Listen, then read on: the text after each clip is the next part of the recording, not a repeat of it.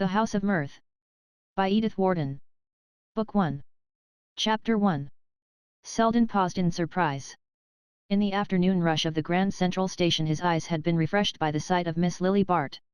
It was a Monday in early September, and he was returning to his work from a hurried dip into the country, but what was Miss Bart doing in town at that season? If she had appeared to be catching a train, he might have inferred that he had come on her in the act of transition between one and another of the country houses which disputed her presence after the close of the Newport season, but her desultory air perplexed him. She stood apart from the crowd, letting it drift by her to the platform or the street, and wearing an air of irresolution which might, as he surmised, be the mask of a very definite purpose. It struck him at once that she was waiting for someone, but he hardly knew why the idea arrested him. There was nothing new about Lily Bart, yet he could never see her without a faint movement of interest. It was characteristic of her that she always roused speculation, that her simplest acts seemed the result of far-reaching intentions.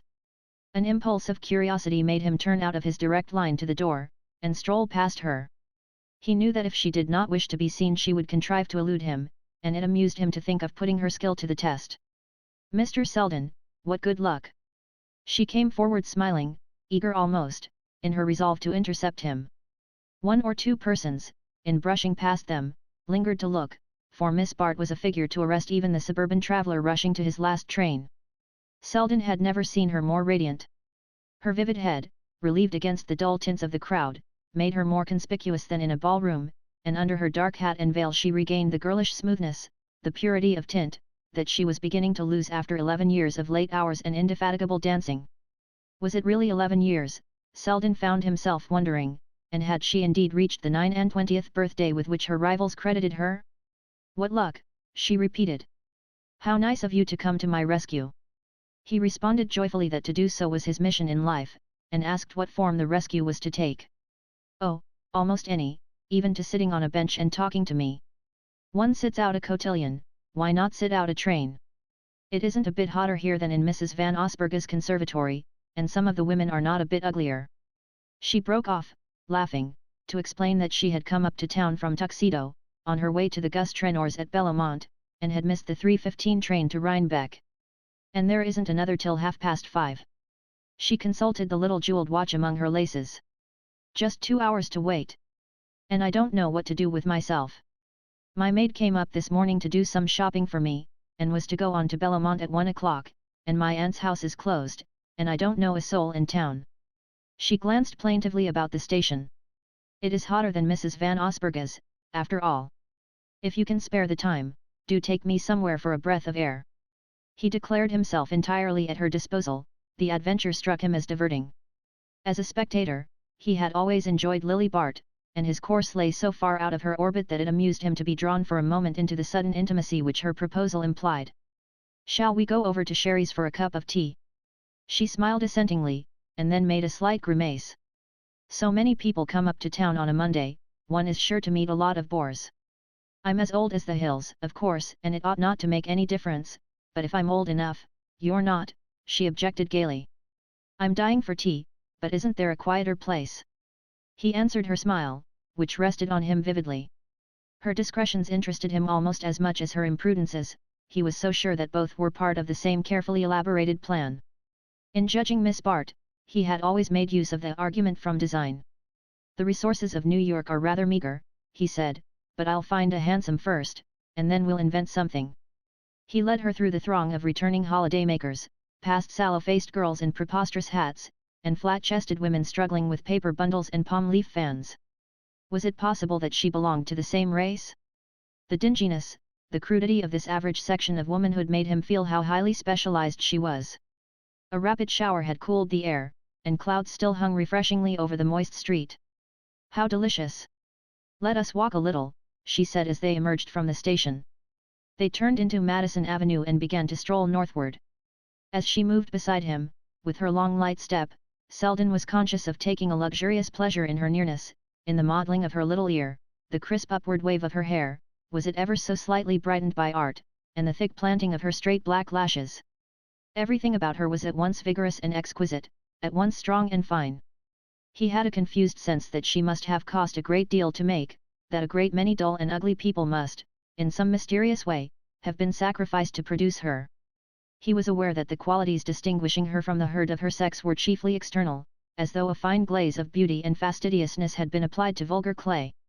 Yet the analogy left him unsatisfied, for a coarse texture will not take a high finish, and was it not possible that the material was fine, but that circumstance had fashioned it into a feudal shape? As he reached this point in his speculations the sun came out, and her lifted parasol cut off his enjoyment. A moment or two later she paused with a sigh. "Oh, dear, I'm so hot and thirsty, and what a hideous place New York is." She looked despairingly up and down the dreary thoroughfare. Other cities put on their best clothes in summer, but New York seems to sit in its shirt sleeves. Her eyes wandered down one of the side streets. "Someone has had the humanity to plant a few trees over there. Let us go into the shade." "I am glad my street meets with your approval," said Selden as they turned the corner. "Your street? Do you live here?" She glanced with interest along the new brick and limestone house fronts, fantastically varied in obedience to the American craving for novelty, but fresh and inviting with their awnings and flower boxes. "Ah, yes, to be sure, the Benedict. What a nice-looking building. I don't think I've ever seen it before." She looked across at the flat house with its marble porch and pseudo-Georgian facade. "Which are your windows?" "Those with the awnings down." "On the top floor, yes." "And that nice little balcony is yours? How cool it looks up there." He paused a moment. "Come up and see," he suggested. "I can give you a cup of tea in no time, and you won't meet any bores." Her color deepened. She still had the art of blushing at the right time, but she took the suggestion as lightly as it was made. "Why not? It's too tempting, I'll take the risk," she declared. "Oh, I'm not dangerous," he said in the same key. In truth, he had never liked her as well as at that moment. He knew she had accepted without afterthought, he could never be a factor in her calculations, and there was a surprise, a refreshment almost, in the spontaneity of her consent. On the threshold he paused a moment, feeling for his latchkey. "There's no one here, but I have a servant who is supposed to come in the mornings, and it's just possible he may have put out the tea things and provided some cake." He ushered her into a slip of a hall hung with old prints. She noticed the letters and notes heaped on the table among his gloves and sticks, then she found herself in a small library, dark but cheerful, with its walls of books, a pleasantly faded Turkey rug, a littered desk and, as he had foretold, a tea tray on a low table near the window. A breeze had sprung up, swaying inward the muslin curtains, and bringing a fresh scent of mignonette and petunias from the flower box on the balcony. Lily sank with a sigh into one of the shabby leather chairs. How delicious to have a place like this all to oneself. What a miserable thing it is to be a woman. She leaned back in a luxury of discontent. Selden was rummaging in a cupboard for the cake. "Even women," he said, "have been known to enjoy the privileges of a flat. Oh, governesses or widows. But not girls, not poor, miserable, marriageable girls. I even know a girl who lives in a flat." She sat up in surprise. "You do?" "I do," he assured her, emerging from the cupboard with the sought-for cake. "Oh, I know, you mean Gertie Farish." She smiled a little unkindly. "But I said marriageable, and besides, she has a horrid little place, and no maid, and such queer things to eat. Her cook does the washing and the food tastes of soap. I should hate that, you know." "You shouldn't dine with her on wash days," said Selden, cutting the cake. They both laughed, and he knelt by the table to light the lamp under the kettle, while she measured out the tea into a little teapot of green glaze. As he watched her hand, polished as a bit of old ivory, with its slender pink nails, and the sapphire bracelet slipping over her wrist, he was struck with the irony of suggesting to her such a life as his cousin Gertrude Farish had chosen. She was so evidently the victim of the civilization which had produced her, that the links of her bracelet seemed like manacles chaining her to her fate. She seemed to read his thought. "It was horrid of me to say that of Gertie," she said with charming compunction. "I forgot she was your cousin. But we're so different, you know, she likes being good, and I like being happy. And besides, she is free and I am not. If I were, I dare say I could manage to be happy even in her flat. It must be pure bliss to arrange the furniture just as one likes, and give all the horrors to the ash man. If I could only do over my aunt's drawing room I know I should be a better woman." "Is it so very bad?" he asked sympathetically. She smiled at him across the teapot which she was holding up to be filled. "That shows how seldom you come there. Why don't you come oftener? When I do come, it's not to look at Mrs. Peniston's furniture. Nonsense, she said. You don't come at all, and yet we get on so well when we meet. Perhaps that's the reason, he answered promptly. I'm afraid I haven't any cream, you know, shall you mind a slice of lemon instead? I shall like it better. She waited while he cut the lemon and dropped a thin disc into her cup. But that is not the reason, she insisted. The reason for what? For your never coming. She leaned forward with a shade of perplexity in her charming eyes. I wish I knew, I wish I could make you out. Of course I know there are men who don't like me, one can tell that at a glance. And there are others who are afraid of me, they think I want to marry them. She smiled up at him frankly. But I don't think you dislike me, and you can't possibly think I want to marry you. No, I absolve you of that, he agreed. Well, then. He had carried his cup to the fireplace, and stood leaning against the chimney-piece and looking down on her with an air of indolent amusement. The provocation in her eyes increased his amusement. He had not supposed she would waste her powder on such small game, but perhaps she was only keeping her hand in, or perhaps a girl of her type had no conversation but of the personal kind. At any rate, she was amazingly pretty, and he had asked her to tea and must live up to his obligations. Well, then, he said with a plunge, perhaps that's the reason. What? The fact that you don't want to marry me. Perhaps I don't regard it as such a strong inducement to go and see you. He felt a slight shiver down his spine as he ventured this, but her laugh reassured him. Dear Mr. Selden, that wasn't worthy of you. It's stupid of you to make love to me, and it isn't like you to be stupid. She leaned back, sipping her tea with an air so enchantingly judicial that, if they had been in her aunt's drawing-room, he might almost have tried to disprove her deduction. Don't you see, she continued, that there are men enough to say pleasant things to me, and that what I want is a friend who won't be afraid to say disagreeable ones when I need them? Sometimes I have fancied you might be that friend, I don't know why, except that you are neither a prig nor a bounder, and that I shouldn't have to pretend with you or be on my guard against you. Her voice had dropped to a note of seriousness, and she sat gazing up at him with the troubled gravity of a child. You don't know how much I need such a friend, she said. My aunt is full of copybook axioms, but they were all meant to apply to conduct in the early 50s. I always feel that to live up to them would include wearing book muslin with gigot sleeves. And the other women, my best friends, well, they use me or abuse me, but they don't care a straw what happens to me. I've been about too long, people are getting tired of me, they are beginning to say I ought to marry. There was a moment's pause, during which Selden meditated one or two replies calculated to add a momentary zest to the situation, but he rejected them in favor of the simple question, well, why don't you? She colored and laughed. Ah, I see you are a friend after all, and that is one of the disagreeable things I was asking for. It wasn't meant to be disagreeable, he returned amicably. Isn't marriage your vocation? Isn't it what you're all brought up for?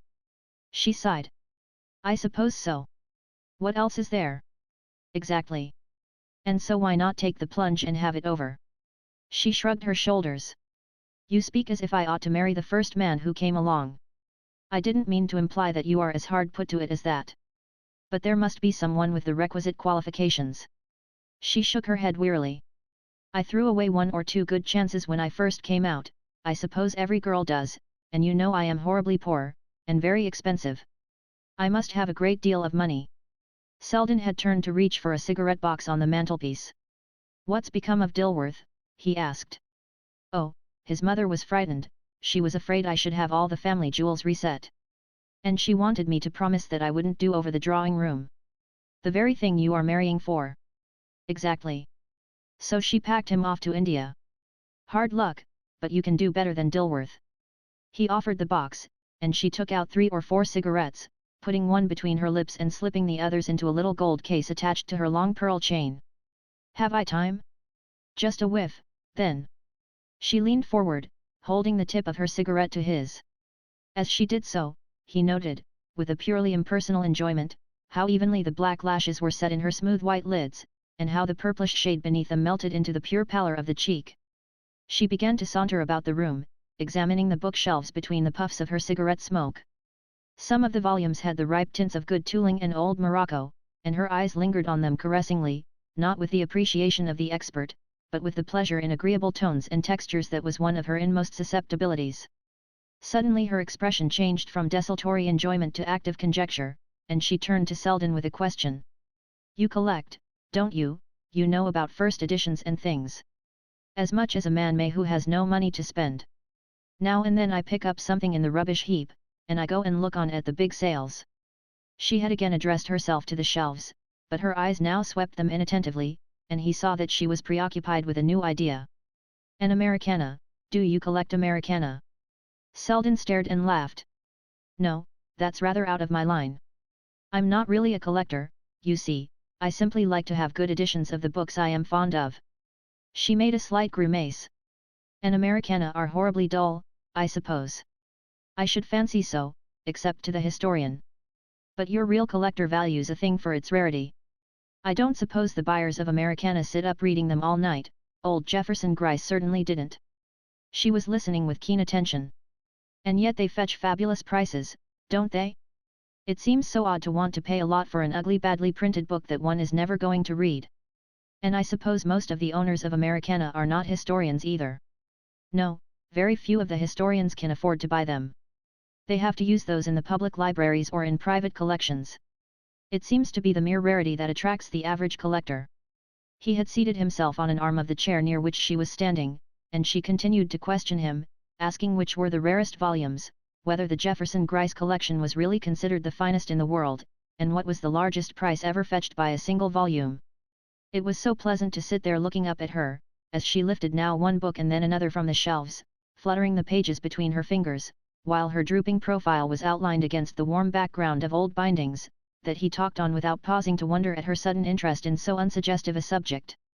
But he could never be long with her without trying to find a reason for what she was doing, and as she replaced his first edition of La Bruyere and turned away from the bookcases, he began to ask himself what she had been driving at. Her next question was not of a nature to enlighten him. She paused before him with a smile which seemed at once designed to admit him to her familiarity, and to remind him of the restrictions it imposed.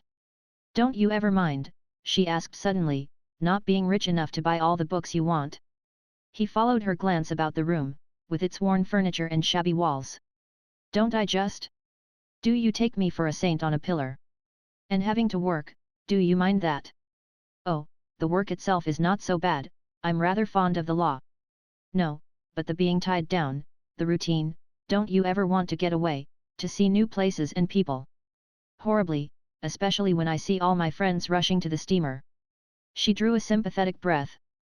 But do you mind enough, to marry to get out of it? Selden broke into a laugh. God forbid, he declared. She rose with a sigh, tossing her cigarette into the grate. Ah, there's the difference, a girl must, a man may if he chooses. She surveyed him critically.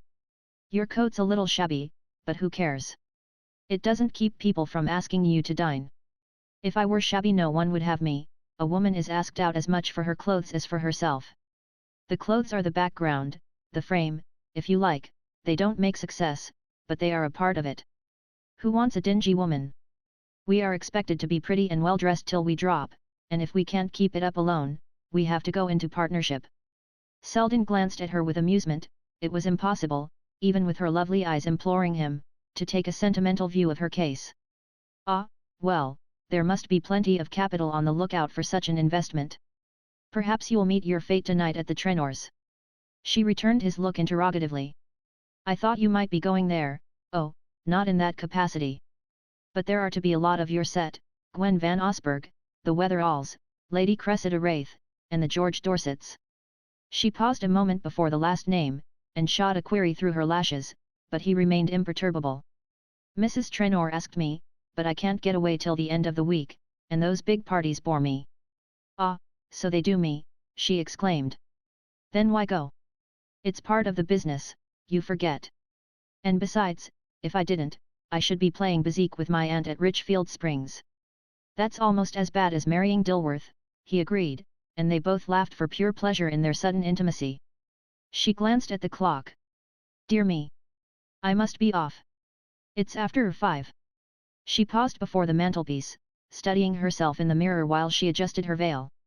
The attitude revealed the long slope of her slender sides, which gave a kind of wildwood grace to her outline, as though she were a captured dryad subdued to the conventions of the drawing-room, and Selden reflected that it was the same streak of sylvan freedom in her nature that lent such savour to her artificiality.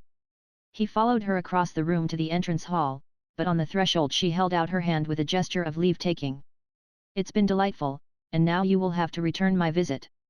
But don't you want me to see you to the station?" "No, goodbye here, please." She let her hand lie in his a moment, smiling up at him adorably.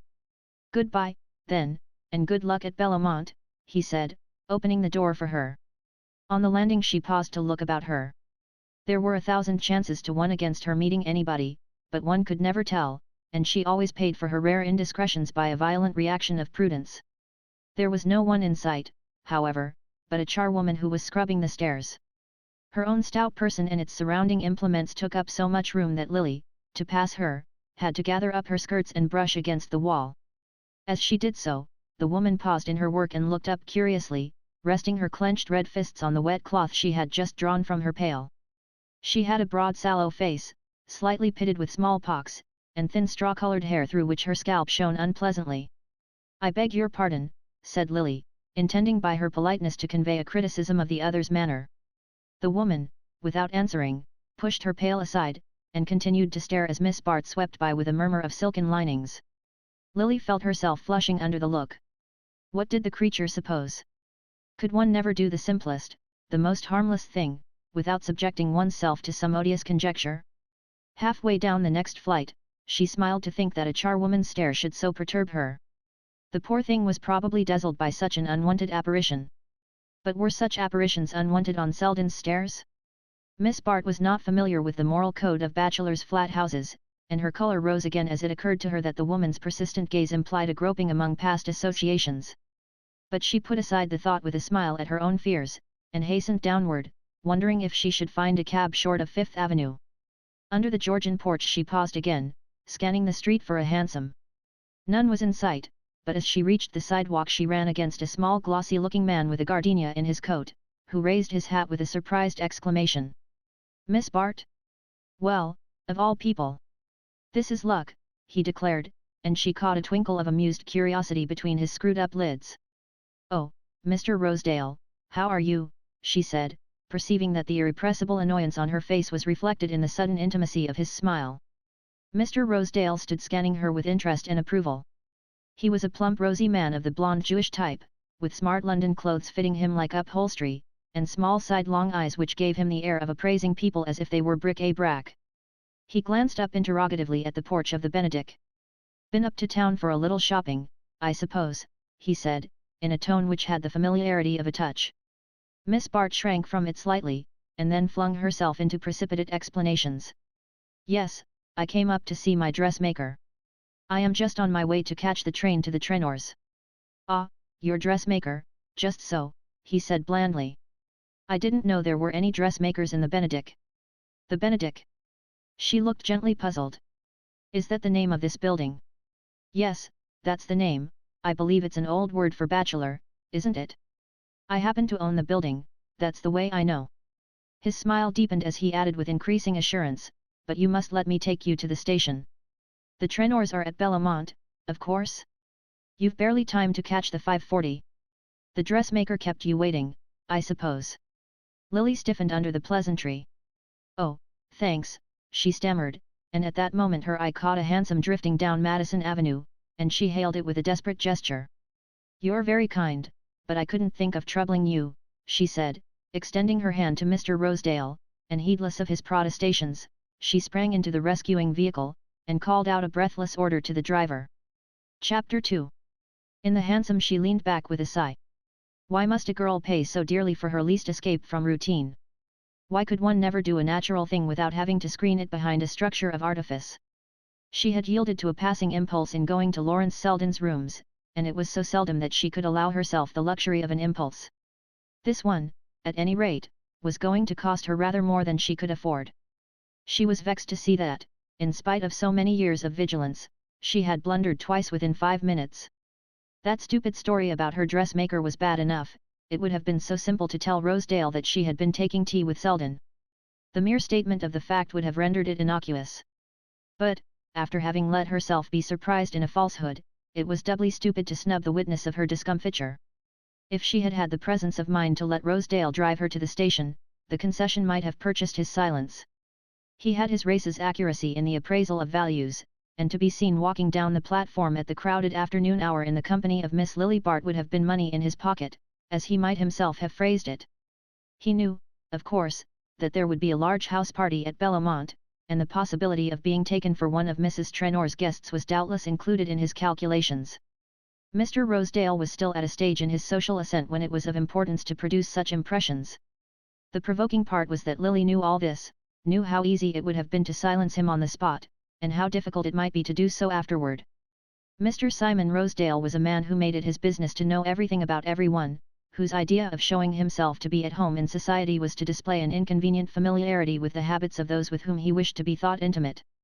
Lily was sure that within 24 hours the story of her visiting her dressmaker at the Benedict would be in active circulation among Mr. Rosedale's acquaintances. The worst of it was that she had always snubbed and ignored him.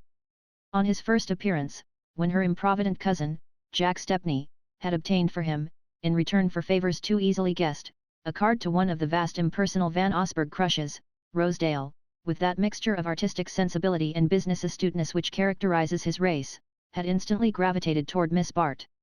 She understood his motives, for her own course was guided by as nice calculations. Training and experience had taught her to be hospitable to newcomers, since the most unpromising might be useful later on, and there were plenty of available oubliettes to swallow them if they were not. But some intuitive repugnance, getting the better of years of social discipline, had made her push Mr. Rosedale into his oubliette without a trial. He had left behind only the ripple of amusement which his speedy dispatch had caused among her friends, and though later, to shift the metaphor, he reappeared lower down the stream, it was only in fleeting glimpses, with long submergences between. Hitherto Lily had been undisturbed by scruples. In her little set Mr. Rosedale had been pronounced impossible, and Jack Stepney roundly snubbed for his attempt to pay his debts in dinner invitations. Even Mrs. Trenor, whose taste for variety had led her into some hazardous experiments, resisted Jack's attempts to disguise Mr. Rosedale as a novelty, and declared that he was the same little Jew who had been served up and rejected at the social board a dozen times within her memory, and while Judy Trenor was obdurate there was small chance of Mr. Rosedale's penetrating beyond the outer limbo of the Van Osburgh crushes. Jack gave up the contest with a laughing "you'll see," and, sticking manfully to his guns, showed himself with Rosedale at the fashionable restaurants, in company with the personally vivid if socially obscure ladies who are available for such purposes. But the attempt had hitherto been vain, and as Rosedale undoubtedly paid for the dinners, the laugh remained with his debtor. Mr. Rosedale, it will be seen, was thus far not a factor to be feared, unless one put oneself in his power. And this was precisely what Miss Bart had done. Her clumsy fib had let him see that she had something to conceal, and she was sure he had a score to settle with her. Something in his smile told her he had not forgotten.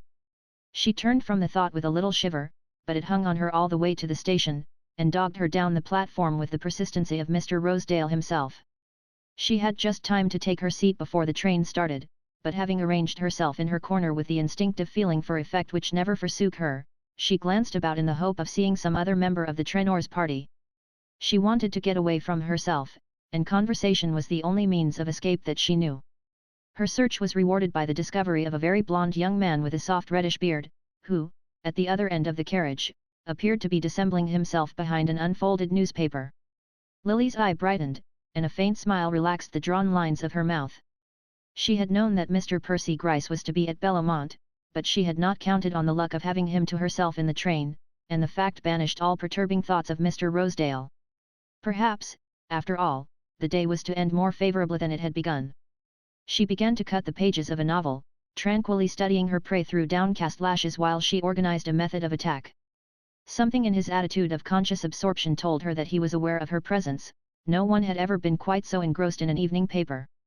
She guessed that he was too shy to come up to her, and that she would have to devise some means of approach which should not appear to be an advance on her part. It amused her to think that anyone as rich as Mr. Percy Gryce should be shy, but she was gifted with treasures of indulgence for such idiosyncrasies, and besides, his timidity might serve her purpose better than too much assurance. She had the art of giving self-confidence to the embarrassed, but she was not equally sure of being able to embarrass the self-confident. She waited till the train had emerged from the tunnel and was racing between the ragged edges of the northern suburbs. Then, as it lowered its speed near Yonkers, she rose from her seat and drifted slowly down the carriage. As she passed Mr. Gryce, the train gave a lurch, and he was aware of a slender hand gripping the back of his chair. He rose with a start, his ingenuous face looking as though it had been dipped in crimson, even the reddish tint in his beard seemed to deepen. The train swayed again, almost flinging Miss Bart into his arms. She steadied herself with a laugh and drew back, but he was enveloped in the scent of her dress, and his shoulder had felt her fugitive touch. "Oh, Mr. Gryce, is it you? I'm so sorry, I was trying to find the porter and get some tea." She held out her hand as the train resumed its level rush, and they stood exchanging a few words in the aisle. Yes, he was going to Bellamont. He had heard she was to be of the party. He blushed again as he admitted it. And was he to be there for a whole week? How delightful! But at this point one or two belated passengers from the last station forced their way into the carriage, and Lily had to retreat to her seat. "The chair next to mine is empty, do take it," she said over her shoulder, and Mr. Gryce, with considerable embarrassment, succeeded in effecting an exchange which enabled him to transport himself and his bags to her side. "Ah, and here is the porter, and perhaps we can have some tea." She signalled to that official, and in a moment, with the ease that seemed to attend the fulfillment of all her wishes, a little table had been set up between the seats, and she had helped Mr. Gryce to bestow his encumbering properties beneath it. When the tea came he watched her in silent fascination while her hands flitted above the tray, looking miraculously fine and slender in contrast to the coarse china and lumpy bread. It seemed wonderful to him that anyone should perform with such careless ease the difficult task of making tea in public in a lurching train.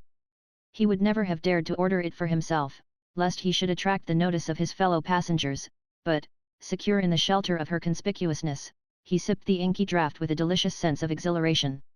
Lily, with the flavour of Selden's caravan tea on her lips, had no great fancy to drown it in the railway brew which seemed such nectar to her companion, but, rightly judging that one of the charms of tea is the fact of drinking it together, she proceeded to give the last touch to Mr. Gryce's enjoyment by smiling at him across her lifted cup. "Is it quite right, I haven't made it too strong?"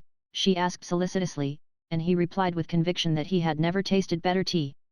"I dare say it is true," she reflected, and her imagination was fired by the thought that Mr. Gryce, who might have sounded the depths of the most complex self-indulgence, was perhaps actually taking his first journey alone with a pretty woman. It struck her as providential that she should be the instrument of his initiation. Some girls would not have known how to manage him. They would have overemphasized the novelty of the adventure, trying to make him feel in it the zest of an escapade. But Lily's methods were more delicate. She remembered that her cousin Jack Stepney had once defined Mr. Gryce as the young man who had promised his mother never to go out in the rain without his overshoes, and acting on this hint, she resolved to impart a gently domestic air to the scene, in the hope that her companion, instead of feeling that he was doing something reckless or unusual, would merely be led to dwell on the advantage of always having a companion to make one's tea in the train.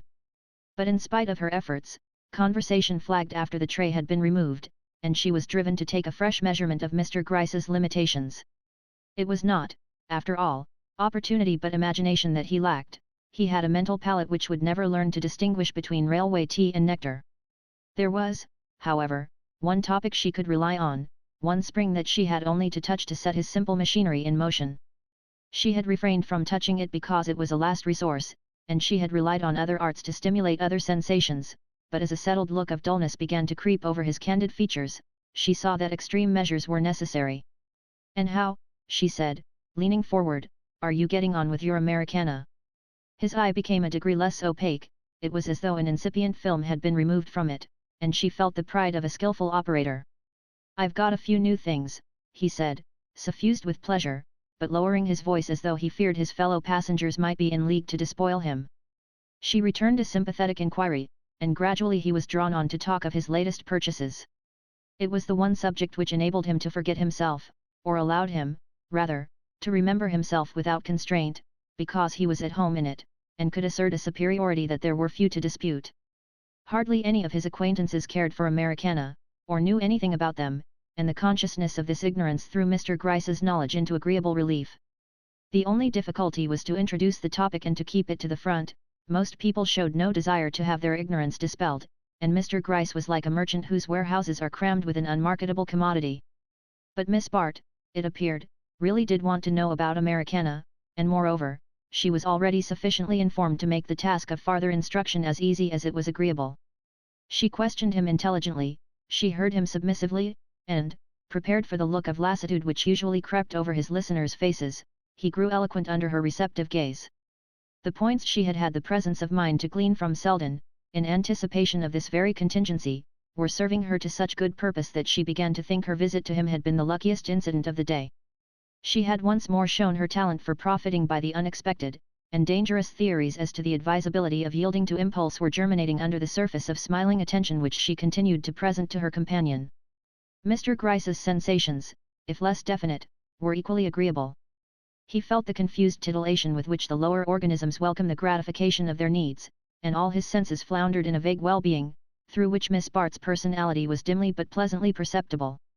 Mr. Gryce's interest in Americana had not originated with himself. It was impossible to think of him as evolving any taste of his own. An uncle had left him a collection already noted among bibliophiles. The existence of the collection was the only fact that had ever shed glory on the name of Gryce, and the nephew took as much pride in his inheritance as though it had been his own work. Indeed, he gradually came to regard it as such, and to feel a sense of personal complacency when he chanced on any reference to the Gryce Americana. Anxious as he was to avoid personal notice, he took, in the printed mention of his name, a pleasure so exquisite and excessive that it seemed a compensation for his shrinking from publicity. To enjoy the sensation as often as possible, he subscribed to all the reviews dealing with book collecting in general, and American history in particular, and as allusions to his library abounded in the pages of these journals, which formed his only reading, he came to regard himself as figuring prominently in the public eye, and to enjoy the thought of the interest which would be excited if the persons he met in the street, or sat among in travelling, were suddenly to be told that he was the possessor of the Gryce Americana. Most timidities have such secret compensations, and Miss Bart was discerning enough to know that the inner vanity is generally in proportion to the outer self-depreciation. With a more confident person she would not have dared to dwell so long on one topic, or to show such exaggerated interest in it, but she had rightly guessed that Mr. Gryce's egoism was a thirsty soil, requiring constant nurture from without. Miss Bart had the gift of following an undercurrent of thought while she appeared to be sailing on the surface of conversation, and in this case her mental excursion took the form of a rapid survey of Mr. Percy Gryce's future as combined with her own. The Gryces were from Albany, and but lately introduced to the metropolis, where the mother and son had come, after old Jefferson Gryce's death, to take possession of his house in Madison Avenue, an appalling house, all brown stone without and black walnut within, with the Gryce library in a fire-proof annex that looked like a mausoleum. Lily, however, knew all about them. Young Mr. Gryce's arrival had fluttered the maternal breasts of New York, and when a girl has no mother to palpitate for her she must needs be on the alert for herself. Lily, therefore, had not only contrived to put herself in the young man's way, but had made the acquaintance of Mrs. Gryce, a monumental woman with the voice of a pulpit orator and a mind preoccupied with the iniquities of her servants, who came sometimes to sit with Mrs. Peniston and learn from that lady how she managed to prevent the kitchen maid smuggling groceries out of the house. Mrs. Gryce had a kind of impersonal benevolence. Cases of individual need she regarded with suspicion, but she subscribed to institutions when their annual reports showed an impressive surplus. Her domestic duties were manifold, for they extended from furtive inspections of the servants' bedrooms to unannounced descents to the cellar, but she had never allowed herself many pleasures. Once, however, she had had a special edition of the Sarum Rule printed in rubric and presented to every clergyman in the diocese, and the gilt album in which their letters of thanks were pasted formed the chief ornament of her drawing-room table. Percy had been brought up in the principles which so excellent a woman was sure to inculcate. Every form of prudence and suspicion had been grafted on a nature originally reluctant and cautious, with the result that it would have seemed hardly needful for Mrs. Gryce to extract his promise about the overshows, so little likely was he to hazard himself abroad in the rain. After attaining his majority, and coming into the fortune which the late Mr. Gryce had made out of a patent device for excluding fresh air from hotels, the young man continued to live with his mother in Albany, but on Jefferson Gryce's death, when another large property passed into her son's hands, Mrs. Gryce thought that what she called his interests demanded his presence in New York. She accordingly installed herself in the Madison Avenue house, and Percy, whose sense of duty was not inferior to his mother's, spent all his weekdays in the handsome Broad Street office where a batch of pale men on small salaries had grown grey in the management of the Gryce estate, and where he was initiated with becoming reverence into every detail of the art of accumulation. As far as Lily could learn, this had hitherto been Mr. Gryce's only occupation, and she might have been pardoned for thinking it not too hard a task to interest a young man who had been kept on such low diet. At any rate, she felt herself so completely in command of the situation that she yielded to a sense of security in which all fear of Mr. Rosedale, and of the difficulties on which that fear was contingent, vanished beyond the edge of thought. The stopping of the train at Garrison's would not have distracted her from these thoughts, had she not caught a sudden look of distress in her companion's eye.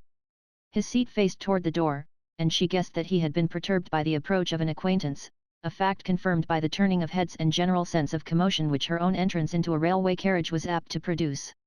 She knew the symptoms at once, and was not surprised to be hailed by the high notes of a pretty woman, who entered the train accompanied by a maid, a bull terrier, and a footman staggering under a load of bags and dressing cases. "Oh, Lily, are you going to Bellamont? Then you can't let me have your seat, I suppose? But I must have a seat in this carriage, porter, you must find me a place at once. Can't someone be put somewhere else? I want to be with my friends." "Oh, how do you do, Mr. Gryce? Do please make him understand that I must have a seat next to you and Lily." Mrs. George Dorset, regardless of the mild efforts of a traveller with a carpet bag, who was doing his best to make room for her by getting out of the train, stood in the middle of the aisle, diffusing about her that general sense of exasperation which a pretty woman on her travels not infrequently creates. She was smaller and thinner than Lily Bart, with a restless pliability of pose, as if she could have been crumpled up and run through a ring, like the sinuous draperies she affected. Her small pale face seemed the mere setting of a pair of dark exaggerated eyes, of which the visionary gaze contrasted curiously with her self-assertive tone and gestures, so that, as one of her friends observed, she was like a disembodied spirit who took up a great deal of room. Having finally discovered that the seat adjoining Miss Bart's was at her disposal, she possessed herself of it with a farther displacement of her surroundings, explaining meanwhile that she had come across from Mount Kisco in her motor car that morning, and had been kicking her heels for an hour at Garrison's, without even the alleviation of a cigarette, her brute of a husband having neglected to replenish her case before they parted that morning. "And at this hour of the day I don't suppose you've a single one left, have you, Lily?" she plaintively concluded. Miss Bart caught the startled glance of Mr. Percy Gryce, whose own lips were never defiled by tobacco. "What an absurd question, Bertha," she exclaimed, blushing at the thought of the store she had laid in at Lawrence Selden's. "Why, don't you smoke? Since when have you given it up?" "What, you never, and you don't either, Mr. Gryce." "Ah, of course, how stupid of me, I understand." And Mrs. Dorset leaned back against her travelling cushions with a smile which made Lily wish there had been no vacant seat beside her own. Chapter 3.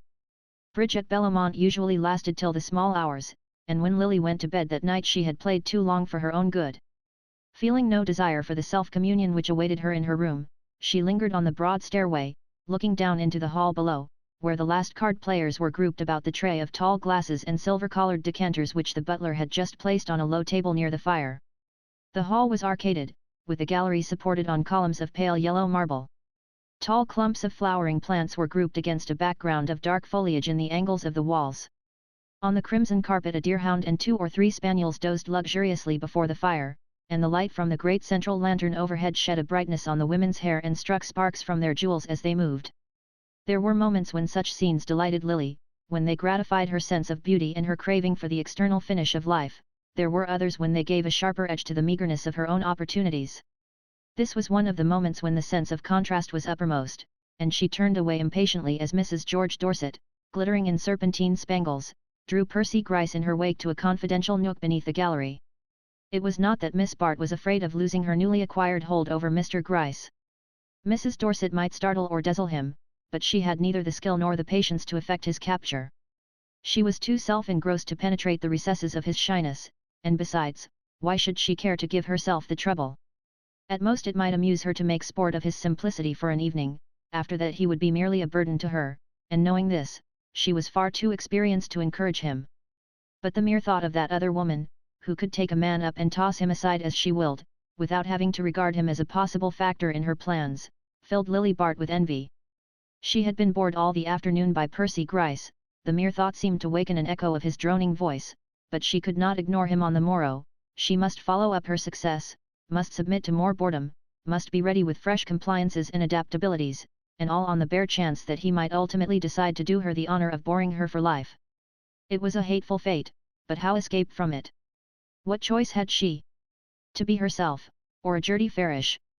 As she entered her bedroom, with its softly shaded lights, her lace dressing gown lying across the silken bedspread, her little embroidered slippers before the fire, a vase of carnations filling the air with perfume, and the last novels and magazines lying uncut on a table beside the reading lamp, she had a vision of Miss Farish's cramped flat, with its cheap conveniences and hideous wallpapers. No, she was not made for mean and shabby surroundings, for the squalid compromises of poverty. Her whole being dilated in an atmosphere of luxury, it was the background she required, the only climate she could breathe in. But the luxury of others was not what she wanted. A few years ago it had sufficed her, she had taken her daily meed of pleasure without caring who provided it. Now she was beginning to chafe at the obligations it imposed, to feel herself a mere pensioner on the splendor which had once seemed to belong to her. There were even moments when she was conscious of having to pay her way. For a long time she had refused to play bridge. She knew she could not afford it, and she was afraid of acquiring so expensive a taste. She had seen the danger exemplified in more than one of her associates, in young Ned Silverton, for instance, the charming fair boy now seated in abject rapture at the elbow of Mrs. Fisher, a striking divorcee with eyes and gowns as emphatic as the headlines of her case.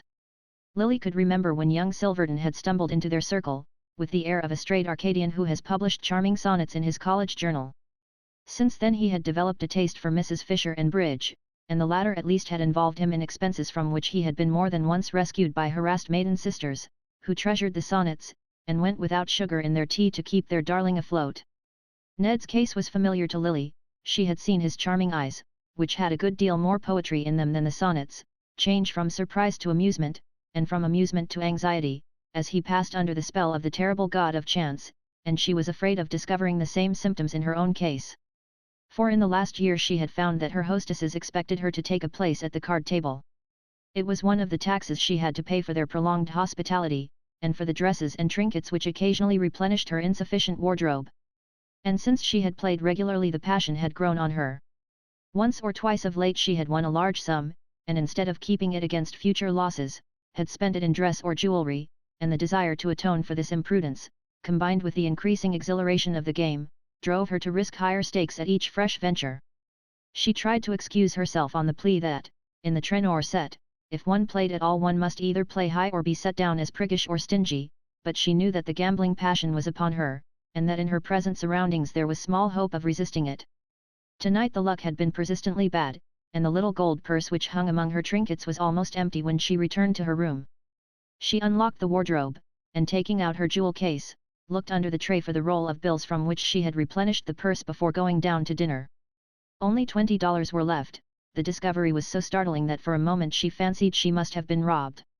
Then she took paper and pencil, and seating herself at the writing table, tried to reckon up what she had spent during the day.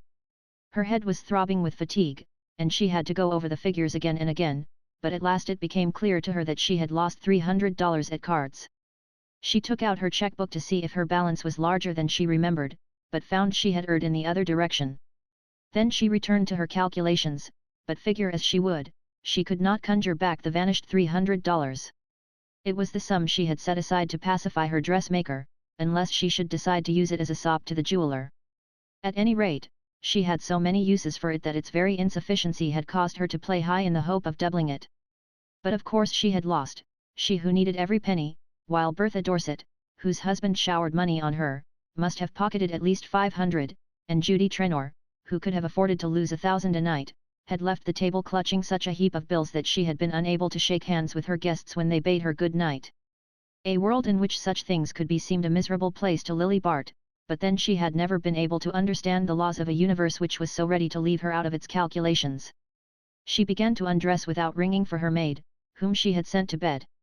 She had been long enough in bondage to other people's pleasure to be considerate of those who depended on hers, and in her bitter moods it sometimes struck her that she and her maid were in the same position, except that the latter received her wages more regularly.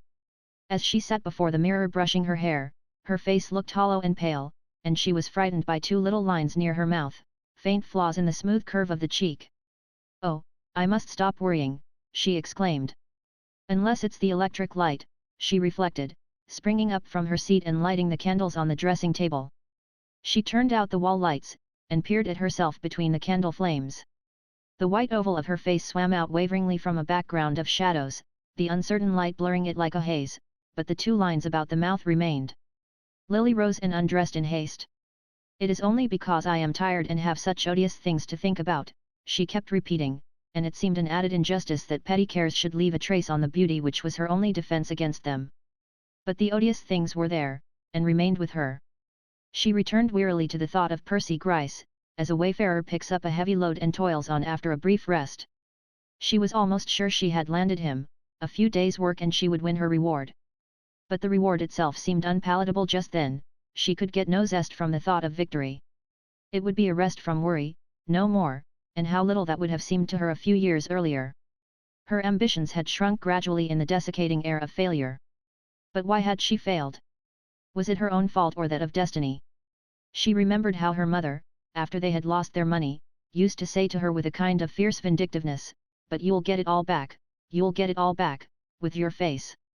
The remembrance roused a whole train of association, and she lay in the darkness reconstructing the past out of which her present had grown.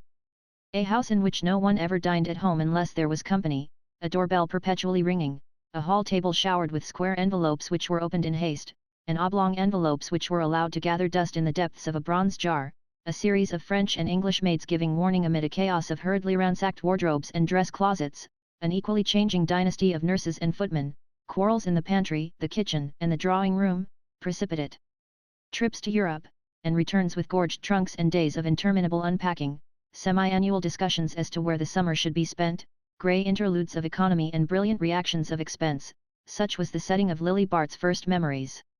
Ruling the turbulent element called home was the vigorous and determined figure of a mother still young enough to dance her ball dresses to rags, while the hazy outline of a neutral-tinted father filled an intermediate space between the butler and the man who came to wind the clocks. Even to the eyes of infancy, Mrs. Hudson Bart had appeared young, but Lily could not recall the time when her father had not been bald and slightly stooping, with streaks of grey in his hair, and a tired walk. It was a shock to her to learn afterward that he was but 2 years older than her mother. Lily seldom saw her father by daylight. All day he was downtown, and in winter it was long after nightfall when she heard his fagged step on the stairs and his hand on the schoolroom door. He would kiss her in silence, and ask 1 or 2 questions of the nurse or the governess, then Mrs. Bart's maid would come to remind him that he was dining out, and he would hurry away with a nod to Lily. In summer, when he joined them for a Sunday at Newport or Southampton, he was even more effaced and silent than in winter. It seemed to tire him to rest, and he would sit for hours staring at the sea line from a quiet corner of the veranda, while the clatter of his wife's existence went on unheeded a few feet off. Generally, however, Mrs. Bart and Lily went to Europe for the summer, and before the steamer was halfway over Mr. Bart had dipped below the horizon. Sometimes his daughter heard him denounced for having neglected to forward Mrs. Bart's remittances, but for the most part he was never mentioned or thought of till his patient stooping figure presented itself on the New York dock as a buffer between the magnitude of his wife's luggage and the restrictions of the American custom house. In this desultory yet agitated fashion life went on through Lily's teens, a zigzag broken course down which the family craft glided on a rapid current of amusement, tugged at by the underflow of a perpetual need, the need of more money. Lily could not recall the time when there had been money enough, and in some vague way her father seemed always to blame for the deficiency.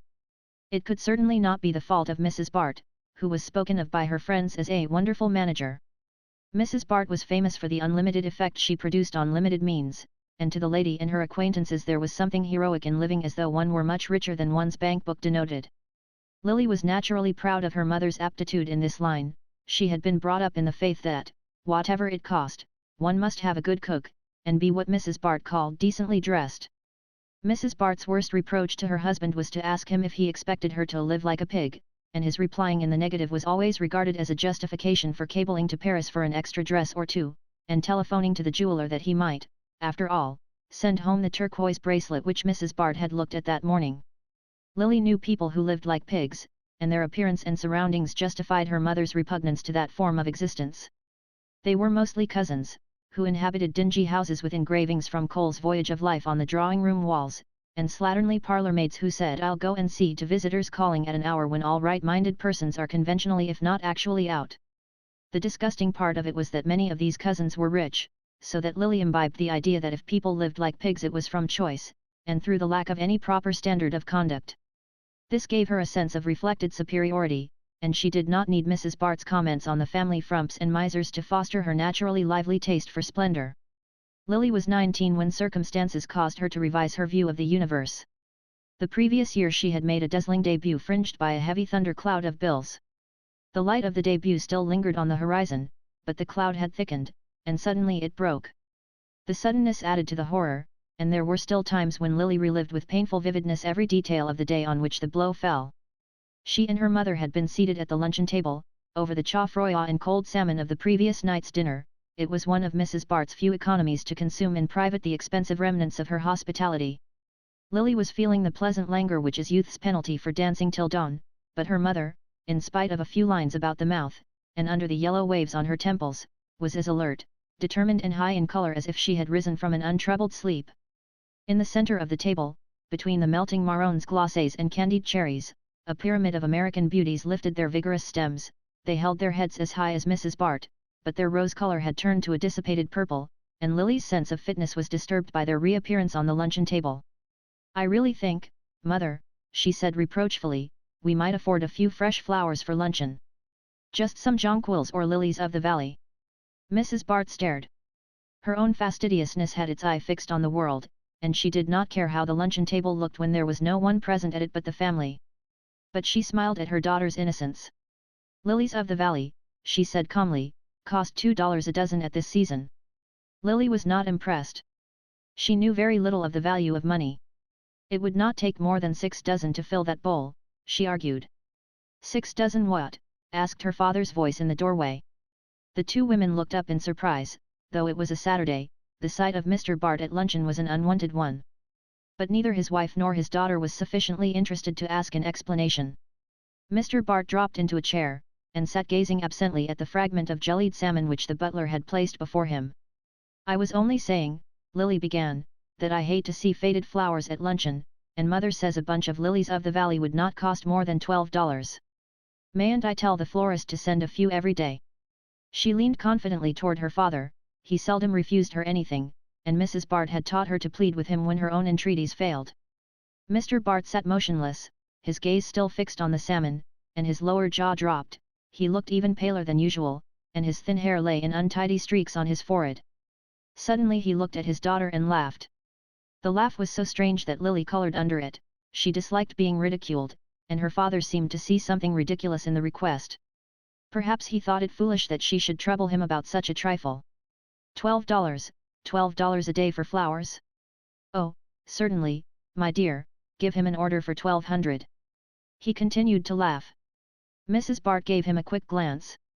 "You needn't wait, Polwarth, I will ring for you," she said to the butler. The butler withdrew with an air of silent disapproval, leaving the remains of the chaufroid on the sideboard. "What is the matter, Hudson? Are you ill?" said Mrs. Bart severely. She had no tolerance for scenes which were not of her own making, and it was odious to her that her husband should make a show of himself before the servants. "Are you ill?" she repeated. "Ill? No, I'm ruined," he said. Lily made a frightened sound, and Mrs. Bart rose to her feet. "Ruined?" she cried, but controlling herself instantly, she turned a calm face to Lily. "Shut the pantry door," she said. Lily obeyed, and when she turned back into the room her father was sitting with both elbows on the table, the plate of salmon between them, and his head bowed on his hands. Mrs. Bart stood over him with a white face which made her hair unnaturally yellow. She looked at Lily as the latter approached. Her look was terrible, but her voice was modulated to a ghastly cheerfulness. "Your father is not well, he doesn't know what he is saying." "It is nothing, but you had better go upstairs, and don't talk to the servants," she added. Lily obeyed. She always obeyed when her mother spoke in that voice. She had not been deceived by Mrs. Bart's words. She knew at once that they were ruined. In the dark hours which followed, that awful fact overshadowed even her father's slow and difficult dying. To his wife he no longer counted. He had become extinct when he ceased to fulfill his purpose, and she sat at his side with the provisional air of a traveler who waits for a belated train to start. Lily's feelings were softer. She pitied him in a frightened, ineffectual way. But the fact that he was for the most part unconscious, and that his attention, when she stole into the room, drifted away from her after a moment, made him even more of a stranger than in the nursery days when he had never come home till after dark. She seemed always to have seen him through a blur, first of sleepiness, then of distance and indifference, and now the fog had thickened till he was almost indistinguishable. If she could have performed any little services for him, or have exchanged with him a few of those affecting words which an extensive perusal of fiction had led her to connect with such occasions, the filial instinct might have stirred in her, but her pity, finding no active expression, remained in a state of spectatorship, overshadowed by her mother's grim unflagging resentment. Every look and act of Mrs. Bart seemed to say, "You are sorry for him now, but you will feel differently when you see what he has done to us." It was a relief to Lily when her father died. Then a long winter set in. There was a little money left, but to Mrs. Bart it seemed worse than nothing, the mere mockery of what she was entitled to. What was the use of living if one had to live like a pig? She sank into a kind of furious apathy, a state of inert anger against fate. Her faculty for managing deserted her, or she no longer took sufficient pride in it to exert it. It was well enough to manage when by so doing one could keep one's own carriage, but when one's best contrivance did not conceal the fact that one had to go on foot, the effort was no longer worth making. Lily and her mother wandered from place to place, now paying long visits to relations whose housekeeping Mrs. Bart criticized, and who deplored the fact that she let Lily breakfast in bed when the girl had no prospects before her, and now vegetating in cheap continental refuges, where Mrs. Bart held herself fiercely aloof from the frugal tea tables of her companions in misfortune. She was especially careful to avoid her old friends and the scenes of her former successes. To be poor seemed to her such a confession of failure that it amounted to disgrace, and she detected a note of condescension in the friendliest advances. Only one thought consoled her, and that was the contemplation of Lily's beauty. She studied it with a kind of passion, as though it were some weapon she had slowly fashioned for her vengeance. It was the last asset in their fortunes, the nucleus around which their life was to be rebuilt. She watched it jealously, as though it were her own property and Lily its mere custodian, and she tried to instill into the latter a sense of the responsibility that such a charge involved. She followed in imagination the career of other beauties, pointing out to her daughter what might be achieved through such a gift, and dwelling on the awful warning of those who, in spite of it, had failed to get what they wanted. To Mrs. Bart, only stupidity could explain the lamentable denouement of some of her examples. She was not above the inconsistency of charging fate, rather than herself, with her own misfortunes, but she inveighed so acrimoniously against love matches that Lily would have fancied her own marriage had been of that nature, had not Mrs. Bart frequently assured her that she had been talked into it, by whom, she never made clear. Lily was duly impressed by the magnitude of her opportunities. The dinginess of her present life threw into enchanting relief the existence to which she felt herself entitled. To a less illuminated intelligence Mrs. Bart's counsels might have been dangerous, but Lily understood that beauty is only the raw material of conquest, and that to convert it into success other arts are required. She knew that to betray any sense of superiority was a subtler form of the stupidity her mother denounced, and it did not take her long to learn that a beauty needs more tact than the possessor of an average set of features. Her ambitions were not as crude as Mrs. Bart's.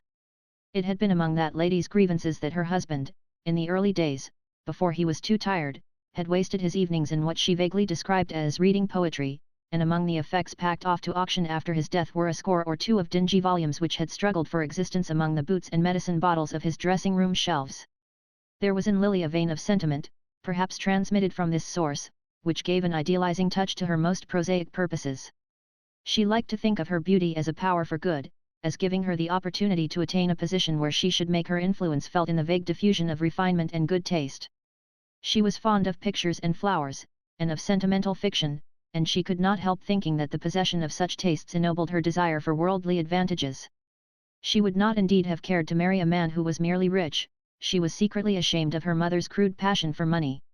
Lily's preference would have been for an English nobleman with political ambitions and vast estates, or, for second choice, an Italian prince with a castle in the Apennines and an hereditary office in the Vatican.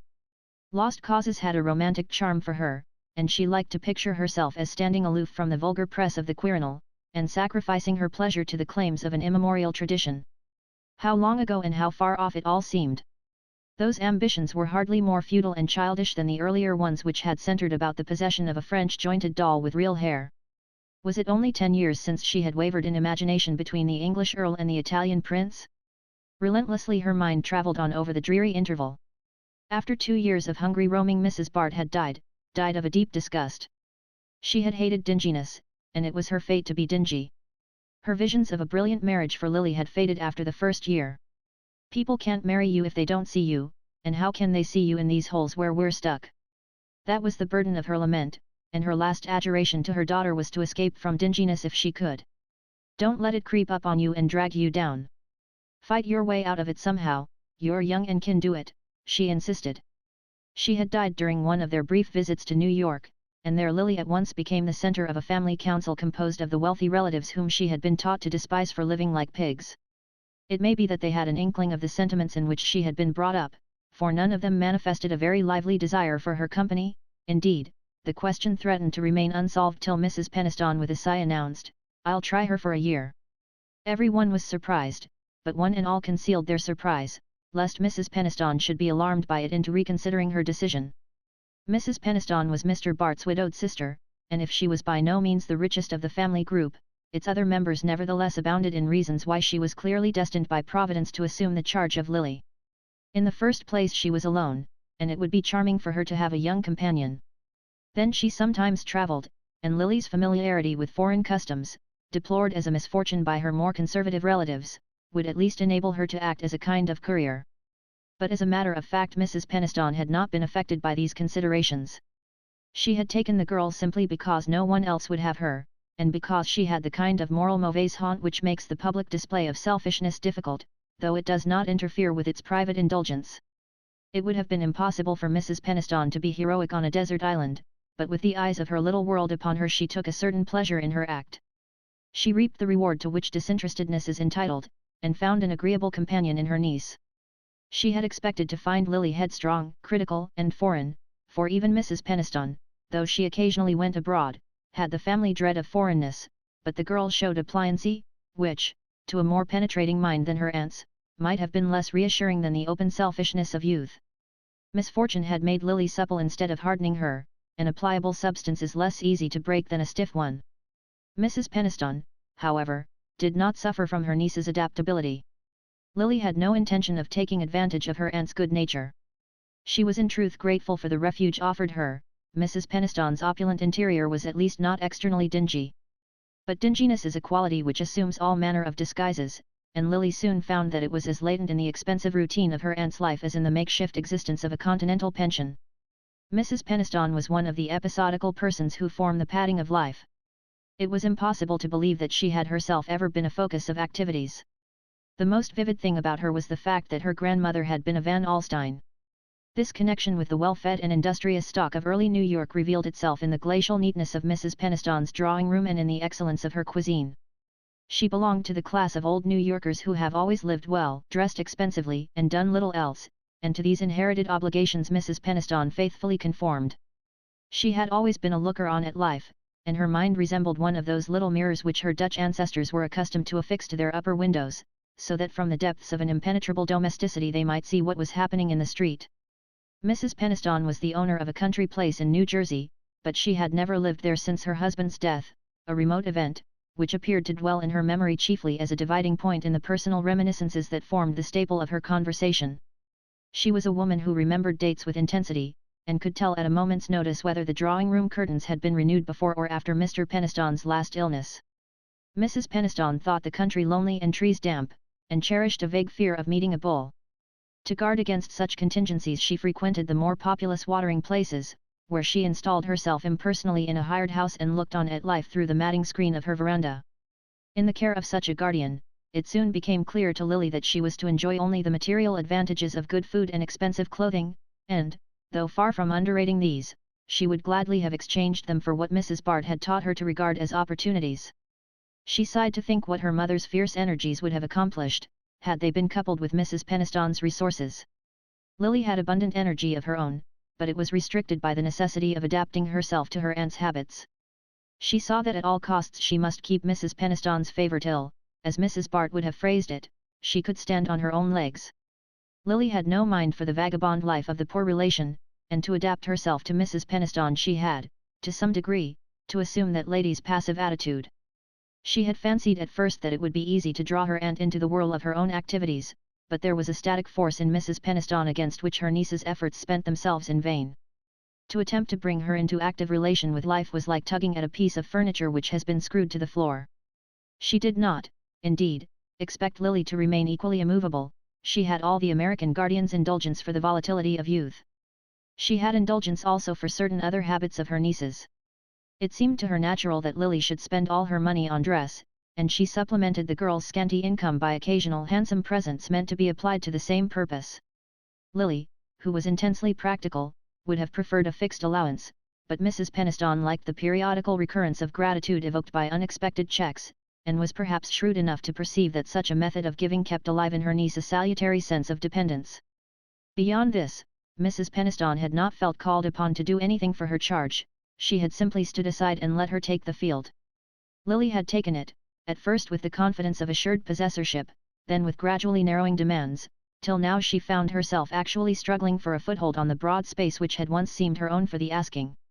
How it happened she did not yet know. Sometimes she thought it was because Mrs. Peniston had been too passive, and again she feared it was because she herself had not been passive enough. Had she shown an undue eagerness for victory? Had she lacked patience, pliancy, and dissimulation? Whether she charged herself with these faults or absolved herself from them, made no difference in the sum total of her failure. Younger and plainer girls had been married off by dozens, and she was 29, and still Miss Bart. She was beginning to have fits of angry rebellion against fate, when she longed to drop out of the race and make an independent life for herself. But what manner of life would it be? She had barely enough money to pay her dressmaker's bills and her gambling debts, and none of the desultory interests which she dignified with the name of tastes was pronounced enough to enable her to live contentedly in obscurity. Ah, no, she was too intelligent not to be honest with herself. She knew that she hated dinginess as much as her mother had hated it, and to her last breath she meant to fight against it, dragging herself up again and again above its flood till she gained the bright pinnacles of success which presented such a slippery surface to her clutch. Chapter 4. The next morning, on her breakfast tray, Miss Bart found a note from her hostess. "Dearest Lily," it ran, "if it is not too much of a bore to be down by 10, will you come to my sitting room to help me with some tiresome things?" Lily tossed aside the note and subsided on her pillows with a sigh. It was a bore to be down by 10, an hour regarded at Bellamont as vaguely synchronous with sunrise, and she knew too well the nature of the tiresome things in question. Miss Pragg, the secretary, had been called away, and there would be notes and dinner cards to write, lost addresses to hunt up, and other social drudgery to perform. It was understood that Miss Bart should fill the gap in such emergencies, and she usually recognized the obligation without a murmur. Today, however, it renewed the sense of servitude which the previous night's review of her checkbook had produced. Everything in her surroundings ministered to feelings of ease and amenity. The windows stood open to the sparkling freshness of the September morning, and between the yellow boughs she caught a perspective of hedges and parterres leading by degrees of lessening formality to the free undulations of the park.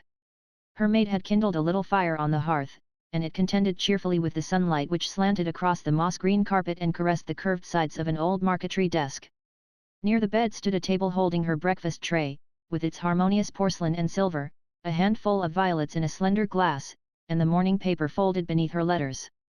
There was nothing new to Lily in these tokens of a studied luxury, but, though they formed a part of her atmosphere, she never lost her sensitiveness to their charm.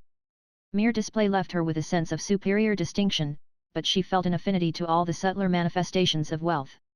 Mrs. Trenor's summons, however, suddenly recalled her state of dependence, and she rose and dressed in a mood of irritability that she was usually too prudent to indulge.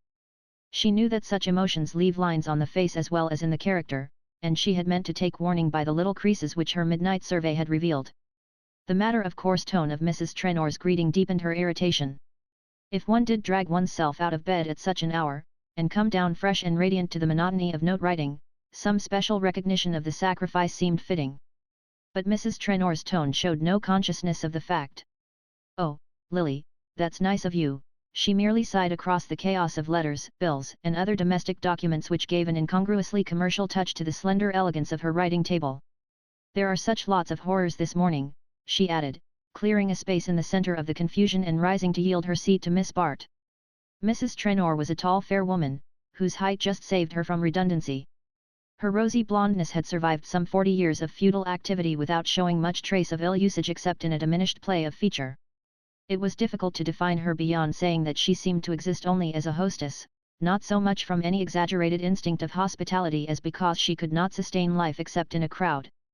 The collective nature of her interests exempted her from the ordinary rivalries of her sex, and she knew no more personal emotion than that of hatred for the woman who presumed to give bigger dinners or have more amusing house parties than herself.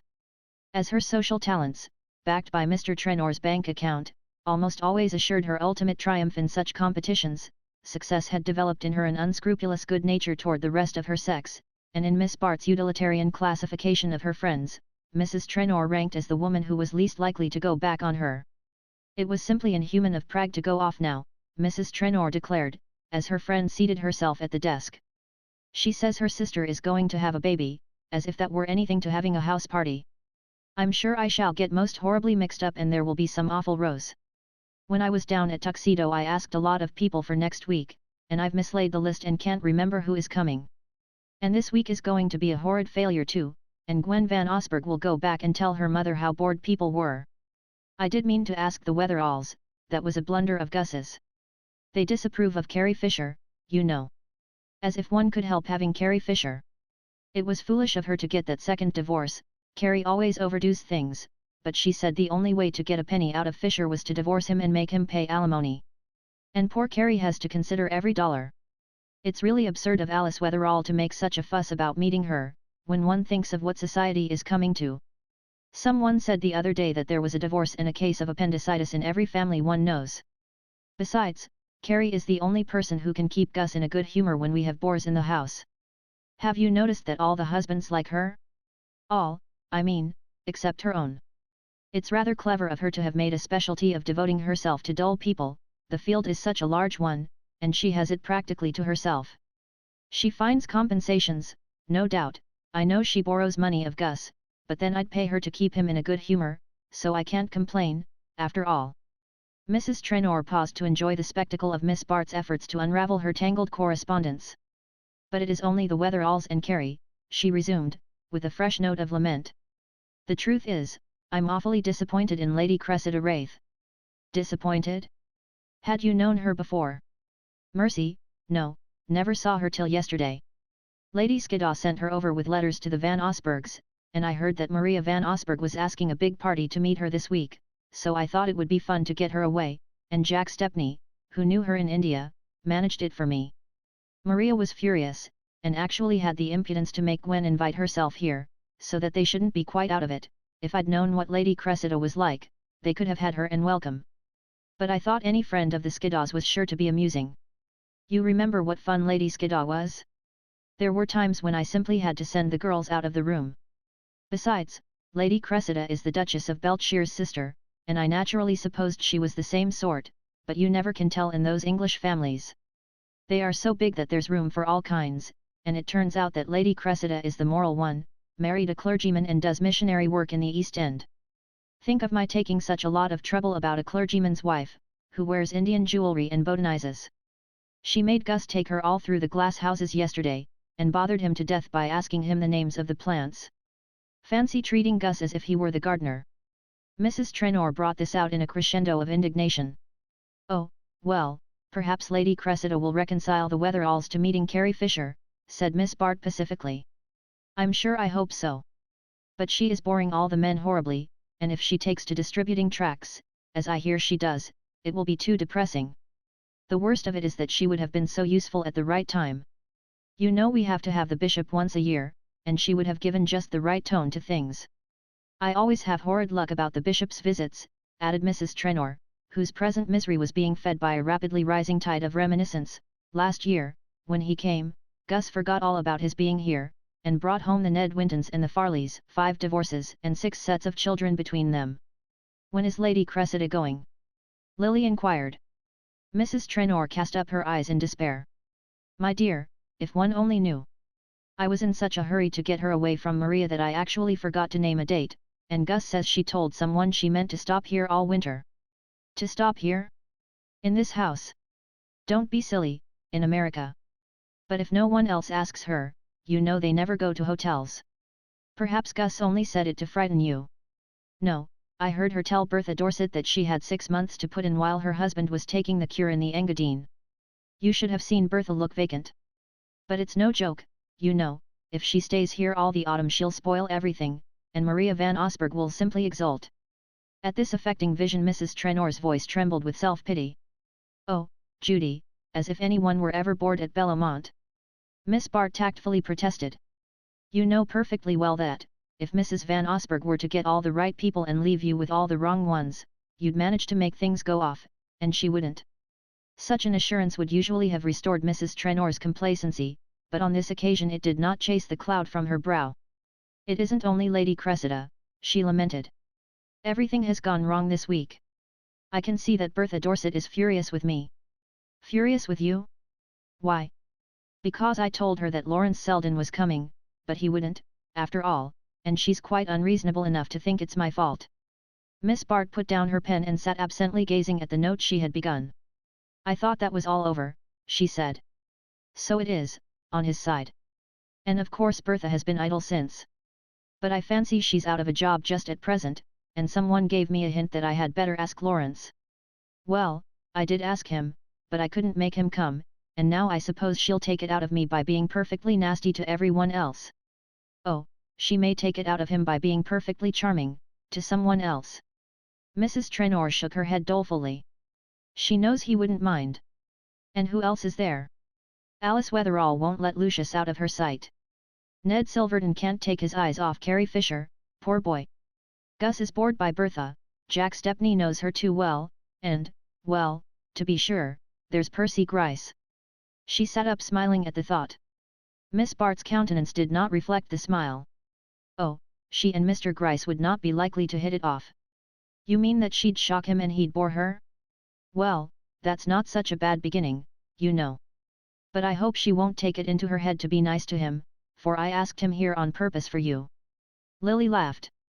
Merci du compliment. I should certainly have no show against Bertha. Do you think I am uncomplimentary? I'm not really, you know. Everyone knows you're 1,000 times handsomer and cleverer than Bertha, but then you're not nasty. And for always getting what she wants in the long run, commend me to a nasty woman. Miss Bart stared in affected reproval. I thought you were so fond of Bertha. Oh, I am, it's much safer to be fond of dangerous people. But she is dangerous, and if I ever saw her up to mischief it's now. I can tell by poor George's manner. That man is a perfect barometer, he always knows when Bertha is going to fall. Miss Bart suggested. Don't be shocking. You know he believes in her still. And of course I don't say there's any real harm in Bertha. Only she delights in making people miserable, and especially poor George. Well, he seems cut out for the part, I don't wonder she likes more cheerful companionship. Oh, George is not as dismal as you think. If Bertha did worry him he would be quite different. Or if she'd leave him alone, and let him arrange his life as he pleases. But she doesn't dare lose her hold of him on account of the money, and so when he isn't jealous she pretends to be. Miss Bart went on writing in silence, and her hostess sat following her train of thought with frowning intensity. Do you know, she exclaimed after a long pause, I believe I'll call up Lawrence on the telephone and tell him he simply must come. Oh, don't, said Lily, with a quick suffusion of color. The blush surprised her almost as much as it did her hostess, who, though not commonly observant of facial changes, sat staring at her with puzzled eyes. Good gracious, Lily, how handsome you are! Why? Do you dislike him so much? Not at all, I like him. But if you are actuated by the benevolent intention of protecting me from Bertha, I don't think I need your protection. Mrs. Trenor sat up with an exclamation. Lily, Percy? Do you mean to say you've actually done it? Miss Bart smiled. I only mean to say that Mr. Gryce and I are getting to be very good friends. I see. Mrs. Trenor fixed a rapt eye upon her. You know they say he has 800,000 a year, and spends nothing, except on some rubbishy old books. And his mother has heart disease and will leave him a lot more.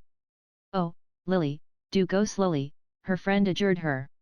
Miss Bart continued to smile without annoyance.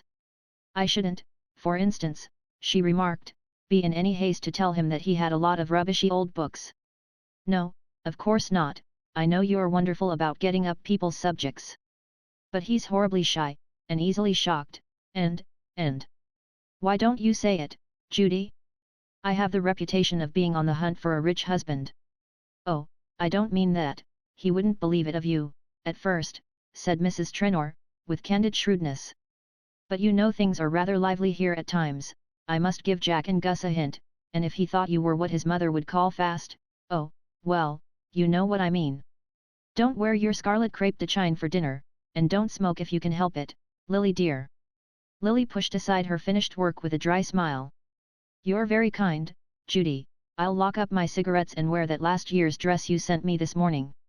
And if you are really interested in my career, perhaps you'll be kind enough not to ask me to play bridge again this evening. Bridge? Does he mind bridge, too? Oh, Lily, what an awful life you'll lead. But of course I won't, why didn't you give me a hint last night? There's nothing I wouldn't do, you poor duck, to see you happy. And Mrs. Trenor, glowing with her sex's eagerness to smooth the course of true love, enveloped Lily in a long embrace. "You're quite sure," she added solicitously, as the latter extricated herself, "that you wouldn't like me to telephone for Lawrence Selden?" "Quite sure," said Lily. The next 3 days demonstrated to her own complete satisfaction Miss Bart's ability to manage her affairs without extraneous aid. As she sat, on the Saturday afternoon, on the terrace at Bellamont, she smiled at Mrs. Trenor's fear that she might go too fast. If such a warning had ever been needful, the years had taught her a salutary lesson, and she flattered herself that she now knew how to adapt her pace to the object of pursuit. In the case of Mr. Gryce she had found it well to flutter ahead, losing herself elusively and luring him on from depth to depth of unconscious intimacy. The surrounding atmosphere was propitious to this scheme of courtship. Mrs. Trenor, true to her word, had shown no signs of expecting Lily at the bridge table, and had even hinted to the other card players that they were to betray no surprise at her unwanted defection. In consequence of this hint, Lily found herself the centre of that feminine solicitude which envelopes a young woman in the mating season. A solitude was tacitly created for her in the crowded existence of Bellamont, and her friends could not have shown a greater readiness for self-effacement had her wooing been adorned with all the attributes of romance. In Lily's set this conduct implied a sympathetic comprehension of her motives, and Mr. Gryce rose in her esteem as she saw the consideration he inspired. The terrace at Bellamont on a September afternoon was a spot propitious to sentimental musings, and as Miss Bart stood leaning against the balustrade above the sunken garden, at a little distance from the animated group about the tea table, she might have been lost in the mazes of an inarticulate happiness. In reality, her thoughts were finding definite utterance in the tranquil recapitulation of the blessings in store for her. From where she stood she could see them embodied in the form of Mr. Gryce, who, in a light overcoat and muffler, sat somewhat nervously on the edge of his chair, while Carrie Fisher, with all the energy of eye and gesture with which nature and art had combined to endow her, pressed on him the duty of taking part in the task of municipal reform. Mrs. Fisher's latest hobby was municipal reform. It had been preceded by an equal zeal for socialism, which had in turn replaced an energetic advocacy of Christian Science. Mrs. Fisher was small, fiery, and dramatic, and her hands and eyes were admirable instruments in the service of whatever causes she happened to espouse. She had, however, the fault common to enthusiasts of ignoring any slackness of response on the part of her hearers, and Lily was amused by her unconsciousness of the resistance displayed in every angle of Mr. Gryce's attitude. Lily herself knew that his mind was divided between the dread of catching cold if he remained out of doors too long at that hour, and the fear that, if he retreated to the house, Mrs. Fisher might follow him up with a paper to be signed. Mr. Gryce had a constitutional dislike to what he called committing himself, and tenderly as he cherished his health, he evidently concluded that it was safer to stay out of reach of pen and ink till chance released him from Mrs. Fisher's toils. Meanwhile he cast agonized glances in the direction of Miss Bart, whose only response was to sink into an attitude of more graceful abstraction. She had learned the value of contrast in throwing her charms into relief, and was fully aware of the extent to which Mrs. Fisher's volubility was enhancing her own repose. She was roused from her musings by the approach of her cousin Jack Stepney who, at Gwen van Osburgha's side, was returning across the garden from the tennis court. The couple in question were engaged in the same kind of romance in which Lily figured, and the latter felt a certain annoyance in contemplating what seemed to her a caricature of her own situation. Miss van Osburgh was a large girl with flat surfaces and no highlights. Jack Stepney had once said of her that she was as reliable as roast mutton. His own taste was in the line of less solid and more highly seasoned diet, but hunger makes any fare palatable, and there had been times when Mr. Stepney had been reduced to a crust. Lily considered with interest the expression of their faces. The girls turned toward her companions like an empty plate held up to be filled, while the man lounging at her side already betrayed the encroaching boredom which would presently crack the thin veneer of his smile. How impatient men are! Lily reflected. All Jack has to do to get everything he wants is to keep quiet and let that girl marry him, whereas I have to calculate and contrive, and retreat and advance, as if I were going through an intricate dance, where one misstep would throw me hopelessly out of time. As they drew nearer she was whimsically struck by a kind of family likeness between Miss van Osburgh and Percy Gryce. There was no resemblance of feature. Gryce was handsome in a didactic way, he looked like a clever pupil's drawing from a plaster cast, while Gwen's countenance had no more modelling than a face painted on a toy balloon. But the deeper affinity was unmistakable, the two had the same prejudices and ideals, and the same quality of making other standards non-existent by ignoring them. This attribute was common to most of Lily's set. They had a force of negation which eliminated everything beyond their own range of perception. Gryce and Miss van Osburgh were, in short, made for each other by every law of moral and physical correspondence, yet they wouldn't look at each other, Lily mused, they never do. Each of them wants a creature of a different race, of Jack's race and mine, with all sorts of intuitions, sensations, and perceptions that they don't even guess the existence of. And they always get what they want. She stood talking with her cousin and Miss Van Osburgh, till a slight cloud on the latter's brow advised her that even cousinly amenities were subject to suspicion, and Miss Bart, mindful of the necessity of not exciting enmities at this crucial point of her career, dropped aside while the happy couple proceeded toward the tea-table. Seating herself on the upper step of the terrace, Lily leaned her head against the honeysuckles wreathing the balustrade. The fragrance of the late blossoms seemed an emanation of the tranquil scene, a landscape tutored to the last degree of rural elegance. In the foreground glowed the warm tints of the gardens. Beyond the lawn, with its pyramidal pale gold maples and velvety firs, sloped pastures dotted with cattle, and through a long glade the river widened like a lake under the silver light of September. Lily did not want to join the circle about the tea-table. They represented the future she had chosen, and she was content with it, but in no haste to anticipate its joys. The certainty that she could marry Percy Gryce when she pleased had lifted a heavy load from her mind, and her money troubles were too recent for their removal not to leave a sense of relief which a less discerning intelligence might have taken for happiness. Her vulgar cares were at an end. She would be able to arrange her life as she pleased, to soar into that empyrean of security where creditors cannot penetrate. She would have smarter gowns than Judy Trenor, and far more jewels than Bertha Dorset. She would be free forever from the shifts, the expedients, the humiliations of the relatively poor. Instead of having to flatter, she would be flattered, instead of being grateful, she would receive thanks. There were old scores she could pay off as well as old benefits she could return. And she had no doubts as to the extent of her power. She knew that Mr. Gryce was of the small cherry type most inaccessible to impulses and emotions. He had the kind of character in which prudence is a vice, and good advice the most dangerous nourishment. But Lily had known the species before. She was aware that such a guarded nature must find one huge outlet of egoism, and she determined to be to him what his Americana had hitherto been, the one possession in which he took sufficient pride to spend money on it. She knew that this generosity to self is one of the forms of meanness, and she resolved so to identify herself with her husband's vanity that to gratify her wishes would be to him the most exquisite form of self-indulgence. The system might at first necessitate a resort to some of the very shifts and expedients from which she intended it should free her, but she felt sure that in a short time she would be able to play the game in her own way. How should she have distrusted her powers? Her beauty itself was not the mere ephemeral possession it might have been in the hands of inexperience. Her skill in enhancing it, the care she took of it, the use she made of it, seemed to give it a kind of permanence. She felt she could trust it to carry her through to the end. And the end, on the whole, was worthwhile. Life was not the mockery she had thought it 3 days ago. There was room for her, after all, in this crowded selfish world of pleasure whence, so short a time since, her poverty had seemed to exclude her.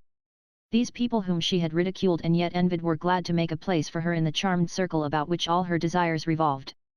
They were not as brutal and self-engrossed as she had fancied, or rather, since it would no longer be necessary to flatter and humour them, that side of their nature became less conspicuous. Society is a revolving body which is apt to be judged according to its place in each man's heaven, and at present it was turning its illuminated face to Lily. In the rosy glow it diffused her companions seemed full of amiable qualities. She liked their elegance, their lightness, their lack of emphasis, even the self-assurance which at times was so like obtuseness now seemed the natural sign of social ascendancy. They were lords of the only world she cared for, and they were ready to admit her to their ranks and let her lord it with them. Already she felt within her a stealing allegiance to their standards, an acceptance of their limitations, a disbelief in the things they did not believe in, a contemptuous pity for the people who were not able to live as they lived. The early sunset was slanting across the park. Through the boughs of the long avenue beyond the gardens she caught the flash of wheels, and divined that more visitors were approaching. There was a movement behind her, a scattering of steps and voices. It was evident that the party about the tea-table was breaking up. Presently she heard a tread behind her on the terrace.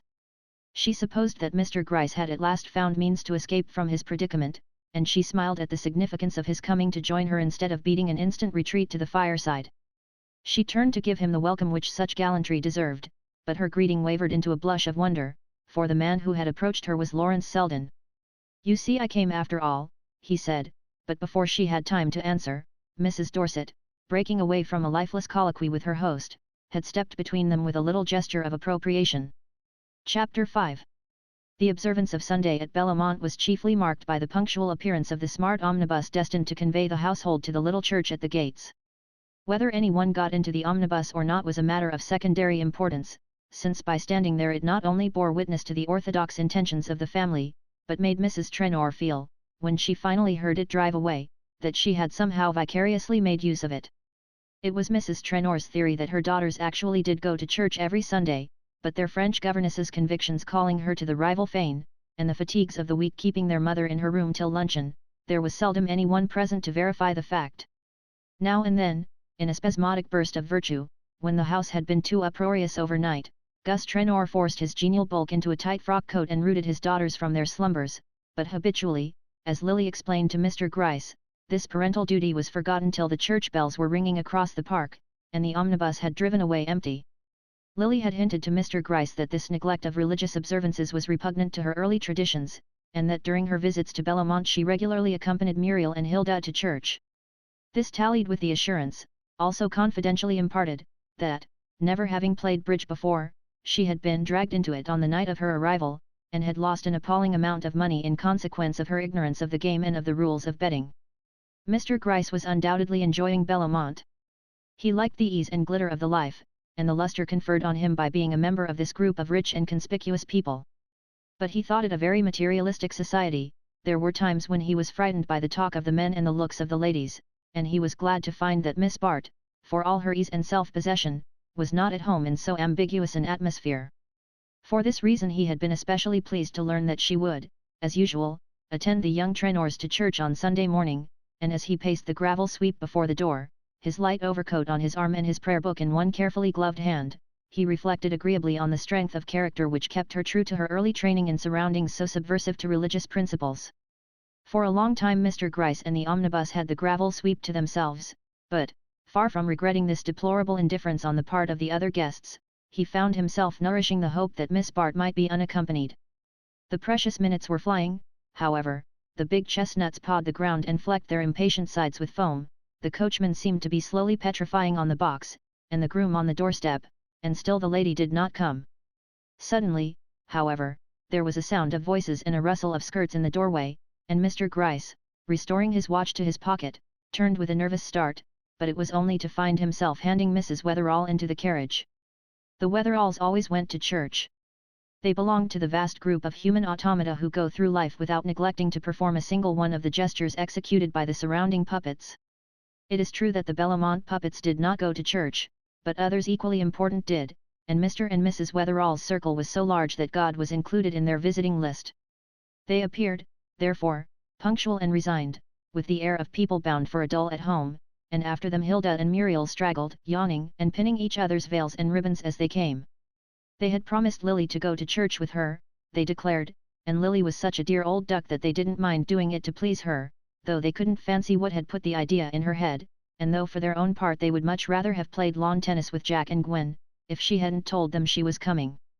The Misses Trenor were followed by Lady Cressida Wraith, a weather-beaten person in Liberty silk and ethnological trinkets, who, on seeing the omnibus, expressed her surprise that they were not to walk across the park, but at Mrs. Wetherall's horrified protest that the church was a mile away, her ladyship, after a glance at the height of the other's heels, acquiesced in the necessity of driving, and poor Mr. Gryce found himself rolling off between four ladies for whose spiritual welfare he felt not the least concern. It might have afforded him some consolation could he have known that Miss Bart had really meant to go to church. She had even risen earlier than usual in the execution of her purpose. She had an idea that the sight of her in a grey gown of devotional cut, with her famous lashes drooped above a prayer book, would put the finishing touch to Mr. Gryce's subjugation, and render inevitable a certain incident which she had resolved should form a part of the walk they were to take together after luncheon. Her intentions in short had never been more definite, but poor Lily, for all the hard glaze of her exterior, was inwardly as malleable as wax. Her faculty for adapting herself, for entering into other people's feelings, if it served her now and then in small contingencies, hampered her in the decisive moments of life. She was like a water plant in the flux of the tides, and today the whole current of her mood was carrying her toward Lawrence Selden. Why had he come? Was it to see herself or Bertha Dorset? It was the last question which, at that moment, should have engaged her. She might better have contented herself with thinking that he had simply responded to the despairing summons of his hostess, anxious to interpose him between herself and the ill humour of Mrs. Dorset. But Lily had not rested till she learned from Mrs. Trenor that Selden had come of his own accord. "He didn't even wire me, he just happened to find the trap at the station. Perhaps it's not over with Bertie after all," Mrs. Trenor musingly concluded, and went away to arrange her dinner cards accordingly. Perhaps it was not, Lily reflected, but it should be soon, unless she had lost her cunning. If Selden had come at Mrs. Dorset's call, it was at her own that he would stay. So much the previous evening had told her. Mrs. Trenor, true to her simple principle of making her married friends happy, had placed Selden and Mrs. Dorset next to each other at dinner, but, in obedience to the time-honoured traditions of the matchmaker, she had separated Lily and Mr. Gryce, sending in the former with George Dorset, while Mr. Gryce was coupled with Gwen van Osburgh. George Dorset's talk did not interfere with the range of his neighbour's thoughts. He was a mournful dyspeptic, intent on finding out the deleterious ingredients of every dish and diverted from this care only by the sound of his wife's voice. On this occasion, however, Mrs. Dorset took no part in the general conversation. She sat talking in low murmurs with Selden, and turning a contemptuous and denuded shoulder toward her host, who, far from resenting his exclusion, plunged into the excesses of the menu with the joyous irresponsibility of a free man. To Mr. Dorset, however, his wife's attitude was a subject of such evident concern that, when he was not scraping the sauce from his fish, or scooping the moist bread crumbs from the interior of his roll, he sat straining his thin neck for a glimpse of her between the lights. Mrs. Trenor, as it chanced, had placed the husband and wife on opposite sides of the table, and Lily was therefore able to observe Mrs. Dorset also, and by carrying her glance a few feet farther, to set up a rapid comparison between Lawrence Selden and Mr. Gryce. It was that comparison which was her undoing. Why else had she suddenly grown interested in Selden? She had known him for 8 years or more, ever since her return to America he had formed a part of her background. She had always been glad to sit next to him at dinner, had found him more agreeable than most men, and had vaguely wished that he possessed the other qualities needful to fix her attention, but till now she had been too busy with her own affairs to regard him as more than one of the pleasant accessories of life. Miss Bart was a keen reader of her own heart, and she saw that her sudden preoccupation with Selden was due to the fact that his presence shed a new light on her surroundings. Not that he was notably brilliant or exceptional, in his own profession he was surpassed by more than one man who had bored Lily through many a weary dinner.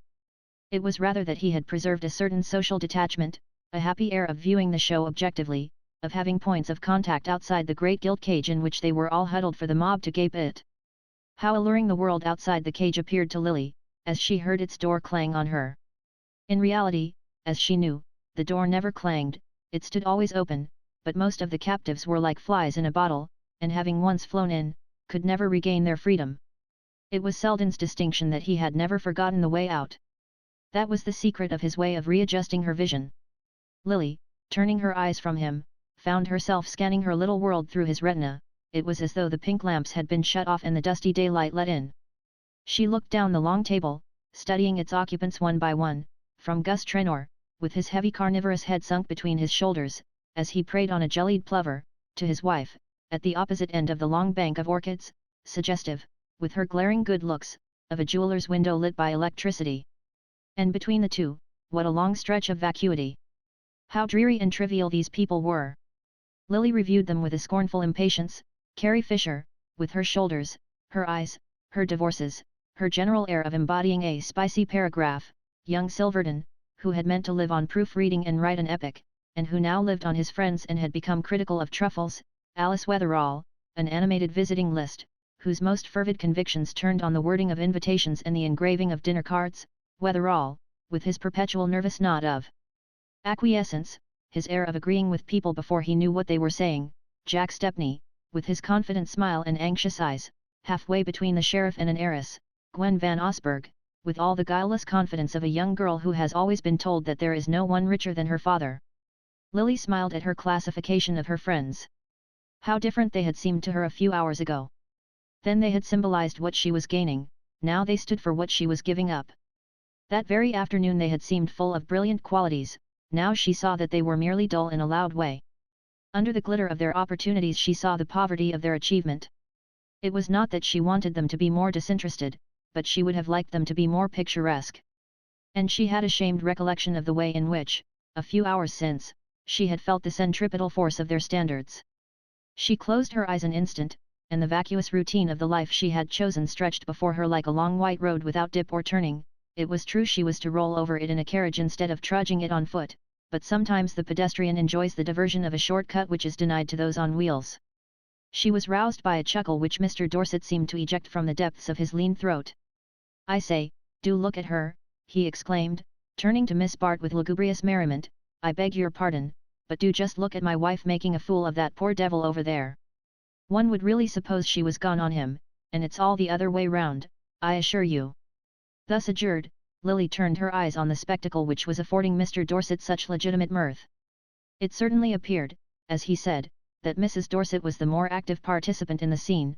Her neighbour seemed to receive her advances with a temperate zest which did not distract him from his dinner. The sight restored Lily's good humour, and knowing the peculiar disguise which Mr. Dorset's marital fears assumed, she asked gaily, "Aren't you horribly jealous of her?" Dorset greeted the sally with delight.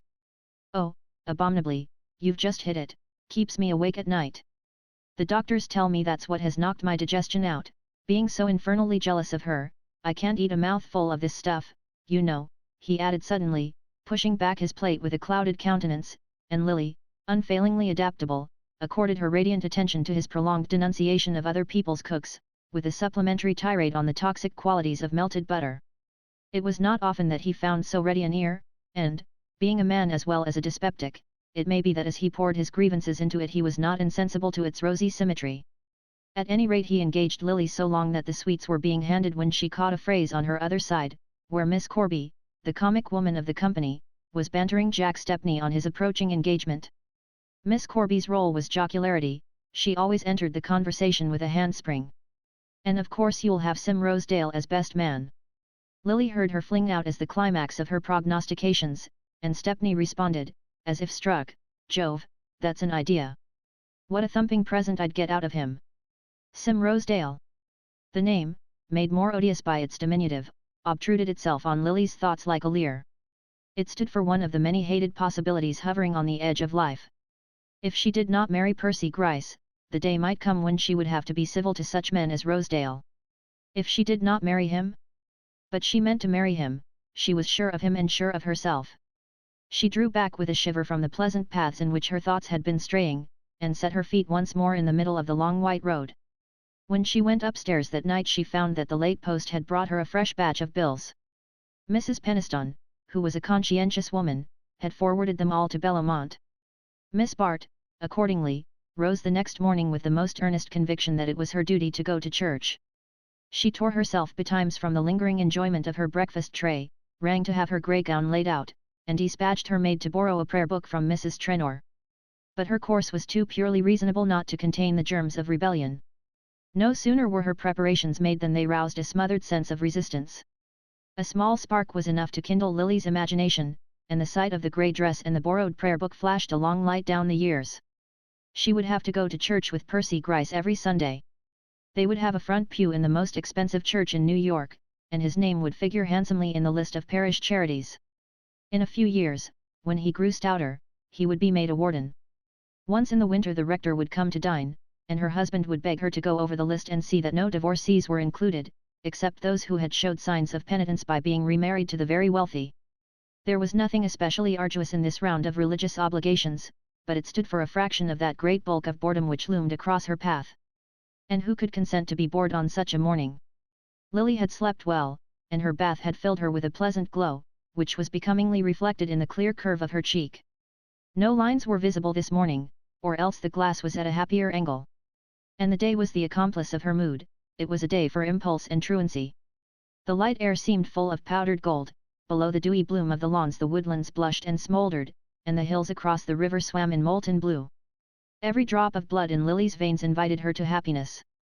The sound of wheels roused her from these musings, and leaning behind her shutters she saw the omnibus take up its freight. She was too late, then, but the fact did not alarm her. A glimpse of Mr. Gryce's crestfallen face even suggested that she had done wisely in absenteeing herself, since the disappointment he so candidly betrayed would surely whet his appetite for the afternoon walk. That walk she did not mean to miss. One glance at the bills on her writing table was enough to recall its necessity. But meanwhile she had the morning to herself, and could muse pleasantly on the disposal of its hours. She was familiar enough with the habits of Bellamont to know that she was likely to have a free field till luncheon. She had seen the Wetheralls, the Trenor girls and Lady Cressida packed safely into the omnibus. Judy Trenor was sure to be having her hair shampooed, Carrie Fisher had doubtless carried off her host for a drive, Ned Silverton was probably smoking the cigarette of young despair in his bedroom, and Kate Corby was certain to be playing tennis with Jack Stepney and Miss Van Osberg. Of the ladies, this left only Mrs. Dorset unaccounted for, and Mrs. Dorset never came down till luncheon. Her doctors, she averred, had forbidden her to expose herself to the crude air of the morning. To the remaining members of the party Lily gave no special thought. Wherever they were not likely to interfere with her plans. These, for the moment, took the shape of assuming a dress somewhat more rustic and summer-like in style than the garment she had first selected, and rustling downstairs, sunshade in hand, with the disengaged air of a lady in quest of exercise. The great hall was empty but for the knot of dogs by the fire, who, taking in at a glance the outdoor aspect of Miss Bart, were upon her at once with lavish offers of companionship. She put aside the ramming paws which conveyed these offers, and assuring the joyous volunteers that she might presently have a use for their company, sauntered on through the empty drawing-room to the library at the end of the house. The library was almost the only surviving portion of the old manor house of Bellamont, a long spacious room, revealing the traditions of the mother country in its classically cased doors, the Dutch tiles of the chimney, and the elaborate hob grate with its shining brass urns. A few family portraits of lantern-jawed gentlemen in tie wigs, and ladies with large head-dresses and small bodies, hung between the shelves lined with pleasantly shabby books mostly contemporaneous with the ancestors in question, and to which the subsequent Trenors had made no perceptible additions. The library at Bellamont was in fact never used for reading, though it had a certain popularity as a smoking room or a quiet retreat for flirtation. It had occurred to Lily, however, that it might on this occasion have been resorted to by the only member of the party in the least likely to put it to its original use. She advanced noiselessly over the dense old rug scattered with easy chairs, and before she reached the middle of the room she saw that she had not been mistaken. Lawrence Selden was in fact seated at its farther end, but though a book lay on his knee, his attention was not engaged with it, but directed to a lady whose lace-clad figure, as she leaned back in an adjoining chair, detached itself with exaggerated slimness against the dusky leather upholstery. Lily paused as she caught sight of the group. For a moment she seemed about to withdraw, but thinking better of this, she announced her approach by a slight shake of her skirts which made the couple raise their heads, Mrs. Dorset with a look of frank displeasure, and Selden with his usual quiet smile. The sight of his composure had a disturbing effect on Lily, but to be disturbed was in her case to make a more brilliant effort at self-possession.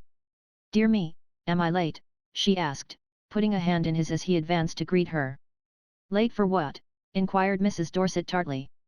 "Not for luncheon, certainly, but perhaps you had an earlier engagement." "Yes, I had," said Lily confidingly.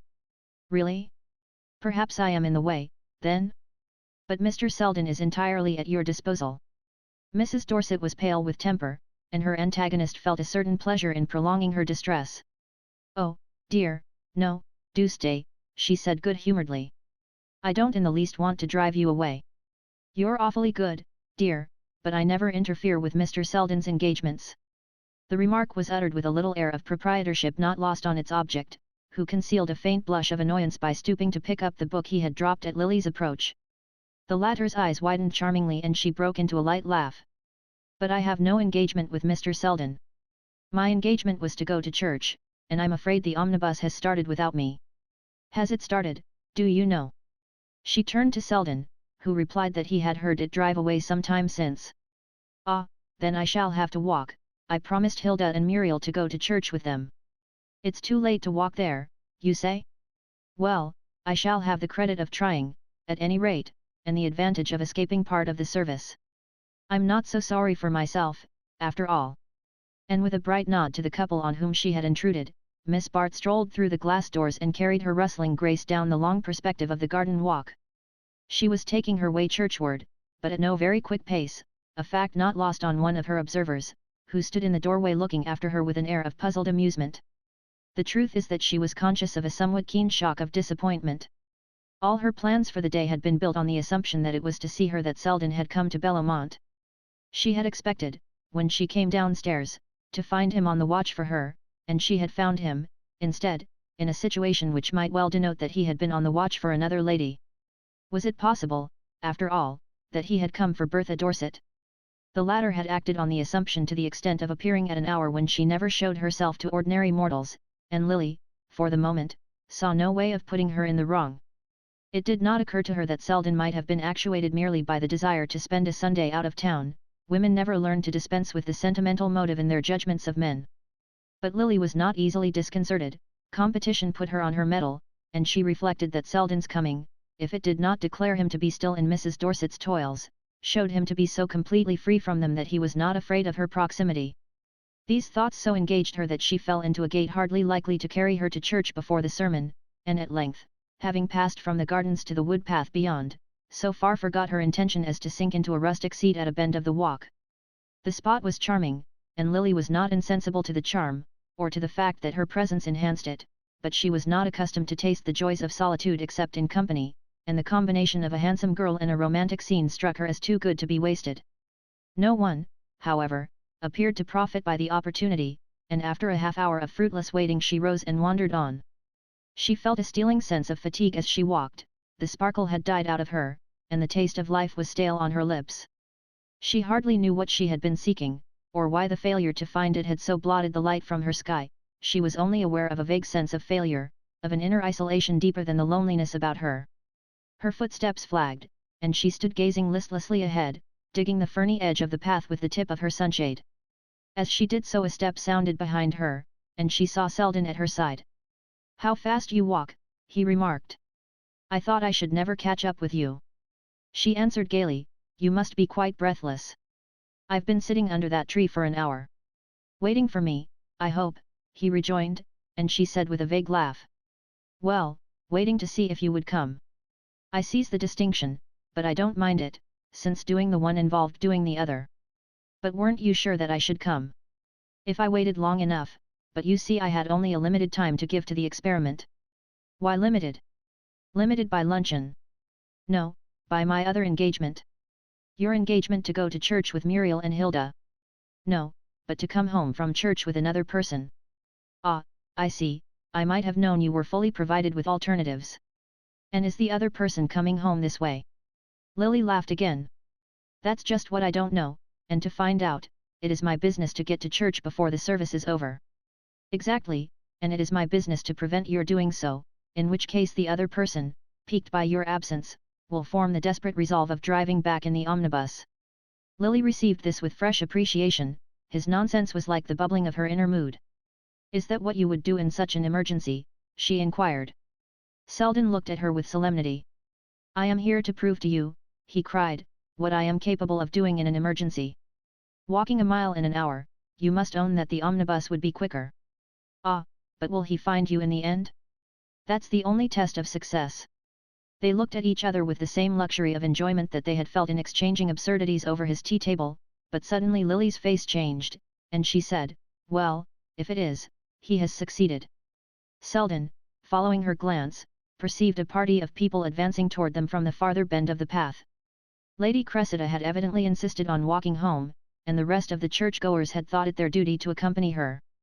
Lily's companion looked rapidly from one to the other of the two men of the party, Wetherall walking respectfully at Lady Cressida's side with his little sidelong look of nervous attention, and Percy Gryce bringing up the rear with Mrs. Wetherall and the Trenors.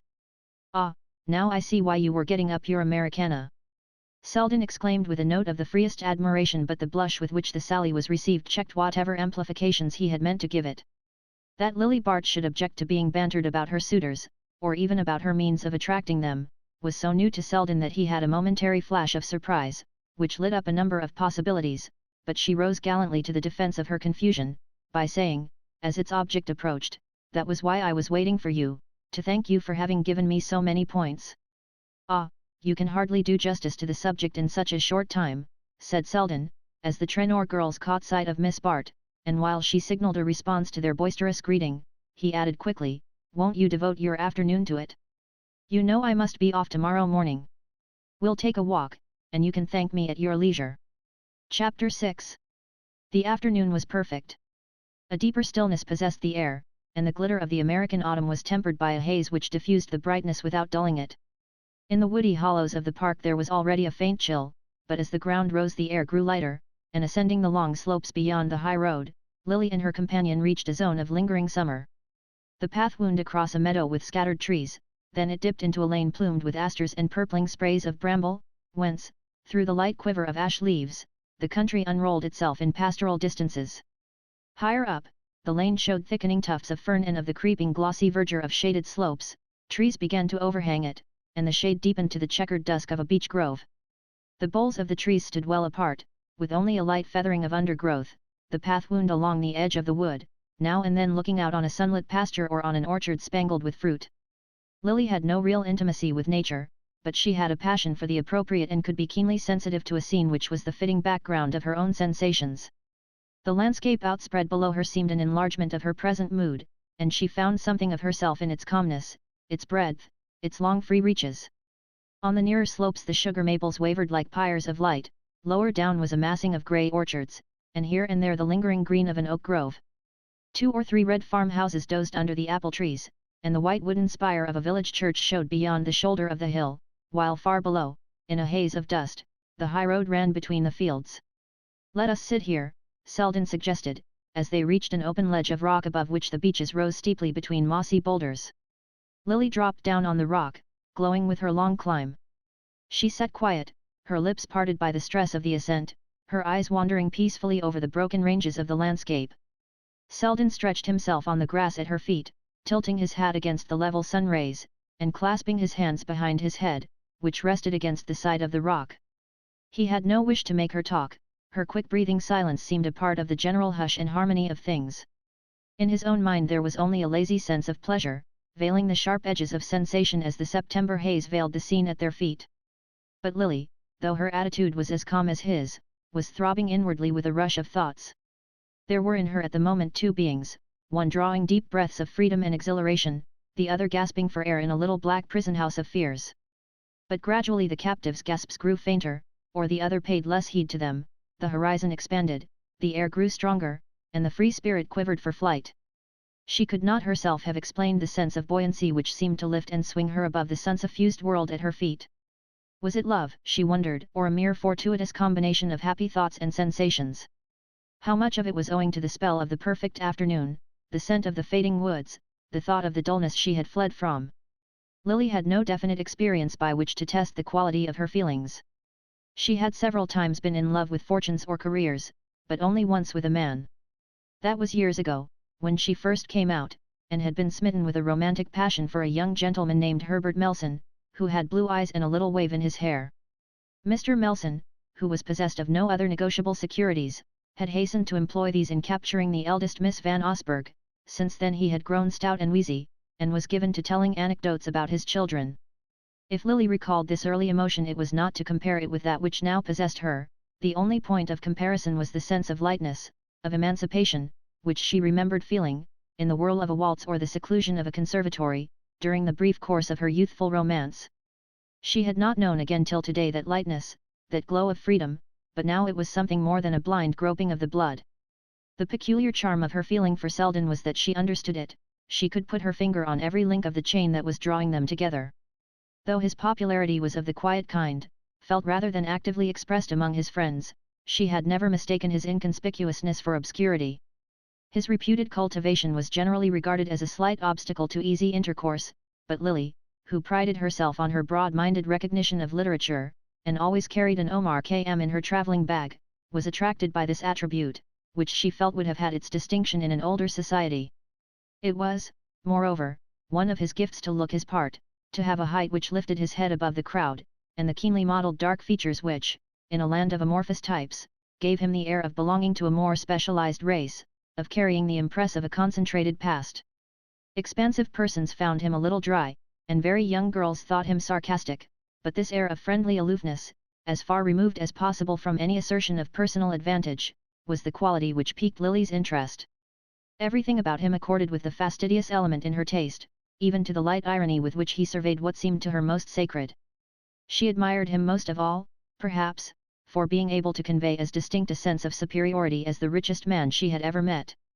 It was the unconscious prolongation of this thought which led her to say presently, with a laugh, "I have broken 2 engagements for you today." "How many have you broken for me?" "None," said Selden calmly. "My only engagement at Bellamont was with you." She glanced down at him, faintly smiling. Did you really come to Bellamont to see me? Of course I did. Her look deepened meditatively. Why, she murmured, with an accent which took all tinge of coquetry from the question. Because you're such a wonderful spectacle, I always like to see what you are doing. How do you know what I should be doing if you were not here? Selden smiled. I don't flatter myself that my coming has deflected your course of action by a hair's breadth. That's absurd, since, if you were not here, I could obviously not be taking a walk with you. No, but your taking a walk with me is only another way of making use of your material. You are an artist and I happen to be the bit of color you are using today. It's a part of your cleverness to be able to produce premeditated effects extemporaneously. Lily smiled also, his words were too acute not to strike her sense of humor. It was true that she meant to use the accident of his presence as part of a very definite effect, or that, at least, was the secret pretext she had found for breaking her promise to walk with Mr. Gryce. She had sometimes been accused of being too eager, even Judy Trenor had warned her to go slowly. Well, she would not be too eager in this case, she would give her suitor a longer taste of suspense. Where duty and inclination jumped together, it was not in Lily's nature to hold them asunder. She had excused herself from the walk on the plea of a headache, the horrid headache which, in the morning, had prevented her venturing to church. Her appearance at luncheon justified the excuse. She looked languid, full of a suffering sweetness, she carried a scent bottle in her hand. Mr. Gryce was new to such manifestations, he wondered rather nervously if she were delicate, having far-reaching fears about the future of his progeny. But sympathy won the day, and he besought her not to expose herself. He always connected the outer air with ideas of exposure. Lily had received his sympathy with languid gratitude, urging him, since she should be such poor company, to join the rest of the party who, after luncheon, were starting in automobiles on a visit to the Van Osbergs at Peekskill. Mr. Gryce was touched by her disinterestedness, and, to escape from the threatened vacuity of the afternoon, had taken her advice and departed mournfully, in a dust hood and goggles. As the motor car plunged down the avenue she smiled at his resemblance to a baffled beetle. Selden had watched her maneuvers with lazy amusement. She had made no reply to his suggestion that they should spend the afternoon together, but as her plan unfolded itself he felt fairly confident of being included in it. The house was empty when at length he heard her step on the stair and strolled out of the billiard room to join her. She had on a hat and walking dress, and the dogs were bounding at her feet. I thought, after all, the air might do me good, she explained, and he agreed that so simple a remedy was worth trying.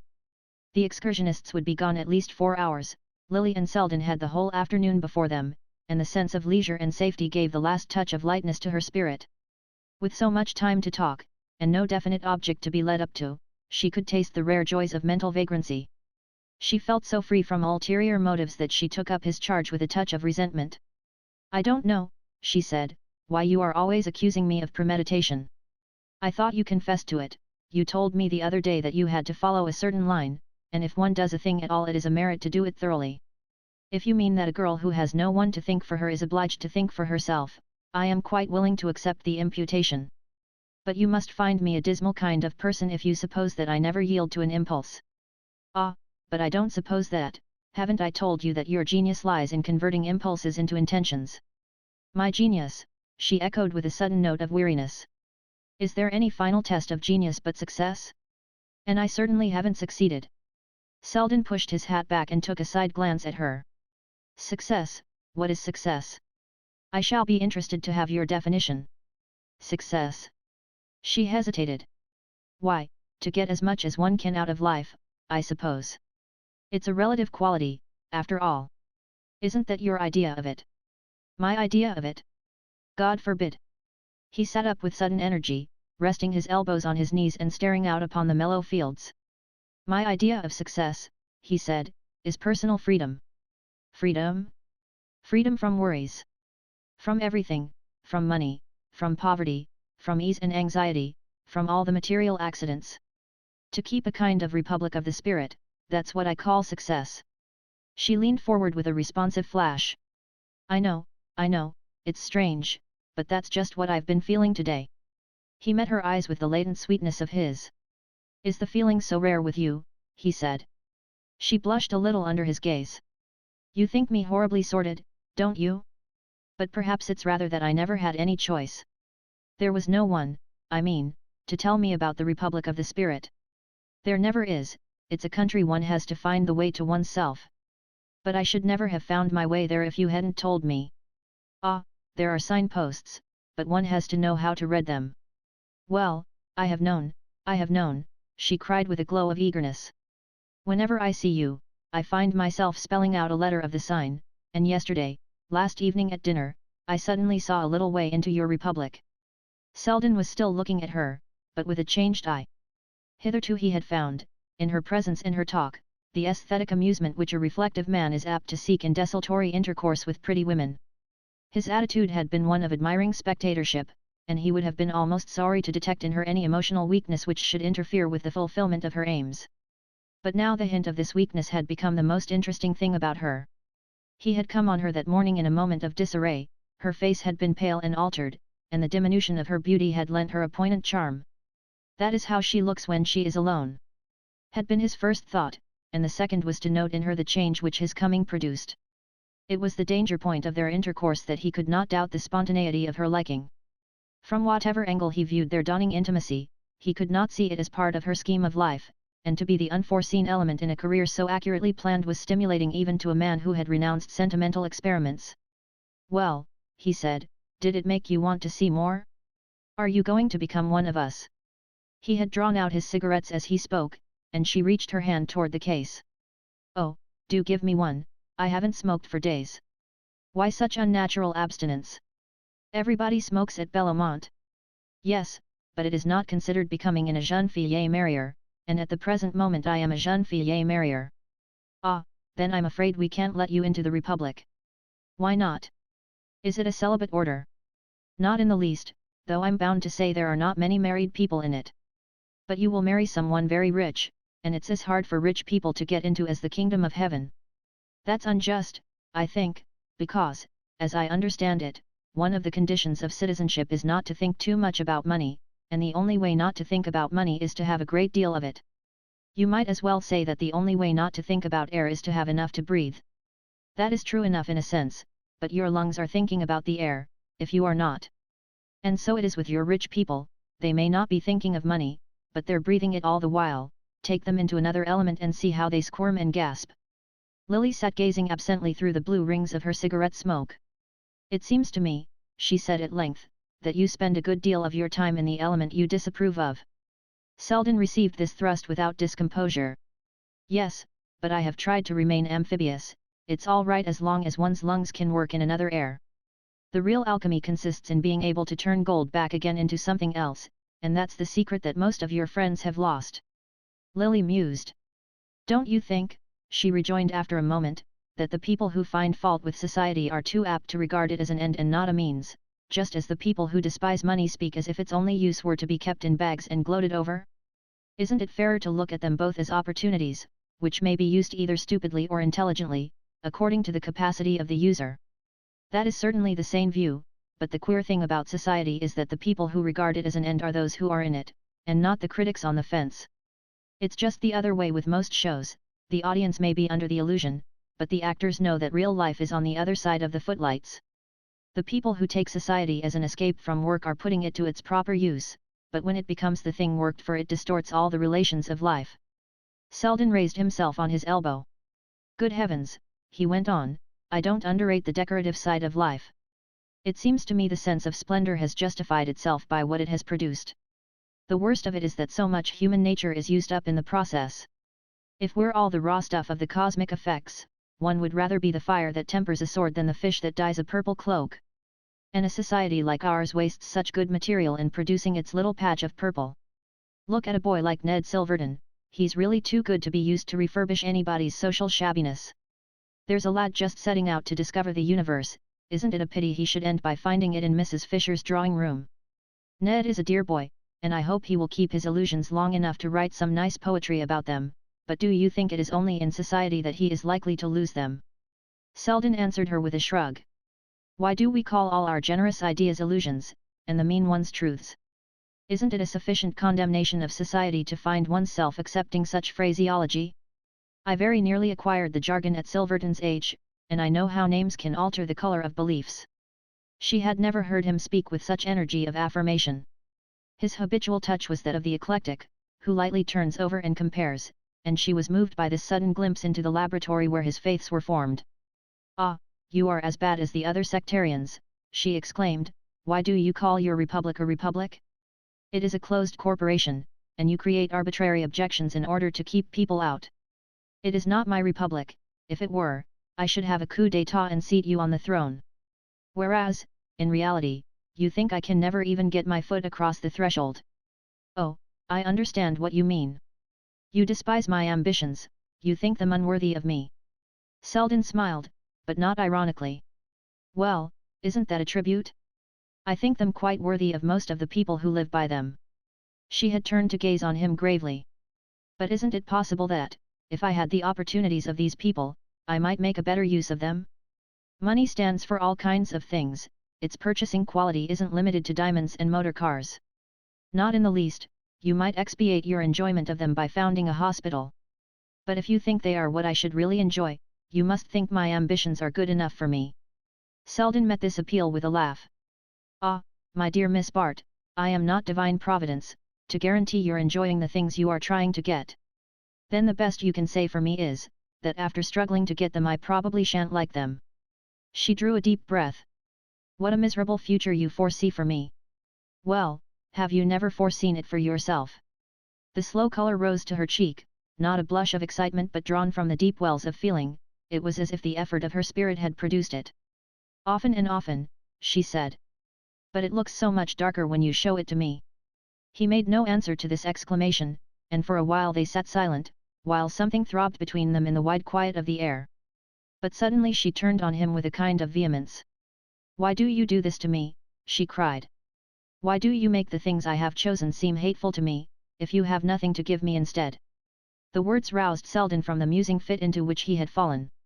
He himself did not know why he had led their talk along such lines. It was the last use he would have imagined himself making of an afternoon's solitude with Miss Bart. But it was one of those moments when neither seemed to speak deliberately, when an indwelling voice in each called to the other across unsound depths of feeling. "No, I have nothing to give you instead," he said, sitting up and turning so that he faced her. "If I had, it should be yours, you know." She received this abrupt declaration in a way even stranger than the manner of its making. She dropped her face on her hands and he saw that for a moment she wept. It was for a moment only, however, for when he leaned nearer and drew down her hands with a gesture less passionate than grave, she turned on him a face softened but not disfigured by emotion, and he said to himself, somewhat cruelly, that even her weeping was an art. The reflection steadied his voice as he asked, between pity and irony, "Isn't it natural that I should try to belittle all the things I can't offer you?" Her face brightened at this, but she drew her hand away, not with a gesture of coquetry, but as though renouncing something to which she had no claim. "But you belittle me, don't you?" she returned gently, "in being so sure they are the only things I care for."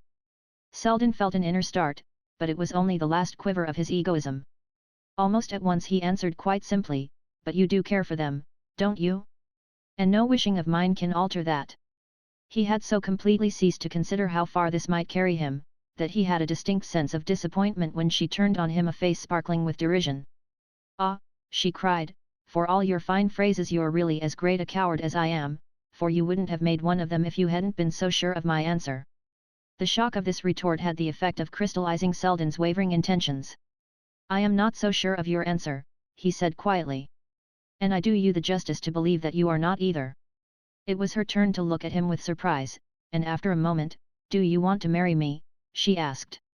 He broke into a laugh. "No, I don't want to, but perhaps I should if you did."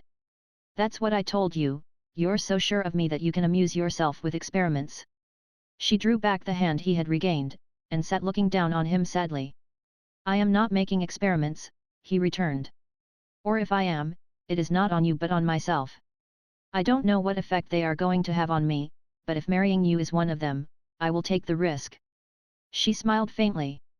"It would be a great risk, certainly, I have never concealed from you how great." "Ah, it's you who are the coward," he exclaimed. She had risen, and he stood facing her with his eyes on hers. The soft isolation of the falling day enveloped them, they seemed lifted into a finer air. All the exquisite influences of the hour trembled in their veins, and drew them to each other as the loosened leaves were drawn to the earth. "It's you who are the coward," he repeated, catching her hands in his. She leaned on him for a moment, as if with a drop of tired wings. He felt as though her heart were beating rather with the stress of a long flight than the thrill of new distances. Then, drawing back with a little smile of warning, "I shall look hideous in dowdy clothes, but I can trim my own hats," she declared.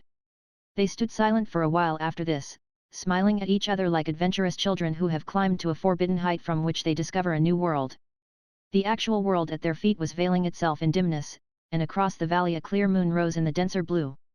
Suddenly they heard a remote sound, like the hum of a giant insect, and following the high road, which wound wider through the surrounding twilight, a black object rushed across their vision.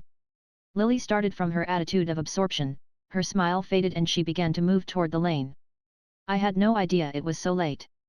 We shall not be back till after dark," she said, almost impatiently. Selden was looking at her with surprise. It took him a moment to regain his usual view of her, then he said, with an uncontrollable note of dryness, "That was not one of our party, the motor was going the other way." I know," she paused, and he saw her redden through the twilight. "But I told them I was not well, that I should not go out." "Let us go down," she murmured. Selden continued to look at her, then he drew his cigarette case from his pocket and slowly lit a cigarette. It seemed to him necessary, at that moment, to proclaim, by some habitual gesture of this sort, his recovered hold on the actual. He had an almost puerile wish to let his companion see that, their flight over, he had landed on his feet. She waited while the spark flickered under his curved palm, then he held out the cigarettes to her. She took one with an unsteady hand, and putting it to her lips, leaned forward to draw her light from his. In the indistinctness the little red gleam lit up the lower part of her face, and he saw her mouth tremble into a smile. "Were you serious?"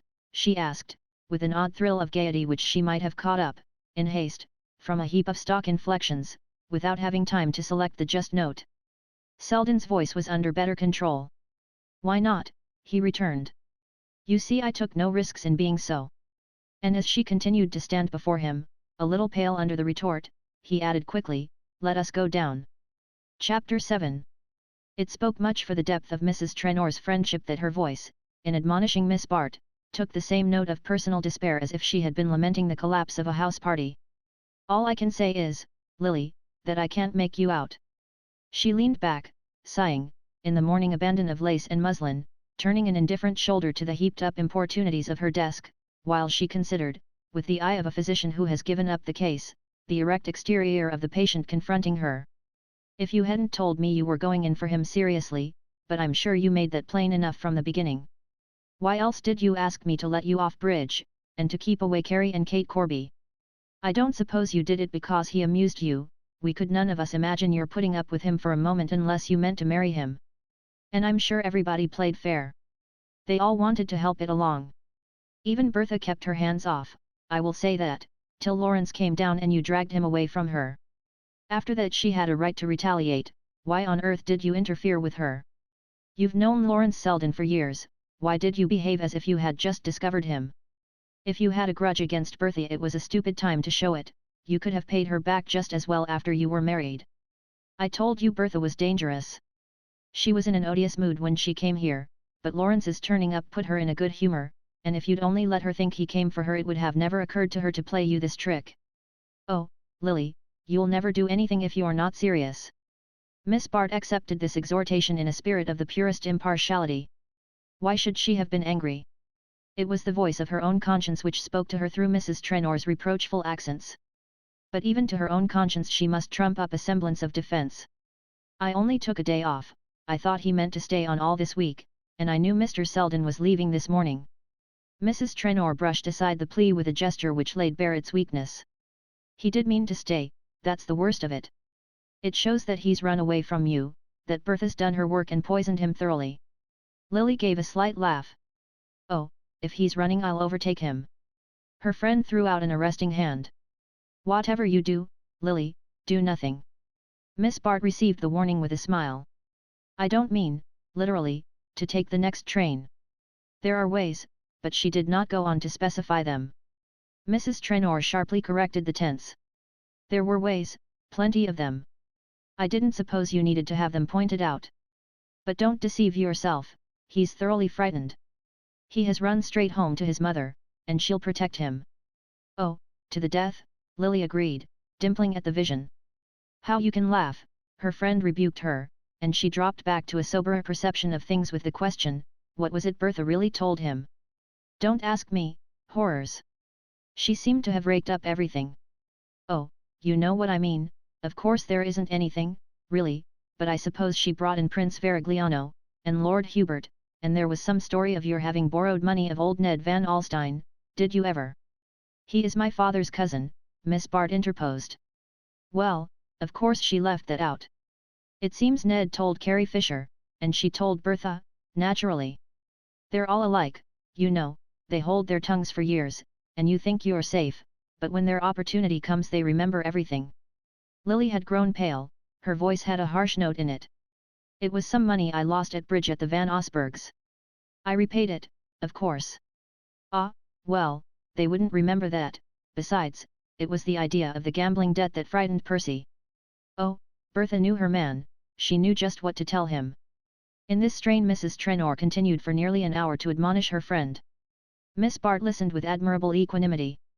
Her naturally good temper had been disciplined by years of enforced compliance, since she had almost always had to attain her ends by the circuitous path of other people's, and, being naturally inclined to face unpleasant facts as soon as they presented themselves, she was not sorry to hear an impartial statement of what her folly was likely to cost, the more so as her own thoughts were still insisting on the other side of the case. Presented in the light of Mrs. Trenor's vigorous comments, the reckoning was certainly a formidable one, and Lily, as she listened, found herself gradually reverting to her friend's view of the situation. Mrs. Trenor's words were moreover emphasized for her hearer by anxieties which she herself could scarcely guess. Affluence, unless stimulated by a keen imagination, forms but the vaguest notion of the practical strain of poverty. Judy knew it must be horrid for poor Lily to have to stop to consider whether she could afford real lace on her petticoats, and not to have a motor car and a steam yacht at her orders, but the daily friction of unpaid bills, the daily nibble of small temptations to expenditure, were trials as far out of her experience as the domestic problems of the charwoman. Mrs. Trenor's unconsciousness of the real stress of the situation had the effect of making it more galling to Lily. While her friend reproached her for missing the opportunity to eclipse her rivals, she was once more battling in imagination with the mounting tide of indebtedness from which she had so nearly escaped. What wind of folly had driven her out again on those dark seas? If anything was needed to put the last touch to her self-abasement it was the sense of the way her old life was opening its ruts again to receive her. Yesterday her fancy had fluttered free pinions above a choice of occupations, now she had to drop to the level of the familiar routine, in which moments of seeming brilliancy and freedom alternated with long hours of subjection. She laid a deprecating hand on her friend's. Dear Judy, I'm sorry to have been such a bore, and you are very good to me. But you must have some letters for me to answer, let me at least be useful. She settled herself at the desk, and Mrs. Trenor accepted her resumption of the morning's task with a sigh which implied that, after all, she had proved herself unfit for higher uses. The luncheon table showed a depleted circle.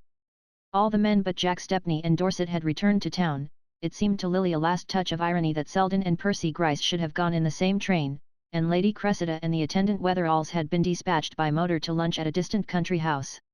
At such moments of diminished interest it was usual for Mrs. Dorset to keep her room till the afternoon, but on this occasion she drifted in when luncheon was half over, hollow-eyed and drooping, but with an edge of malice under her indifference. She raised her eyebrows as she looked about the table. How few of us are left. I do so enjoy the quiet, don't you, Lily? I wish the men would always stop away, it's really much nicer without them. Oh, you don't count, George, one doesn't have to talk to one's husband. But I thought Mr. Gryce was to stay for the rest of the week, she added inquiringly. Didn't he intend to, Judy? He's such a nice boy, I wonder what drove him away? He is rather shy, and I'm afraid we may have shocked him, he has been brought up in such an old-fashioned way. Do you know, Lily, he told me he had never seen a girl play cards for money till he saw you doing it the other night? And he lives on the interest of his income, and always has a lot left over to invest. Mrs. Fisher leaned forward eagerly. I do believe it is someone's duty to educate that young man. It is shocking that he has never been made to realize his duties as a citizen. Every wealthy man should be compelled to study the laws of his country. Mrs. Dorset glanced at her quietly. I think he has studied the divorce laws. He told me he had promised the bishop to sign some kind of a petition against divorce. Mrs. Fisher reddened under her powder, and Stepney said with a laughing glance at Miss Bart, I suppose he is thinking of marriage, and wants to tinker up the old ship before he goes aboard." His betrothed looked shocked at the metaphor, and George Dorset exclaimed with a sardonic growl, "Poor devil! It isn't the ship that will do for him, it's the crew." "Or the stowaways," said Miss Corby brightly. "If I contemplated a voyage with him I should try to start with a friend in the hold." Miss Van Osburgha's vague feeling of pique was struggling for appropriate expression. "I'm sure I don't see why you laugh at him, I think he's very nice," she exclaimed, "and, at any rate, a girl who married him would always have enough to be comfortable." She looked puzzled at the redoubled laughter which hailed her words, but it might have consoled her to know how deeply they had sunk into the breast of one of her hearers. Comfortable. At that moment the word was more eloquent to Lily Bart than any other in the language. She could not even pause to smile over the heiress's view of a colossal fortune as a mere shelter against want. Her mind was filled with the vision of what that shelter might have been to her. Mrs. Dorset's pinpricks did not smart, for her own irony cut deeper. No one could hurt her as much as she was hurting herself, for no one else, not even Judy Trenor, knew the full magnitude of her folly. She was roused from these unprofitable considerations by a whispered request from her hostess, who drew her apart as they left the luncheon table. "Lily, dear, if you've nothing special to do, may I tell Carrie Fisher that you intend to drive to the station and fetch Gus? He will be back at 4, and I know she has it in her mind to meet him. Of course I'm very glad to have him amused, but I happen to know that she has bled him rather severely since she's been here, and she is so keen about going to fetch him that I fancy she must have got a lot more bills this morning. It seems to me," Mrs. Trenor feelingly concluded, "that most of her alimony is paid by other women's husbands."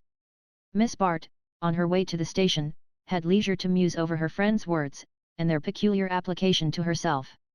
Why should she have to suffer for having once, for a few hours, borrowed money of an elderly cousin, when a woman like Carrie Fisher could make a living unrebuked from the good nature of her men friends and the tolerance of their wives? It all turned on the tiresome distinction between what a married woman might, and a girl might not, do. Of course it was shocking for a married woman to borrow money, and Lily was expertly aware of the implication involved, but still, it was the mere malum prohibitum which the world decries but condones, and which, though it may be punished by private vengeance, does not provoke the collective disapprobation of society. To Miss Bart, in short, no such opportunities were possible. She could of course borrow from her women friends, 100 here or there, at the utmost, but they were more ready to give a gown or a trinket, and looked a little askance when she hinted her preference for a cheque. Women are not generous lenders, and those among whom her lot was cast were either in the same case as herself, or else too far removed from it to understand its necessities. The result of her meditations was the decision to join her aunt at Richfield. She could not remain at Bellomont without playing bridge, and being involved in other expenses, and to continue her usual series of autumn visits would merely prolong the same difficulties. She had reached a point where abrupt retrenchment was necessary, and the only cheap life was a dull life. She would start the next morning for Richfield. At the station she thought Gus Trenor seemed surprised, and not wholly unrelieved, to see her. She yielded up the reins of the light runabout in which she had driven over, and as he climbed heavily to her side, crushing her into a scant third of the seat, he said, "Halloo! It isn't often you honour me. You must have been uncommonly hard up for something to do." The afternoon was warm, and propinquity made her more than usually conscious that he was red and massive, and that beads of moisture had caused the dust of the train to adhere unpleasantly to the broad expanse of cheek and neck which he turned to her, but she was aware also, from the look in his small dull eyes, that the contact with her freshness and slenderness was as agreeable to him as the sight of a cooling beverage. The perception of this fact helped her to answer gaily, "It's not often I have the chance. There are too many ladies to dispute the privilege with me." "The privilege of driving me home? Well, I'm glad you won the race, anyhow. But I know what really happened, my wife sent you. Now didn't she?" He had the dull man's unexpected flashes of astuteness, and Lily could not help joining in the laugh with which he had pounced on the truth. "You see, Judy thinks I'm the safest person for you to be with, and she's quite right," she rejoined. "Oh, is she, though? If she is, it's because you wouldn't waste your time on an old hulk like me. We married men have to put up with what we can get, all the prizes are for the clever chaps who've kept a free foot. Let me light a cigar, will you? I've had a beastly day of it." He drew up in the shade of the village street, and passed the reins to her while he held a match to his cigar. The little flame under his hand cast a deeper crimson on his puffing face, and Lily averted her eyes with a momentary feeling of repugnance. And yet some women thought him handsome. As she handed back the reins, she said sympathetically, Did you have such a lot of tiresome things to do? I should say so, rather. Trenor, who was seldom listened to, either by his wife or her friends, settled down into the rare enjoyment of a confidential talk. You don't know how a fellow has to hustle to keep this kind of thing going. He waved his whip in the direction of the Bellamont acres, which lay outspread before them in opulent undulations. Judy has no idea of what she spends, not that there isn't plenty to keep the thing going, he interrupted himself, but a man has got to keep his eyes open and pick up all the tips he can. My father and mother used to live like fighting cocks on their income, and put by a good bit of it too, luckily for me, but at the pace we go now, I don't know where I should be if it weren't for taking a flyer now and then. The women all think, I mean Judy thinks, I've nothing to do but to go downtown once a month and cut off coupons, but the truth is it takes a devilish lot of hard work to keep the machinery running. Not that I ought to complain today, though, he went on after a moment, for I did a very neat stroke of business, thanks to Stepney's friend Rosedale. By the way, Miss Lily, I wish you'd try to persuade Judy to be decently civil to that chap. He's going to be rich enough to buy us all out one of these days, and if she'd only ask him to dine now and then I could get almost anything out of him. The man is mad to know the people who don't want to know him, and when a fellow's in that state there is nothing he won't do for the first woman who takes him up. Lily hesitated a moment. The first part of her companion's discourse had started an interesting train of thought, which was rudely interrupted by the mention of Mr. Rosedale's name. She uttered a faint protest.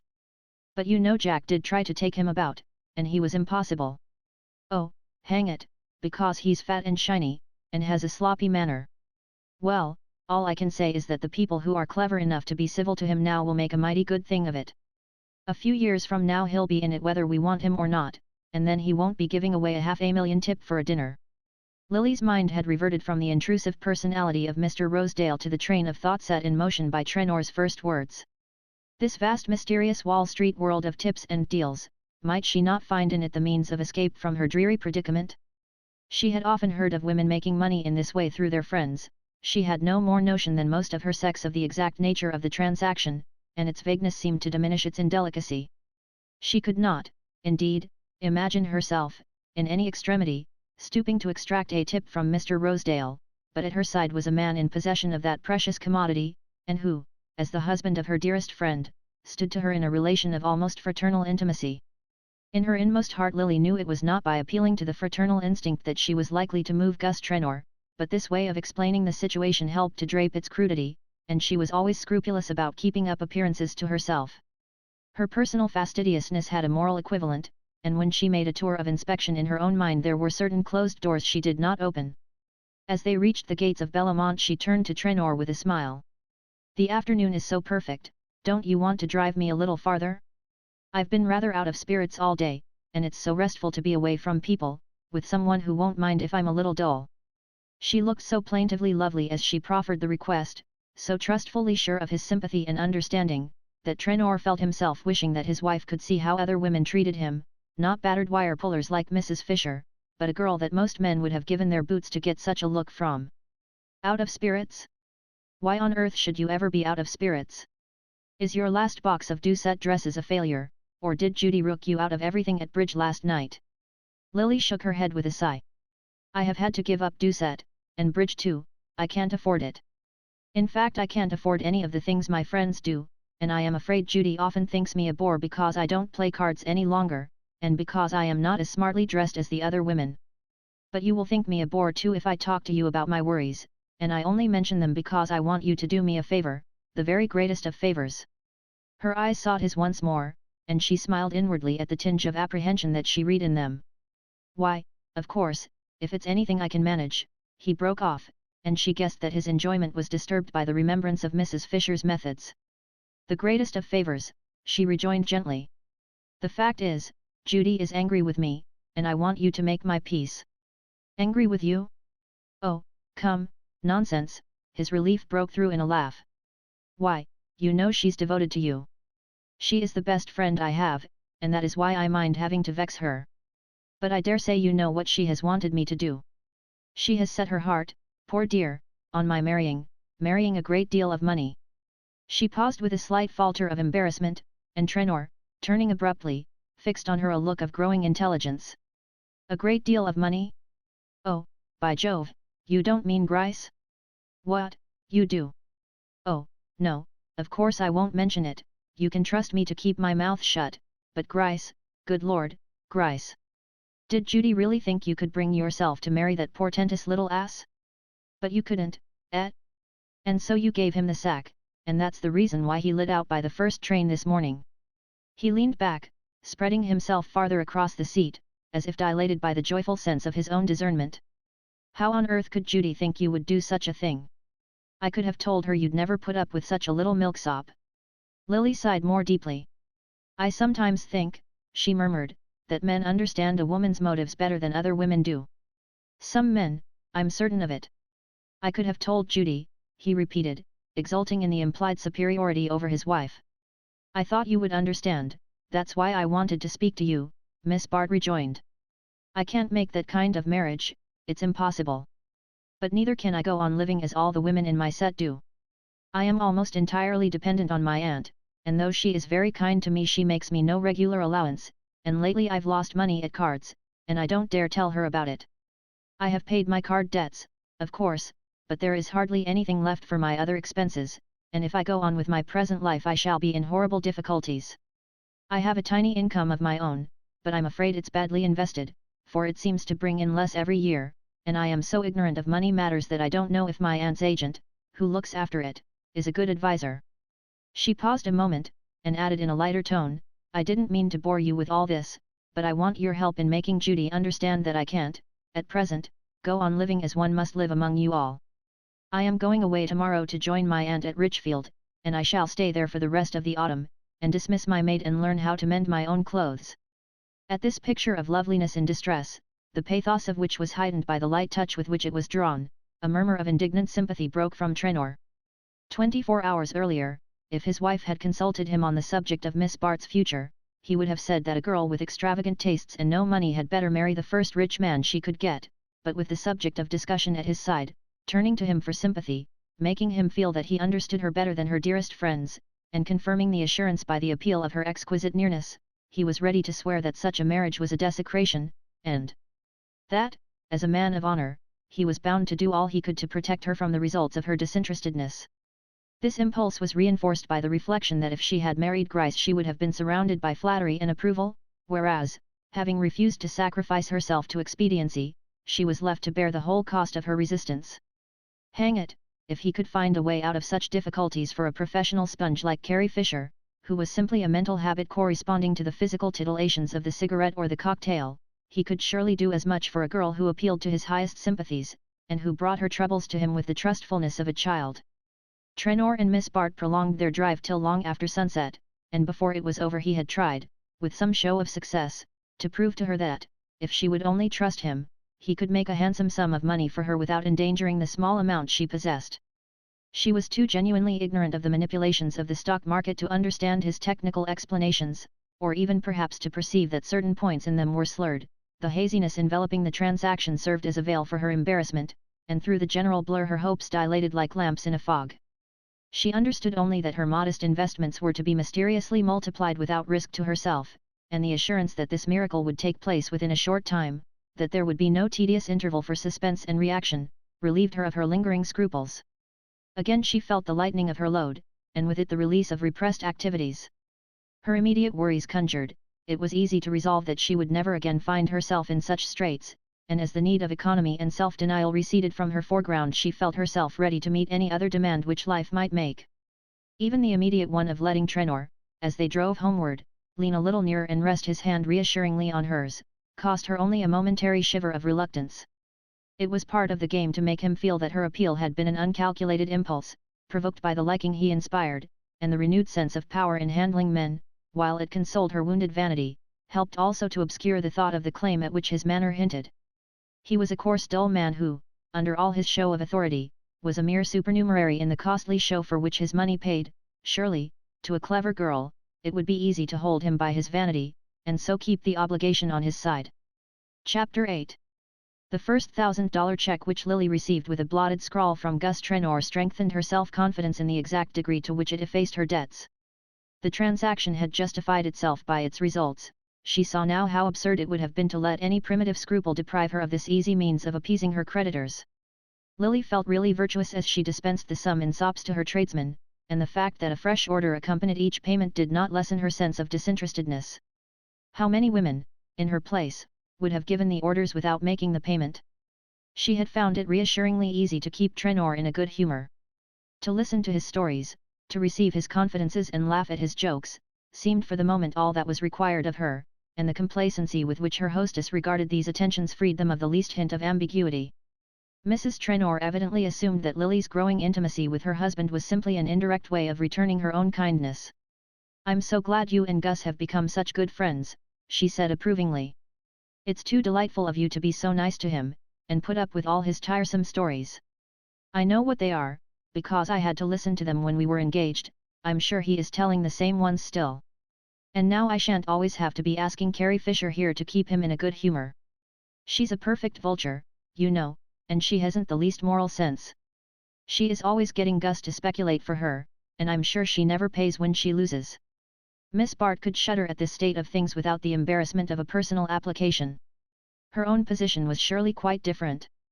There could be no question of her not paying when she lost, since Trenor had assured her that she was certain not to lose.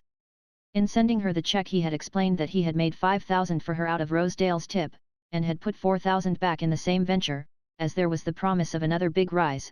She understood therefore that he was now speculating with her own money, and that she consequently owed him no more than the gratitude which such a trifling service demanded. She vaguely supposed that, to raise the first sum, he had borrowed on her securities, but this was a point over which her curiosity did not linger. It was concentrated, for the moment, on the probable date of the next big rise. The news of this event was received by her some weeks later, on the occasion of Jack Stepney's marriage to Miss Van Osburgh. As a cousin of the bridegroom, Miss Bart had been asked to act as bridesmaid, but she had declined on the plea that, since she was much taller than the other attendant virgins, her presence might mar the symmetry of the group. The truth was, she had attended too many brides to the altar. When next seen there she meant to be the chief figure in the ceremony. She knew the pleasantries made at the expense of young girls who have been too long before the public, and she was resolved to avoid such assumptions of youthfulness as might lead people to think her older than she really was. The Van Osburgh marriage was celebrated in the village church near the paternal estate on the Hudson. It was the simple country wedding to which guests are convoyed in special trains, and from which the hordes of the uninvited have to be fended off by the intervention of the police.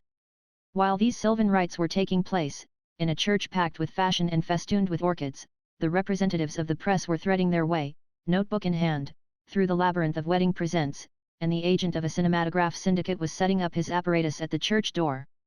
It was the kind of scene in which Lily had often pictured herself as taking the principal part, and on this occasion the fact that she was once more merely a casual spectator, instead of the mystically veiled figure occupying the center of attention, strengthened her resolve to assume the latter part before the year was over.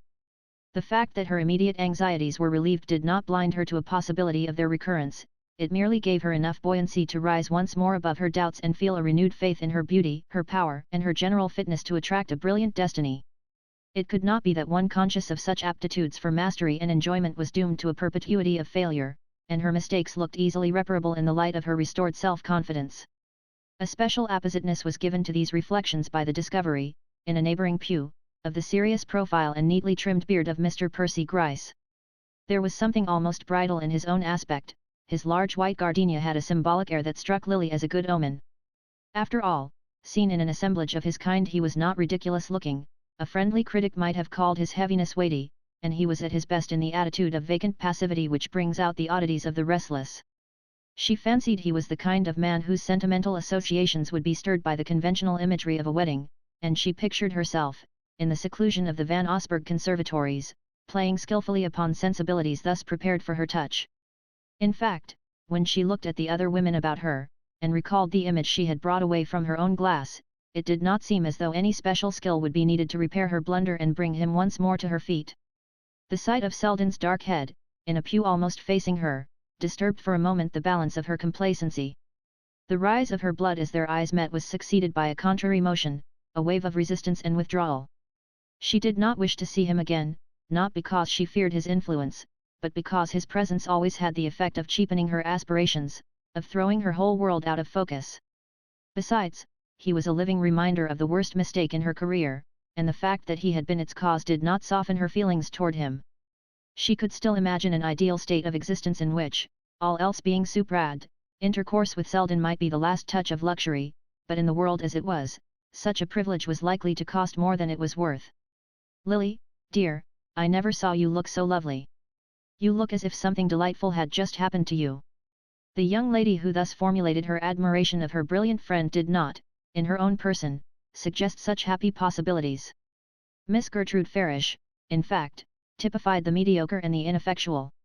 If there were compensating qualities in her wide frank glance and the freshness of her smile, these were qualities which only the sympathetic observer would perceive before noticing that her eyes were of a workaday grey and her lips without haunting curves. Lily's own view of her wavered between pity for her limitations and impatience at her cheerful acceptance of them. To Miss Bart, as to her mother, acquiescence in dinginess was evidence of stupidity, and there were moments when, in the consciousness of her own power to look and to be so exactly what the occasion required, she almost felt that other girls were plain and inferior from choice. Certainly no one need have confessed such acquiescence in her lot as was revealed in the useful colour of Gertie Farish's gown and the subdued lines of her hat. It is almost as stupid to let your clothes betray that you know you are ugly as to have them proclaim that you think you are beautiful. Of course, being fatally poor and dingy, it was wise of Gertie to have taken up philanthropy and symphony concerts, but there was something irritating in her assumption that existence yielded no higher pleasures, and that one might get as much interest and excitement out of life in a cramped flat as in the splendours of the Van Osburgh establishment. Today, however, her chirping enthusiasms did not irritate Lily. They seemed only to throw her own exceptionalness into becoming relief, and give a soaring vastness to her scheme of life. "Do let us go and take a peep at the presents before everyone else leaves the dining room," suggested Miss Farish, linking her arm in her friend's. It was characteristic of her to take a sentimental and unenvious interest in all the details of a wedding. She was the kind of person who always kept her handkerchief out during the service, and departed clutching a box of wedding cake. "Isn't everything beautifully done?" she pursued, as they entered the distant drawing-room assigned to the display of Miss Van Osburgh's bridal spoils. "I always say no one does things better than Cousin Grace. Did you ever taste anything more delicious than that mousse of lobster with champagne sauce? I made up my mind weeks ago that I wouldn't miss this wedding, and just fancy how delightfully it all came about. When Lawrence Selden heard I was coming, he insisted on fetching me himself and driving me to the station, and when we go back this evening I am to dine with him at Sherry's. I really feel as excited as if I were getting married myself." Lily smiled. She knew that Selden had always been kind to his dull cousin, and she had sometimes wondered why he wasted so much time in such an unremunerative manner, but now the thought gave her a vague pleasure. "Do you see him often?" she asked. "Yes, he is very good about dropping in on Sundays. And now and then we do a play together, but lately I haven't seen much of him. He doesn't look well, and he seems nervous and unsettled. The dear fellow! I do wish he would marry some nice girl. I told him so today, but he said he didn't care for the really nice ones, and the other kind didn't care for him, but that was just his joke, of course. He could never marry a girl who wasn't nice. Oh, my dear, did you ever see such pearls?" They had paused before the table on which the bride's jewels were displayed, and Lily's heart gave an envious throb as she caught the refraction of light from their surfaces, the milky gleam of perfectly matched pearls, the flash of rubies relieved against contrasting velvet, the intense blue rays of sapphires kindled into light by surrounding diamonds, all these precious tints enhanced and deepened by the varied art of their setting. The glow of the stones warmed Lily's veins like wine. More completely than any other expression of wealth they symbolized the life she longed to lead, the life of fastidious aloofness and refinement in which every detail should have the finish of a jewel, and the whole form a harmonious setting to her own jewel-like rareness. "Oh, Lily, do look at this diamond pendant, it's as big as a dinner plate. Who can have given it?" Miss Farish bent short-sightedly over the accompanying card. "Mr. Simon Rosedale." "What, that horrid man? Oh, yes, I remember he's a friend of Jack's, and I suppose Cousin Grace had to ask him here today, but she must rather hate having to let Gwen accept such a present from him." Lily smiled. She doubted Mrs. Van Osburgh's reluctance, but was aware of Miss Farish's habit of ascribing her own delicacies of feeling to the persons least likely to be encumbered by them. "Well, if Gwen doesn't care to be seen wearing it she can always exchange it for something else," she remarked. "Ah, here is something so much prettier," Miss Farish continued. "Do look at this exquisite white sapphire. I'm sure the person who chose it must have taken particular pains. What is the name? Percy Gryce? Ah, then I'm not surprised." She smiled significantly as she replaced the card. Of course you've heard that he's perfectly devoted to Evie Van Osburgh? Cousin Grace is so pleased about it, it's quite a romance. He met her first at the George Dorset's, only about 6 weeks ago, and it's just the nicest possible marriage for dear Evie. Oh, I don't mean the money, of course she has plenty of her own, but she's such a quiet stay-at-home kind of girl, and it seems he has just the same tastes, so they are exactly suited to each other. Lily stood staring vacantly at the white sapphire on its velvet bed. Evie Van Osburgh and Percy Gryce? The names rang derisively through her brain. Evie Van Osburgh? The youngest, dumpiest, dullest of the 4 dull and dumpy daughters whom Mrs. Van Osburgh, with unsurpassed astuteness, had placed one by one in enviable niches of existence. Ah, lucky girls who grow up in the shelter of a mother's love, a mother who knows how to contrive opportunities without conceding favors, how to take advantage of propinquity without allowing appetite to be dulled by habit. The cleverest girl may miscalculate where her own interests are concerned, may yield too much at one moment and withdraw too far at the next. It takes a mother's unerring vigilance and foresight to land her daughters safely in the arms of wealth and suitability. Lily's passing light-heartedness sank beneath a renewed sense of failure. Life was too stupid, too blundering. Why should Percy Gryce's millions be joined to another great fortune? Why should this clumsy girl be put in possession of powers she would never know how to use? She was roused from these speculations by a familiar touch on her arm, and turning saw Gus Trenor beside her. She felt a thrill of vexation. What right had he to touch her? Luckily Gertie Farish had wandered off to the next table, and they were alone. Trenor, looking stouter than ever in his tight frock coat, and unbecomingly flushed by the bridal libations, gazed at her with undisguised approval. By Jove, Lily, you do look a stunner. He had slipped insensibly into the use of her Christian name, and she had never found the right moment to correct him. Besides, in her set all the men and women called each other by their Christian names, it was only on Trenor's lips that the familiar address had an unpleasant significance. Well, he continued, still jovially impervious to her annoyance, have you made up your mind which of these little trinkets you mean to duplicate at Tiffany's tomorrow? I've got a check for you in my pocket that will go a long way in that line. Lily gave him a startled look, his voice was louder than usual, and the room was beginning to fill with people. But as her glance assured her that they were still beyond earshot, a sense of pleasure replaced her apprehension. Another dividend? She asked, smiling and drawing near him in the desire not to be overheard. Well, not exactly, I sold out on the rise and I've pulled off 4 thou for you. Not so bad for a beginner, eh? I suppose you'll begin to think you're a pretty knowing speculator. And perhaps you won't think poor old Gus such an awful ass as some people do. I think you the kindest of friends, but I can't thank you properly now. She let her eyes shine into his with a look that made up for the hand clasp he would have claimed if they had been alone, and how glad she was that they were not. The news filled her with the glow produced by a sudden cessation of physical pain. The world was not so stupid and blundering after all. Now and then a stroke of luck came to the unluckiest. At the thought her spirits began to rise. It was characteristic of her that one trifling piece of good fortune should give wings to all her hopes. Instantly came the reflection that Percy Gryce was not irretrievably lost, and she smiled to think of the excitement of recapturing him from Evie Van Osburgh. What chance could such a simpleton have against her if she chose to exert herself? She glanced about, hoping to catch a glimpse of Gryce, but her eyes lit instead on the glossy countenance of Mr. Rosedale, who was slipping through the crowd with an air half obsequious, half obtrusive, as though, the moment his presence was recognized, it would swell to the dimensions of the room. Not wishing to be the means of effecting this enlargement, Lily quickly transferred her glance to Trenor, to whom the expression of her gratitude seemed not to have brought the complete gratification she had meant it to give. Hang thanking me, I don't want to be thanked, but I should like the chance to say 2 words to you now and then, he grumbled. I thought you were going to spend the whole autumn with us, and I've hardly laid eyes on you for the last month. Why can't you come back to Bellamont this evening? We're all alone, and Judy is as cross as 2 sticks. Do come and cheer a fellow up. If you say yes, I'll run you over in the motor, and you can telephone your maid to bring your traps from town by the next train. Lily shook her head with a charming semblance of regret. I wish I could, but it's quite impossible. My aunt has come back to town, and I must be with her for the next few days. Well, I've seen a good deal less of you since we've got to be such pals than I used to when you were Judy's friend, he continued with unconscious penetration. When I was Judy's friend? Am I not her friend still? Really, you say the most absurd things.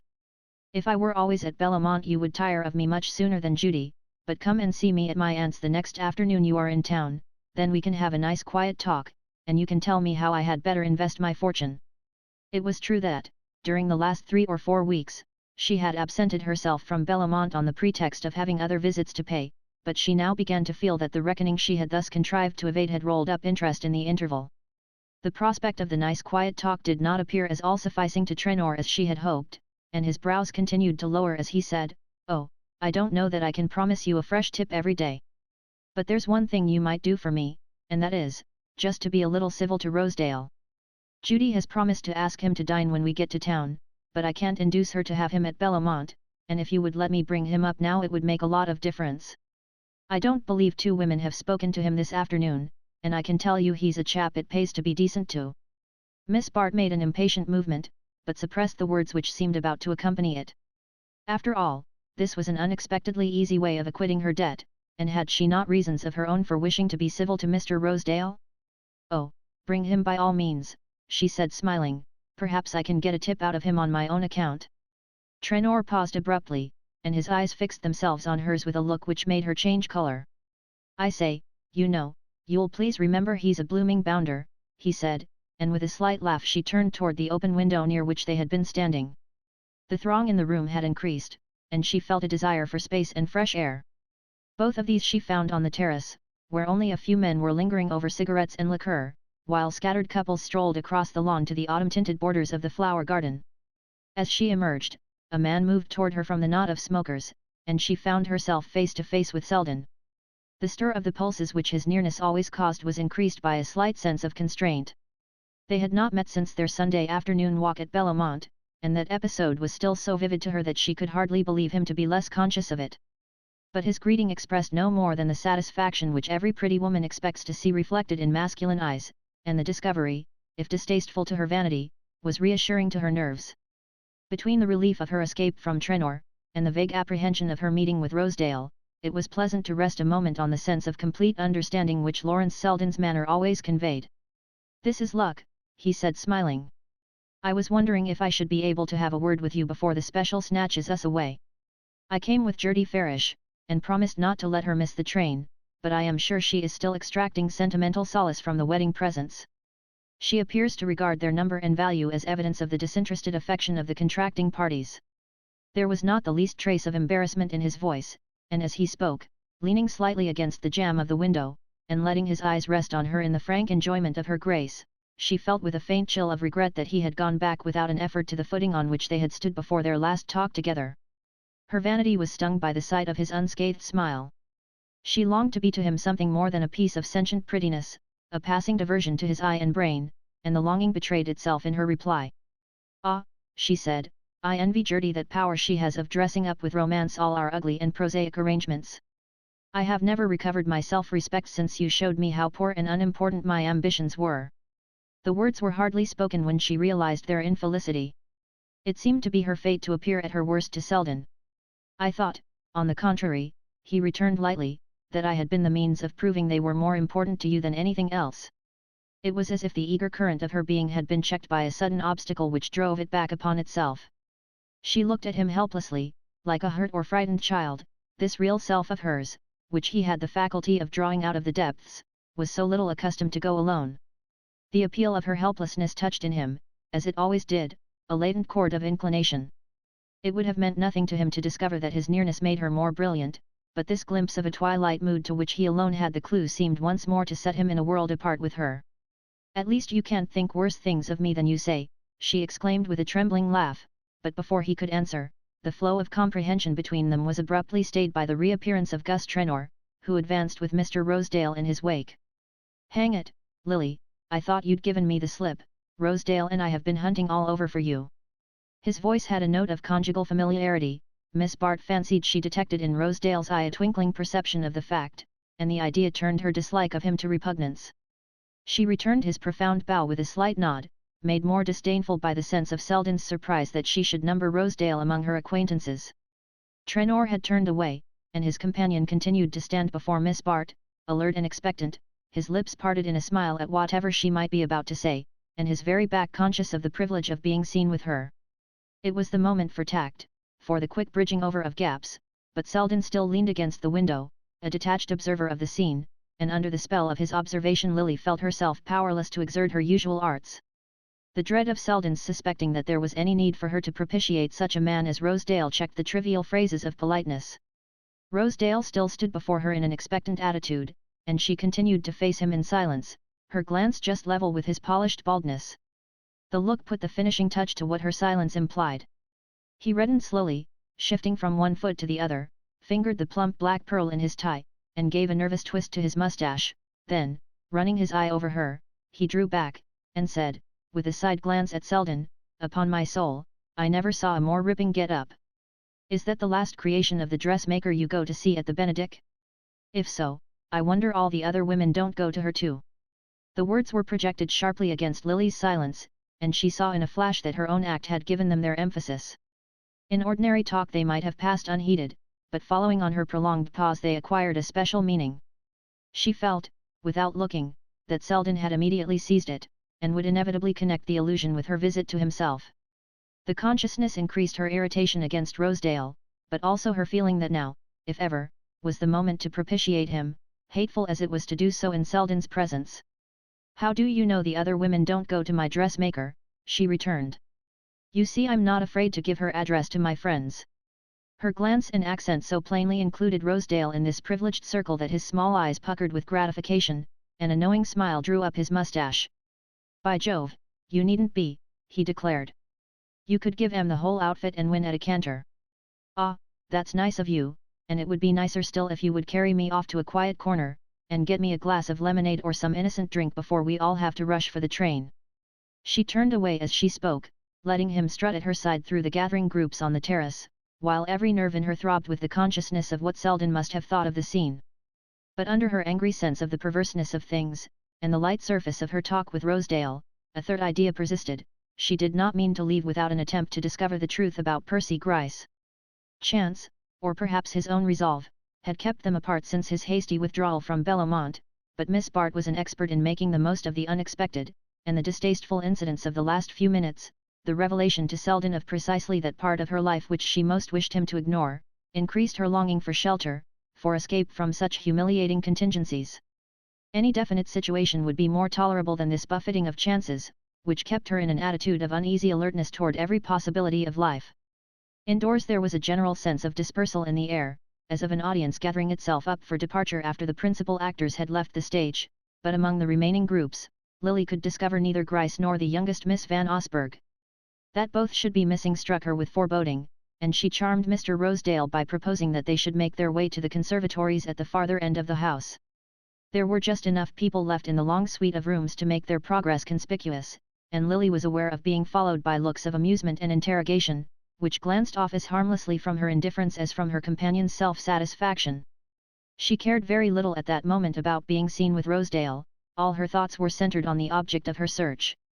The latter, however, was not discoverable in the conservatories, and Lily, oppressed by a sudden conviction of failure, was casting about for a way to rid herself of her now superfluous companion, when they came upon Mrs. Van Osburgh, flushed and exhausted, but beaming with the consciousness of duty performed. She glanced at them a moment with the benign but vacant eye of the tired hostess, to whom her guests have become mere whirling spots in a kaleidoscope of fatigue, then her attention became suddenly fixed, and she seized on Miss Bart with a confidential gesture. "My dear Lily, I haven't had time for a word with you, and now I suppose you are just off. Have you seen Evie? She's been looking everywhere for you. She wanted to tell you her little secret, but I dare say you have guessed it already. The engagement is not to be announced till next week, but you are such a friend of Mr. Gryce's that they both wished you to be the first to know of their happiness." Chapter 9. In Mrs. Peniston's youth, fashion had returned to town in October, therefore on the 10th day of the month the blinds of her Fifth Avenue residence were drawn up, and the eyes of the dying gladiator in bronze who occupied the drawing-room window resumed their survey of that deserted thoroughfare. The first 2 weeks after her return represented to Mrs. Peniston the domestic equivalent of a religious retreat. She went through the linen and blankets in the precise spirit of the penitent exploring the inner folds of conscience. She sought for moths as the stricken soul seeks for lurking infirmities. The topmost shelf of every closet was made to yield up its secret, cellar and coal bin were probed to their darkest depths and, as a final stage in the lustral rites, the entire house was swathed in penitential white and deluged with expiatory soapsuds. It was on this phase of the proceedings that Miss Bart entered on the afternoon of her return from the Van Osburgh wedding. The journey back to town had not been calculated to soothe her nerves. Though Evie Van Osburgh's engagement was still officially a secret, it was one of which the innumerable intimate friends of the family were already possessed, and the trainful of returning guests buzzed with illusions and anticipations. Lily was acutely aware of her own part in this drama of innuendo. She knew the exact quality of the amusement the situation evoked. The crude forms in which her friends took their pleasure included a loud enjoyment of such complications, the zest of surprising destiny in the act of playing a practical joke. Lily knew well enough how to bear herself in difficult situations. She had, to a shade, the exact manner between victory and defeat. Every insinuation was shed without an effort by the bright indifference of her manner. But she was beginning to feel the strain of the attitude, the reaction was more rapid, and she lapsed to a deeper self-disgust.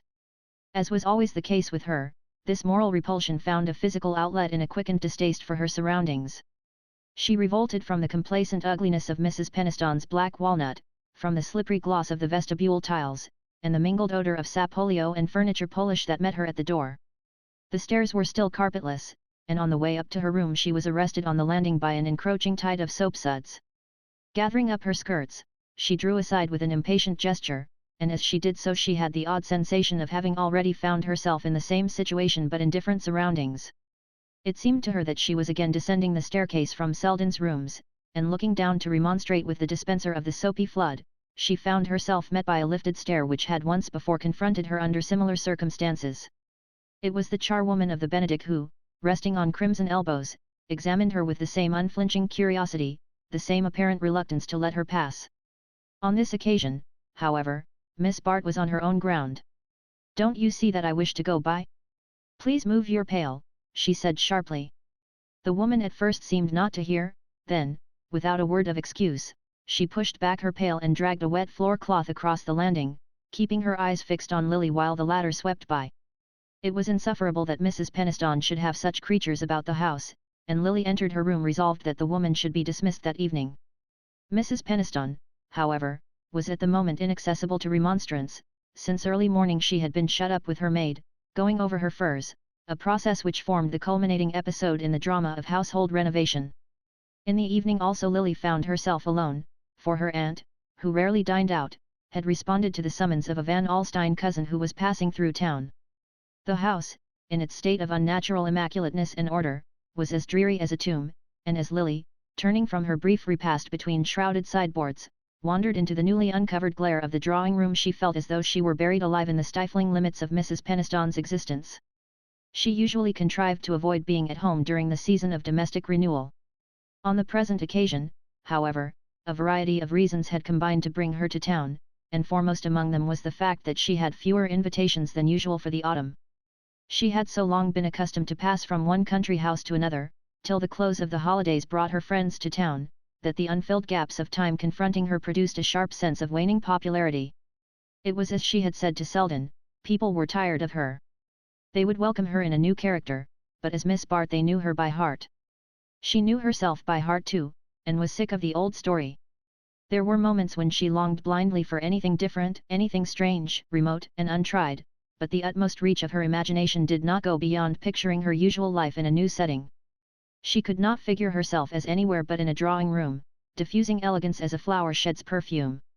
Meanwhile, as October advanced she had to face the alternative of returning to the Trenors or joining her aunt in town. Even the desolating dullness of New York in October, and the soapy discomforts of Mrs. Peniston's interior, seemed preferable to what might await her at Bellomont, and with an air of heroic devotion she announced her intention of remaining with her aunt till the holidays.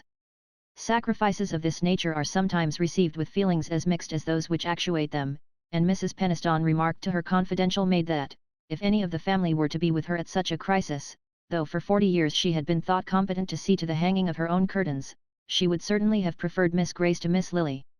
Grace Stepney was an obscure cousin, of adaptable manners and vicarious interests, who ran in to sit with Mrs. Peniston when Lily dined out too continuously, who played bézique, picked up dropped stitches, read out the deaths from the Times, and sincerely admired the purple satin drawing-room curtains, the dying gladiator in the window, and the 7x5 painting of Niagara which represented the one artistic excess of Mr. Peniston's temperate career.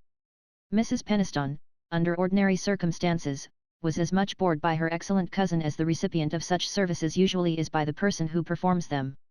She greatly preferred the brilliant and unreliable Lily, who did not know one end of a crochet needle from the other, and had frequently wounded her susceptibilities by suggesting that the drawing room should be done over. But when it came to hunting for missing napkins, or helping to decide whether the backstairs needed recarpeting, Grace's judgment was certainly sounder than Lily's, not to mention the fact that the latter resented the smell of beeswax and brown soap, and behaved as though she thought a house ought to keep clean of itself, without extraneous assistance. Seated under the cheerless blaze of the drawing-room chandelier, Mrs. Peniston never lit the lamps unless there was company. Lily seemed to watch her own figure retreating down vistas of neutral-tinted dullness to a middle age like Grace Stepney's. When she ceased to amuse Judy Trenor and her friends, she would have to fall back on amusing Mrs. Peniston. Whichever way she looked, she saw only a future of servitude to the whims of others, never the possibility of asserting her own eager individuality.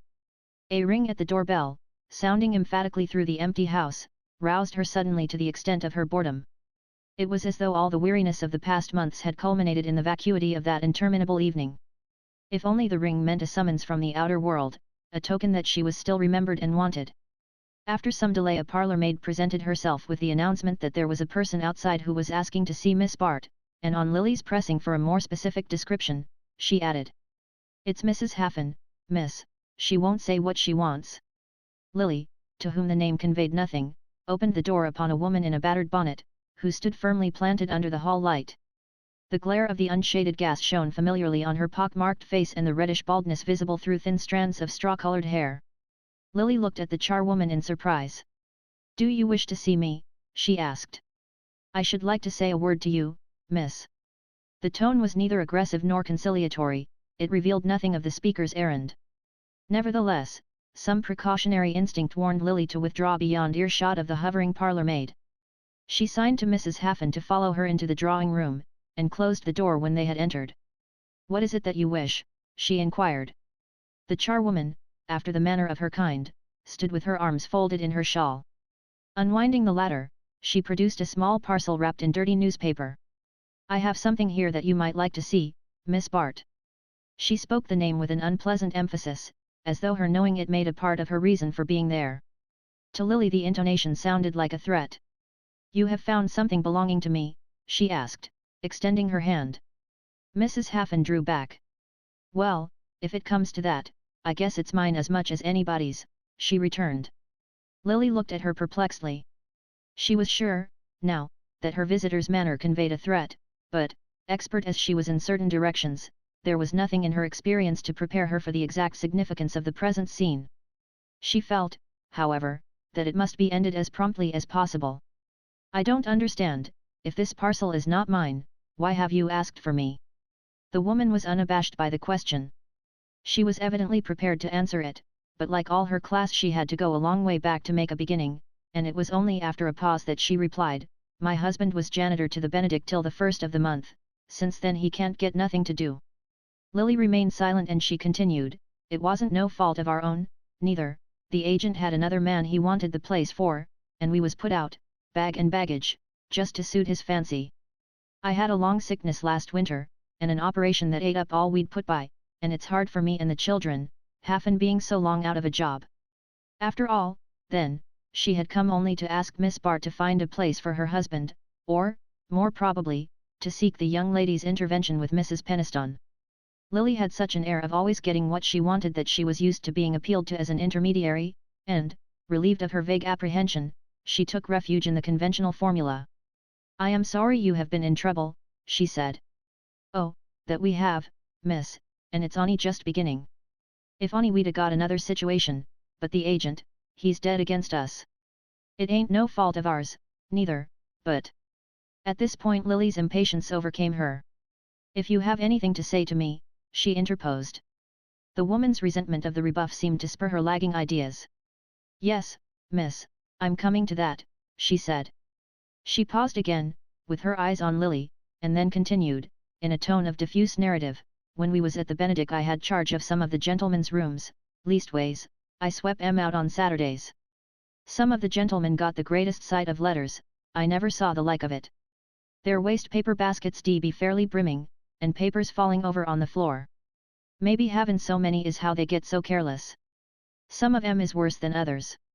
Mr. Selden, Mr. Lawrence Selden, he was always one of the carefulest, burnt his letters in winter, and tore 'em in little bits in summer. But sometimes he'd have so many he'd just bunch 'em together, the way the others did, and tear the lot through once, like this. While she spoke she had loosened the string from the parcel in her hand, and now she drew forth a letter which she laid on the table between Miss Bart and herself. As she had said, the letter was torn in two, but with a rapid gesture she laid the torn edges together and smoothed out the page. A wave of indignation swept over Lily. She felt herself in the presence of something vile, as yet but dimly conjectured, the kind of vileness of which people whispered, but which she had never thought of as touching her own life. She drew back with a motion of disgust, but her withdrawal was checked by a sudden discovery. Under the glare of Mrs. Peniston's chandelier she had recognized the handwriting of the letter. It was a large disjointed hand, with a flourish of masculinity which but slightly disguised its rambling weakness, and the words, scrawled in heavy ink on pale-tinted notepaper, smote on Lily's ear as though she had heard them spoken. At first she did not grasp the full import of the situation. She understood only that before her lay a letter written by Bertha Dorset, and addressed, presumably, to Lawrence Selden. There was no date, but the blackness of the ink proved the writing to be comparatively recent. The packet in Mrs. Haffin's hand doubtless contained more letters of the same kind, a dozen, Lily conjectured from its thickness.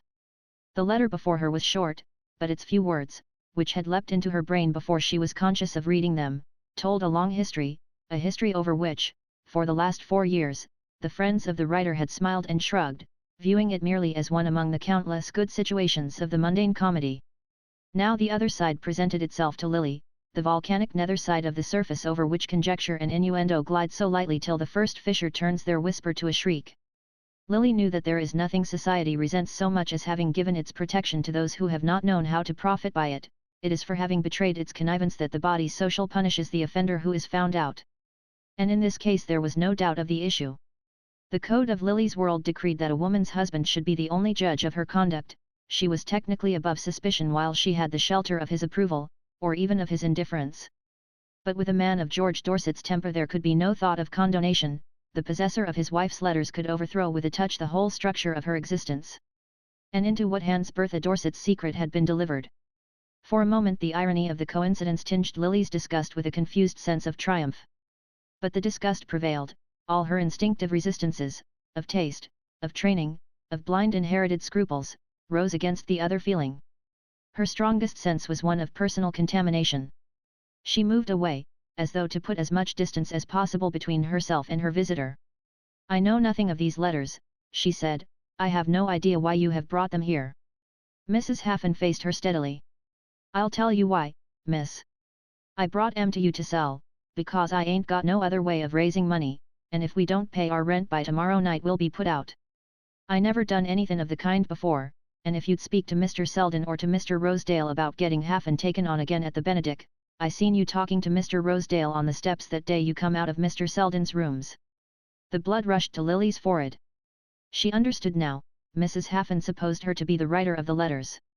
In the first leap of her anger she was about to ring and order the woman out, but an obscure impulse restrained her. The mention of Selden's name had started a new train of thought. Bertha Dorset's letters were nothing to her, they might go where the current of chance carried them. But Selden was inextricably involved in their fate. Men do not, at worst, suffer much from such exposure, and in this instance the flash of divination which had carried the meaning of the letters to Lily's brain had revealed also that they were appeals, repeated and therefore probably unanswered, for the renewal of a tie which time had evidently relaxed. Nevertheless, the fact that the correspondence had been allowed to fall into strange hands would convict Selden of negligence in a matter where the world holds it least pardonable, and there were graver risks to consider where a man of Dorset's ticklish balance was concerned. If she weighed all these things it was unconsciously. She was aware only of feeling that Selden would wish the letters rescued, and that therefore she must obtain possession of them. Beyond that her mind did not travel. She had, indeed, a quick vision of returning the packet to Bertha Dorset, and of the opportunities the restitution offered, but this thought lit up abysses from which she shrank back ashamed. Meanwhile Mrs. Haffin, prompt to perceive her hesitation, had already opened the packet and ranged its contents on the table. All the letters had been pieced together with strips of thin paper. Some were in small fragments, the others merely torn in half. Though there were not many, thus spread out they nearly covered the table. Lily's glance fell on a word here and there, then she said in a low voice, "What do you wish me to pay you?" Mrs. Haffin's face reddened with satisfaction. It was clear that the young lady was badly frightened, and Mrs. Haffin was the woman to make the most of such fears. Anticipating an easier victory than she had foreseen, she named an exorbitant sum. But Miss Bart showed herself a less ready prey than might have been expected from her imprudent opening. She refused to pay the price named, and after a moment's hesitation, met it by a counter-offer of half the amount. Mrs. Haffin immediately stiffened. Her hand travelled toward the outspread letters, and folding them slowly, she made as though to restore them to their wrapping. "I guess they're worth more to you than to me, miss, but the poor has got to live as well as the rich," she observed sententiously. Lily was throbbing with fear, but the insinuation fortified her resistance. "You are mistaken," she said indifferently. "I have offered all I am willing to give for the letters, but there may be other ways of getting them." Mrs. Haffin raised a suspicious glance. She was too experienced not to know that the traffic she was engaged in had perils as great as its rewards, and she had a vision of the elaborate machinery of revenge which a word of this commanding young lady's might set in motion. She applied the corner of her shawl to her eyes, and murmured through it that no good came of bearing too hard on the poor, but that for her part she had never been mixed up in such a business before, and that on her honour as a Christian all she and Haffin had thought of was that the letters mustn't go any farther. Lily stood motionless, keeping between herself and the charwoman the greatest distance compatible with the need of speaking in low tones. The idea of bargaining for the letters was intolerable to her, but she knew that, if she appeared to weaken, Mrs. Haffin would at once increase her original demand.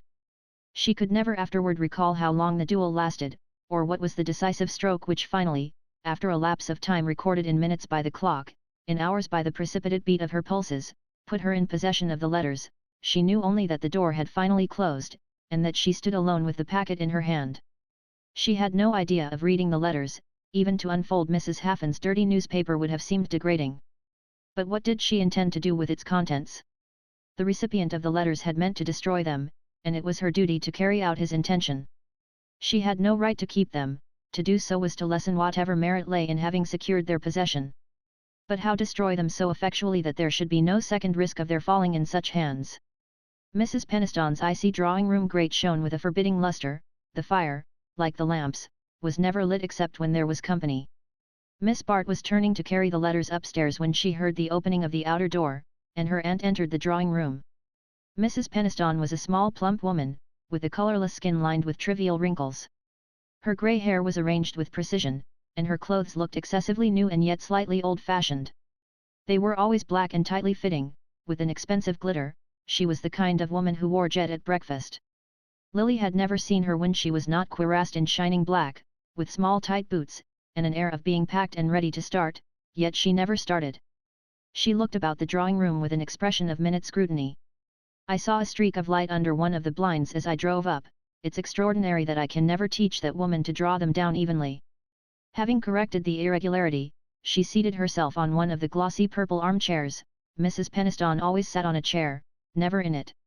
Then she turned her glance to Miss Bart. "My dear, you look tired. I suppose it's the excitement of the wedding." Cornelia Van Alstyne was full of it.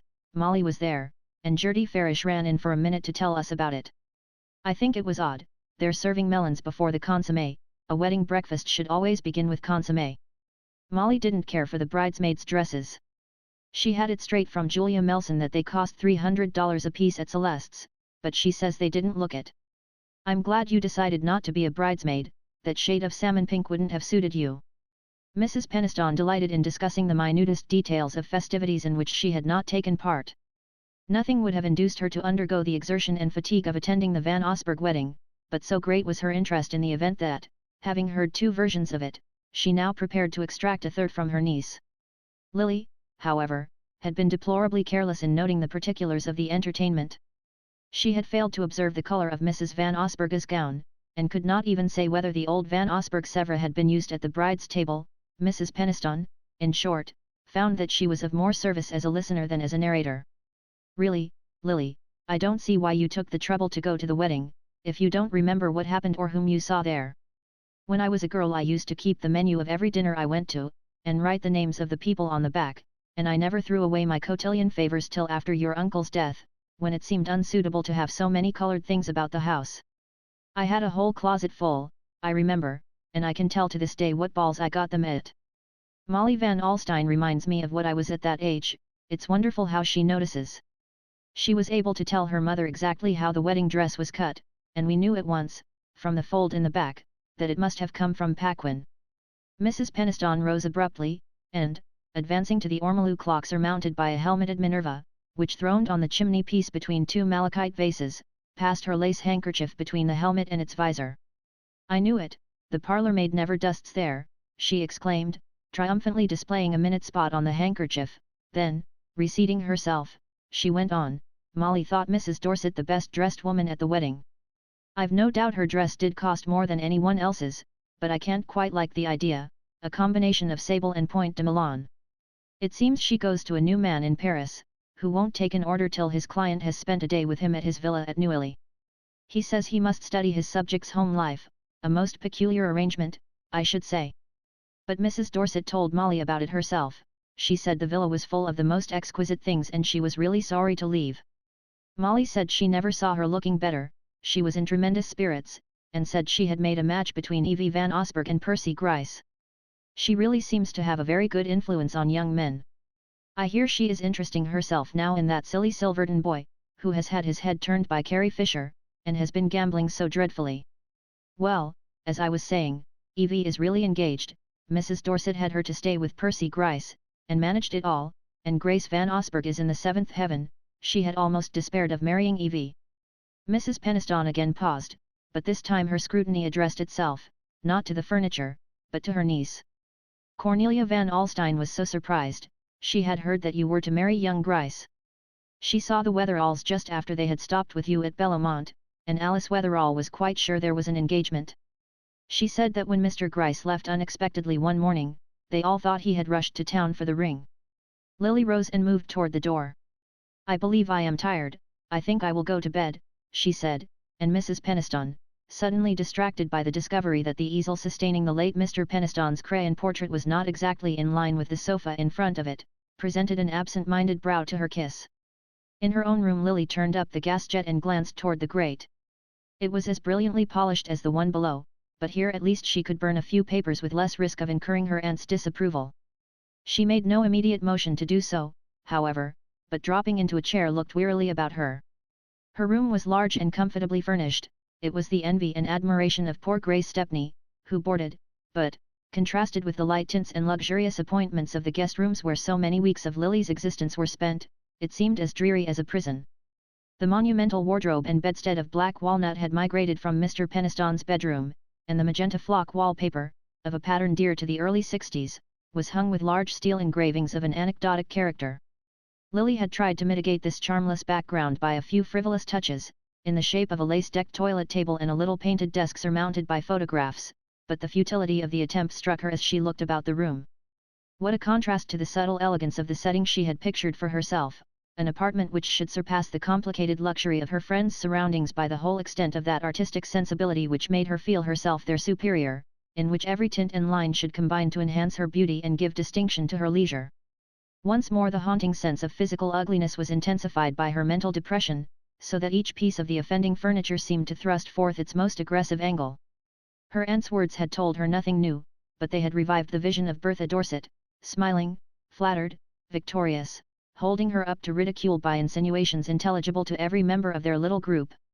The thought of the ridicule struck deeper than any other sensation. Lily knew every turn of the elusive jargon which could flay its victims without the shedding of blood. Her cheek burned at the recollection, and she rose and caught up the letters. She no longer meant to destroy them, that intention had been effaced by the quick corrosion of Mrs. Peniston's words. Instead, she approached her desk, and lighting a taper, tied and sealed the packet. Then she opened the wardrobe, drew out a dispatch box, and deposited the letters within it. As she did so, it struck her with a flash of irony that she was indebted to Gus Trenor for the means of buying them. Chapter 10. The autumn dragged on monotonously. Miss Bart had received 1 or 2 notes from Judy Trenor, reproaching her for not returning to Bellomont, but she replied evasively, alleging the obligation to remain with her aunt. In truth, however, she was fast wearying of her solitary existence with Mrs. Peniston, and only the excitement of spending her newly acquired money lightened the dullness of the days. All her life Lily had seen money go out as quickly as it came in, and whatever theories she cultivated as to the prudence of setting aside a part of her gains, she had unhappily no saving vision of the risks of the opposite course. It was a keen satisfaction to feel that, for a few months at least, she would be independent of her friend's bounty, that she could show herself abroad without wondering whether some penetrating eye would detect in her dress the traces of Judy Trenor's refurbished splendor. The fact that the money freed her temporarily from all minor obligations obscured her sense of the greater one it represented, and having never before known what it was to command so large a sum, she lingered delectably over the amusement of spending it. It was on one of these occasions that, leaving a shop where she had spent an hour of deliberation over a dressing case of the most complicated elegance, she ran across Miss Farish, who had entered the same establishment with the modest object of having her watch repaired. Lily was feeling unusually virtuous. She had decided to defer the purchase of the dressing case till she should receive the bill for her new opera cloak, and the resolve made her feel much richer than when she had entered the shop. In this mood of self-approval she had a sympathetic eye for others, and she was struck by her friend's air of dejection. Miss Farish, it appeared, had just left the committee meeting of a struggling charity in which she was interested. The object of the association was to provide comfortable lodgings, with a reading room and other modest distractions, where young women of the class employed in downtown offices might find a home when out of work, or in need of rest, and the first year's financial report showed so deplorably small a balance that Miss Farish, who was convinced of the urgency of the work, felt proportionately discouraged by the small amount of interest it aroused. The other regarding sentiments had not been cultivated in Lily, and she was often bored by the relation of her friend's philanthropic efforts, but today her quick dramatizing fancy seized on the contrast between her own situation and that represented by some of Gertie's cases. These were young girls, like herself, some perhaps pretty, some not without a trace of her finer sensibilities. She pictured herself leading such a life as theirs, a life in which achievement seemed as squalid as failure, and the vision made her shudder sympathetically. The price of the dressing case was still in her pocket, and drawing out her little gold purse she slipped a liberal fraction of the amount into Miss Farish's hand.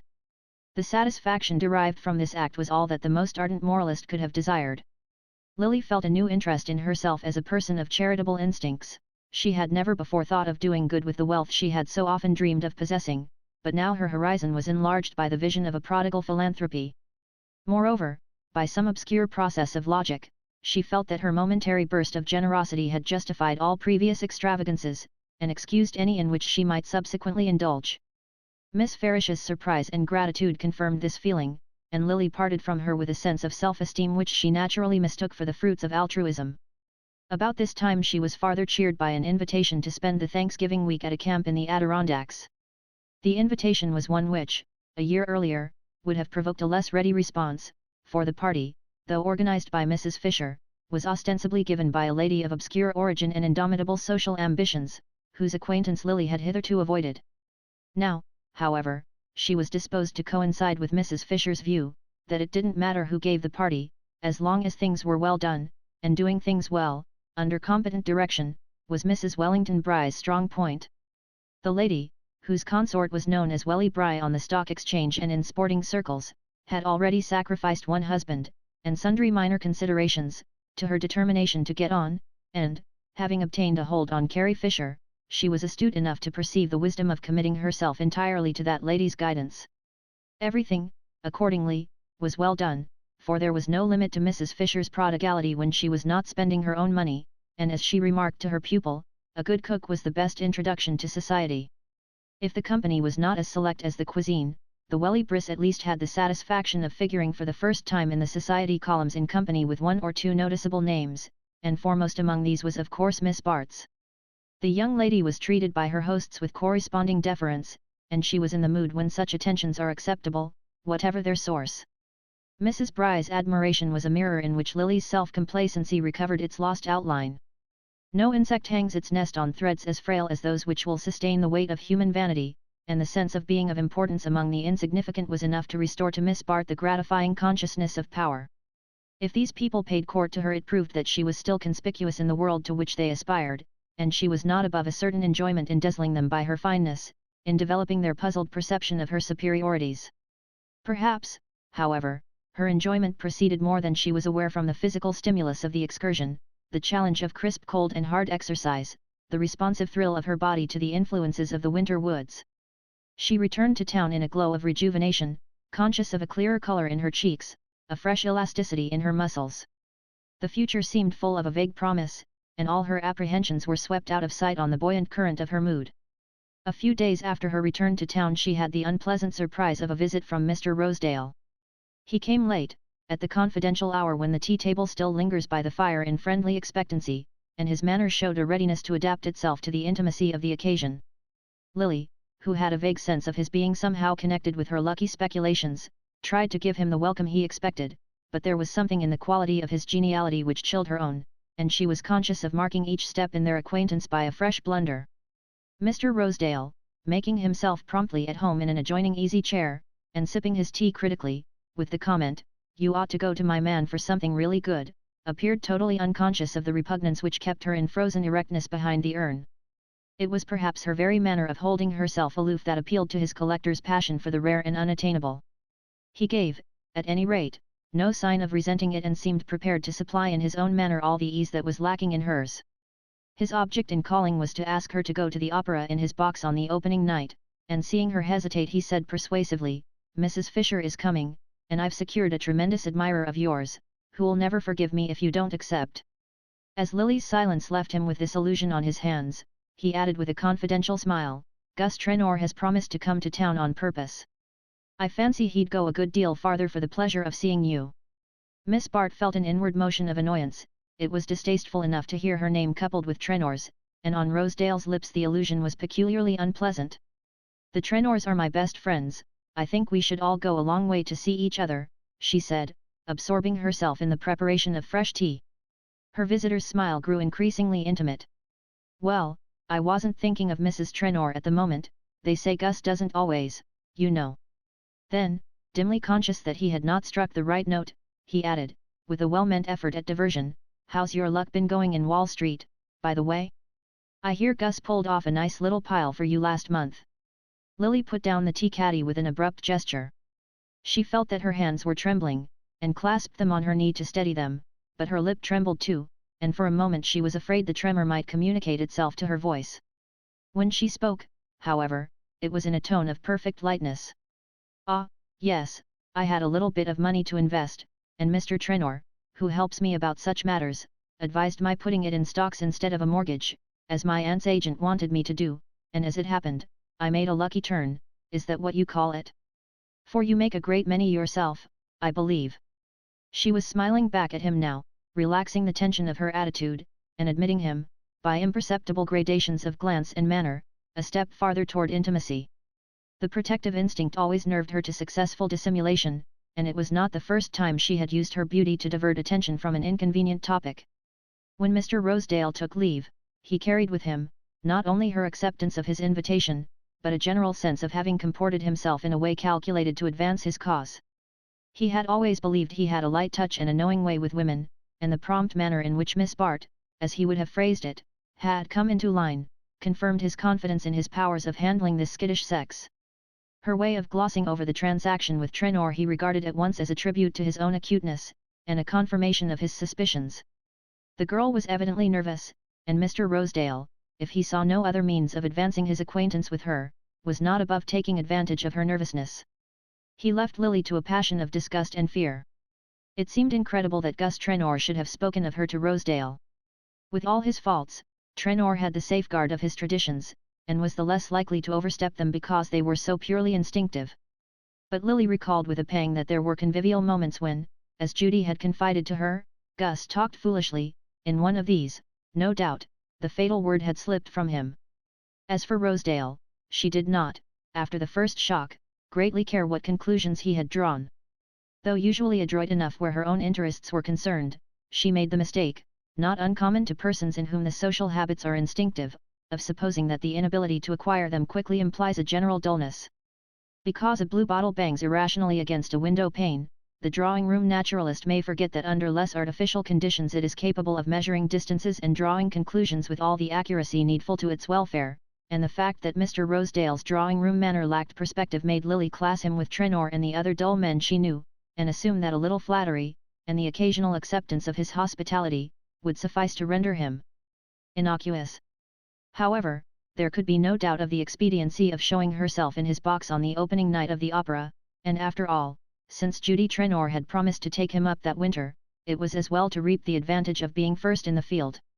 For a day or two after Rosedale's visit, Lily's thoughts were dogged by the consciousness of Trenor's shadowy claim, and she wished she had a clearer notion of the exact nature of the transaction which seemed to have put her in his power, but her mind shrank from any unusual application, and she was always helplessly puzzled by figures. Moreover, she had not seen Trenor since the day of the Van Osburgh wedding, and in his continued absence the trace of Rosedale's words was soon effaced by other impressions. When the opening night of the opera came, her apprehensions had so completely vanished that the sight of Trenor's ruddy countenance in the back of Mr. Rosedale's box filled her with a sense of pleasant reassurance. Lily had not quite reconciled herself to the necessity of appearing as Rosedale's guest on so conspicuous an occasion, and it was a relief to find herself supported by any one of her own set, for Mrs. Fisher's social habits were too promiscuous for her presence to justify Miss Bart's. To Lily, always inspirited by the prospect of showing her beauty in public, and conscious tonight of all the added enhancements of dress, the insistency of Trenor's gaze merged itself in the general stream of admiring looks of which she felt herself the centre.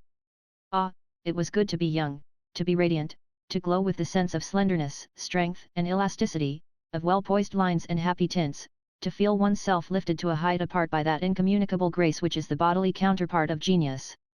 All means seemed justifiable to attain such an end, or rather, by a happy shifting of lights with which practice had familiarized Miss Bart, the cause shrank to a pinpoint in the general brightness of the effect.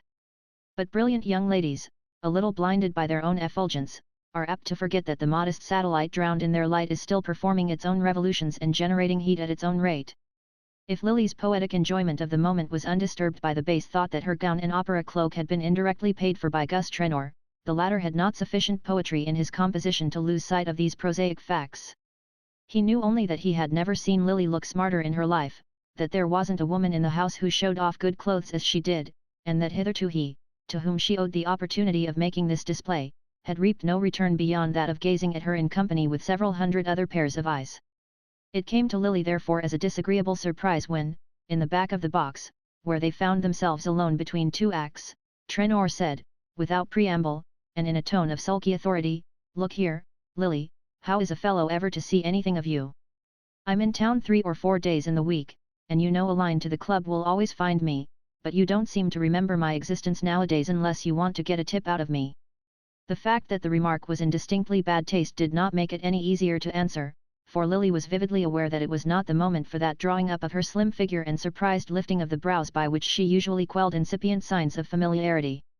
"I'm very much flattered by your wanting to see me," she returned, essaying lightness instead, "but, unless you have mislaid my address, it would have been easy to find me any afternoon at my aunt's. In fact, I rather expected you to look me up there." If she hoped to mollify him by this last concession, the attempt was a failure, for he only replied, with the familiar lowering of the brows that made him look his dullest when he was angry, "Hang going to your aunt's, and wasting the afternoon listening to a lot of other chaps talking to you. You know I'm not the kind to sit in a crowd and jaw. I'd always rather clear out when that sort of circus is going on. But why can't we go off somewhere on a little lark together, a nice quiet little expedition like that drive at Bellamont, the day you met me at the station?"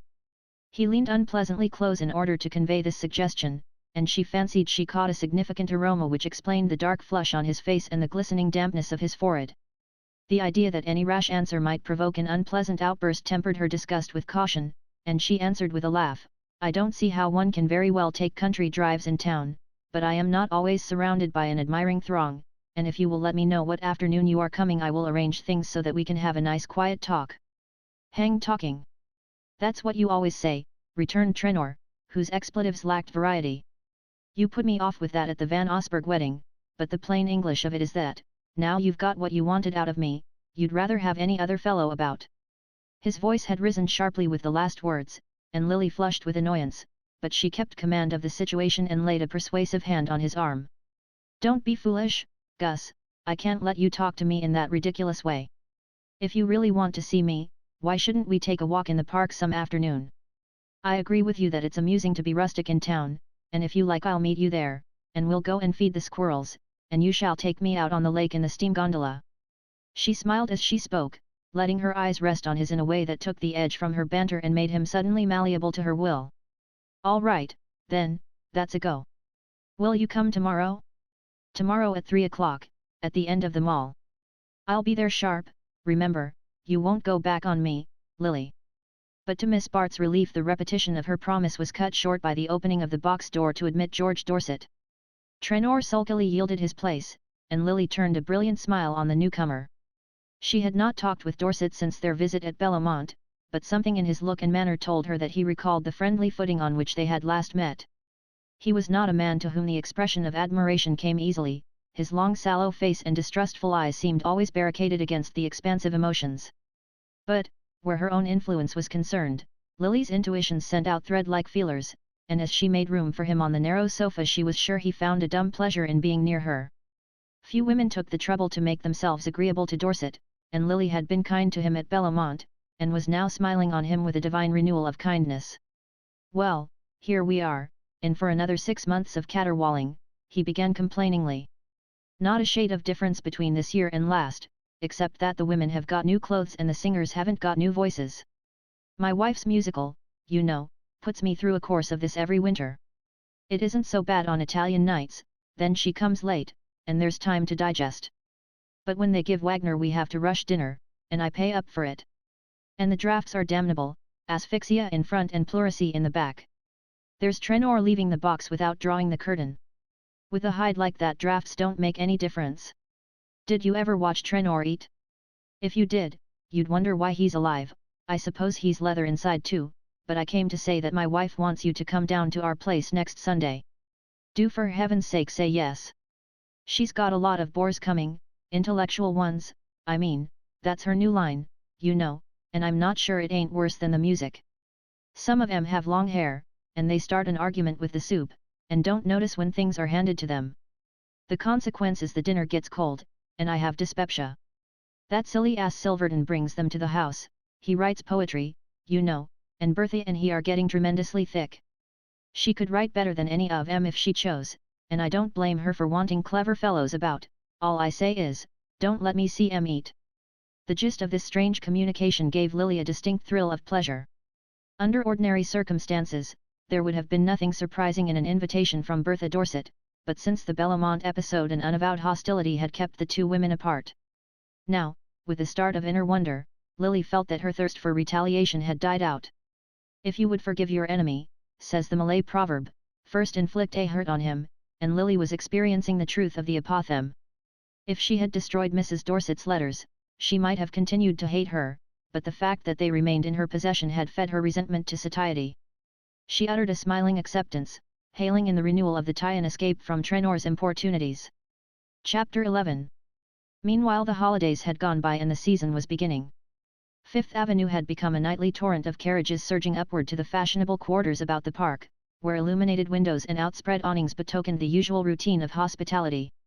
Other tributary currents crossed the mainstream, bearing their freight to the theatres, restaurants, or opera, and Mrs. Penistone, from the secluded watchtower of her upper window, could tell to a nicety just when the chronic volume of sound was increased by the sudden influx setting toward a Van Osburgh ball, or when the multiplication of wheels meant merely that the opera was over, or that there was a big supper at Sherry's. Mrs. Penistone followed the rise and culmination of the season as keenly as the most active sharer in its gaieties, and, as a looker-on, she enjoyed opportunities of comparison and generalization such as those who take part must proverbially forego. No one could have kept a more accurate record of social fluctuations, or have put a more unerring finger on the distinguishing features of each season, its dullness, its extravagance, its lack of balls or excess of divorces.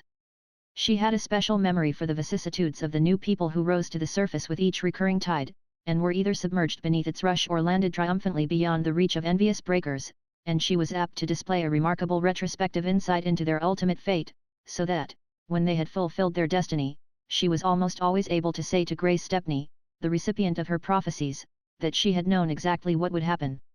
This particular season Mrs. Penistone would have characterized as that in which everybody felt poor except the Welly Briss and Mr. Simon Rosedale.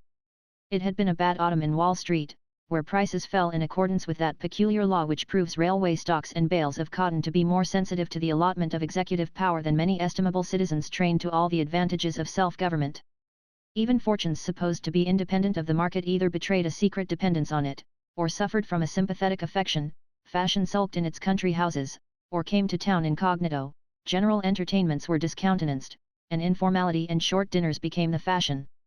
But society, amused for a while at playing Cinderella, soon wearied of the hearthside role, and welcomed the fairy godmother in the shape of any magician powerful enough to turn the shrunken pumpkin back again into the golden coach. The mere fact of growing richer at a time when most people's investments are shrinking, is calculated to attract envious attention, and according to Wall Street rumors, Welly Bry and Rosedale had found the secret of performing this miracle. Rosedale, in particular, was said to have doubled his fortune, and there was talk of his buying the newly finished house of one of the victims of the crash, who, in the space of 12 short months, had made the same number of millions, built a house in Fifth Avenue, filled a picture gallery with old masters, entertained all New York in it, and been smuggled out of the country between a trained nurse and a doctor, while his creditors mounted guard over the old masters, and his guests explained to each other that they had dined with him only because they wanted to see the pictures. Mr. Rosedale meant to have a less meteoric career. He knew he should have to go slowly, and the instincts of his race fitted him to suffer rebuffs and put up with delays. But he was prompt to perceive that the general dullness of the season afforded him an unusual opportunity to shine, and he set about with patient industry to form a background for his growing glory. Mrs. Fisher was of immense service to him at this period. She had set off so many newcomers on the social stage that she was like one of those pieces of stock scenery which tell the experienced spectator exactly what is going to take place. But Mr. Rosedale wanted, in the long run, a more individual environment. He was sensitive to shades of difference which Miss Bart would never have credited him with perceiving, because he had no corresponding variations of manner, and it was becoming more and more clear to him that Miss Bart herself possessed precisely the complementary qualities needed to round off his social personality. Such details did not fall within the range of Mrs. Peniston's vision. Like many minds of panoramic sweep, hers was apt to overlook the minutiae of the foreground, and she was much more likely to know where Carrie Fisher had found the Welly Briss chef for them, than what was happening to her own niece. She was not, however, without purveyors of information ready to supplement her deficiencies. Grace Stepney's mind was like a kind of moral flypaper, to which the buzzing items of gossip were drawn by a fatal attraction, and where they hung fast in the toils of an inexorable memory. Lily would have been surprised to know how many trivial facts concerning herself were lodged in Miss Stepney's head. She was quite aware that she was of interest to dingy people, but she assumed that there is only one form of dinginess, and that admiration for brilliancy is the natural expression of its inferior state. She knew that Gertie Farish admired her blindly, and therefore supposed that she inspired the same sentiments in Grace Stepney, whom she classified as a Gertie Farish without the saving traits of youth and enthusiasm. In reality, the two differed from each other as much as they differed from the object of their mutual contemplation. Miss Farish's heart was a fountain of tender illusions, Miss Stepney's a precise register of facts as manifested in their relation to herself. She had sensibilities which, to Lily, would have seemed comic in a person with a freckled nose and red eyelids, who lived in a boarding house and admired Mrs. Peniston's drawing room, but poor Grace's limitations gave them a more concentrated inner life, as poor soil starves certain plants into intenser efflorescence. She had in truth no abstract propensity to malice. She did not dislike Lily because the latter was brilliant and predominant, but because she thought that Lily disliked her. It is less mortifying to believe oneself unpopular than insignificant, and vanity prefers to assume that indifference is a latent form of unfriendliness. Even such scant civilities as Lily accorded to Mr. Rosedale would have made Miss Stepney her friend for life, but how could she foresee that such a friend was worth cultivating? How, moreover, can a young woman who has never been ignored measure the pang which this injury inflicts? And, lastly, how could Lily, accustomed to choose between a pressure of engagements, guess that she had mortally offended Miss Stepney by causing her to be excluded from one of Mrs. Peniston's infrequent dinner parties? Mrs. Peniston disliked giving dinners, but she had a high sense of family obligation, and on the Jack Stepneys' return from their honeymoon she felt it incumbent upon her to light the drawing-room lamps and extract her best silver from the safe deposit vaults. Mrs. Peniston's rare entertainments were preceded by days of heart-rending vacillation as to every detail of the feast, from the seating of the guests to the pattern of the tablecloth, and in the course of one of these preliminary discussions she had imprudently suggested to her cousin Grace that, as the dinner was a family affair, she might be included in it. For a week the prospect had lighted up Miss Stepney's colourless existence, then she had been given to understand that it would be more convenient to have her another day. Miss Stepney knew exactly what had happened. Lily, to whom family reunions were occasions of unalloyed dullness, had persuaded her aunt that a dinner of smart people would be much more to the taste of the young couple, and Mrs. Peniston, who leaned helplessly on her niece in social matters, had been prevailed upon to pronounce Grace's exile. After all, Grace could come any other day, why should she mind being put off? It was precisely because Miss Stepney could come any other day, and because she knew her relations were in the secret of her unoccupied evenings, that this incident loomed gigantically on her horizon.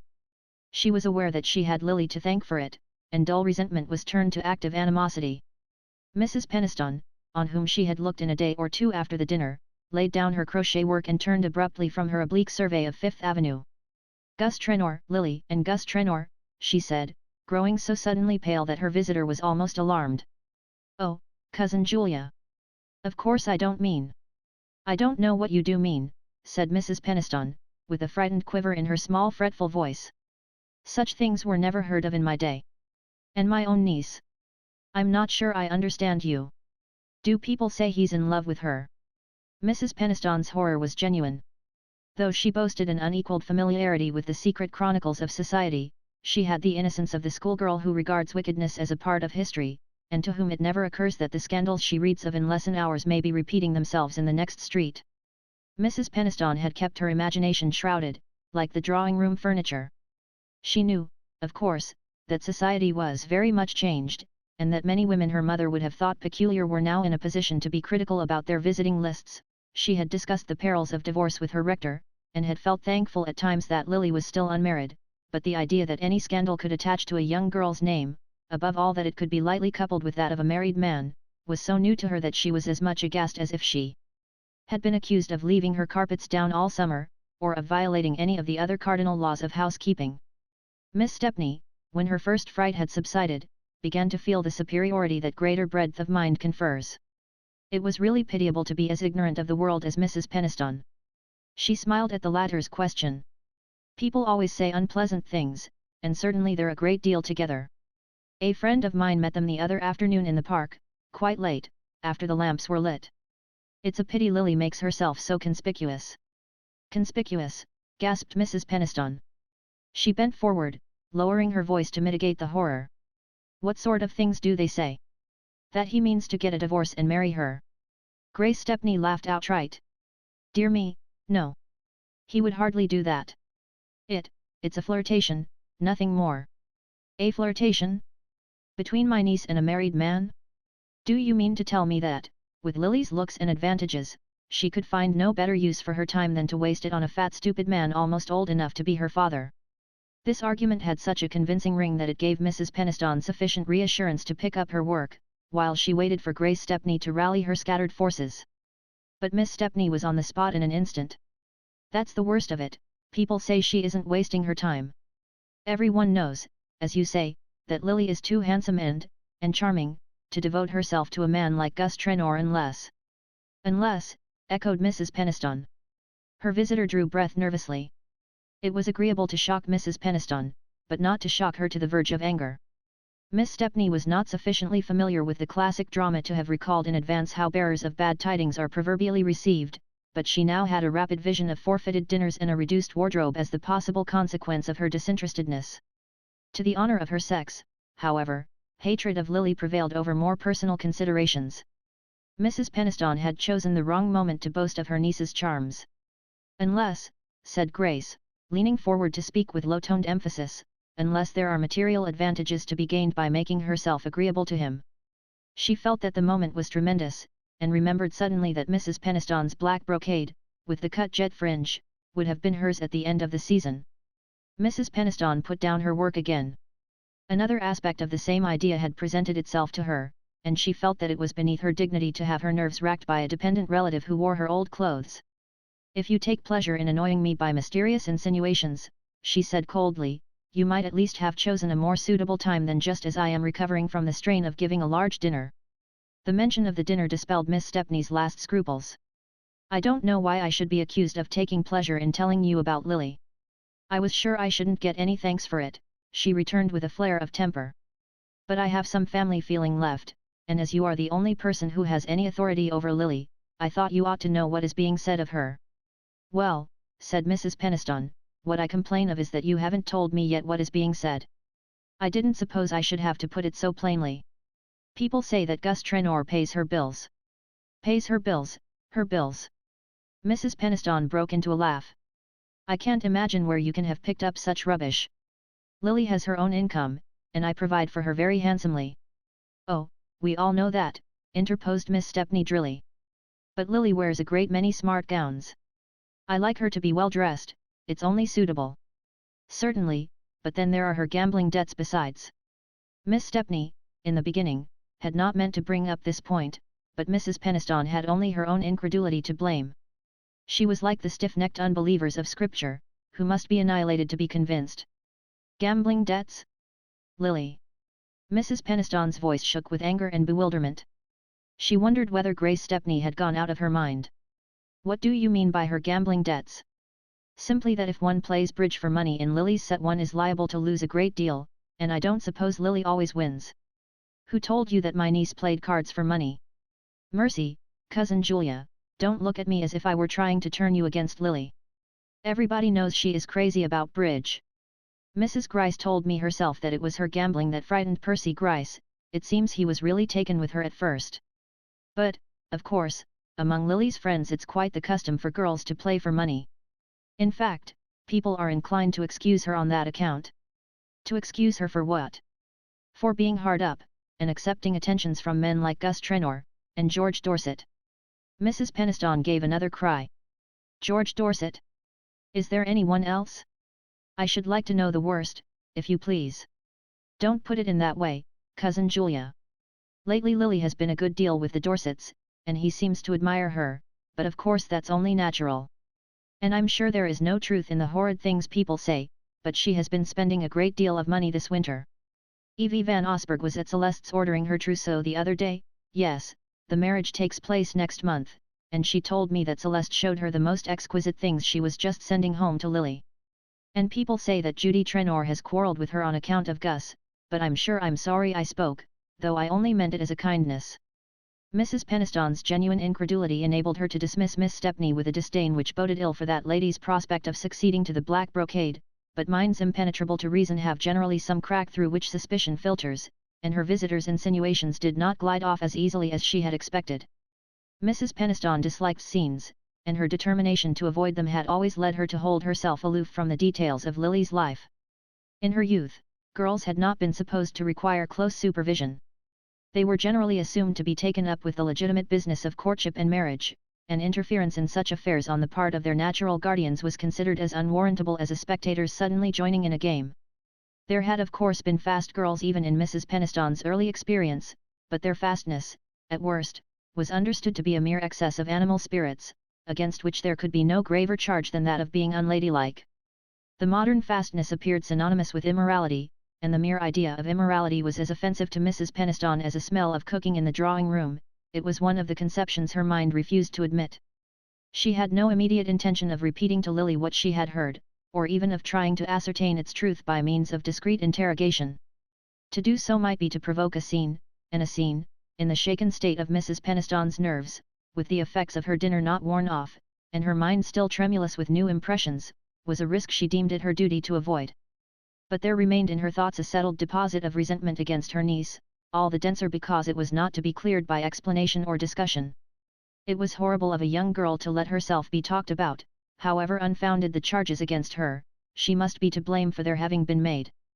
Mrs. Peniston felt as if there had been a contagious illness in the house, and she was doomed to sit shivering among her contaminated furniture.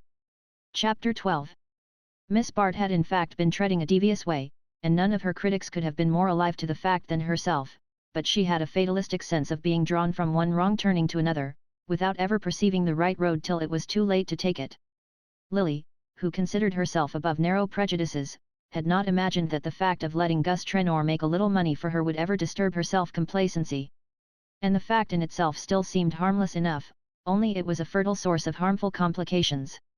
As she exhausted the amusement of spending the money, these complications became more pressing, and Lily, whose mind could be severely logical in tracing the causes of her ill luck to others, justified herself by the thought that she owed all her troubles to the enmity of Bertha Dorset. This enmity, however, had apparently expired in a renewal of friendliness between the two women. Lily's visit to the Dorsets had resulted, for both, in the discovery that they could be of use to each other, and the civilized instinct finds a subtler pleasure in making use of its antagonist than in confounding him.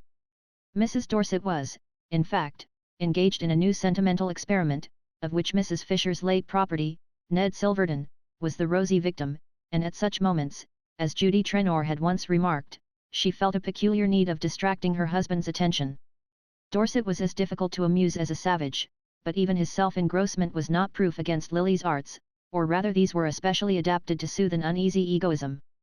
Her experience with Percy Gryce stood her in good stead in ministering to Dorset's humours, and if the incentive to please was less urgent, the difficulties of her situation were teaching her to make much of minor opportunities. Intimacy with the Dorsets was not likely to lessen such difficulties on the material side. Mrs. Dorset had none of Judy Trenor's lavish impulses, and Dorset's admiration was not likely to express itself in financial tips, even had Lily cared to renew her experiences in that line.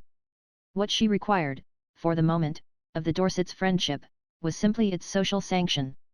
She knew that people were beginning to talk of her, but this fact did not alarm her as it had alarmed Mrs. Penistone. In her set such gossip was not unusual, and a handsome girl who flirted with a married man was merely assumed to be pressing to the limit of her opportunities. It was Trenor himself who frightened her. Their walk in the park had not been a success. Trenor had married young, and since his marriage his intercourse with women had not taken the form of the sentimental small talk which doubles upon itself like the paths in a maze. He was first puzzled and then irritated to find himself always led back to the same starting point, and Lily felt that she was gradually losing control of the situation. Trenor was in truth in an unmanageable mood.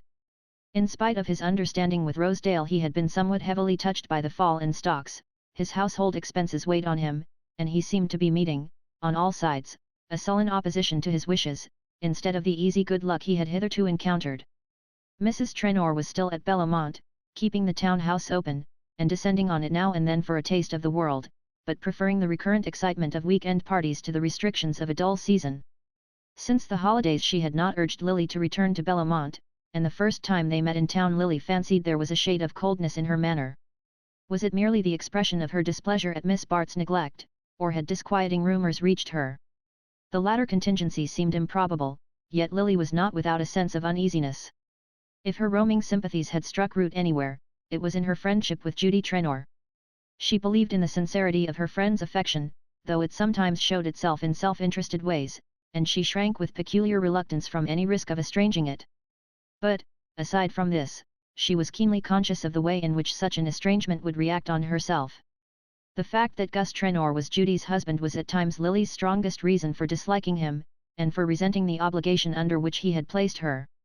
To set her doubts at rest, Miss Bart, soon after the new year, proposed herself for a week-end at Bellamont. She had learned in advance that the presence of a large party would protect her from too great assiduity on Trenor's part, and his wife's telegraphic "come by all means" seemed to assure her of her usual welcome. Judy received her amicably. The cares of a large party always prevailed over personal feelings, and Lily saw no change in her hostess's manner. Nevertheless, she was soon aware that the experiment of coming to Bellamont was destined not to be successful. The party was made up of what Mrs. Trenor called poky people, her generic name for persons who did not play bridge, and, it being her habit to group all such obstructionists in one class, she usually invited them together, regardless of their other characteristics. The result was apt to be an irreducible combination of persons having no other quality in common than their abstinence from bridge, and the antagonisms developed in a group lacking the one taste which might have amalgamated them, were in this case aggravated by bad weather, and by the ill-concealed boredom of their host and hostess. In such emergencies, Judy would usually have turned to Lily to fuse the discordant elements, and Miss Bart, assuming that such a service was expected of her, threw herself into it with her accustomed zeal. But at the outset she perceived a subtle resistance to her efforts. If Mrs. Trenor's manner toward her was unchanged, there was certainly a faint coldness in that of the other ladies. An occasional caustic allusion to "your friends the Wellington Briss," or to "the little Jew who has bought the Griner house, someone told us you knew him, Miss Bart," showed Lily that she was in disfavour with that portion of society which, while contributing least to its amusement, has assumed the right to decide what forms that amusement shall take. The indication was a slight one, and a year ago Lily would have smiled at it, trusting to the charm of her personality to dispel any prejudice against her. But now she had grown more sensitive to criticism and less confident in her power of disarming it. She knew, moreover, that if the ladies at Bellamont permitted themselves to criticize her friends openly, it was a proof that they were not afraid of subjecting her to the same treatment behind her back. The nervous dread lest anything in Trenor's manner should seem to justify their disapproval made her seek every pretext for avoiding him, and she left Bellamont conscious of having failed in every purpose which had taken her there. In town she returned to preoccupations which, for the moment, had the happy effect of banishing troublesome thoughts. The Welly Briss, after much debate, and anxious counsel with their newly acquired friends, had decided on the bold move of giving a general entertainment. To attack society collectively, when one's means of approach are limited to a few acquaintances, is like advancing into a strange country with an insufficient number of scouts, but such rash tactics have sometimes led to brilliant victories, and the Briss had determined to put their fate to the touch. Mrs. Fisher, to whom they had entrusted the conduct of the affair, had decided that tableaux vivants and expensive music were the two baits most likely to attract the desired prey, and after prolonged negotiations, and the kind of wire-pulling in which she was known to excel, she had induced a dozen fashionable women to exhibit themselves in a series of pictures which, by a farther miracle of persuasion, the distinguished portrait painter, Paul Morpeth, had been prevailed upon to organize. Lily was in her element on such occasions. Under Morpeth's guidance her vivid plastic sense, hitherto nurtured on no higher food than dressmaking and upholstery, found eager expression in the disposal of draperies, the study of attitudes, the shifting of lights and shadows. Her dramatic instinct was roused by the choice of subjects, and the gorgeous reproductions of historic dress stirred an imagination which only visual impressions could reach. But keenest of all was the exhilaration of displaying her own beauty under a new aspect, of showing that her loveliness was no mere fixed quality, but an element shaping all emotions to fresh forms of grace. Mrs. Fisher's measures had been well taken, and society, surprised in a dull moment, succumbed to the temptation of Mrs. Bry's hospitality. The protesting minority were forgotten in the throng which abjured and came, and the audience was almost as brilliant as the show. Lawrence Selden was among those who had yielded to the proffered inducements. If he did not often act on the accepted social axiom that a man may go where he pleases, it was because he had long since learned that his pleasures were mainly to be found in a small group of the like-minded. But he enjoyed spectacular effects, and was not insensible to the part money plays in their production. All he asked was that the very rich should live up to their calling as stage managers, and not spend their money in a dull way. This the Briss could certainly not be charged with doing. Their recently built house, whatever it might lack as a frame for domesticity, was almost as well designed for the display of a festal assemblage as one of those airy pleasure halls which the Italian architects improvised to set off the hospitality of princes. The air of improvisation was in fact strikingly present, so recent, so rapidly evoked was the whole mise-en-scene that one had to touch the marble columns to learn they were not of cardboard, to seat oneself in one of the damask and gold armchairs to be sure it was not painted against the wall.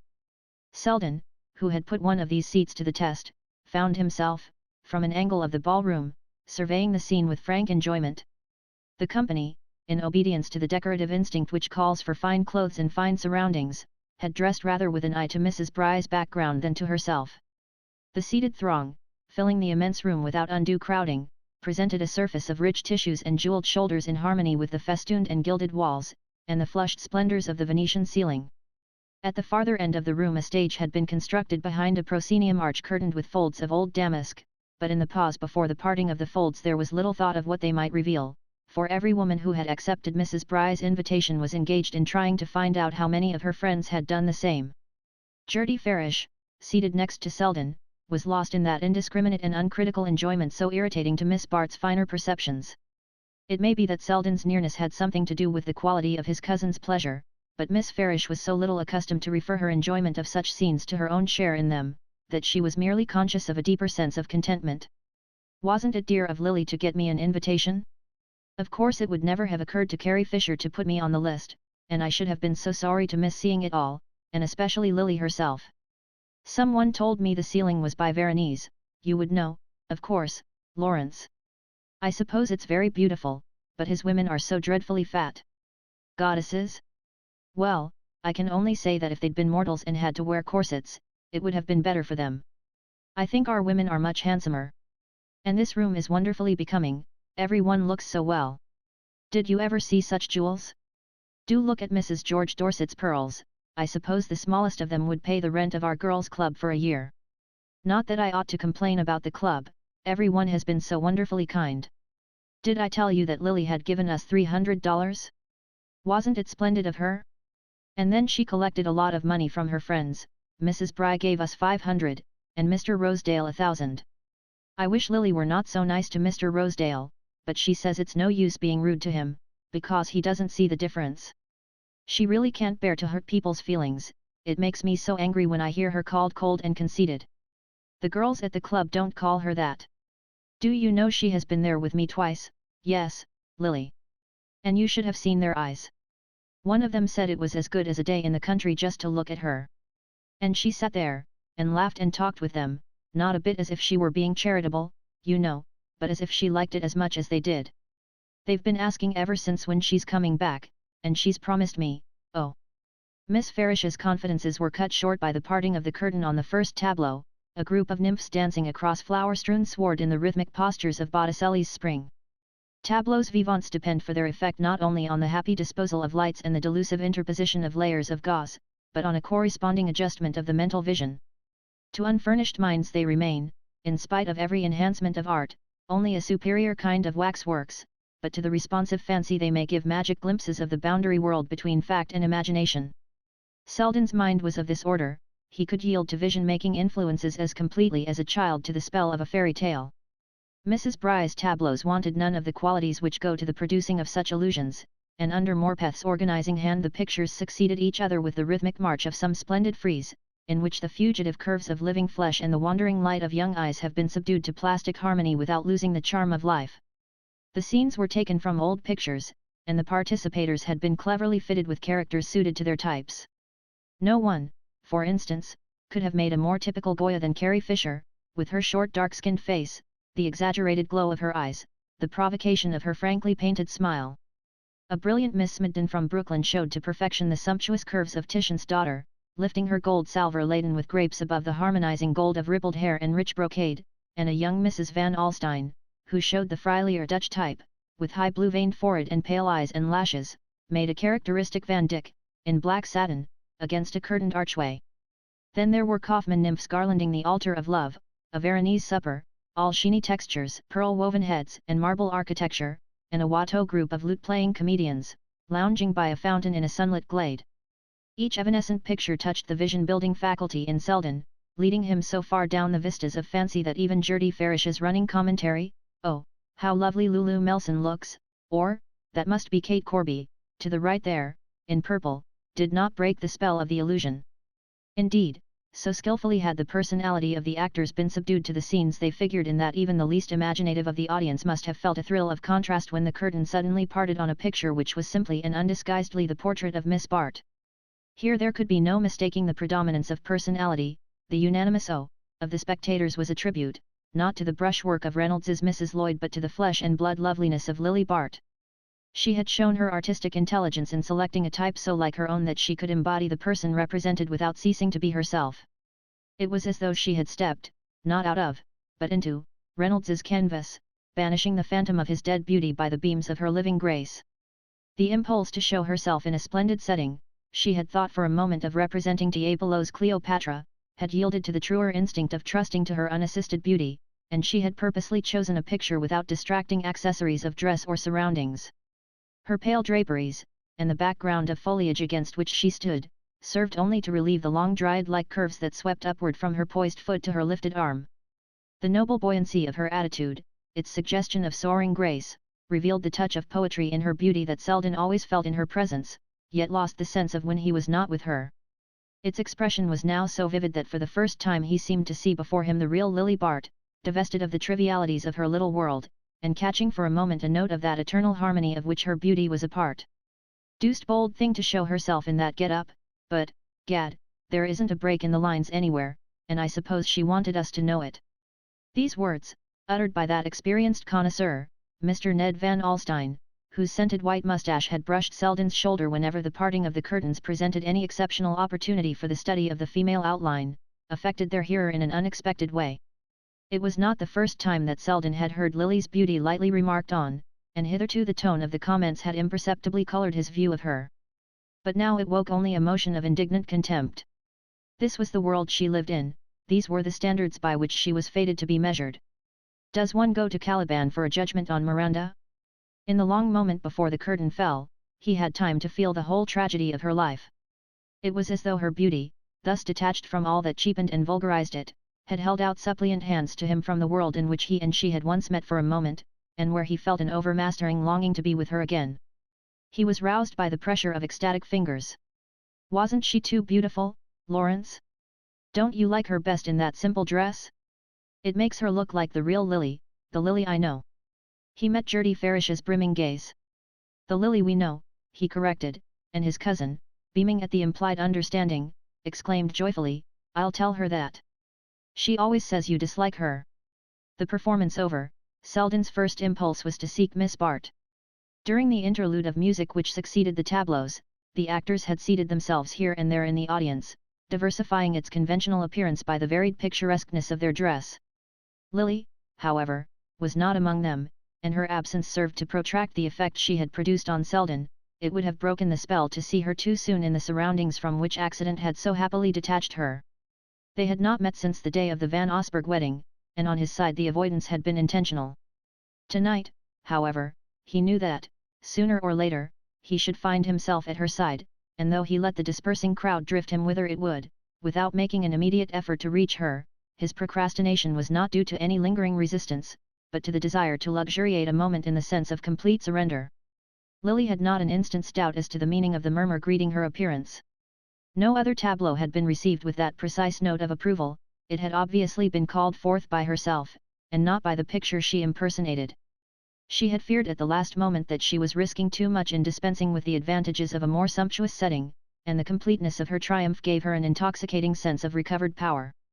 Not caring to diminish the impression she had produced, she held herself aloof from the audience till the movement of dispersal before supper, and thus had a second opportunity of showing herself to advantage, as the throng poured slowly into the empty drawing-room where she was standing. She was soon the centre of a group which increased and renewed itself as the circulation became general, and the individual comments on her success were a delightful prolongation of the collective applause. At such moments she lost something of her natural fastidiousness, and cared less for the quality of the admiration received than for its quantity. Differences of personality were merged in a warm atmosphere of praise, in which her beauty expanded like a flower in sunlight, and if Selden had approached a moment or two sooner he would have seen her turning on Ned Van Alstyne and George Dorset the look he had dreamed of capturing for himself. Fortune willed, however, that the hurried approach of Mrs. Fisher, as whose aide-de-camp Van Alstyne was acting, should break up the group before Selden reached the threshold of the room. One or two of the men wandered off in search of their partners for supper, and the others, noticing Selden's approach, gave way to him in accordance with the tacit freemasonry of the ballroom. Lily was therefore standing alone when he reached her, and finding the expected look in her eye, he had the satisfaction of supposing he had kindled it. The look did indeed deepen as it rested on him, for even in that moment of self-intoxication Lily felt the quicker beat of life that his nearness always produced. She read, too, in his answering gaze the delicious confirmation of her triumph, and for the moment it seemed to her that it was for him only she cared to be beautiful. Selden had given her his arm without speaking. She took it in silence, and they moved away, not toward the supper room, but against the tide which was setting thither. The faces about her flowed by like the streaming images of sleep. She hardly noticed where Selden was leading her, till they passed through a glass doorway at the end of the long suite of rooms and stood suddenly in the fragrant hush of a garden. Gravel grated beneath their feet, and about them was the transparent dimness of a midsummer night. Hanging lights made emerald caverns in the depths of foliage, and whitened the spray of a fountain falling among lilies. The magic place was deserted. There was no sound but the splash of the water on the lily pads, and a distant drift of music that might have been blown across a sleeping lake. Selden and Lily stood still, accepting the unreality of the scene as a part of their own dreamlike sensations. It would not have surprised them to feel a summer breeze on their faces, or to see the lights among the boughs reduplicated in the arch of a starry sky. The strange solitude about them was no stranger than the sweetness of being alone in it together. At length Lily withdrew her hand, and moved away a step, so that her white-robed slimness was outlined against the dusk of the branches. Selden followed her, and still without speaking they seated themselves on a bench beside the fountain. Suddenly she raised her eyes with the beseeching earnestness of a child. "You never speak to me, you think hard things of me," she murmured. "I think of you at any rate, God knows," he said. "Then why do we never see each other? Why can't we be friends? You promised once to help me," she continued in the same tone, as though the words were drawn from her unwillingly. "The only way I can help you is by loving you," Selden said in a low voice. She made no reply, but her face turned to him with the soft motion of a flower. His own met it slowly, and their lips touched. She drew back and rose from her seat. Selden rose too, and they stood facing each other. Suddenly she caught his hand and pressed it a moment against her cheek. "Ah, love me, but don't tell me so," she sighed with her eyes in his, and before he could speak she had turned and slipped through the arch of boughs, disappearing in the brightness of the room beyond. Selden stood where she had left him. He knew too well the transiency of exquisite moments to attempt to follow her, but presently he re-entered the house and made his way through the deserted rooms to the door. A few sumptuously cloaked ladies were already gathered in the marble vestibule, and in the coat room he found Van Alstyne and Gus Trenor. The former, at Selden's approach, paused in the careful selection of a cigar from one of the silver boxes invitingly set out near the door. "Hello, Selden, going too? You're an Epicurean like myself, I see. You don't want to see all those goddesses gobbling terrapin. Gad, what a show of good-looking women, but not one of 'em could touch that little cousin of mine. Talk of jewels, what's a woman want with jewels when she's got herself to show? The trouble is that all these foul bows they wear cover up their figures when they've got 'em. I never knew till tonight what an outline Lily has." "It's not her fault if everybody don't know it now," growled Trenor, flushed with the struggle of getting into his fur-lined coat. "Damned bad taste, I call it. No cigar for me. You can't tell what you're smoking in one of these new houses, likely as not the chef buys the cigars. Stay for supper? Not if I know it. When people crowd their rooms so that you can't get near anyone you want to speak to, I'd as soon sup in the elevated at the rush hour. My wife was dead right to stay away, she says life's too short to spend it in breaking in new people." Chapter 13. Lily woke from happy dreams to find 2 notes at her bedside. One was from Mrs. Trenor, who announced that she was coming to town that afternoon for a flying visit, and hoped Miss Bart would be able to dine with her. The other was from Selden. He wrote briefly that an important case called him to Albany, whence he would be unable to return till the evening, and asked Lily to let him know at what hour on the following day she would see him. Lily, leaning back among her pillows, gazed musingly at his letter. The scene in the brisk conservatory had been like a part of her dreams. She had not expected to wake to such evidence of its reality. Her first movement was one of annoyance. This unforeseen act of Selden's added another complication to life. It was so unlike him to yield to such an irrational impulse. Did he really mean to ask her to marry him? She had once shown him the impossibility of such a hope, and his subsequent behavior seemed to prove that he had accepted the situation with a reasonableness somewhat mortifying to her vanity. It was all the more agreeable to find that this reasonableness was maintained only at the cost of not seeing her, but, though nothing in life was as sweet as the sense of her power over him, she saw the danger of allowing the episode of the previous night to have a sequel. Since she could not marry him, it would be kinder to him, as well as easier for herself, to write a line amicably evading his request to see her. He was not the man to mistake such a hint, and when next they met it would be on their usual friendly footing. Lily sprang out of bed, and went straight to her desk. She wanted to write at once, while she could trust to the strength of her resolve. She was still languid from her brief sleep and the exhilaration of the evening, and the sight of Selden's writing brought back the culminating moment of her triumph, the moment when she had read in his eyes that no philosophy was proof against her power. It would be pleasant to have that sensation again. No one else could give it to her in its fullness, and she could not bear to mar her mood of luxurious retrospection by an act of definite refusal. She took up her pen and wrote hastily, "Tomorrow at 4, murmuring to herself, as she slipped the sheet into its envelope, "I can easily put him off when tomorrow comes." Judy Trenor's summons was very welcome to Lily. It was the first time she had received a direct communication from Bellomont since the close of her last visit there, and she was still visited by the dread of having incurred Judy's displeasure. But this characteristic command seemed to re-establish their former relations, and Lily smiled at the thought that her friend had probably summoned her in order to hear about the Briss entertainment. Mrs. Trenor had absented herself from the feast, perhaps for the reason so frankly enunciated by her husband, perhaps because, as Mrs. Fisher somewhat differently put it, she couldn't bear new people when she hadn't discovered them herself. At any rate, though she remained haughtily at Bellomont, Lily suspected in her a devouring eagerness to hear of what she had missed, and to learn exactly in what measure Mrs. Wellington Bry had surpassed all previous competitors for social recognition. Lily was quite ready to gratify this curiosity, but it happened that she was dining out. She determined, however, to see Mrs. Trenor for a few moments, and ringing for her maid she dispatched a telegram to say that she would be with her friend that evening at 10. She was dining with Mrs. Fisher, who had gathered at an informal feast a few of the performers of the previous evening. There was to be plantation music in the studio after dinner, for Mrs. Fisher, despairing of the Republic, had taken up modelling, and annexed to her small crowded house a spacious apartment, which, whatever its uses in her hours of plastic inspiration, served at other times for the exercise of an indefatigable hospitality. Lily was reluctant to leave, for the dinner was amusing, and she would have liked to lounge over a cigarette and hear a few songs, but she could not break her engagement with Judy, and shortly after 10 she asked her hostess to ring for a hansom, and drove up Fifth Avenue to the Trenors. She waited long enough on the doorstep to wonder that Judy's presence in town was not signalized by a greater promptness in admitting her, and her surprise was increased when, instead of the expected footman, pushing his shoulders into a tardy coat, a shabby caretaking person in calico let her into the shrouded hall. Trenor, however, appeared at once on the threshold of the drawing-room, welcoming her with unusual volubility while he relieved her of her cloak and drew her into the room. "Come along to the den, it's the only comfortable place in the house. Doesn't this room look as if it was waiting for the body to be brought down? Can't see why Judy keeps the house wrapped up in this awful slippery white stuff, it's enough to give a fellow pneumonia to walk through these rooms on a cold day. You look a little pinched yourself, by the way, it's rather a sharp night out. I noticed it walking up from the club.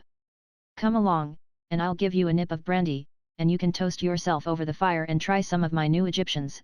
That little Turkish chap at the embassy put me on to a brand that I want you to try, and if you like 'em I'll get out a lot for you. They don't have 'em here yet, but I'll cable." He led her through the house to the large room at the back, where Mrs. Trenor usually sat, and where, even in her absence, there was an air of occupancy. Here, as usual, were flowers, newspapers, a littered writing table, and a general aspect of lamp-lit familiarity, so that it was a surprise not to see Judy's energetic figure start up from the armchair near the fire. It was apparently Trenor himself who had been occupying the seat in question, for it was overhung by a cloud of cigar smoke, and near it stood one of those intricate folding tables which British ingenuity has devised to facilitate the circulation of tobacco and spirits. The sight of such appliances in a drawing-room was not unusual in Lily's set, where smoking and drinking were unrestricted by considerations of time and place, and her first movement was to help herself to one of the cigarettes recommended by Trenor, while she checked his loquacity by asking, with a surprised glance, "Where's Judy?" Trenor, a little heated by his unusual flow of words, and perhaps by prolonged propinquity with the decanters, was bending over the latter to decipher their silver labels. "Here, now, Lily, just a drop of cognac in a little fizzy water, you do look pinched, you know, I swear the end of your nose is red. I'll take another glass to keep you company, Judy. Why, you see, Judy's got a devil of a headache, quite knocked out with it, poor thing, she asked me to explain, make it all right, you know, do come up to the fire, though, you look dead beat, really. Now do let me make you comfortable, there's a good girl." He had taken her hand, half banteringly, and was drawing her toward a low seat by the hearth, but she stopped and freed herself quietly. "Do you mean to say that Judy's not well enough to see me? Doesn't she want me to go upstairs?" Trenor drained the glass he had filled for himself, and paused to set it down before he answered. "Why, no, the fact is, she's not up to seeing anybody. It came on suddenly, you know, and she asked me to tell you how awfully sorry she was. If she'd known where you were dining she'd have sent you word." "She did know where I was dining, I mentioned it in my telegram. But it doesn't matter, of course. I suppose if she's so poorly she won't go back to Bellamont in the morning, and I can come and see her then." "Yes, exactly, that's capital. I'll tell her you'll pop in tomorrow morning. And now do sit down a minute, there's a dear, and let's have a nice quiet jaw together. You won't take a drop, just for sociability? Tell me what you think of that cigarette.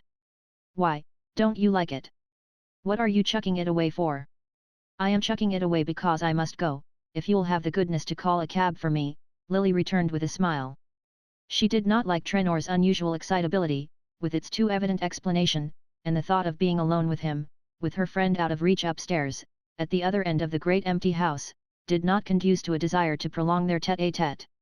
But Trenor, with a promptness which did not escape her, had moved between herself and the door.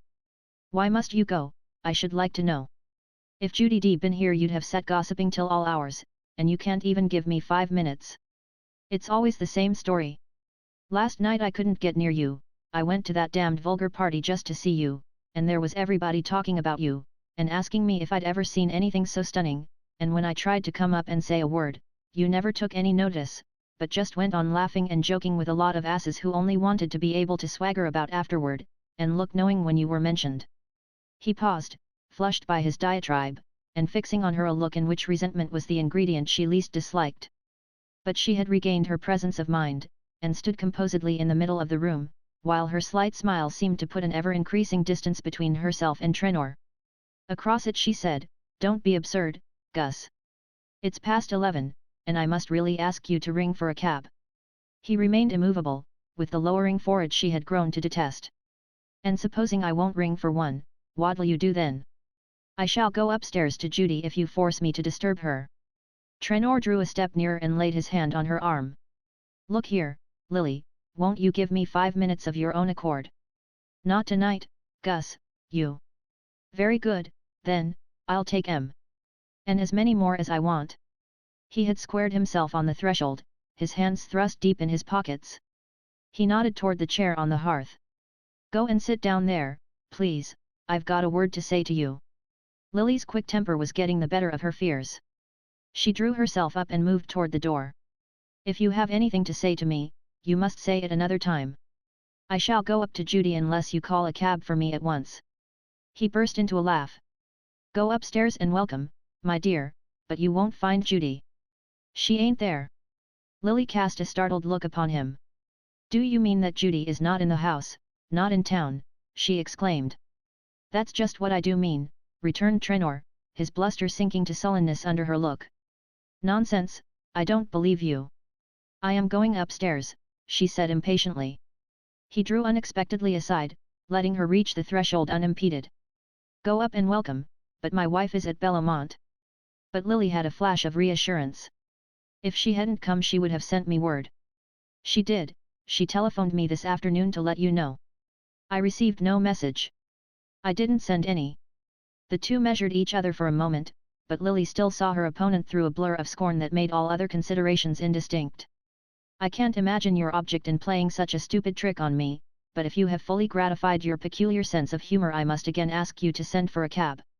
It was the wrong note, and she knew it as she spoke. To be stung by irony it is not necessary to understand it, and the angry streaks on Trenor's face might have been raised by an actual lash. "Look here, Lily, don't take that high and mighty tone with me." He had again moved toward the door, and in her instinctive shrinking from him she let him regain command of the threshold. "I did play a trick on you, I own up to it, but if you think I'm ashamed you're mistaken.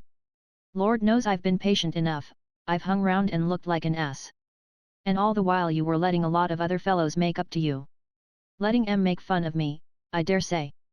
I'm not sharp, and can't dress my friends up to look funny, as you do. But I can tell when it's being done to me. I can tell fast enough when I'm made a fool of."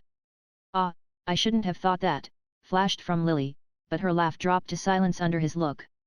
"No, you wouldn't have thought it, but you'll know better now. That's what you're here for tonight. I've been waiting for a quiet time to talk things over, and now I've got it. I mean to make you hear me out."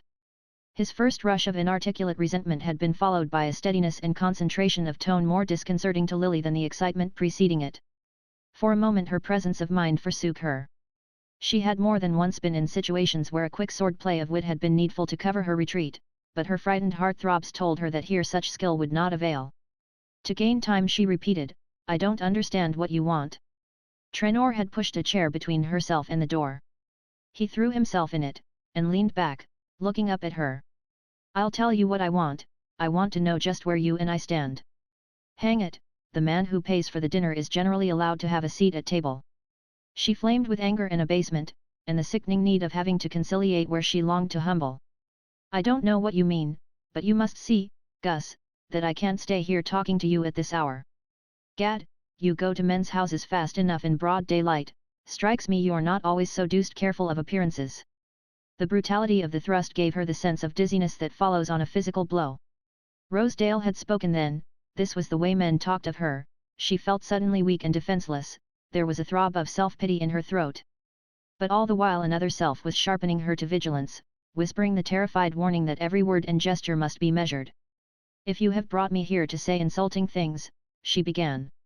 Trenor laughed. "Don't talk stage rot. I don't want to insult you. But a man's got his feelings, and you've played with mine too long. I didn't begin this business, kept out of the way, and left the track clear for the other chaps, till you rummaged me out and set to work to make an ass of me, and an easy job you had of it, too. That's the trouble, it was too easy for you, you got reckless, thought you could turn me inside out, and chuck me in the gutter like an empty purse. But, by gad, that ain't playing fair, that's dodging the rules of the game. Of course I know now what you wanted, it wasn't my beautiful eyes you were after, but I tell you what, Miss Lily, you've got to pay up for making me think so. He rose, squaring his shoulders aggressively, and stepped toward her with a reddening brow, but she held her footing, though every nerve tore at her to retreat as he advanced. Pay up, she faltered. Do you mean that I owe you money? He laughed again. Oh, I'm not asking for payment in kind. But there's such a thing as fair play, and interest on one's money, and hang me if I've had as much as a look from you. Your money? What have I to do with your money? You advised me how to invest mine. You must have seen I knew nothing of business. You told me it was all right. It was all right, it is, Lily, you're welcome to all of it, and 10 times more. I'm only asking for a word of thanks from you. He was closer still, with a hand that grew formidable, and the frightened self in her was dragging the other down. I have thanked you, I've shown I was grateful. What more have you done than any friend might do, or anyone except from a friend? Trenor caught her up with a sneer. I don't doubt you've accepted as much before, and chucked the other chaps as you'd like to chuck me. I don't care how you settled your score with them, if you fooled em I'm that much to the good. Don't stare at me like that, I know I'm not talking the way a man is supposed to talk to a girl, but, hang it, if you don't like it you can stop me quick enough, you know I'm mad about you, damn the money, there's plenty more of it, if that bothers you. I was a brute, Lily, just look at me. Over and over her the sea of humiliation broke, wave crashing on wave so close that the moral shame was one with the physical dread. It seemed to her that self-esteem would have made her invulnerable, that it was her own dishonour which put a fearful solitude about her. His touch was a shock to her drowning consciousness. She drew back from him with a desperate assumption of scorn. I've told you I don't understand, but if I owe you money you shall be paid. Trenor's face darkened to rage, her recoil of abhorrence had called out the primitive man. Ah, you'll borrow from Selden or Rosedale, and take your chances of fooling them as you fooled me. Unless you've settled your other scores already, and I'm the only one left out in the cold. She stood silent, frozen to her place. The words were worse than the touch. Her heart was beating all over her body, in her throat, her limbs, her helpless useless hands. Her eyes travelled despairingly about the room, they lit on the bell, and she remembered that help was in call. Yes, but scandal with it, a hideous mustering of tongues. No, she must fight her way out alone. It was enough that the servants knew her to be in the house with Trenor, there must be nothing to excite conjecture in her way of leaving it. She raised her head, and achieved a last clear look at him. I am here alone with you, she said. What more have you to say? To her surprise, Trenor answered the look with a speechless stare. With his last gust of words the flame had died out, leaving him chill and humbled. It was as though a cold air had dispersed the fumes of his libations, and the situation loomed before him black and naked as the ruins of a fire. Old habits, old restraints, the hand of inherited order, plucked back the bewildered mind which passion had jolted from its ruts. Trenor's eye had the haggard look of the sleepwalker waked on a deathly ledge. Go home. Go away from here, he stammered, and turning his back on her walked toward the hearth. The sharp release from her fears restored Lily to immediate lucidity. The collapse of Trenor's will left her in control, and she heard herself, in a voice that was her own yet outside herself, bidding him ring for the servant, bidding him give the order for a hansom, directing him to put her in it when it came. Whence the strength came to her she knew not, but an insistent voice warned her that she must leave the house openly, and nerved her, in the hall before the hovering caretaker, to exchange light words with Trenor, and charge him with the usual messages for Judy, while all the while she shook with inward loathing. On the doorstep, with the street before her, she felt a mad throb of liberation, intoxicating as the prisoner's first draught of free air, but the clearness of brain continued, and she noted the mute aspect of Fifth Avenue, guessed at the lateness of the hour, and even observed a man's figure. Was there something half familiar in its outline, which, as she entered the hansom, turned from the opposite corner and vanished in the obscurity of the side street? But with the turn of the wheels reaction came, and shuddering darkness closed on her. I can't think, she moaned, and leaned her head against the rattling side of the cab. She seemed a stranger to herself, or rather there were two selves in her, the one she had always known, and a new abhorrent being to which it found itself chained. She had once picked up, in a house where she was staying, a translation of the Eumenides, and her imagination had been seized by the high terror of the scene where Orestes, in the cave of the oracle, finds his implacable huntresses asleep, and snatches an hour's repose. Yes, the Furies might sometimes sleep, but they were there, always there in the dark corners, and now they were awake and the iron clang of their wings was in her brain. She opened her eyes and saw the streets passing, the familiar alien streets. All she looked on was the same and yet changed. There was a great gulf fixed between today and yesterday. Everything in the past seemed simple, natural, full of daylight, and she was alone in a place of darkness and pollution, alone. It was the loneliness that frightened her. Her eyes fell on an illuminated clock at a street corner, and she saw that the hands marked the half hour after 11. Only 11:30, there were hours and hours left of the night. And she must spend them alone, shuddering sleepless on her bed. Her soft nature recoiled from this ordeal, which had none of the stimulus of conflict to goad her through it. Oh, the slow cold drip of the minutes on her head. She had a vision of herself lying on the black walnut bed, and the darkness would frighten her, and if she left the light burning the dreary details of the room would brand themselves forever on her brain. She had always hated her room at Mrs. Penistons's, its ugliness, its impersonality, the fact that nothing in it was really hers. To a torn heart uncomforted by human nearness a room may open almost human arms, and the being to whom no four walls mean more than any others, is, at such hours, expatriate everywhere. Lily had no heart to lean on. Her relation with her aunt was as superficial as that of chance lodgers who pass on the stairs. But even had the two been in closer contact, it was impossible to think of Mrs. Penistons's mind as offering shelter or comprehension to such misery as Lily's. As the pain that can be told is but half a pain, so the pity that questions has little healing in its touch. What Lily craved was the darkness made by enfolding arms, the silence which is not solitude, but compassion holding its breath. She started up and looked forth on the passing streets. Gertie, they were nearing Gertie's corner. If only she could reach there before this labouring anguish burst from her breast to her lips, if only she could feel the hold of Gertie's arms while she shook in the ague fit of fear that was coming upon her. She pushed up the door in the roof and called the address to the driver. It was not so late, Gertie might still be waking. And even if she were not, the sound of the bell would penetrate every recess of her tiny apartment, and rouse her to answer her friend's call. Chapter 14. Gertie Farish, the morning after the Wellington Briss entertainment, woke from dreams as happy as Lily's. If they were less vivid in hue, more subdued to the half-tints of her personality and her experience, they were for that very reason better suited to her mental vision. Such flashes of joy as Lily moved in would have blinded Miss Farish, who was accustomed, in the way of happiness, to such scant light as shone through the cracks of other people's lives. Now she was the centre of a little illumination of her own, a mild but unmistakable beam, compounded of Lawrence Selden's growing kindness to herself and the discovery that he extended his liking to Lily Bart. If these two factors seem incompatible to the student of feminine psychology, it must be remembered that Gertie had always been a parasite in the moral order, living on the crumbs of other tables, and content to look through the window at the banquet spread for her friends. Now that she was enjoying a little private feast of her own, it would have seemed incredibly selfish not to lay a plate for a friend, and there was no one with whom she would rather have shared her enjoyment than Miss Bart. As to the nature of Selden's growing kindness, Gertie would no more have dared to define it than she would have tried to learn a butterfly's colours by knocking the dust from its wings. To seize on the wonder would be to brush off its bloom, and perhaps see it fade and stiffen in her hand, better the sense of beauty palpitating out of reach, while she held her breath and watched where it would alight. Yet Selden's manner at the bris had brought the flutter of wings so close that they seemed to be beating in her own heart. She had never seen him so alert, so responsive, so attentive to what she had to say. His habitual manner had an absent-minded kindliness which she accepted, and was grateful for, as the liveliest sentiment her presence was likely to inspire, but she was quick to feel in him a change implying that for once she could give pleasure as well as receive it. And it was so delightful that this higher degree of sympathy should be reached through their interest in Lily Bart.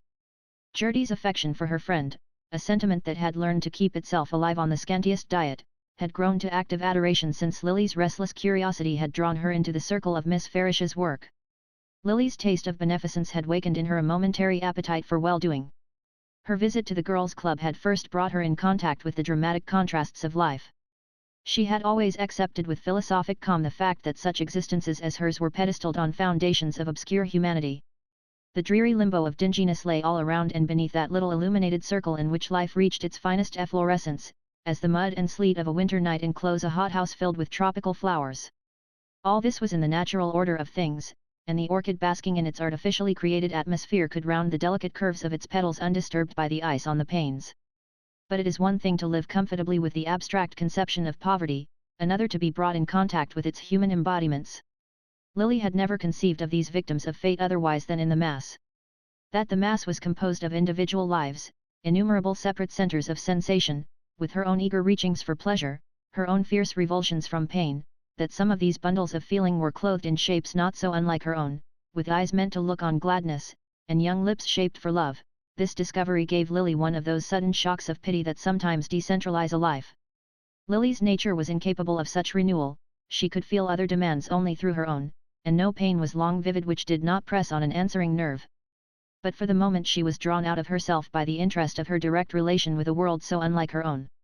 She had supplemented her first gift by personal assistance to one or two of Miss Farish's most appealing subjects, and the admiration and interest her presence excited among the tired workers at the club ministered in a new form to her insatiable desire to please.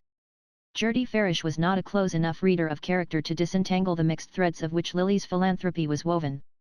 She supposed her beautiful friend to be actuated by the same motive as herself, that sharpening of the moral vision which makes all human suffering so near and insistent that the other aspects of life fade into remoteness. Gertie lived by such simple formulas that she did not hesitate to class her friend's state with the emotional change of heart to which her dealings with the poor had accustomed her, and she rejoiced in the thought that she had been the humble instrument of this renewal. Now she had an answer to all criticisms of Lily's conduct. As she had said, she knew the real Lily, and the discovery that Selden shared her knowledge raised her placid acceptance of life to a dazzled sense of its possibilities, a sense farther enlarged, in the course of the afternoon, by the receipt of a telegram from Selden asking if he might dine with her that evening. While Gertie was lost in the happy bustle which this announcement produced in her small household, Selden was at one with her in thinking with intensity of Lily Bart. The case which had called him to Albany was not complicated enough to absorb all his attention, and he had the professional faculty of keeping a part of his mind free when its services were not needed. This part, which at the moment seemed dangerously like the whole, was filled to the brim with the sensations of the previous evening. Selden understood the symptoms, he recognized the fact that he was paying up, as there had always been a chance of his having to pay up, for the voluntary exclusions of his past. He had meant to keep free from permanent ties, not from any poverty of feeling, but because, in a different way, he was, as much as Lily, the victim of his environment. There had been a germ of truth in his declaration to Gertie Farish that he had never wanted to marry a nice girl, the adjective connoting, in his cousin's vocabulary, certain utilitarian qualities which are apt to preclude the luxury of charm. Now it had been Selden's fate to have a charming mother. Her graceful portrait, all smiles and cashmere, still emitted a faded scent of the undefinable quality. His father was the kind of man who delights in a charming woman, who quotes her, stimulates her, and keeps her perennially charming. Neither one of the couple cared for money, but their disdain of it took the form of always spending a little more than was prudent. If their house was shabby, it was exquisitely kept. If there were good books on the shelves there were also good dishes on the table. Selden Sr. had an eye for a picture, his wife an understanding of old lace, and both were so conscious of restraint and discrimination in buying that they never quite knew how it was that the bills mounted up. Though many of Selden's friends would have called his parents poor, he had grown up in an atmosphere where restricted means were felt only as a check on aimless profusion, where the few possessions were so good that their rarity gave them a merited relief, and abstinence was combined with elegance in a way exemplified by Mrs. Selden's knack of wearing her old velvet as if it were new. A man has the advantage of being delivered early from the home point of view, and before Selden left college he had learned that there are as many different ways of going without money as of spending it. Unfortunately, he found no way as agreeable as that practiced at home, and his views of womankind in especial were tinged by the remembrance of the one woman who had given him his sense of values. It was from her that he inherited his detachment from the sumptuary side of life, the Stoic's carelessness of material things, combined with the Epicurean's pleasure in them. Life shorn of either feeling appeared to him a diminished thing, and nowhere was the blending of the two ingredients so essential as in the character of a pretty woman. It had always seemed to Selden that experience offered a great deal besides the sentimental adventure, yet he could vividly conceive of a love which should broaden and deepen till it became the central fact of life. What he could not accept, in his own case, was the makeshift alternative of a relation that should be less than this, that should leave some portions of his nature unsatisfied, while it put an undue strain on others. He would not, in other words, yield to the growth of an affection which might appeal to pity yet leave the understanding untouched. Sympathy should no more delude him than a trick of the eyes, the grace of helplessness than a curve of the cheek. But now, that little but passed like a sponge over all his vows. His reasoned-out resistances seemed for the moment so much less important than the question as to when Lily would receive his note. He yielded himself to the charm of trivial preoccupations, wondering at what hour her reply would be sent, with what words it would begin. As to its import he had no doubt, he was as sure of her surrender as of his own. And so he had leisure to muse on all its exquisite details, as a hard worker, on a holiday morning, might lie still and watch the beam of light travel gradually across his room. But if the new light dazzled, it did not blind him. He could still discern the outline of facts, though his own relation to them had changed. He was no less conscious than before of what was said of Lily Bart, but he could separate the woman he knew from the vulgar estimate of her. His mind turned to Gertie Farish's words, and the wisdom of the world seemed a groping thing beside the insight of innocence. Blessed are the pure in heart, for they shall see God, even the hidden God in their neighbor's breast. Selden was in the state of impassioned self-absorption that the first surrender to love produces. His craving was for the companionship of one whose point of view should justify his own, who should confirm, by deliberate observation, the truth to which his intuitions had leaped. He could not wait for the midday recess, but seized a moment's leisure in court to scribble his telegram to Gertie Farish. Reaching town, he was driven direct to his club, where he hoped a note from Miss Bart might await him. But his box contained only a line of rapturous assent from Gertie, and he was turning away disappointed when he was hailed by a voice from the smoking room.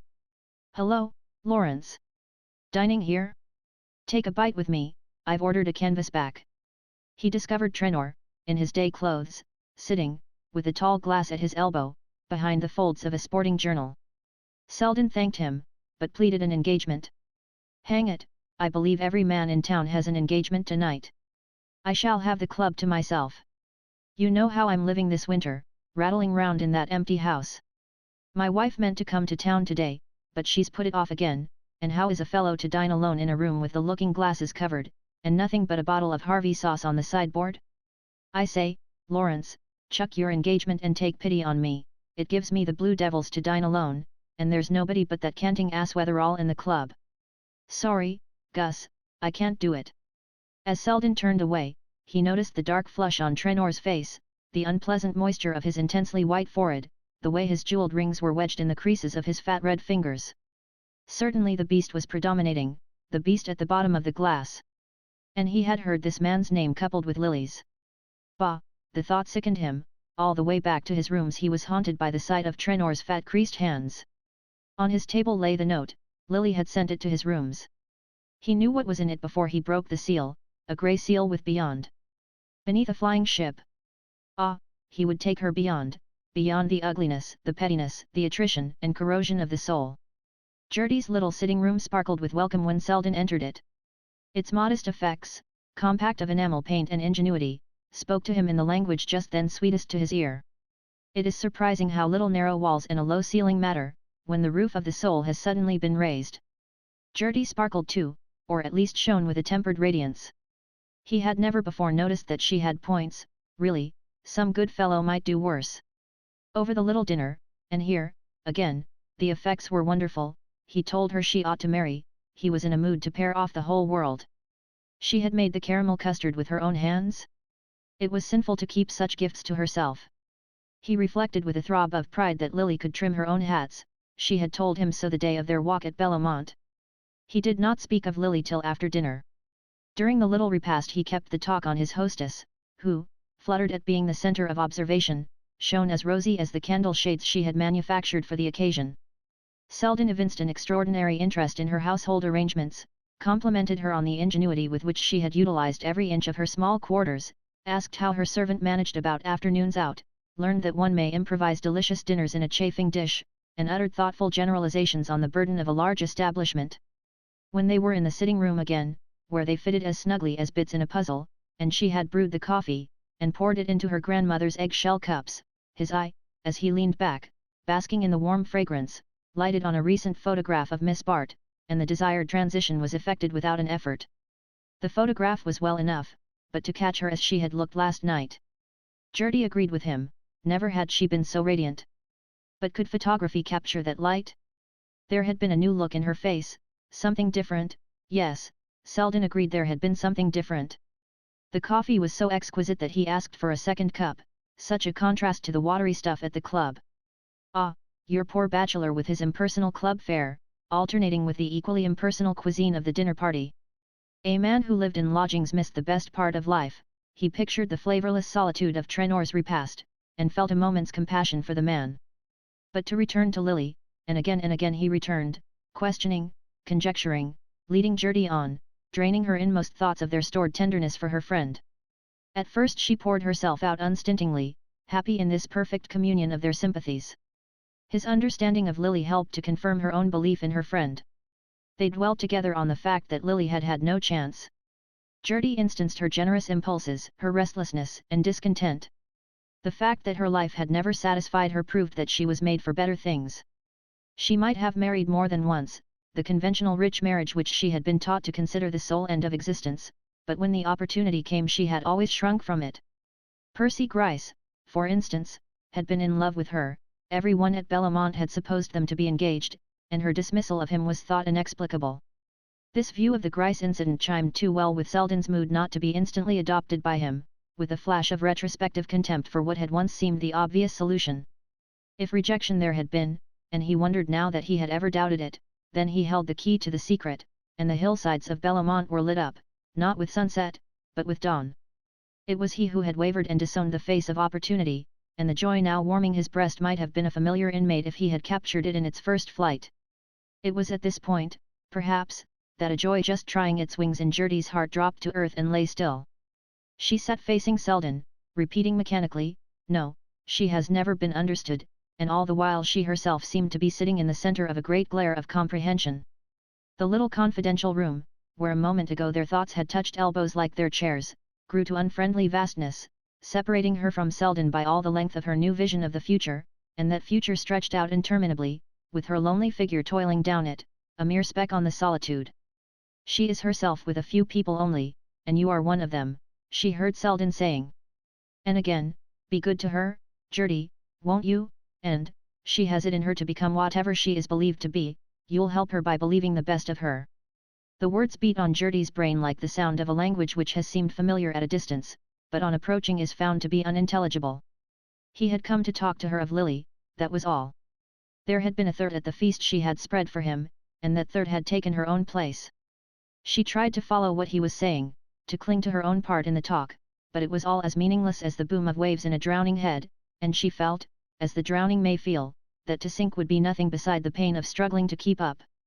Selden rose, and she drew a deep breath, feeling that soon she could yield to the blessed waves. "Mrs. Fisher's? You say she was dining there? There's music afterward, I believe I had a card from her." He glanced at the foolish pink-faced clock that was drumming out this hideous hour. "A 10:15? I might look in there now, the Fisher evenings are amusing. I haven't kept you up too late, Gertie? You look tired, I've rambled on and bored you." And in the unwanted overflow of his feelings, he left a cousinly kiss upon her cheek. At Mrs. Fisher's, through the cigar smoke of the studio, a dozen voices greeted Selden. A song was pending as he entered, and he dropped into a seat near his hostess, his eyes roaming in search of Miss Bart. But she was not there, and the discovery gave him a pang out of all proportion to its seriousness, since the note in his breast pocket assured him that at 4 the next day they would meet. To his impatience it seemed immeasurably long to wait, and half ashamed of the impulse, he leaned to Mrs. Fisher to ask, as the music ceased, if Miss Bart had not dined with her. "Lily? She's just gone. She had to run off, I forget where. Wasn't she wonderful last night?" "Who's that?" "Lily," asked Jack Stepney, from the depths of a neighbouring armchair. "Really, you know, I'm no prude, but when it comes to a girl standing there as if she was up at auction, I thought seriously of speaking to Cousin Julia." "You didn't know Jack had become our social censor?" Mrs. Fisher said to Selden with a laugh, and Stepney spluttered, amid the general derision, "But she's a cousin, hang it, and when a man's married, town talk was full of her this morning." "Yes, lively reading that was," said Mr. Ned Van Alstyne, stroking his moustache to hide the smile behind it. "By the dirty sheet?" "No, of course not, some fellow showed it to me, but I'd heard the stories before. When a girl's as good looking as that she'd better marry, then no questions are asked. In our imperfectly organized society there is no provision as yet for the young woman who claims the privileges of marriage without assuming its obligations." "Well, I understand Lily is about to assume them in the shape of Mr. Rosedale," Mrs. Fisher said with a laugh. "Rosedale, Good heavens, exclaimed Van Alstyne, dropping his eyeglass. Stepney, that's your fault for foisting the brute on us. Oh, confound it, you know, we don't marry Rosedale in our family, Stepney languidly protested, but his wife, who sat in oppressive bridal finery at the other side of the room, quelled him with the judicial reflection, in Lily's circumstances it's a mistake to have too high a standard.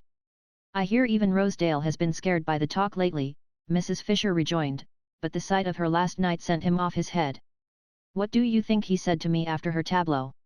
My God, Mrs. Fisher, if I could get Paul Morpeth to paint her like that, the picture'd appreciate 100% in 10 years. By Jove, but isn't she about somewhere, exclaimed Van Alstyne, restoring his glass with an uneasy glance. No, she ran off while you were all mixing the punch downstairs. Where was she going, by the way? What's on tonight? I hadn't heard of anything. Oh, not a party, I think, said an inexperienced young farish who had arrived late. I put her in her cab as I was coming in, and she gave the driver the Trenors' address. The Trenors, exclaimed Mrs. Jack Stepney. Why, the house is closed, Judy telephoned me from Bellamont this evening. Did she? That's queer. I'm sure I'm not mistaken. Well, come now, Trenor's there, anyhow, oh, well, the fact is, I've no head for numbers, he broke off, admonished by the nudge of an adjoining foot, and the smile that circled the room. In its unpleasant light Selden had risen and was shaking hands with his hostess. The air of the place stifled him, and he wondered why he had stayed in it so long. On the doorstep he stood still, remembering a phrase of Lily's, it seems to me you spend a good deal of time in the element you disapprove of. Well, what had brought him there but the quest of her? It was her element, not his.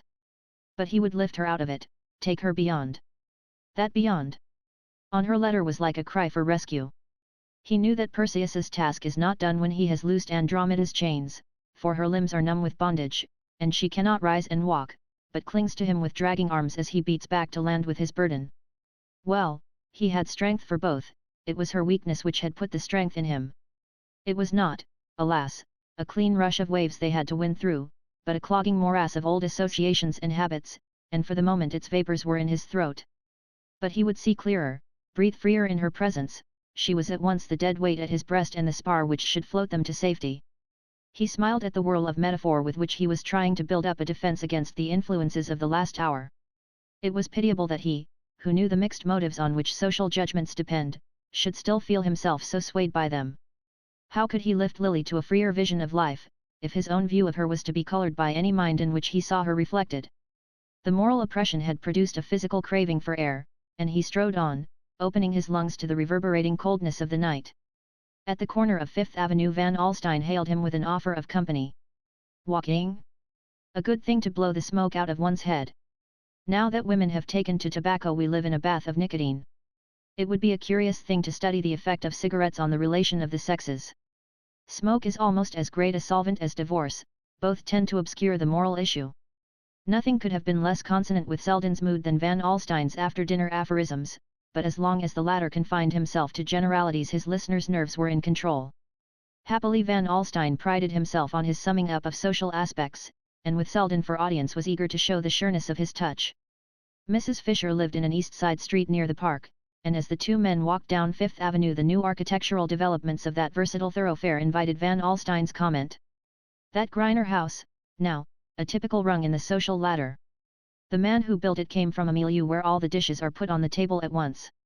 His facade is a complete architectural meal, if he had omitted a style his friends might have thought the money had given out. Not a bad purchase for Rosedale, though, attracts attention, and awes the western sightseer. By and by he'll get out of that phase, and want something that the crowd will pass and the few pause before. Especially if he marries my clever cousin. Selden dashed in with the query, and the Wellington Briss? Rather clever of its kind, don't you think? They were just beneath the wide white facade, with its rich restraint of line, which suggested the clever corseting of a redundant figure. That's the next stage, the desire to imply that one has been to Europe, and has a standard. I'm sure Mrs. Bry thinks her house a copy of the Trianon. In America every marble house with gilt furniture is thought to be a copy of the Trianon. What a clever chap that architect is, though, how he takes his client's measure. He has put the whole of Mrs. Bry in his use of the composite order. Now for the Trenors, you remember, he chose the Corinthian, exuberant, but based on the best precedent. The Trenor house is one of his best things, doesn't look like a banqueting hall turned inside out. I hear Mrs. Trenor wants to build out a new ballroom, and that divergence from Gus on that point keeps her at Bellamont. The dimensions of the Briss ballroom must rankle, you may be sure she knows M as well as if she'd been there last night with a yard measure. Who said she was in town, by the way? That Farish boy? She isn't, I know, Mrs. Stepney was right, the house is dark, you see, I suppose Gus lives in the back. He had halted opposite the Trenor's corner, and Selden perforce stayed his steps also. The house loomed obscure and uninhabited, only an oblong gleam above the door spoke of provisional occupancy.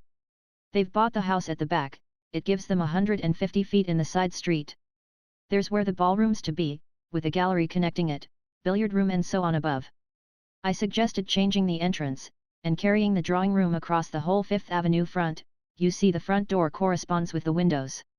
The walking stick which Van Alstyne swung in demonstration dropped to a startled hello, as the door opened and two figures were seen silhouetted against the hall light. At the same moment a hansom halted at the curbstone, and one of the figures floated down to it in a haze of evening draperies, while the other, black and bulky, remained persistently projected against the light. For an immeasurable second the two spectators of the incident were silent, then the house door closed, the hansom rolled off, and the whole scene slipped by as if with the turn of a stereopticon. Van Alstyne dropped his eyeglass with a low whistle. Nothing of this, Selden? As one of the family, I know I may count on you, appearances are deceptive, and Fifth Avenue is so imperfectly lighted. Good night, said Selden, turning sharply down the side street without seeing the other's extended hand. Alone with her cousin's kiss, Gertie stared upon her thoughts. He had kissed her before, but not with another woman on his lips. If he had spared her that she could have drowned quietly, welcoming the dark flood as it submerged her. But now the flood was shot through with glory, and it was harder to drown at sunrise than in darkness. Gertie hid her face from the light, but it pierced to the crannies of her soul. She had been so contented, life had seemed so simple and sufficient, why had he come to trouble her with new hopes? And Lily, her best friend. Woman-like, she accused the woman. Perhaps, had it not been for Lily, her fond imagining might have become truth. Selden had always liked her, had understood and sympathized with the modest independence of her life. He, who had the reputation of weighing all things in the nice balance of fastidious perceptions, had been uncritical and simple in his view of her, his cleverness had never overawed her because she had felt at home in his heart. And now she was thrust out, and the door barred against her by Lily's hand. Lily, for whose admission there she herself had pleaded. The situation was lighted up by a dreary flash of irony. She knew Selden, she saw how the force of her faith in Lily must have helped to dispel his hesitations. She remembered, too, how Lily had talked of him, she saw herself bringing the two together, making them known to each other. On Selden's part, no doubt, the wound inflicted was inconscient, he had never guessed her foolish secret, but Lily must have known. When, in such matters, are a woman's perceptions at fault? And if she knew, then she had deliberately despoiled her friend, and in mere wantonness of power, since, even to Gertie's suddenly flaming jealousy, it seemed incredible that Lily should wish to be Selden's wife. Lily might be incapable of marrying for money, but she was equally incapable of living without it, and Selden's eager investigations into the small economies of housekeeping made him appear to Gertie as tragically duped as herself. She remained long in her sitting room, where the embers were crumbling to cold grey, and the lamp paled under its gay shade. Just beneath it stood the photograph of Lily Bart, looking out imperially on the cheap gimcracks, the cramped furniture of the little room. Could Selden picture her in such an interior? Gertie felt the poverty, the insignificance of her surroundings, she beheld her life as it must appear to Lily. And the cruelty of Lily's judgments smote upon her memory. She saw that she had dressed her idol with attributes of her own making. When had Lily ever really felt, or pitied, or understood? All she wanted was the taste of new experiences, she seemed like some cruel creature experimenting in a laboratory. The pink-faced clock drummed out another hour, and Gertie rose with a start. She had an appointment early the next morning with a district visitor on the east side. She put out her lamp, covered the fire, and went into her bedroom to undress. In the little glass above her dressing table she saw her face reflected against the shadows of the room, and tears blotted the reflection. What right had she to dream the dreams of loveliness? A dull face invited a dull fate. She cried quietly as she undressed, laying aside her clothes with her habitual precision, setting everything in order for the next day, when the old life must be taken up as though there had been no break in its routine. Her servant did not come till 8 o'clock, and she prepared her own tea tray and placed it beside the bed. Then she locked the door of the flat, extinguished her light and lay down. But on her bed sleep would not come, and she lay face to face with the fact that she hated Lily Bart. It closed with her in the darkness like some formless evil to be blindly grappled with. Reason, judgment, renunciation, all the sane daylight forces, were beaten back in the sharp struggle for self-preservation. She wanted happiness, wanted it as fiercely and unscrupulously as Lily did, but without Lily's power of obtaining it. And in her conscious impotence she lay shivering, and hated her friend. A ring at the doorbell caught her to her feet. She struck a light and stood startled, listening. For a moment her heart beat incoherently, then she felt the sobering touch of fact, and remembered that such calls were not unknown in her charitable work. She flung on her dressing gown to answer the summons, and unlocking her door, confronted the shining vision of Lily Bart. Gertie's first movement was one of revulsion. She shrank back as though Lily's presence flashed too sudden a light upon her misery. Then she heard her name in a cry, had a glimpse of her friend's face, and felt herself caught and clung to. "Lily, what is it?" she exclaimed. Miss Bart released her, and stood breathing brokenly, like one who has gained shelter after a long flight. "I was so cold, I couldn't go home." "Have you a fire?"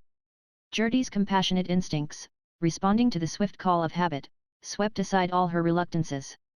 Lily was simply someone who needed help. For what reason? There was no time to pause and conjecture. Disciplined sympathy checked the wonder on Gertie's lips, and made her draw her friend silently into the sitting room and seat her by the darkened hearth. "There is kindling wood here, the fire will burn in a minute." She knelt down, and the flame leapt under her rapid hands. It flashed strangely through the tears which still blurred her eyes, and smote on the white ruin of Lily's face. The girls looked at each other in silence, then Lily repeated, "I couldn't go home." "No, no, you came here, dear. You're cold and tired, sit quiet and I'll make you some tea."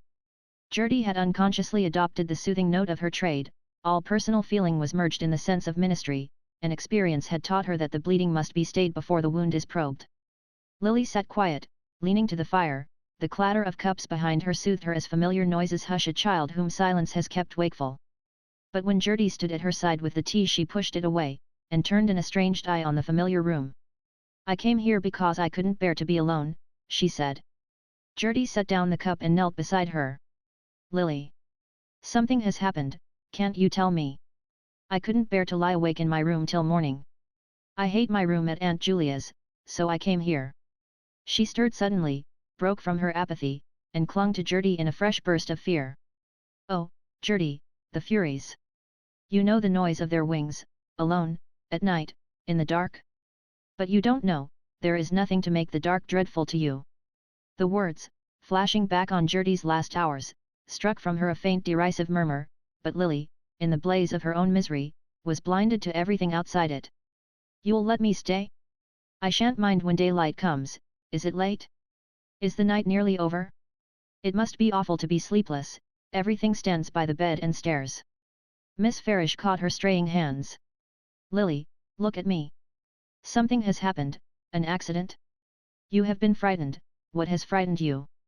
Tell me if you can, a word or two, so that I can help you." Lily shook her head. "I am not frightened, that's not the word. Can you imagine looking into your glass some morning and seeing a disfigurement, some hideous change that has come to you while you slept? Well, I seem to myself like that. I can't bear to see myself in my own thoughts. I hate ugliness, you know, I've always turned from it, but I can't explain to you, you wouldn't understand." She lifted her head and her eyes fell on the clock. "How long the night is! And I know I shan't sleep tomorrow. Someone told me my father used to lie sleepless and think of horrors. And he was not wicked, only unfortunate, and I see now how he must have suffered, lying alone with his thoughts. But I am bad, a bad girl, all my thoughts are bad, I have always had bad people about me. Is that any excuse? I thought I could manage my own life, I was proud. But now I'm on their level." Sobs shook her, and she bowed to them like a tree in a dry storm. Gertie knelt beside her, waiting, with the patience born of experience, till this gust of misery should loosen fresh speech. She had first imagined some physical shock, some peril of the crowded streets, since Lily was presumably on her way home from Carrie Fisher's, but she now saw that other nerve centers were smitten, and her mind trembled back from conjecture. Lily's sobs ceased, and she lifted her head. There are bad girls in your slums. Tell me, do they ever pick themselves up? Ever forget, and feel as they did before? Lily, you mustn't speak so, you're dreaming. Don't they always go from bad to worse? There's no turning back, your old self rejects you, and shuts you out. She rose, stretching her arms as if in utter physical weariness. Go to bed, dear. You work hard and get up early. I'll watch here by the fire, and you'll leave the light, and your door open. All I want is to feel that you are near me. She laid both hands on Gertie's shoulders, with a smile that was like sunrise on a sea strewn with wreckage. I can't leave you, Lily. Come and lie on my bed. Your hands are frozen, you must undress and be made warm. Gertie paused with sudden compunction. But Mrs. Peniston, it's past midnight. What will she think? She goes to bed. I have a latchkey. It doesn't matter, I can't go back there.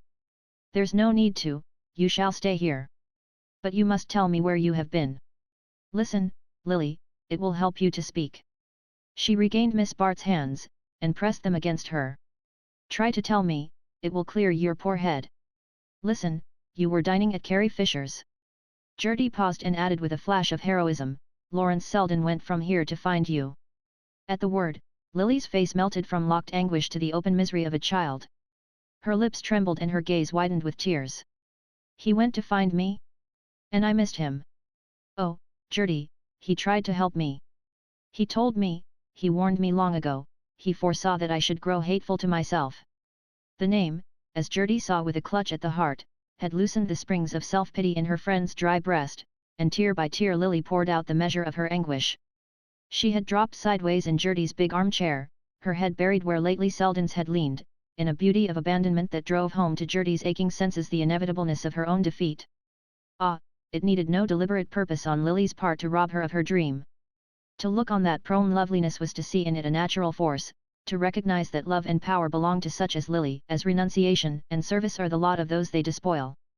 But if Selden's infatuation seemed a fatal necessity, the effect that his name produced shook Gertie's steadfastness with a last pang. Men pass through such superhuman loves and outlive them, they are the probation subduing the heart to human joys. How gladly Gertie would have welcomed the ministry of healing, how willingly have soothed the sufferer back to tolerance of life. But Lily's self-betrayal took this last hope from her. The mortal maid on the shore is helpless against the siren who loves her prey, such victims are floated back dead from their adventure. Lily sprang up and caught her with strong hands.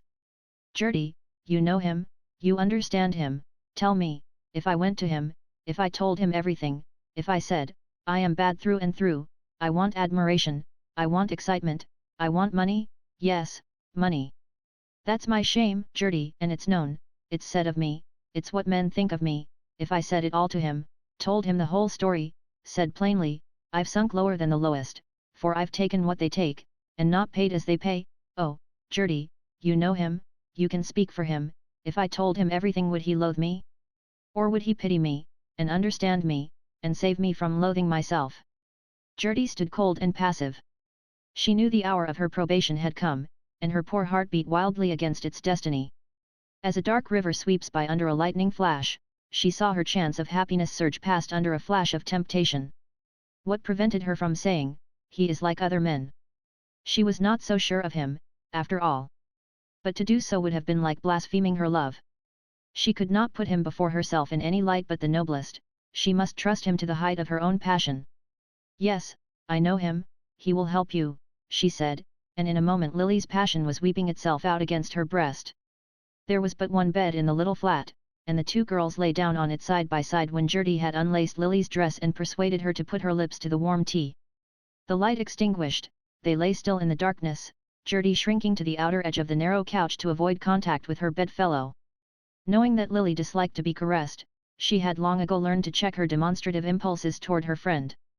But tonight every fibre in her body shrank from Lily's nearness, it was torture to listen to her breathing, and feel the sheet stir with it. As Lily turned, and settled to complete her rest, a strand of her hair swept Gertie's cheek with its fragrance. Everything about her was warm and soft and scented, even the stains of her grief became her as raindrops do the beaten rose. But as Gertie lay with arms drawn down her side, in the motionless narrowness of an effigy, she felt a stir of sobs from the breathing warmth beside her, and Lily flung out her hand, groped for her friend's, and held it fast. "Hold me, Gertie, hold me, or I shall think of things," she moaned, and Gertie silently slipped an arm under her, pillowing her head in its hollow as a mother makes a nest for a tossing child. In the warm hollow Lily lay still and her breathing grew low and regular. Her hand still clung to Gertie's as if to ward off evil dreams, but the hold of her fingers relaxed, her head sank deeper into its shelter, and Gertie felt that she slept. Chapter 15. When Lily woke she had the bed to herself, and the winter light was in the room. She sat up, bewildered by the strangeness of her surroundings, then memory returned, and she looked about her with a shiver. In the cold slant of light reflected from the back wall of a neighbouring building, she saw her evening dress and opera cloak lying in a tawdry heap on a chair. Finery laid off is as unappetizing as the remains of a feast, and it occurred to Lily that, at home, her maid's vigilance had always spared her the sight of such incongruities. Her body ached with fatigue, and with the constriction of her attitude in Gertie's bed.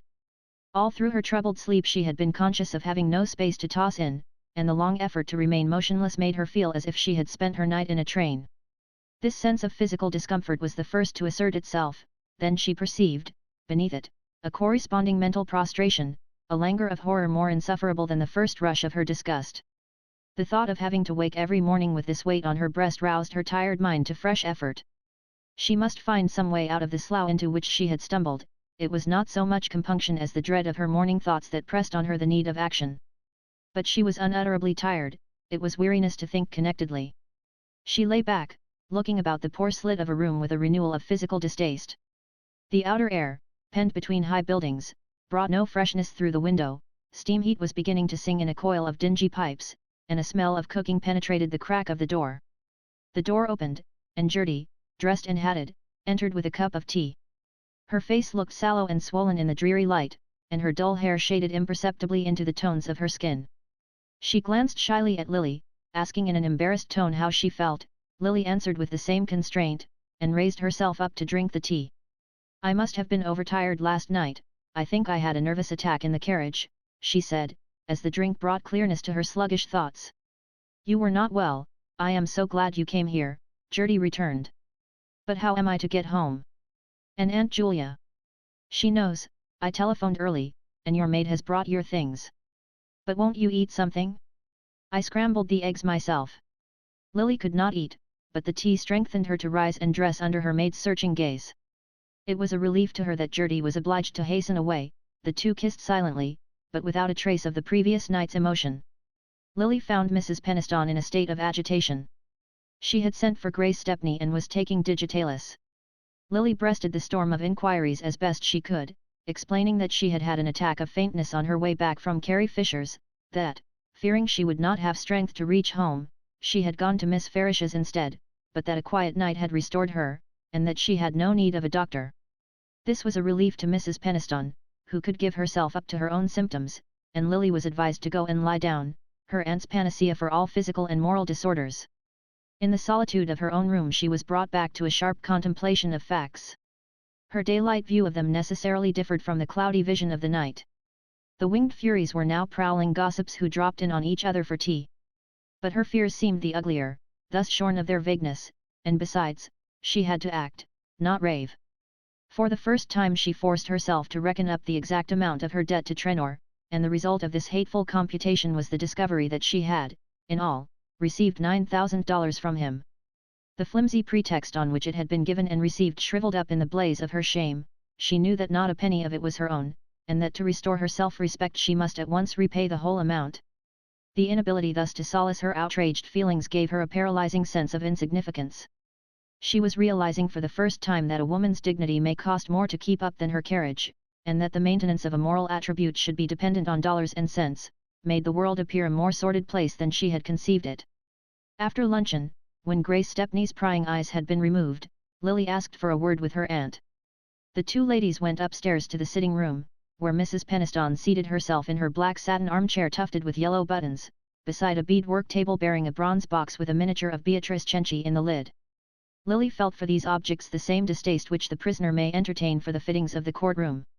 It was here that her aunt received her rare confidences, and the pink-eyed smirk of the turbaned Beatrice was associated in her mind with the gradual fading of the smile from Mrs. Peniston's lips. That lady's dread of a scene gave her an inexorableness which the greatest strength of character could not have produced, since it was independent of all considerations of right or wrong, and knowing this, Lily seldom ventured to assail it. She had never felt less like making the attempt than on the present occasion, but she had sought in vain for any other means of escape from an intolerable situation. Mrs. Peniston examined her critically. "You're a bad color, Lily, this incessant rushing about is beginning to tell on you," she said. Miss Bart saw an opening. "I don't think it's that, Aunt Julia, I've had worries," she replied. "Ah," said Mrs. Peniston, shutting her lips with the snap of a purse closing against a beggar. "I'm sorry to bother you with them," Lily continued, "but I really believe my faintness last night was brought on partly by anxious thoughts. I should have said Carrie Fisher's cook was enough to account for it. She has a woman who was with Maria Melson in 1891, the spring of the year we went to Ike's, and I remember dining there 2 days before we sailed, and feeling sure the coppers hadn't been scoured. I don't think I ate much, I can't eat or sleep." Lily paused, and then said abruptly, "The fact is, Aunt Julia, I owe some money." Mrs. Peniston's face clouded perceptibly, but did not express the astonishment her niece had expected. She was silent, and Lily was forced to continue, "I have been foolish." "No doubt you have, extremely foolish," Mrs. Peniston interposed. "I fail to see how anyone with your income, and no expenses, not to mention the handsome presents I've always given you." "Oh, you've been most generous, Aunt Julia, I shall never forget your kindness. But perhaps you don't quite realize the expense a girl is put to nowadays." "I don't realize that you are put to any expense except for your clothes and your railway fares. I expect you to be handsomely dressed, but I paid Celeste's bill for you last October." Lily hesitated, her aunt's implacable memory had never been more inconvenient. "You were as kind as possible, but I have had to get a few things since." "What kind of things?" "Clothes." "How much have you spent?" "Let me see the bill, I dare say the woman is swindling you." "Oh, no, I think not, clothes have grown so frightfully expensive, and one needs so many different kinds, with country visits and golf and skating, and Aiken and tuxedo." "Let me see the bill," Mrs. Peniston repeated. Lily hesitated again. "In the first place, Madame, Celeste had not yet sent in her account, and secondly, the amount it represented was only a fraction of the sum that Lily needed. She hasn't sent in the bill for my winter things, but I know it's large, and there are 1 or 2 other things. I've been careless and imprudent, I'm frightened to think of what I owe." She raised the troubled loveliness of her face to Mrs. Peniston, vainly hoping that a sight so moving to the other sex might not be without effect upon her own. But the effect produced was that of making Mrs. Peniston shrink back apprehensively. "Really, Lily, you are old enough to manage your own affairs, and after frightening me to death by your performance of last night you might at least choose a better time to worry me with such matters." Mrs. Peniston glanced at the clock, and swallowed a tablet of digitalis. "If you owe Celeste another 1,000, she may send me her account," she added, as though to end the discussion at any cost. "I am very sorry, Aunt Julia, I hate to trouble you at such a time, but I have really no choice. I ought to have spoken sooner, I owe a great deal more than $1,000. "A great deal more? Do you owe 2? She must have robbed you. I told you it was not only Celeste. There are other bills, more pressing, that must be settled." "What on earth have you been buying? Jewelry? You must have gone off your head," said Mrs. Peniston with asperity. "But if you have run into debt, you must suffer the consequences, and put aside your monthly income till your bills are paid. If you stay quietly here until next spring, instead of racing about all over the country, you will have no expenses at all, and surely in 4 or 5 months you can settle the rest of your bills if I pay the dressmaker now." Lily was again silent. She knew she could not hope to extract even $1,000 from Mrs. Peniston on the mere plea of paying Celeste's bill. Mrs. Peniston would expect to go over the dressmaker's account, and would make out the check to her and not to Lily. And yet the money must be obtained before the day was over. "The debts I speak of are different, not like tradesmen's bills," she began confusedly, but Mrs. Peniston's look made her almost afraid to continue. Could it be that her aunt suspected anything? The idea precipitated Lily's avowal. "The fact is, I've played cards a good deal, bridge, the women all do it, girls too, it's expected. Sometimes I've won a good deal, but lately I've been unlucky, and of course such debts can't be paid off gradually. She paused. Mrs. Peniston's face seemed to be petrifying as she listened. Cards, you've played cards for money? It's true, then, when I was told so I wouldn't believe it. I won't ask if the other horrors I was told were true too, I've heard enough for the state of my nerves. When I think of the example you've had in this house. But I suppose it's your foreign bringing up, no one knew where your mother picked up her friends. And her Sundays were a scandal, that I know. Mrs. Peniston wheeled round suddenly. You play cards on Sunday? Lily flushed with the recollection of certain rainy Sundays at Bellamont and with the Dorsets. You're hard on me, Aunt Julia. I have never really cared for cards, but a girl hates to be thought priggish and superior, and one drifts into doing what the others do. I've had a dreadful lesson, and if you'll help me out this time I promise you. Mrs. Peniston raised her hand warningly. You needn't make any promises, it's unnecessary. When I offered you a home I didn't undertake to pay your gambling debts. Aunt Julia. You don't mean that you won't help me? I shall certainly not do anything to give the impression that I countenance your behavior. If you really owe your dressmaker, I will settle with her, beyond that I recognize no obligation to assume your debts. Lily had risen, and stood pale and quivering before her aunt. Pride stormed in her, but humiliation forced the cry from her lips, Aunt Julia, I shall be disgraced, but she could go no farther. If her aunt turned such a stony ear to the fiction of the gambling debts, in what spirit would she receive the terrible avowal of the truth? I consider that you are disgraced, Lily, disgraced by your conduct far more than by its results. You say your friends have persuaded you to play cards with them, well, they may as well learn a lesson too. They can probably afford to lose a little money, and at any rate, I am not going to waste any of mine in paying them.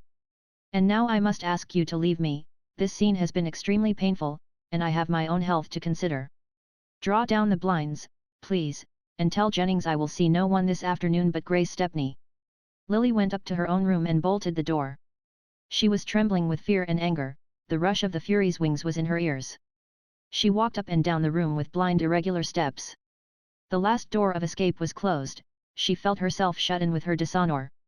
Suddenly her wild pacing brought her before the clock on the chimney-piece. Its hands stood at 3:30, and she remembered that Selden was to come to her at 4.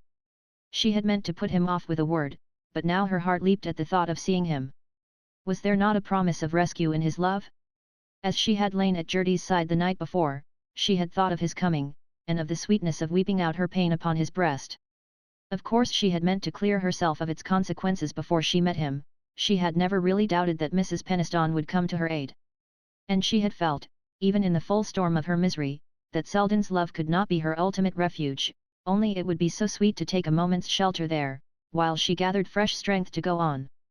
But now his love was her only hope, and as she sat alone with her wretchedness the thought of confiding in him became as seductive as the river's flow to the suicide. The first plunge would be terrible, but afterward, what blessedness might come. She remembered Gertie's words, I know him, he will help you, and her mind clung to them as a sick person might cling to a healing relic. Oh, if he really understood, if he would help her to gather up her broken life, and put it together in some new semblance in which no trace of the past should remain. He had always made her feel that she was worthy of better things, and she had never been in greater need of such solace. Once and again she shrank at the thought of imperiling his love by her confession, for love was what she needed, it would take the glow of passion to weld together the shattered fragments of her self-esteem. But she recurred to Gertie's words and held fast to them. She was sure that Gertie knew Selden's feeling for her, and it had never dawned upon her blindness that Gertie's own judgment of him was coloured by emotions far more ardent than her own. 4 o'clock found her in the drawing-room, she was sure that Selden would be punctual. But the hour came and passed, it moved on feverishly, measured by her impatient heartbeats. She had time to take a fresh survey of her wretchedness, and to fluctuate anew between the impulse to confide in Selden and the dread of destroying his illusions. But as the minutes passed the need of throwing herself on his comprehension became more urgent, she could not bear the weight of her misery alone. There would be a perilous moment, perhaps, but could she not trust to her beauty to bridge it over, to land her safe in the shelter of his devotion? But the hour sped on and Selden did not come. Doubtless he had been detained, or had misread her hurriedly scrawled note, taking the 4 for a 5. The ringing of the doorbell a few minutes after 5 confirmed this supposition, and made Lily hastily resolve to write more legibly in future. The sound of steps in the hall, and of the butler's voice preceding them, poured fresh energy into her veins. She felt herself once more the alert and competent moulder of emergencies, and the remembrance of her power over Selden flushed her with sudden confidence. But when the drawing-room door opened, it was Rosedale who came in. The reaction caused her a sharp pang, but after a passing movement of irritation at the clumsiness of fate, and at her own carelessness in not denying the door to all but Selden, she controlled herself and greeted Rosedale amicably. It was annoying that Selden, when he came, should find that particular visitor in possession, but Lily was mistress of the art of ridding herself of superfluous company, and to her present mood Rosedale seemed distinctly negligible. His own view of the situation forced itself upon her after a few moments' conversation. She had caught at the Briss entertainment as an easy impersonal subject, likely to tide them over the interval till Selden appeared, but Mr. Rosedale, tenaciously planted beside the tea-table, his hands in his pockets, his legs a little too freely extended, at once gave the topic a personal turn. "Pretty well done." "Well, yes, I suppose it was. Welly Bry's got his back up and don't mean to let go till he's got the hang of the thing. Of course, there were things here and there, things Mrs. Fisher couldn't be expected to see to. The champagne wasn't cold, and the coats got mixed in the coat room. I would have spent more money on the music. But that's my character, if I want a thing I'm willing to pay, I don't go up to the counter, and then wonder if the article's worth the price. I wouldn't be satisfied to entertain like the Welly Briss, I'd want something that would look more easy and natural, more as if I took it in my stride. And it takes just two things to do that, Miss Bart, money, and the right woman to spend it." He paused, and examined her attentively while she affected to rearrange the teacups. "I've got the money," he continued, clearing his throat, "and what I want is the woman, and I mean to have her too." He leaned forward a little, resting his hands on the head of his walking stick. He had seen men of Ned Van Alstyne's type bring their hats and sticks into a drawing-room, and he thought it added a touch of elegant familiarity to their appearance. Lily was silent, smiling faintly, with her eyes absently resting on his face. She was in reality reflecting that a declaration would take some time to make, and that Selden must surely appear before the moment of refusal had been reached. Her brooding look, as of a mind withdrawn yet not averted, seemed to Mr. Rosedale full of a subtle encouragement. He would not have liked any evidence of eagerness. "I mean to have her too," he repeated, with a laugh intended to strengthen his self-assurance. "I generally have got what I wanted in life, Miss Bart. I wanted money, and I've got more than I know how to invest, and now the money doesn't seem to be of any account unless I can spend it on the right woman. That's what I want to do with it. I want my wife to make all the other women feel small. I'd never grudge a dollar that was spent on that. But it isn't every woman can do it, no matter how much you spend on her. There was a girl in some history book who wanted gold shields, or something, and the fellows threw 'em at her, and she was crushed under 'em, they killed her. Well, that's true enough, some women looked buried under their jewelry. What I want is a woman who'll hold her head higher the more diamonds I put on it. And when I looked at you the other night at the Briss, in that plain white dress, looking as if you had a crown on, I said to myself, by gad, if she had one she'd wear it as if it grew on her." Still Lily did not speak, and he continued, warming with his theme, "Tell you what it is, though, that kind of woman costs more than all the rest of 'em put together. If a woman's going to ignore her pearls, they want to be better than anybody else's, and so it is with everything else. You know what I mean, you know it's only the showy things that are cheap. Well, I should want my wife to be able to take the earth for granted if she wanted to. I know there's one thing vulgar about money, and that's the thinking about it, and my wife would never have to demean herself in that way." He paused, and then added, with an unfortunate lapse to an earlier manner, "I guess you know the lady I've got in view, Miss Bart." Lily raised her head, brightening a little under the challenge. Even through the dark tumult of her thoughts, the clink of Mr. Rosedale's millions had a faintly seductive note. Oh, for enough of them to cancel her one miserable debt. But the man behind them grew increasingly repugnant in the light of Selden's expected coming. The contrast was too grotesque, she could scarcely suppress the smile it provoked. She decided that directness would be best. "If you mean me, Mr. Rosedale, I am very grateful, very much flattered, but I don't know what I have ever done to make you think. Oh, if you mean you're not dead in love with me, I've got sense enough left to see that. And I ain't talking to you as if you were, I presume I know the kind of talk that's expected under those circumstances. I'm confoundedly gone on you, that's about the size of it, and I'm just giving you a plain business statement of the consequences. You're not very fond of me, yet, but you're fond of luxury and style and amusement, and of not having to worry about cash. You like to have a good time, and not have to settle for it, and what I propose to do is to provide for the good time and do the settling." He paused, and she returned with a chilling smile, "You are mistaken in one point, Mr. Rosedale, whatever I enjoy I am prepared to settle for." She spoke with the intention of making him see that, if his words implied a tentative allusion to her private affairs, she was prepared to meet and repudiate it. But if he recognized her meaning it failed to abash him, and he went on in the same tone, "I didn't mean to give offense, excuse me if I've spoken too plainly. But why ain't you straight with me, why do you put up that kind of bluff?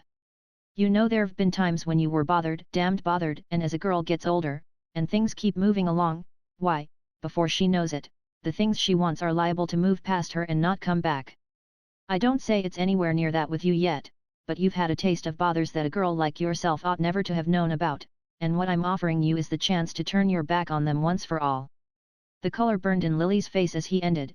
There was no mistaking the point he meant to make, and to permit it to pass unheeded was a fatal confession of weakness, while to resent it too openly was to risk offending him at a perilous moment. Indignation quivered on her lip, but it was quelled by the secret voice which warned her that she must not quarrel with him. He knew too much about her, and even at the moment when it was essential that he should show himself at his best, he did not scruple to let her see how much he knew. How then would he use his power when her expression of contempt had dispelled his one motive for restraint? Her whole future might hinge on her way of answering him. She had to stop and consider that, in the stress of her other anxieties, as a breathless fugitive may have to pause at the crossroads and try to decide coolly which turn to take. "You are quite right, Mr. Rosedale. I have had bothers, and I am grateful to you for wanting to relieve me of them. It is not always easy to be quite independent and self-respecting when one is poor and lives among rich people. I have been careless about money, and have worried about my bills. But I should be selfish and ungrateful if I made that a reason for accepting all you offer, with no better return to make than the desire to be free from my anxieties.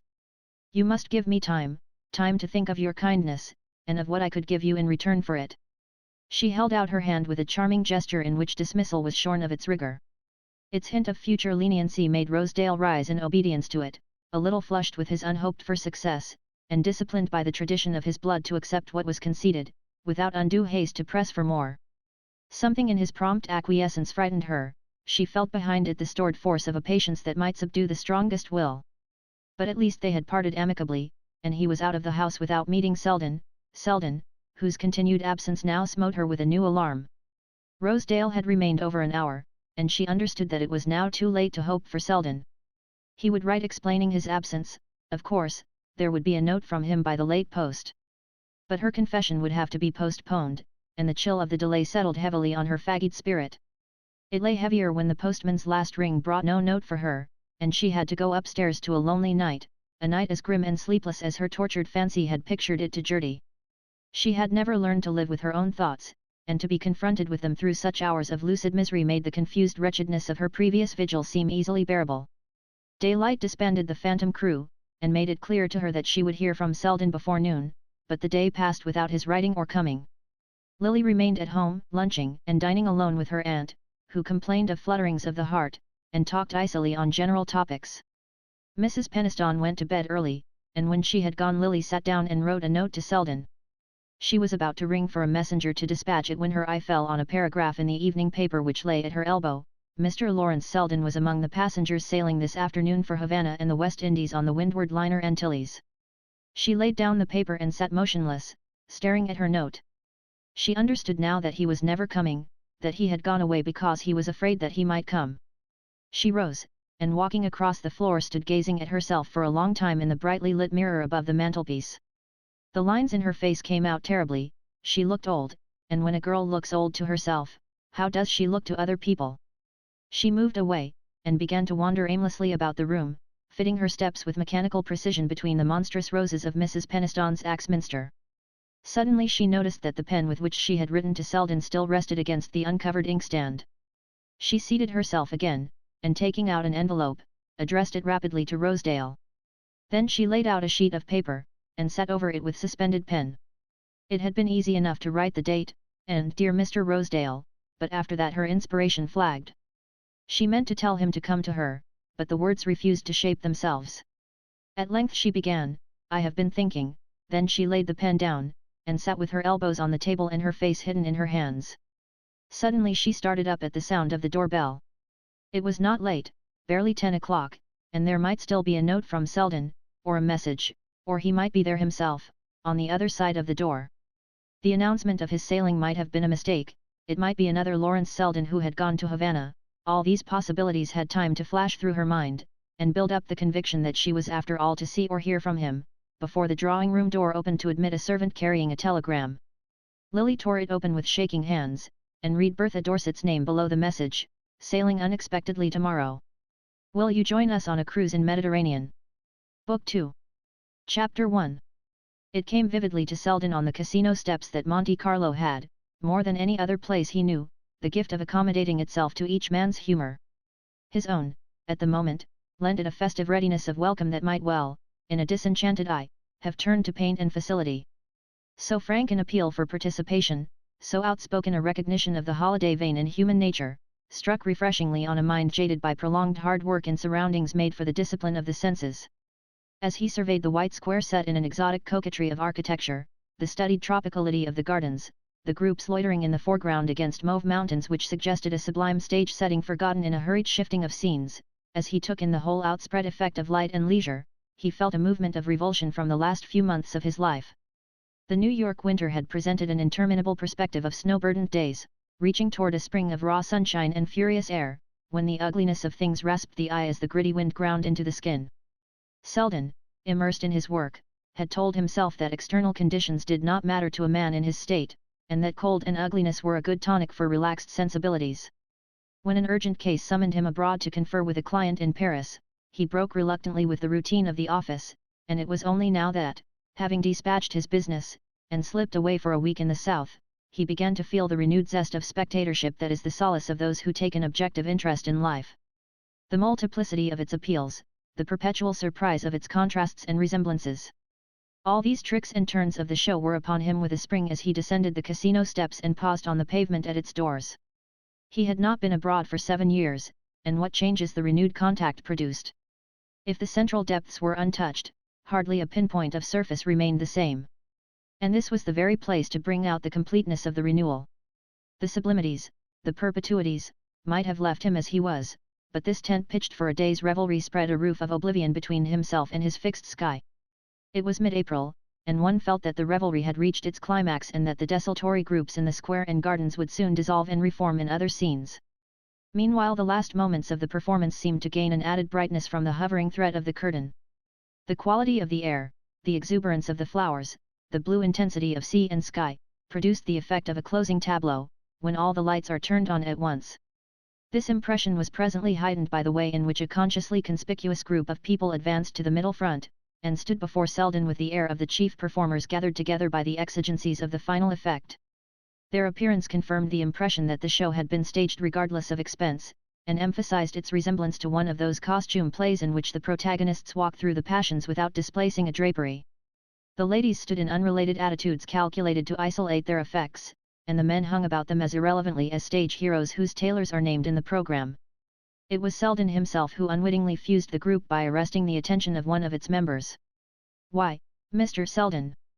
Mrs. Fisher exclaimed in surprise, and with a gesture toward Mrs. Jack Stepney and Mrs. Wellington Bry, she added plaintively, "We're starving to death because we can't decide where to lunch." Welcomed into their group, and made the confidant of their difficulty, Selden learned with amusement that there were several places where one might miss something by not lunching, or forfeit something by lunching, so that eating actually became a minor consideration on the very spot consecrated to its rights. Of course one gets the best things at the terrace, but that looks as if one hadn't any other reason for being there. The Americans who don't know anyone always rush for the best food. And the Duchess of Beltshire has taken up Becassins lately, Mrs. Bry earnestly summed up. Mrs. Bry, to Mrs. Fisher's despair, had not progressed beyond the point of weighing her social alternatives in public. She could not acquire the air of doing things because she wanted to, and making her choice the final seal of their fitness. Mr. Bry, a short pale man, with a business face and leisure clothes, met the dilemma hilariously. "I guess the Duchess goes where it's cheapest, unless she can get her meal paid for. If you offered to blow her off at the terrace she'd turn up fast enough." But Mrs. Jack Stepney interposed. "The Grand Dukes go to that little place at the Condamine. Lord Hubert says it's the only restaurant in Europe where they can cook peas." Lord Hubert Dacey, a slender shabby-looking man, with a charming worn smile, and the air of having spent his best years in piloting the wealthy to the right restaurant, assented with gentle emphasis, "It's quite that." "Peas," said Mr. Bry contemptuously. "Can they cook terrapin?" "It just shows," he continued, "what these European markets are, when a fellow can make a reputation cooking peas." Jack Stepney intervened with authority. "I don't know that I quite agree with Dacey, there's a little hole in Paris, off the Quai Voltaire, but in any case, I can't advise the Condamine Gargote, at least not with ladies." Stepney, since his marriage, had thickened and grown prudish, as the Van Osburgh husbands were apt to do, but his wife, to his surprise and discomfiture, had developed an earth-shaking fastness of gait which left him trailing breathlessly in her wake. "That's where we'll go then," she declared, with a heavy toss of her plumage. "I'm so tired of the terrace, it's as dull as one of Mother's dinners. And Lord Hubert has promised to tell us who all the awful people are at the other place, hasn't he, Carrie? Now, Jack, don't look so solemn." "Well," said Mrs. Bry, "all I want to know is who their dressmakers are." "No doubt Dacey can tell you that too," remarked Stepney, with an ironic intention which the other received with the light murmur, "I can at least find out, my dear fellow," and Mrs. Bry having declared that she couldn't walk another step, the party hailed 2 or 3 of the light phaetons which hover attentively on the confines of the gardens, and rattled off in procession toward the Condamine. Their destination was one of the little restaurants overhanging the boulevard which dips steeply down from Monte Carlo to the low intermediate quarter along the quay. From the window in which they presently found themselves installed, they overlooked the intense blue curve of the harbour, set between the verdure of twin promontories, to the right, the cliff of Monaco, topped by the medieval silhouette of its church and castle, to the left the terraces and pinnacles of the gambling house. Between the two, the waters of the bay were furrowed by a light coming and going of pleasure craft, through which, just at the culminating moment of luncheon, the majestic advance of a great steam yacht drew the company's attention from the peas. "By Jove, I believe that's the Dorset's back!" Stepney exclaimed, and Lord Hubert, dropping his single eyeglass, corroborated, "It's the Sabrina, yes." "So soon?" "They were to spend a month in Sicily," Mrs. Fisher observed. "I guess they feel as if they had, there's only one up-to-date hotel in the whole place," said Mr. Bry disparagingly. "It was Ned Silverton's idea, but poor Dorset and Lily Bart must have been horribly bored." Mrs. Fisher added in an undertone to Selden, "I do hope there hasn't been a row."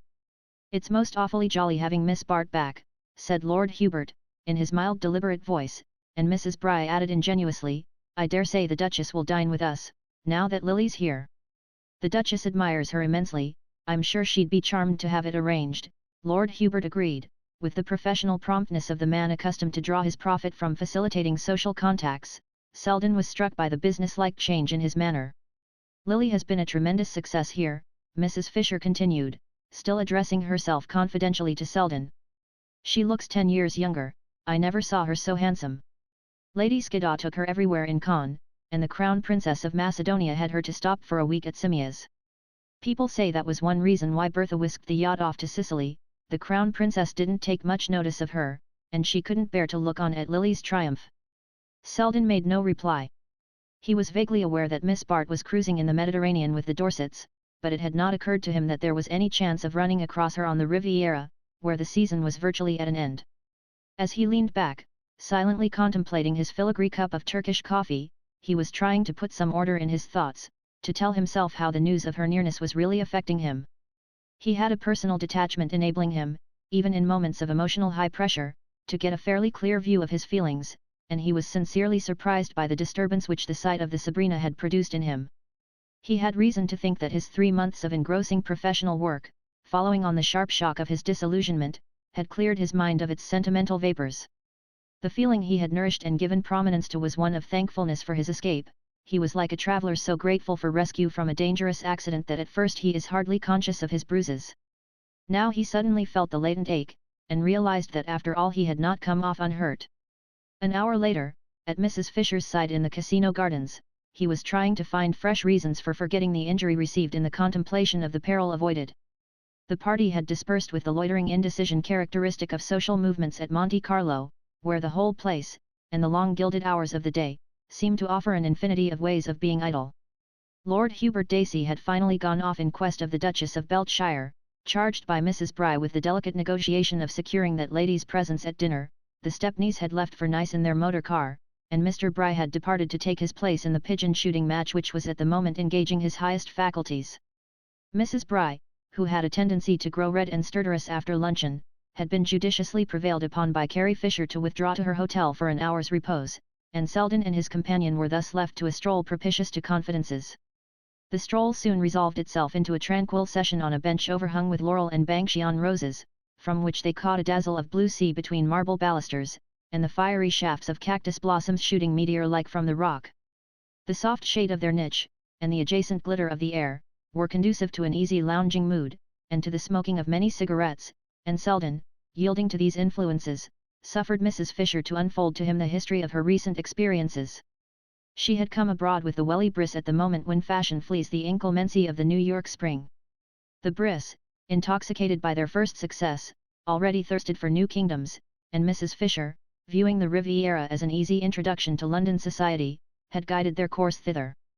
She had affiliations of her own in every capital, and a facility for picking them up again after long absences, and the carefully disseminated rumour of the Briss wealth had at once gathered about them a group of cosmopolitan pleasure-seekers. "But things are not going as well as I expected," Mrs. Fisher frankly admitted. "It's all very well to say that everybody with money can get into society, but it would be truer to say that nearly everybody can. And the London market is so glutted with new Americans that, to succeed there now, they must be either very clever or awfully queer. The Briss are neither. He would get on well enough if she'd let him alone, they like his slang and his brag and his blunders. But Louisa spoils it all by trying to repress him and put herself forward. If she'd be natural herself, fat and vulgar and bouncing, it would be all right, but as soon as she meets anybody smart she tries to be slender and queenly. She tried it with the Duchess of Beltshire and Lady Skiddaw, and they fled. I've done my best to make her see her mistake, I've said to her again and again, just let yourself go, Louisa, but she keeps up the humbug even with me. I believe she keeps on being queenly in her own room, with the door shut. The worst of it is, Mrs. Fisher went on, that she thinks it's all my fault. When the Dorsets turned up here 6 weeks ago, and everybody began to make a fuss about Lily Bart, I could see Louisa thought that if she'd had Lily in tow instead of me she would have been hobnobbing with all the royalties by this time. She doesn't realise that it's Lily's beauty that does it. Lord Hubert tells me Lily is thought even handsomer than when he knew her at Ike's 10 years ago. It seems she was tremendously admired there. An Italian prince, rich and the real thing, wanted to marry her, but just at the critical moment a good-looking stepson turned up, and Lily was silly enough to flirt with him while her marriage settlements with the stepfather were being drawn up. Some people said the young man did it on purpose. You can fancy the scandal. There was an awful row between the men, and people began to look at Lily so queerly that Mrs. Peniston had to pack up and finish her cure elsewhere. Not that she ever understood.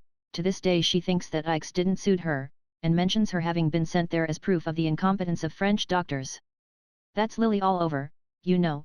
She works like a slave preparing the ground and sowing her seed, but the day she ought to be reaping the harvest she oversleeps herself or goes off on a picnic." Mrs. Fisher paused and looked reflectively at the deep shimmer of sea between the cactus flowers. "Sometimes," she added, "I think it's just flightiness, and sometimes I think it's because, at heart, she despises the things she's trying for. And it's the difficulty of deciding that makes her such an interesting study." She glanced tentatively at Selden's motionless profile, and resumed with a slight sigh, "Well, all I can say is, I wish she'd give me some of her discarded opportunities. I wish we could change places now, for instance. She could make a very good thing out of the Briss if she managed them properly, and I should know just how to look after George Dorset while Bertha is reading Verlaine with Nettie Silverton." She met Selden's sound of protest with a sharp derisive glance. "Well, what's the use of mincing matters? We all know that's what Bertha brought her abroad for.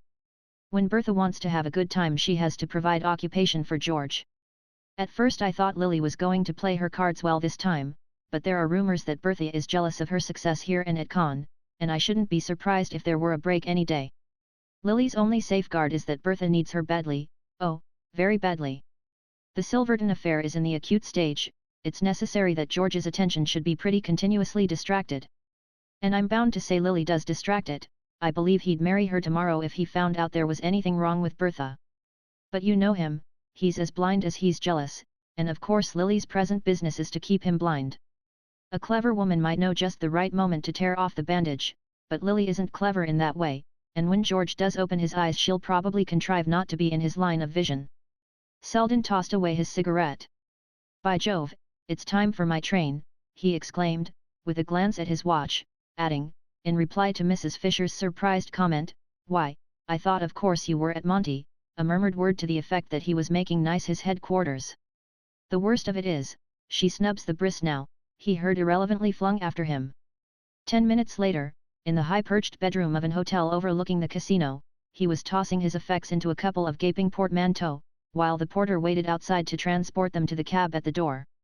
It took but a brief plunge down the steep white road to the station to land him safely in the afternoon express for Nice, and not till he was installed in the corner of an empty carriage, did he exclaim to himself, with a reaction of self-contempt, "What the deuce am I running away from?" The pertinence of the question checked Selden's fugitive impulse before the train had started. It was ridiculous to be flying like an emotional coward from an infatuation his reason had conquered. He had instructed his bankers to forward some important business letters to Nice, and at Nice he would quietly await them. He was already annoyed with himself for having left Monte Carlo, where he had intended to pass the week which remained to him before sailing, but it would now be difficult to return on his steps without an appearance of inconsistency from which his pride recoiled. In his inmost heart he was not sorry to put himself beyond the probability of meeting Miss Bart. Completely as he had detached himself from her, he could not yet regard her merely as a social instance, and viewed in a more personal ways she was not likely to be a reassuring object of study. Chance encounters, or even the repeated mention of her name, would send his thoughts back into grooves from which he had resolutely detached them, whereas, if she could be entirely excluded from his life, the pressure of new and varied impressions, with which no thought of her was connected, would soon complete the work of separation. Mrs. Fisher's conversation had, indeed, operated to that end, but the treatment was too painful to be voluntarily chosen while milder remedies were untried, and Selden thought he could trust himself to return gradually to a reasonable view of Miss Bart, if only he did not see her.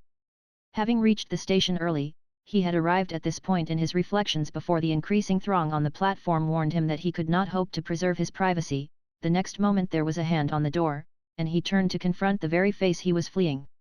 Miss Bart, glowing with the haste of a precipitate descent upon the train, headed a group composed of the Dorsets, young Silverton and Lord Hubert Dacey, who had barely time to spring into the carriage, and envelop Selden in ejaculations of surprise and welcome, before the whistle of departure sounded.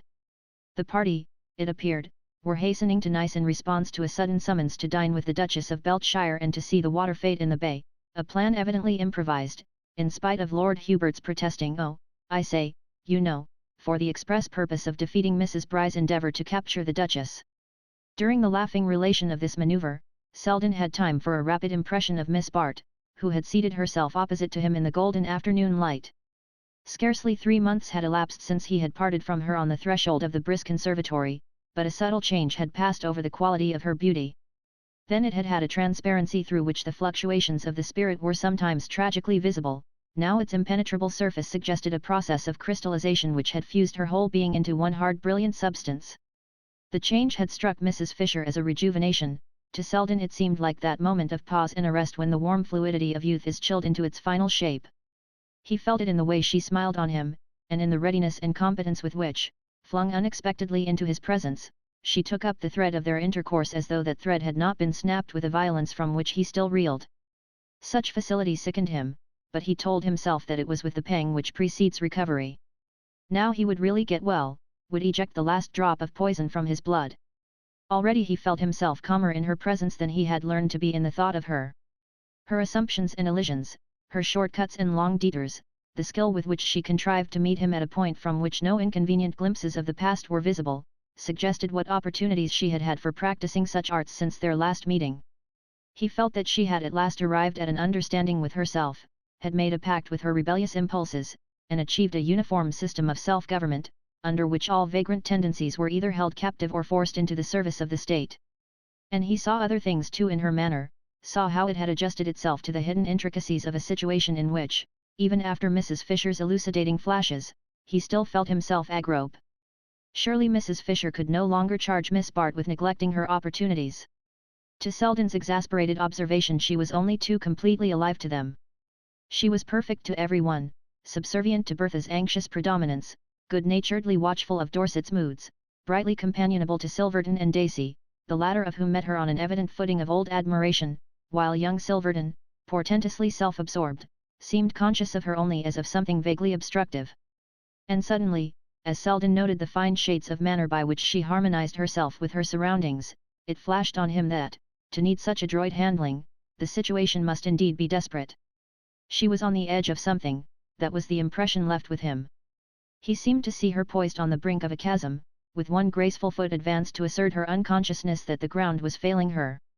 On the promenade d'Anglette, where Ned Silverton hung on him for the half-hour before dinner, he received a deeper impression of the general insecurity. Silverton was in a mood of titanic pessimism. How anyone could come to such a damned hole as the Riviera, anyone with a grain of imagination, with the whole Mediterranean to choose from, but then, if one's estimate of a place depended on the way they broiled a spring chicken. Gad! What a study might be made of the tyranny of the stomach, the way a sluggish liver or insufficient gastric juices might affect the whole course of the universe, overshadow everything in reach. Chronic dyspepsia ought to be among the statutory causes. A woman's life might be ruined by a man's inability to digest fresh bread. Grotesque? Yes, and tragic, like most absurdities. There's nothing grimmer than the tragedy that wears a comic mask. Where was he? Oh, the reason they chucked Sicily and rushed back? Well, partly, no doubt, Miss Bart's desire to get back to bridge and smartness. Dead as a stone to art and poetry, the light never was on sea or land for her. And of course she persuaded Dorset that the Italian food was bad for him. Oh, she could make him believe anything, anything. Mrs. Dorset was aware of it, oh, perfectly, nothing she didn't see. But she could hold her tongue, she'd had to, often enough. Miss Bart was an intimate friend, she wouldn't hear a word against her. Only it hurts a woman's pride, there are some things one doesn't get used to. All this in confidence, of course? Ah, and there were the ladies signaling from the balcony of the hotel. He plunged across the promenade, leaving Selden to a meditative cigar. The conclusions it led him to were fortified, later in the evening, by some of those faint corroborative hints that generate a light of their own in the dusk of a doubting mind. Selden, stumbling on a chance acquaintance, had dined with him, and adjourned, still in his company, to the brightly lit promenade, where a line of crowded stands commanded the glittering darkness of the waters. The night was soft and persuasive. Overhead hung a summer sky furrowed with the rush of rockets, and from the east a late moon, pushing up beyond the lofty bend of the coast, sent across the bay a shaft of brightness which paled to ashes in the red glitter of the illuminated boats. Down the lantern-hung promenade, snatches of band music floated above the hum of the crowd and the soft tossing of boughs in dusky gardens, and between these gardens and the backs of the stands there flowed a stream of people in whom the vociferous carnival mood seemed tempered by the growing languor of the season. Selden and his companion, unable to get seats on one of the stands facing the bay, had wandered for a while with the throng, and then found a point of vantage on a high garden parapet above the promenade. Thence they caught but a triangular glimpse of the water, and of the flashing play of boats across its surface, but the crowd in the street was under their immediate view, and seemed to Selden, on the whole, of more interest than the show itself. After a while, however, he wearied of his perch and, dropping alone to the pavement, pushed his way to the first corner and turned into the moonlit silence of a side street. Long garden walls overhung by trees made a dark boundary to the pavement, an empty cab trailed along the deserted thoroughfare, and presently Selden saw two persons emerge from the opposite shadows, signal to the cab, and drive off in it toward the center of the town. The moonlight touched them as they paused to enter the carriage, and he recognized Mrs. Dorset and young Silverton. Beneath the nearest lamp-post he glanced at his watch and saw that the time was close on 11. He took another cross street, and without breasting the throng on the promenade, made his way to the fashionable club which overlooks that thoroughfare. Here, amid the blaze of crowded baccarat tables, he caught sight of Lord Hubert Dacey, seated with his habitual worn smile behind a rapidly dwindling heap of gold. The heap being in due course wiped out, Lord Hubert rose with a shrug, and joining Selden, adjourned with him to the deserted terrace of the club. It was now past midnight, and the throng on the stands was dispersing, while the long trails of red-lit boats scattered and faded beneath a sky repossessed by the tranquil splendor of the moon. Lord Hubert looked at his watch. "By Jove, I promised to join the Duchess for supper at the London house, but it's past 12, and I suppose they've all scattered. The fact is, I lost them in the crowd soon after dinner, and took refuge here, for my sins." They had seats on one of the stands, but of course they couldn't stop quiet, the Duchess never can. She and Miss Bart went off in quest of what they call adventures, gad, it ain't their fault if they don't have some queer ones. He added tentatively, after pausing to grope for a cigarette, "Miss Bart's an old friend of yours, I believe?" "So she told me." "Ah, thanks, I don't seem to have one left. He lit Selden's proffered cigarette, and continued, in his high-pitched drawling tone, none of my business, of course, but I didn't introduce her to the Duchess. Charming woman, the Duchess, you understand, and a very good friend of mine, but rather a liberal education. Selden received this in silence, and after a few puffs Lord Hubert broke out again, sort of thing one can't communicate to the young lady, though young ladies nowadays are so competent to judge for themselves, but in this case, I'm an old friend too, you know. And there seemed no one else to speak to. The whole situation's a little mixed, as I see it, but there used to be an aunt somewhere, a diffuse and innocent person, who was great at bridging over chasms she didn't see. Ah, in New York, is she? Pity New York's such a long way off. Chapter 2. Miss Bart, emerging late the next morning from her cabin, found herself alone on the deck of the Sabrina. The cushioned chairs, disposed expectantly under the white awning, showed no signs of recent occupancy, and she presently learned from a steward that Mrs. Dorset had not yet appeared, and that the gentlemen, separately, had gone ashore as soon as they had breakfasted. Supplied with these facts, Lily leaned a while over the side, giving herself up to a leisurely enjoyment of the spectacle before her. Unclouded sunlight enveloped sea and shore in a bath of purest radiancy. The purpling waters drew a sharp white line of foam at the base of the shore, against its irregular eminences hotels and villas flashed from the greyish verdure of olive and eucalyptus, and the background of bare and finely penciled mountains quivered in a pale intensity of light. How beautiful it was, and how she loved beauty! She had always felt that her sensibility in this direction made up for certain obtusenesses of feeling of which she was less proud, and during the last 3 months she had indulged it passionately. The Dorsets' invitation to go abroad with them had come as an almost miraculous release from crushing difficulties, and her faculty for renewing herself in new scenes, and casting off problems of conduct as easily as the surroundings in which they had arisen, made the mere change from one place to another seem, not merely a postponement, but a solution of her troubles. Moral complications existed for her only in the environment that had produced them. She did not mean to slight or ignore them, but they lost their reality when they changed their background. She could not have remained in New York without repaying the money she owed to Trenor. To acquit herself of that odious debt she might even have faced a marriage with Rosedale, but the accident of placing the Atlantic between herself and her obligations made them dwindle out of sight as if they had been milestones and she had travelled past them. Her 2 months on the Sabrina had been especially calculated to aid this illusion of distance. She had been plunged into new scenes, and had found in them a renewal of old hopes and ambitions. The cruise itself charmed her as a romantic adventure. She was vaguely touched by the names and scenes amid which she moved, and had listened to Ned Silverton reading Theocritus by moonlight, as the yacht rounded the Sicilian promontories, with a thrill of the nerves that confirmed her belief in her intellectual superiority. But the weeks at Cannes and Nice had really given her more pleasure. The gratification of being welcomed in high company, and of making her own ascendancy felt there, so that she found herself figuring once more as the beautiful Miss Bart in the interesting journal devoted to recording the least movements of her cosmopolitan companions. All these experiences tended to throw into the extreme background of memory the prosaic and sordid difficulties from which she had escaped. If she was faintly aware of fresh difficulties ahead, she was sure of her ability to meet them. It was characteristic of her to feel that the only problems she could not solve were those with which she was familiar. Meanwhile she could honestly be proud of the skill with which she had adapted herself to somewhat delicate conditions. She had reason to think that she had made herself equally necessary to her host and hostess, and if only she had seen any perfectly irreproachable means of drawing a financial profit from the situation, there would have been no cloud on her horizon. The truth was that her funds, as usual, were inconveniently low, and to neither Dorset nor his wife could this vulgar embarrassment be safely hinted. Still, the need was not a pressing one.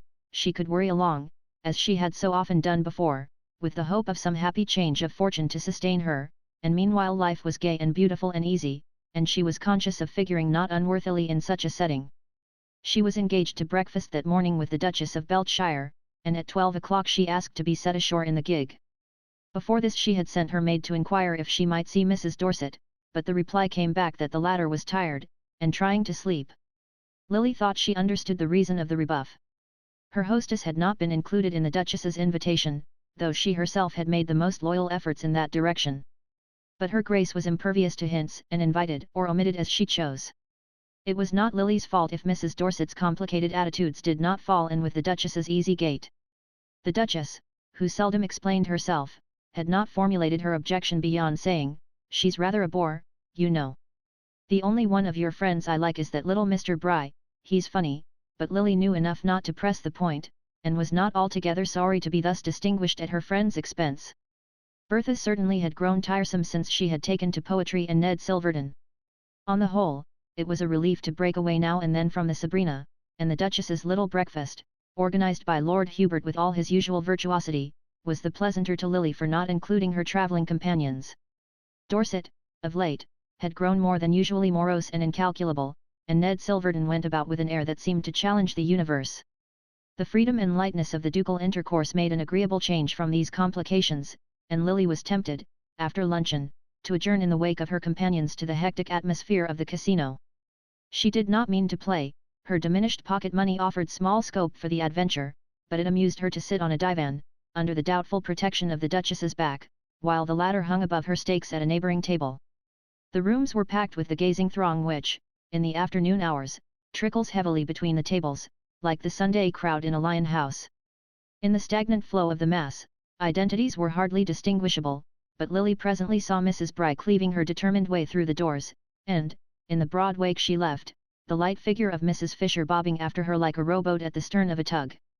Mrs. Bry pressed on, evidently animated by the resolve to reach a certain point in the rooms, but Mrs. Fisher, as she passed Lily, broke from her towing line, and let herself float to the girl's side. "Lose her?" she echoed the latter's query, with an indifferent glance at Mrs. Bry's retreating back. "I dare say, it doesn't matter, I have lost her already." And, as Lily exclaimed, she added, "We had an awful row this morning. You know, of course, that the Duchess chucked her at dinner last night, and she thinks it was my fault, my want of management. The worst of it is, the message, just a mere word by telephone, came so late that the dinner had to be paid for, and Becassin had run it up, it had been so drummed into him that the Duchess was coming." Mrs. Fisher indulged in a faint laugh at the remembrance. "Paying for what she doesn't get rankles so dreadfully with Louisa. I can't make her see that it's one of the preliminary steps to getting what you haven't paid for, and as I was the nearest thing to smash, she smashed me to atoms, poor dear." Lily murmured her commiseration. Impulses of sympathy came naturally to her, and it was instinctive to proffer her help to Mrs. Fisher. "If there's anything I can do, if it's only a question of meeting the Duchess." I heard her say she thought Mr. Bry amusing. But Mrs. Fisher interposed with a decisive gesture. "My dear, I have my pride, the pride of my trade. I couldn't manage the Duchess, and I can't palm off your arts on Louisa Bry as mine. I've taken the final step, I go to Paris tonight with the Sam Gormers. They're still in the elementary stage, an Italian prince is a great deal more than a prince to them, and they're always on the brink of taking a courier for one. To save them from that is my present mission." She laughed again at the picture. "But before I go I want to make my last will and testament, I want to leave you the bris." "Me?" Miss Bart joined in her amusement. "It's charming of you to remember me, dear, but really, you're already so well provided for." Mrs. Fisher flashed a sharp glance at her. "Are you, though, Lily, to the point of rejecting my offer?" Miss Bart coloured slowly. "What I really meant was, that the bris wouldn't in the least care to be so disposed of." Mrs. Fisher continued to probe her embarrassment with an unflinching eye. "What you really meant was that you've snubbed the bris horribly, and you know that they know." "Carrie." "Oh, on certain sides Louisa bristles with perceptions. If you'd even managed to have them asked once on the Sabrina, especially when royalties were coming. But it's not too late," she ended earnestly, "it's not too late for either of you." Lily smiled. "Stay over, and I'll get the Duchess to dine with them." "I shan't stay over, the Gormers have paid for my salon lit," said Mrs. Fisher with simplicity. "But get the Duchess to dine with them all the same." Lily's smile again flowed into a slight laugh, her friend's importunity was beginning to strike her as irrelevant. "I'm sorry I have been negligent about the bris," she began. "Oh, as to the bris, it's you I'm thinking of," said Mrs. Fisher abruptly. She paused, and then, bending forward, with a lowered voice, "You know we all went on to Nice last night when the Duchess chucked us. It was Louisa's idea, I told her what I thought of it." Miss Bart assented. "Yes, I caught sight of you on the way back, at the station. Well, the man who was in the carriage with you and George Dorset, that horrid little dabham who does society notes from the Riviera, had been dining with us at Nice. And he's telling everybody that you and Dorset came back alone after midnight." "Alone? When he was with us?" Lily laughed, but her laugh faded into gravity under the prolonged implication of Mrs. Fisher's look. We did come back alone, if that's so very dreadful. But whose fault was it? The Duchess was spending the night at Simia's with the Crown Princess. Bertha got bored with the show, and went off early, promising to meet us at the station. We turned up on time, but she didn't turn up at all. Miss Bart made this announcement in the tone of one who presents, with careless assurance, a complete vindication, but Mrs. Fisher received it in a manner almost inconsequent. She seemed to have lost sight of her friend's part in the incident, her inward vision had taken another slant. Bertha never turned up at all? Then how on earth did she get back? Oh, by the next train, I suppose. There were 2 extra ones for the fete. At any rate, I know she's safe on the yacht, though I haven't yet seen her, but you see it was not my fault, Lily summed up. Not your fault that Bertha didn't turn up? My poor child, if only you don't have to pay for it. Mrs. Fisher rose, she had seen Mrs. Bryce surging back in her direction. There's Louisa, and I must be off.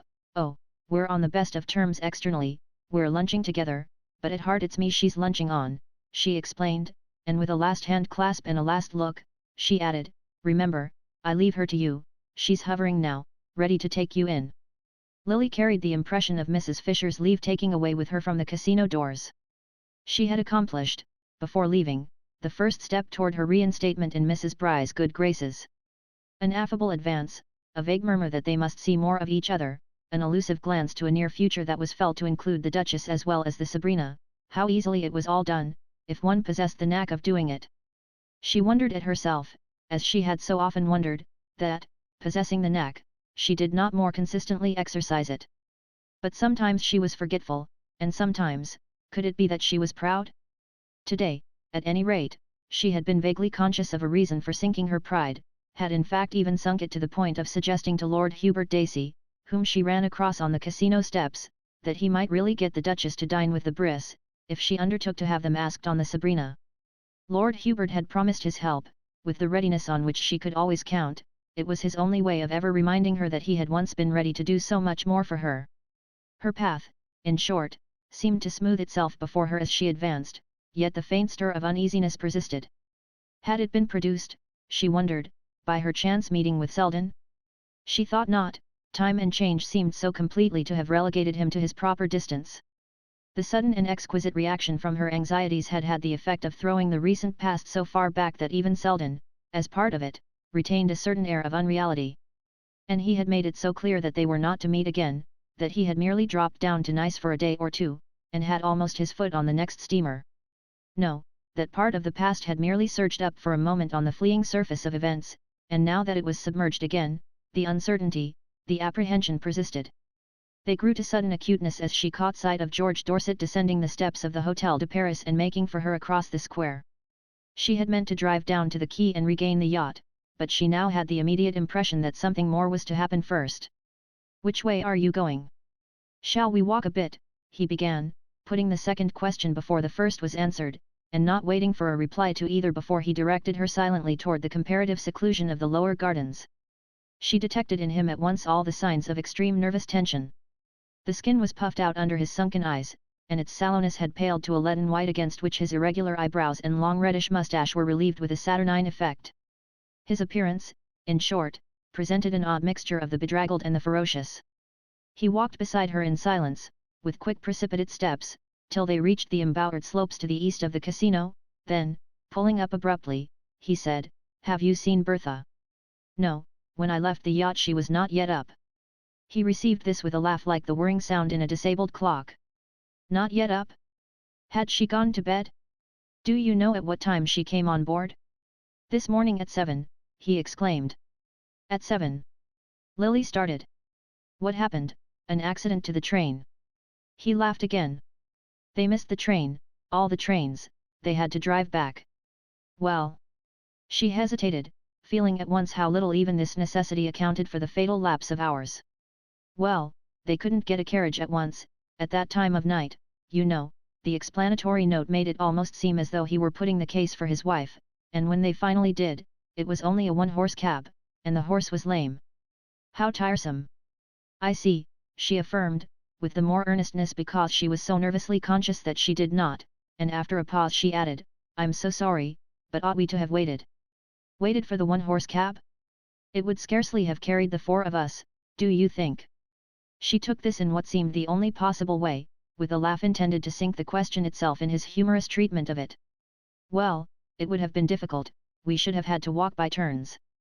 But it would have been jolly to see the sunrise. Yes, the sunrise was jolly, he agreed. Was it? You saw it, then? I saw it, yes, from the deck. I waited up for them. Naturally, I suppose you were worried. Why didn't you call on me to share your vigil?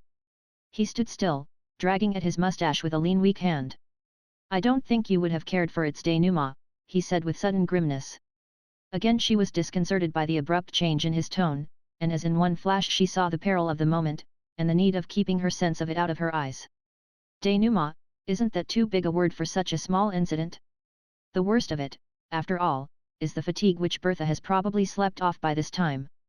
She clung to the note bravely, though its futility was now plain to her in the glare of his miserable eyes. Don't, he broke out, with the hurt cry of a child, and while she tried to merge her sympathy, and her resolve to ignore any cause for it, in one ambiguous murmur of deprecation, he dropped down on the bench near which they had paused, and poured out the wretchedness of his soul.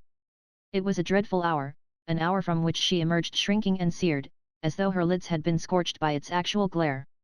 It was not that she had never had premonitory glimpses of such an outbreak, but rather because, here and there throughout the 3 months, the surface of life had shown such ominous cracks and vapours that her fears had always been on the alert for an upheaval. There had been moments when the situation had presented itself under a homelier yet more vivid image, that of a shaky vehicle, dashed by unbroken steeds over a bumping road, while she cowered within, aware that the harness wanted mending, and wondering what would give way first. Well, everything had given way now, and the wonder was that the crazy outfit had held together so long. Her sense of being involved in the crash, instead of merely witnessing it from the road, was intensified by the way in which Dorset, through his furies of denunciation and wild reactions of self-contempt, made her feel the need he had of her, the place she had taken in his life. But for her, what ear would have been open to his cries? And what hand but hers could drag him up again to a footing of sanity and self-respect? All through the stress of the struggle with him, she had been conscious of something faintly maternal in her efforts to guide and uplift him. But for the present, if he clung to her, it was not in order to be dragged up, but to feel someone floundering in the depths with him. He wanted her to suffer with him, not to help him to suffer less. Happily for both, there was little physical strength to sustain his frenzy. It left him, collapsed and breathing heavily, to an apathy so deep and prolonged that Lily almost feared the passers-by would think it the result of a seizure, and stop to offer their aid. But Monte Carlo is, of all places, the one where the human bond is least close, and odd sights are the least arresting. If a glance or two lingered on the couple, no intrusive sympathy disturbed them, and it was Lily herself who broke the silence by rising from her seat. With the clearing of her vision the sweep of peril had extended, and she saw that the post of danger was no longer at Dorset's side. "If you won't go back, I must, don't make me leave you," she urged. But he remained mutely resistant, and she added, "What are you going to do? You really can't sit here all night. I can go to an hotel. I can telegraph my lawyers." He sat up, roused by a new thought. "By Jove, Selden's at Nice, I'll send for Selden." Lily, at this, reseated herself with a cry of alarm. "No, she protested. He swung round on her distrustfully. "Why not Selden? He's a lawyer, isn't he? One will do as well as another in a case like this." "As badly as another, you mean? I thought you relied on me to help you." "You do, by being so sweet and patient with me. If it hadn't been for you I'd have ended the thing long ago. But now it's got to end." He rose suddenly, straightening himself with an effort. "You can't want to see me ridiculous." She looked at him kindly. "That's just it." Then, after a moment's pondering, almost to her own surprise she broke out with a flash of inspiration, "Well, go over and see Mr. Selden. You'll have time to do it before dinner." "Oh, dinner," he mocked her, but she left him with the smiling rejoinder, "Dinner on board, remember, we'll put it off till 9 if you like." It was past 4 already, and when a cab had dropped her at the quay, and she stood waiting for the gig to put off for her, she began to wonder what had been happening on the yacht. Of Silverton's whereabouts there had been no mention. Had he returned to the Sabrina? Or could Bertha, the dread alternative sprang on her suddenly, could Bertha, left to herself, have gone ashore to rejoin him? Lily's heart stood still at the thought. All her concern had hitherto been for young Silverton, not only because, in such affairs, the woman's instinct is to side with the man, but because his case made a peculiar appeal to her sympathies. He was so desperately in earnest, poor youth, and his earnestness was of so different a quality from Bertha's, though hers too was desperate enough. The difference was that Bertha was in earnest only about herself, while he was in earnest about her. But now, at the actual crisis, this difference seemed to throw the weight of destitution on Bertha's side, since at least he had her to suffer for, and she had only herself. At any rate, viewed less ideally, all the disadvantages of such a situation were for the woman, and it was to Bertha that Lily's sympathies now went out. She was not fond of Bertha Dorset, but neither was she without a sense of obligation, the heavier for having so little personal liking to sustain it. Bertha had been kind to her, they had lived together, during the last months, on terms of easy friendship, and the sense of friction of which Lily had recently become aware seemed to make it the more urgent that she should work undividedly in her friend's interest. It was in Bertha's interest, certainly, that she had dispatched Dorset to consult with Lawrence Selden. Once the grotesqueness of the situation accepted, she had seen at a glance that it was the safest in which Dorset could find himself. Who but Selden could thus miraculously combine the skill to save Bertha with the obligation of doing so? The consciousness that much skill would be required made Lily rest thankfully in the greatness of the obligation. Since he would have to pull Bertha through, she could trust him to find a way, and she put the fullness of her trust in the telegram she managed to send him on her way to the quay. Thus far, then, Lily felt that she had done well, and the conviction strengthened her for the task that remained. She and Bertha had never been on confidential terms, but at such a crisis the barriers of reserve must surely fall. Dorset's wild allusions to the scene of the morning made Lily feel that they were down already, and that any attempt to rebuild them would be beyond Bertha's strength. She pictured the poor creature shivering behind her fallen defences and awaiting with suspense the moment when she could take refuge in the first shelter that offered. If only that shelter had not already offered itself elsewhere. As the gig traversed the short distance between the quay and the yacht, Lily grew more than ever alarmed at the possible consequences of her long absence. What if the wretched Bertha, finding in all the long hours no soul to turn to, but by this time Lily's eager foot was on the side ladder, and her first step on the Sabrina showed the worst of her apprehensions to be unfounded, for there, in the luxurious shade of the after deck, the wretched Bertha, in full command of her usual attenuated elegance, sat dispensing tea to the Duchess of Beltshire and Lord Hubert. The sight filled Lily with such surprise that she felt that Bertha, at least, must read its meaning in her look, and she was proportionately disconcerted by the blankness of the look returned. But in an instant she saw that Mrs. Dorset had, of necessity, to look blank before the others, and that, to mitigate the effect of her own surprise, she must at once produce some simple reason for it. The long habit of rapid transitions made it easy for her to exclaim to the Duchess, "Why, I thought you'd gone back to the Princess," and this sufficed for the lady she addressed, if it was hardly enough for Lord Hubert. At least it opened the way to a lively explanation of how the Duchess was, in fact, going back the next moment, but had first rushed out to the yacht for a word with Mrs. Dorset on the subject of tomorrow's dinner, the dinner with the Briss, to which Lord Hubert had finally insisted on dragging them. "To save my neck, you know," he explained, with a glance that appealed to Lily for some recognition of his promptness, and the Duchess added, with her noble candour, "Mr. Bry has promised him a tip, and he says if we go he'll pass it on to us." This led to some final pleasantries, in which, as it seemed to Lily, Mrs. Dorset bore her part with astounding bravery, and at the close of which Lord Hubert, from halfway down the side ladder, called back, with an air of numbering heads, "And of course we may count on Dorset too." "Oh, count on him," his wife assented gaily. She was keeping up well to the last, but as she turned back from waving her adieus over the side, Lily said to herself that the mask must drop and the soul of fear look out.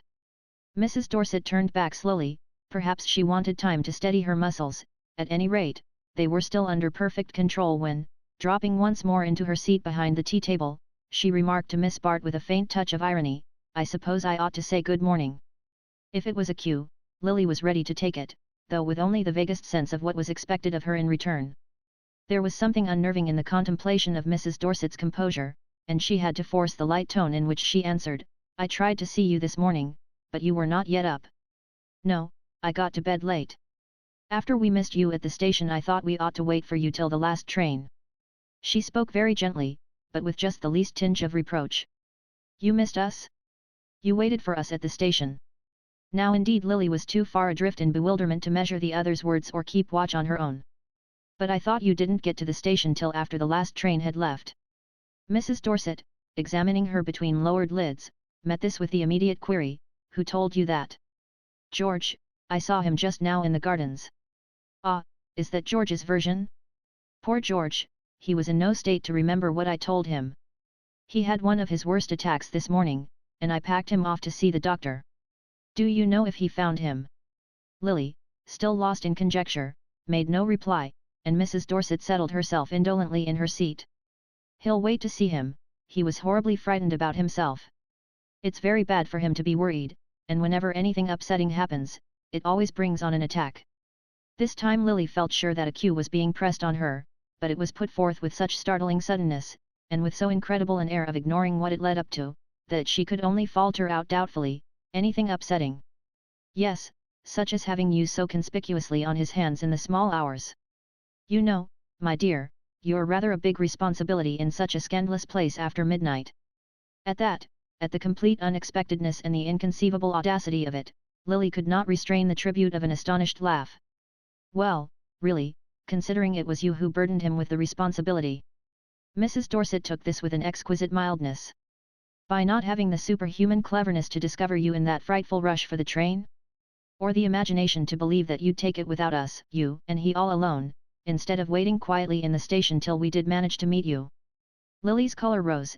It was growing clear to her that Bertha was pursuing an object, following a line she had marked out for herself.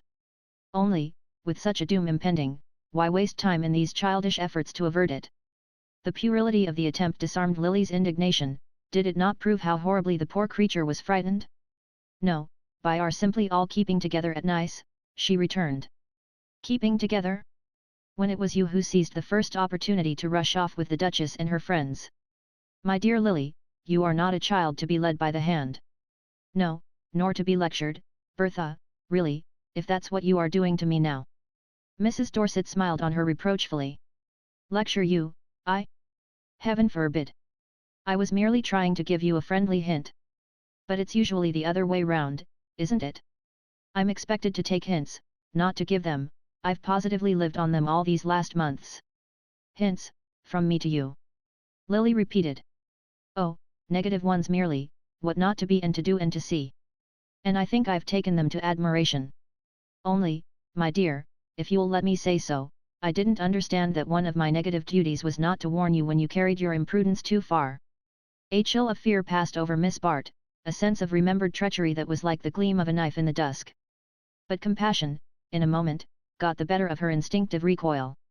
What was this outpouring of senseless bitterness but the tracked creature's attempt to cloud the medium through which it was fleeing?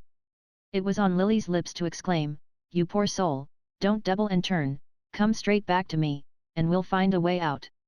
But the words died under the impenetrable insolence of Bertha's smile. Lily sat silent, taking the brunt of it quietly, letting it spend itself on her to the last drop of its accumulated falseness. Then, without a word, she rose and went down to her cabin. Chapter 3. Miss Bart's telegram caught Lawrence Selden at the door of his hotel, and having read it, he turned back to wait for Dorset. The message necessarily left large gaps for conjecture, but all that he had recently heard and seen made these but too easy to fill in. On the whole he was surprised, for though he had perceived that the situation contained all the elements of an explosion, he had often enough, in the range of his personal experience, seen just such combinations subside into harmlessness. Still, Dorset's spasmodic temper, and his wife's reckless disregard of appearances, gave the situation a peculiar insecurity, and it was less from the sense of any special relation to the case than from a purely professional zeal, that Selden resolved to guide the pair to safety. Whether, in the present instance, safety for either lay in repairing so damaged a tie, it was no business of his to consider. He had only, on general principles, to think of averting a scandal, and his desire to avert it was increased by his fear of its involving Miss Bart. There was nothing specific in this apprehension. He merely wished to spare her the embarrassment of being ever so remotely connected with the public washing of the Dorset linen. How exhaustive and unpleasant such a process would be, he saw even more vividly after his 2 hours' talk with poor Dorset. If anything came out at all, it would be such a vast unpacking of accumulated moral rags as left him, after his visitor had gone, with the feeling that he must fling open the windows and have his room swept out. But nothing should come out, and happily for his side of the case, the dirty rags, however pieced together, could not, without considerable difficulty, be turned into a homogeneous grievance. The torn edges did not always fit, there were missing bits, there were disparities of size and color, all of which it was naturally Selden's business to make the most of in putting them under his client's eye. But to a man in Dorset's mood the completest demonstration could not carry conviction, and Selden saw that for the moment all he could do was to soothe and temporize, to offer sympathy and to counsel prudence. He let Dorset depart charged to the brim with the sense that, till their next meeting, he must maintain a strictly noncommittal attitude, that, in short, his share in the game consisted for the present in looking on. Selden knew, however, that he could not long keep such violences in equilibrium, and he promised to meet Dorset, the next morning, at an hotel in Monte Carlo. Meanwhile he counted not a little on the reaction of weakness and self-distrust that, in such natures, follows on every unwanted expenditure of moral force, and his telegraphic reply to Miss Bart consisted simply in the injunction, assume that everything is as usual. On this assumption, in fact, the early part of the following day was lived through. Dorset, as if in obedience to Lily's imperative bidding, had actually returned in time for a late dinner on the yacht. The repast had been the most difficult moment of the day. Dorset was sunk in one of the abysmal silences which so commonly followed on what his wife called his attacks that it was easy, before the servants, to refer it to this cause, but Bertha herself seemed, perversely enough, little disposed to make use of this obvious means of protection. She simply left the brunt of the situation on her husband's hands, as if too absorbed in a grievance of her own to suspect that she might be the object of one herself. To Lily this attitude was the most ominous, because the most perplexing, element in the situation. As she tried to fan the weak flicker of talk, to build up, again and again, the crumbling structure of appearances, her own attention was perpetually distracted by the question, what on earth can she be driving at? There was something positively exasperating in Bertha's attitude of isolated defiance. If only she would have given her friend a hint they might still have worked together successfully, but how could Lily be of use, while she was thus obstinately shut out from participation? To be of use was what she honestly wanted, and not for her own sake but for the Dorsets. She had not thought of her own situation at all, she was simply engrossed in trying to put a little order in theirs. But the close of the short dreary evening left her with a sense of effort hopelessly wasted. She had not tried to see Dorset alone, she had positively shrunk from a renewal of his confidences. It was Bertha whose confidence she sought, and who should as eagerly have invited her own, and Bertha, as if in the infatuation of self-destruction, was actually pushing away her rescuing hand. Lily, going to bed early, had left the couple to themselves, and it seemed part of the general mystery in which she moved that more than an hour should elapse before she heard Bertha walk down the silent passage and regain her room. The morrow, rising on an apparent continuance of the same conditions, revealed nothing of what had occurred between the confronted pair. One fact alone outwardly proclaimed the change they were all conspiring to ignore, and that was the non-appearance of Ned Silverton.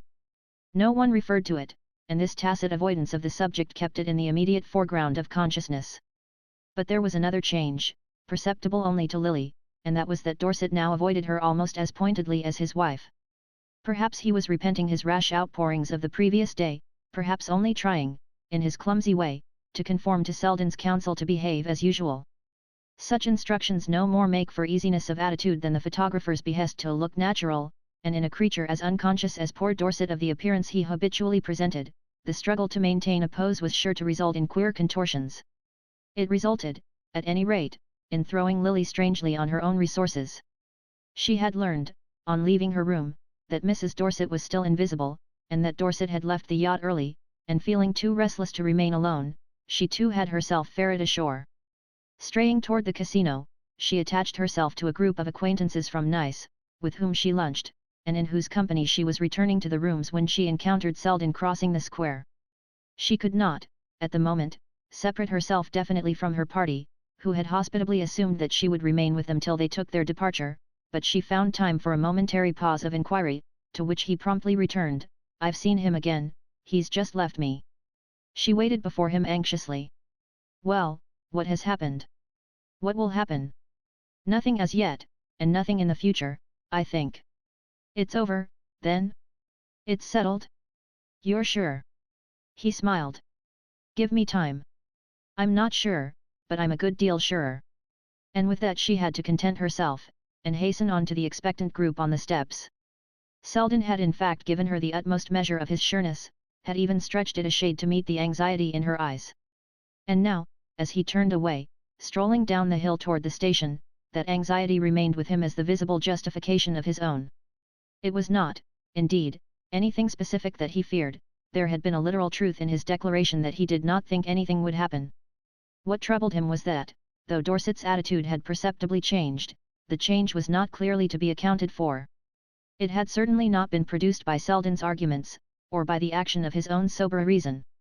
5 minutes' talk sufficed to show that some alien influence had been at work, and that it had not so much subdued his resentment as weakened his will, so that he moved under it in a state of apathy, like a dangerous lunatic who has been drugged. Temporarily, no doubt, however exerted, it worked for the general safety. The question was how long it would last, and by what kind of reaction it was likely to be followed. On these points Selden could gain no light, for he saw that one effect of the transformation had been to shut him off from free communion with Dorset. The latter, indeed, was still moved by the irresistible desire to discuss his wrong, but, though he revolved about it with the same forlorn tenacity, Selden was aware that something always restrained him from full expression.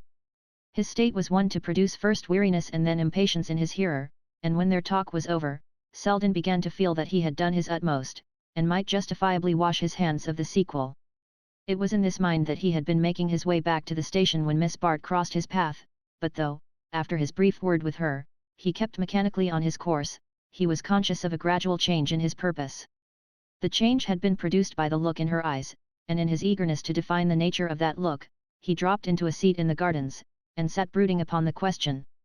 It was natural enough, in all conscience, that she should appear anxious. A young woman placed, in the close intimacy of a yachting cruise, between a couple on the verge of disaster, could hardly, aside from her concern for her friends, be insensible to the awkwardness of her own position. The worst of it was that, in interpreting Miss Bart's state of mind, so many alternative readings were possible, and one of these, in Selden's troubled mind, took the ugly form suggested by Mrs. Fisher. If the girl was she afraid for herself or for her friends? And to what degree was her dread of a catastrophe intensified by the sense of being fatally involved in it? The burden of offence lying manifestly with Mrs. Dorset, this conjecture seemed on the face of it gratuitously unkind, but Selden knew that in the most one-sided matrimonial quarrel there are generally counter-charges to be brought, and that they are brought with the greater audacity where the original grievance is so emphatic. Mrs. Fisher had not hesitated to suggest the likelihood of Dorset's marrying Miss Bart if anything happened, and though Mrs. Fisher's conclusions were notoriously rash, she was shrewd enough in reading the signs from which they were drawn. Dorset had apparently shown marked interest in the girl, and this interest might be used to cruel advantage in his wife's struggle for rehabilitation. Selden knew that Bertha would fight to the last round of powder. The rashness of her conduct was illogically combined with a cold determination to escape its consequences. She could be as unscrupulous in fighting for herself as she was reckless in courting danger, and whatever came to her hand at such moments was likely to be used as a defensive missile. He did not, as yet, see clearly just what course she was likely to take, but his perplexity increased his apprehension, and with it the sense that, before leaving, he must speak again with Miss Bart. Whatever her share in the situation, and he had always honestly tried to resist judging her by her surroundings, however free she might be from any personal connection with it, she would be better out of the way of a possible crash, and since she had appealed to him for help, it was clearly his business to tell her so. This decision at last brought him to his feet, and carried him back to the gambling rooms, within whose doors he had seen her disappearing, but a prolonged exploration of the crowd failed to put him on her traces. He saw instead, to his surprise, Ned Silverton loitering somewhat ostentatiously about the tables, and the discovery that this actor in the drama was not only hovering in the wings, but actually inviting the exposure of the footlights, though it might have seemed to imply that all peril was over, served rather to deepen Selden's sense of foreboding. Charged with this impression he returned to the square, hoping to see Miss Bart move across it, as everyone in Monte Carlo seemed inevitably to do at least a dozen times a day, but here again he waited vainly for a glimpse of her, and the conclusion was slowly forced on him that she had gone back to the Sabrina. It would be difficult to follow her there, and still more difficult, should he do so, to contrive the opportunity for a private word, and he had almost decided on the unsatisfactory alternative of writing, when the ceaseless diorama of the square suddenly unrolled before him the figures of Lord Hubert and Mrs. Bry. Hailing them at once with his question, he learned from Lord Hubert that Miss Bart had just returned to the Sabrina in Dorset's company, an announcement so evidently disconcerting to him that Mrs. Bry, after a glance from her companion, which seemed to act like the pressure on a spring, brought forth the prompt proposal that he should come and meet his friends at dinner that evening, at Becasson's, a little dinner to the Duchess, she flashed out before Lord Hubert had time to remove the pressure. Selden's sense of the privilege of being included in such company brought him early in the evening to the door of the restaurant, where he paused to scan the ranks of diners approaching down the brightly lit terrace.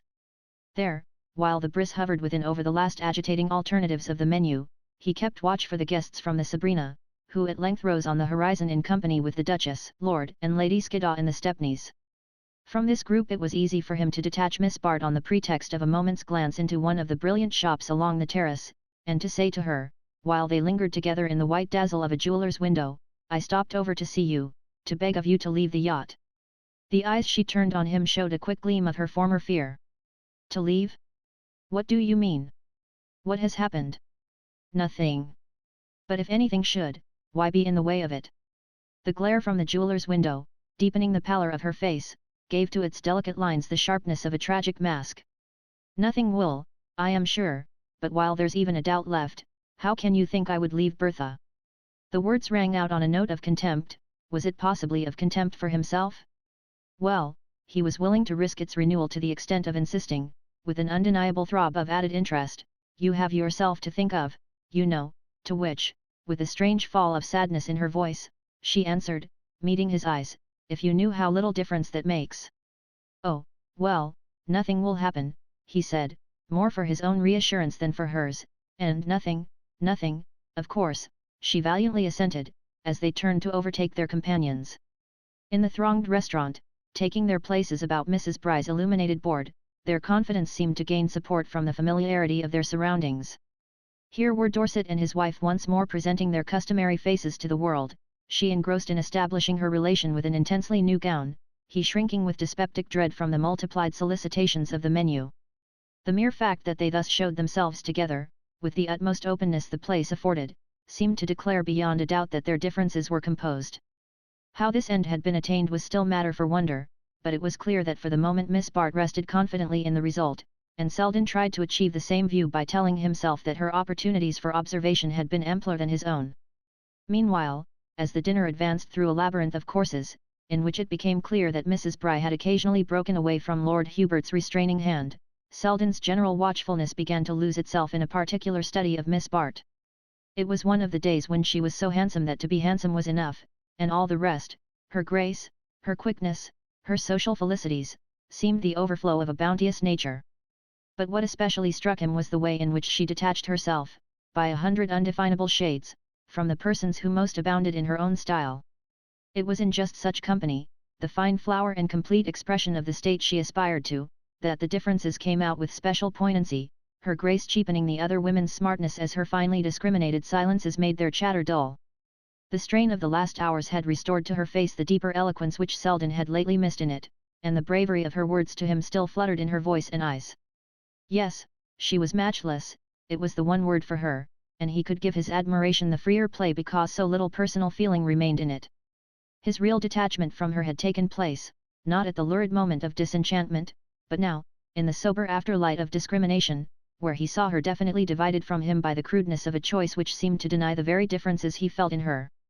It was before him again in its completeness, the choice in which she was content to rest, in the stupid costliness of the food and the showy dullness of the talk, in the freedom of speech which never arrived at wit and the freedom of act which never made for romance.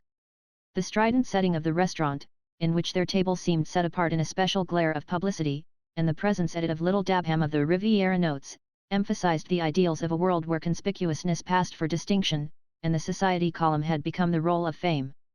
It was as the immortalizer of such occasions that little Dabham, wedged in modest watchfulness between two brilliant neighbours, suddenly became the centre of Selden's scrutiny. How much did he know of what was going on, and how much, for his purpose, was still worth finding out? His little eyes were like tentacles thrown out to catch the floating intimations with which, to Selden, the air at moments seemed thick, then again it cleared to its normal emptiness, and he could see nothing in it for the journalist but leisure to note the elegance of the ladies' gowns. Mrs. Dorset's, in particular, challenged all the wealth of Mr. Dabham's vocabulary, it had surprises and subtleties worthy of what he would have called the literary style. At first, as Selden had noticed, it had been almost too preoccupying to its wearer, but now she was in full command of it, and was even producing her effects with unwonted freedom.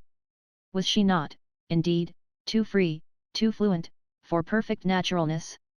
And was not Dorset, to whom his glance had passed by a natural transition, too jerkily wavering between the same extremes?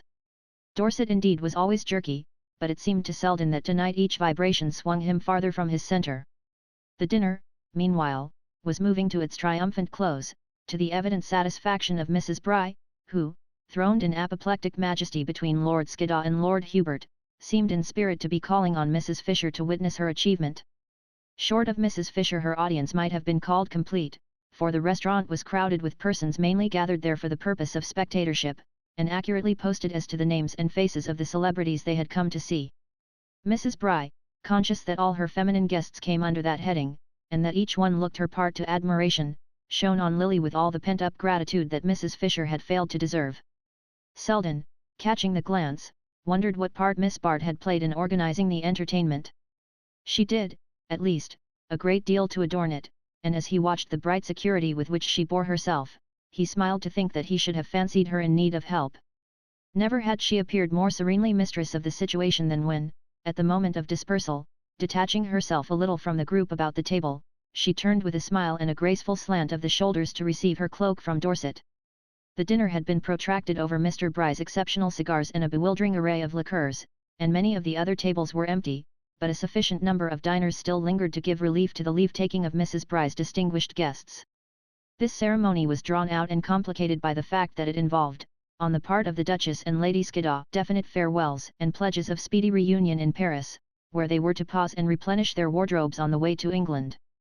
The quality of Mrs. Bry's hospitality, and of the tips her husband had presumably imparted, lent to the manner of the English ladies a general effusiveness which shed the rosiest light over their hostess's future.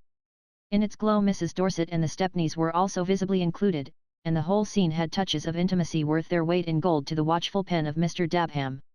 A glance at her watch caused the Duchess to exclaim to her sister that they had just time to dash for their train, and the flurry of this departure over, the Stepneys, who had their motor at the door, offered to convey the Dorsets and Miss Bart to the quay. The offer was accepted, and Mrs. Dorset moved away with her husband in attendance. Miss Bart had lingered for a last word with Lord Hubert, and Stepney, on whom Mr. Bry was pressing a final, and still more expensive, cigar, called out, "Come on, Lily, if you're going back to the yacht." Lily turned to obey, but as she did so, Mrs. Dorset, who had paused on her way out, moved a few steps back toward the table. "Miss Bart is not going back to the yacht," she said in a voice of singular distinctness. A startled look ran from eye to eye, Mrs. Bry crimsoned to the verge of congestion, Mrs. Stepney slipped nervously behind her husband, and Selden, in the general turmoil of his sensations, was mainly conscious of a longing to grip Dabham by the collar and fling him out into the street. Dorset, meanwhile, had stepped back to his wife's side. His face was white, and he looked about him with cowed angry eyes. "Bertha, Miss Bart. This is some misunderstanding. Some mistake." "Miss Bart remains here," his wife rejoined incisively. "And, I think, George, we had better not detain Mrs. Stepney any longer." Miss Bart, during this brief exchange of words, remained in admirable erectness, slightly isolated from the embarrassed group about her. She had paled a little under the shock of the insult, but the discomposure of the surrounding faces was not reflected in her own. The faint disdain of her smile seemed to lift her high above her antagonist's reach, and it was not till she had given Mrs. Dorset the full measure of the distance between them that she turned and extended her hand to her hostess. "I am joining the Duchess tomorrow," she explained, "and it seemed easier for me to remain on shore for the night." She held firmly to Mrs. Bry's wavering eye while she gave this explanation, but when it was over Selden saw her send a tentative glance from one to another of the women's faces. She read their incredulity in their averted looks, and in the mute wretchedness of the men behind them, and for a miserable half-second he thought she quivered on the brink of failure. Then, turning to him with an easy gesture, and the pale bravery of her recovered smile, "Dear Mr. Selden," she said, "you promised to see me to my cab." Outside, the sky was gusty and overcast, and as Lily and Selden moved toward the deserted gardens below the restaurant, spurts of warm rain blew fitfully against their faces. The fiction of the cab had been tacitly abandoned, they walked on in silence, her hand on his arm, till the deeper shade of the gardens received them, and pausing beside a bench, he said, "Sit down a moment." She dropped to the seat without answering, but the electric lamp at the bend of the path shed a gleam on the struggling misery of her face. Selden sat down beside her, waiting for her to speak, fearful lest any word he chose should touch too roughly on her wound, and kept also from free utterance by the wretched doubt which had slowly renewed itself within him. What had brought her to this pass? What weakness had placed her so abominably at her enemy's mercy? And why should Bertha Dorset have turned into an enemy at the very moment when she so obviously needed the support of her sex? Even while his nerves raged at the subjection of husbands to their wives, and at the cruelty of women to their kind, reason obstinately harped on the proverbial relation between smoke and fire. The memory of Mrs. Fisher's hints, and the corroboration of his own impressions, while they deepened his pity, also increased his constraint, since, whichever way he sought a free outlet for sympathy, it was blocked by the fear of committing a blunder. Suddenly it struck him that his silence must seem almost as accusatory as that of the men he had despised for turning from her, but before he could find the fitting word she had cut him short with a question. "Do you know of a quiet hotel? I can send for my maid in the morning." "An hotel, here, that you can go to alone? It's not possible." She met this with a pale gleam of her old playfulness. "What is, then?" "It's too wet to sleep in the gardens." "But there must be someone." "Someone to whom I can go?" "Of course, any number, but at this hour?" "You see, my change of plan was rather sudden."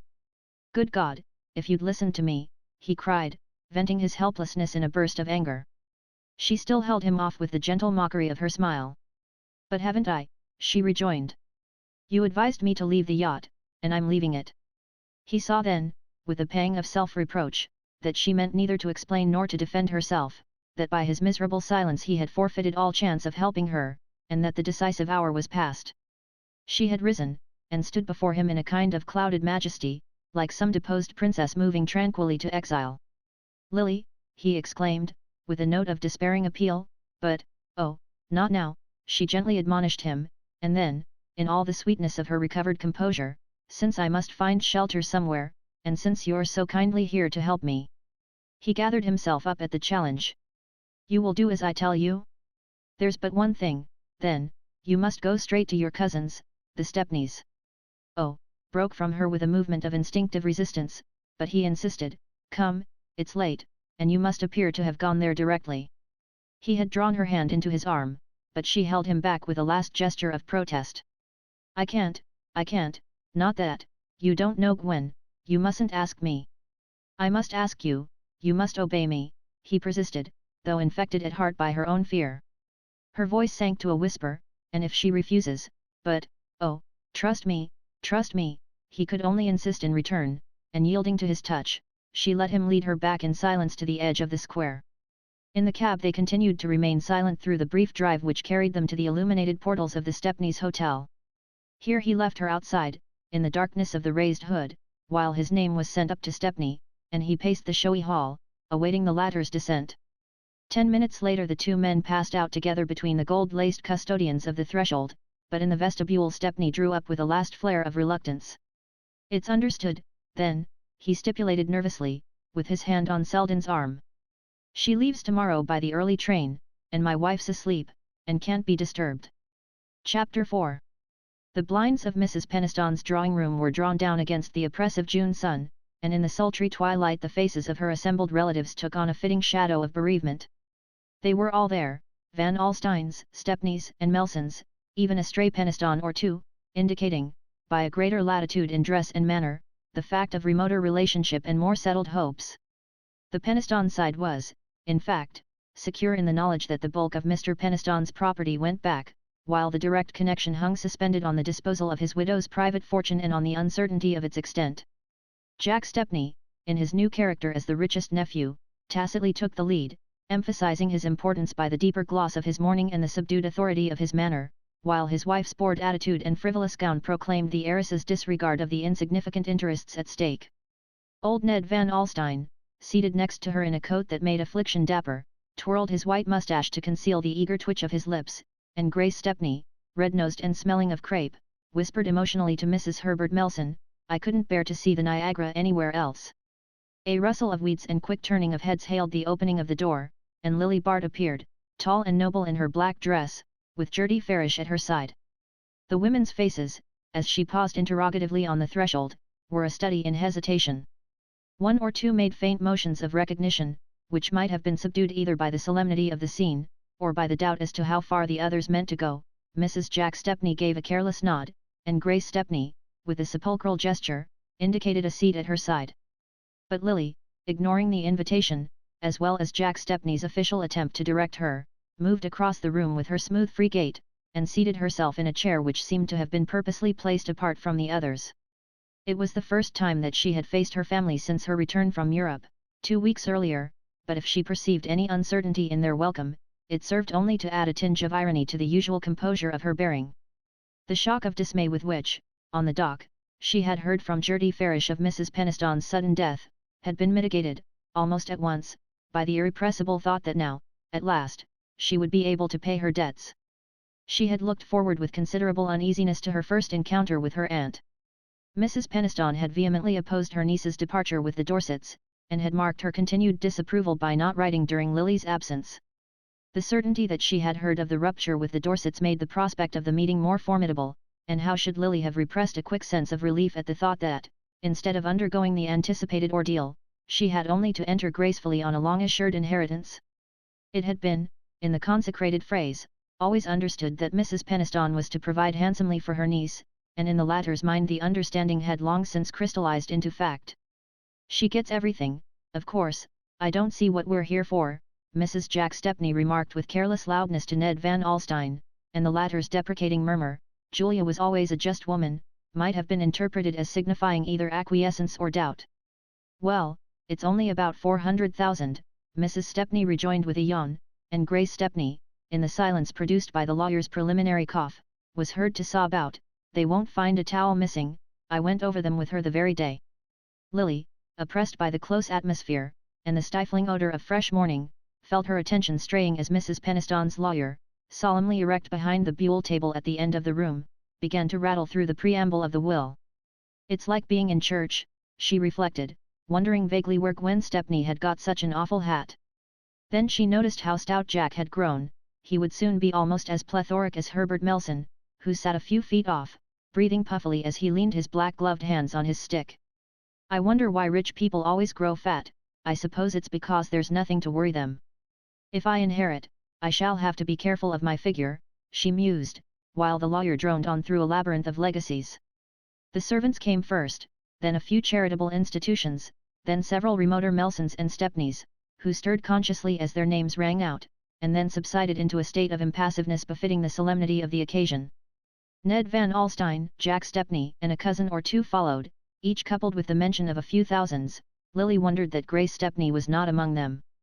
Then she heard her own name, "To my niece Lily Bart $10,000, and after that the lawyer again lost himself in a coil of unintelligible periods, from which the concluding phrase flashed out with startling distinctness, "and the residue of my estate to my dear cousin and namesake, Grace Julia Stepney." There was a subdued gasp of surprise, a rapid turning of heads, and a surging of sable figures toward the corner in which Miss Stepney wailed out her sense of unworthiness through the crumpled ball of a black-edged handkerchief. Lily stood apart from the general movement, feeling herself for the first time utterly alone. No one looked at her, no one seemed aware of her presence. She was probing the very depths of insignificance. And under her sense of the collective indifference came the acuter pang of hopes deceived. Disinherited, she had been disinherited, and for Grace Stepney. She met Gertie's lamentable eyes, fixed on her in a despairing effort at consolation, and the look brought her to herself. There was something to be done before she left the house, to be done with all the nobility she knew how to put into such gestures. She advanced to the group about Miss Stepney, and holding out her hand said simply, "Dear Grace, I am so glad." The other ladies had fallen back at her approach, and a space created itself about her.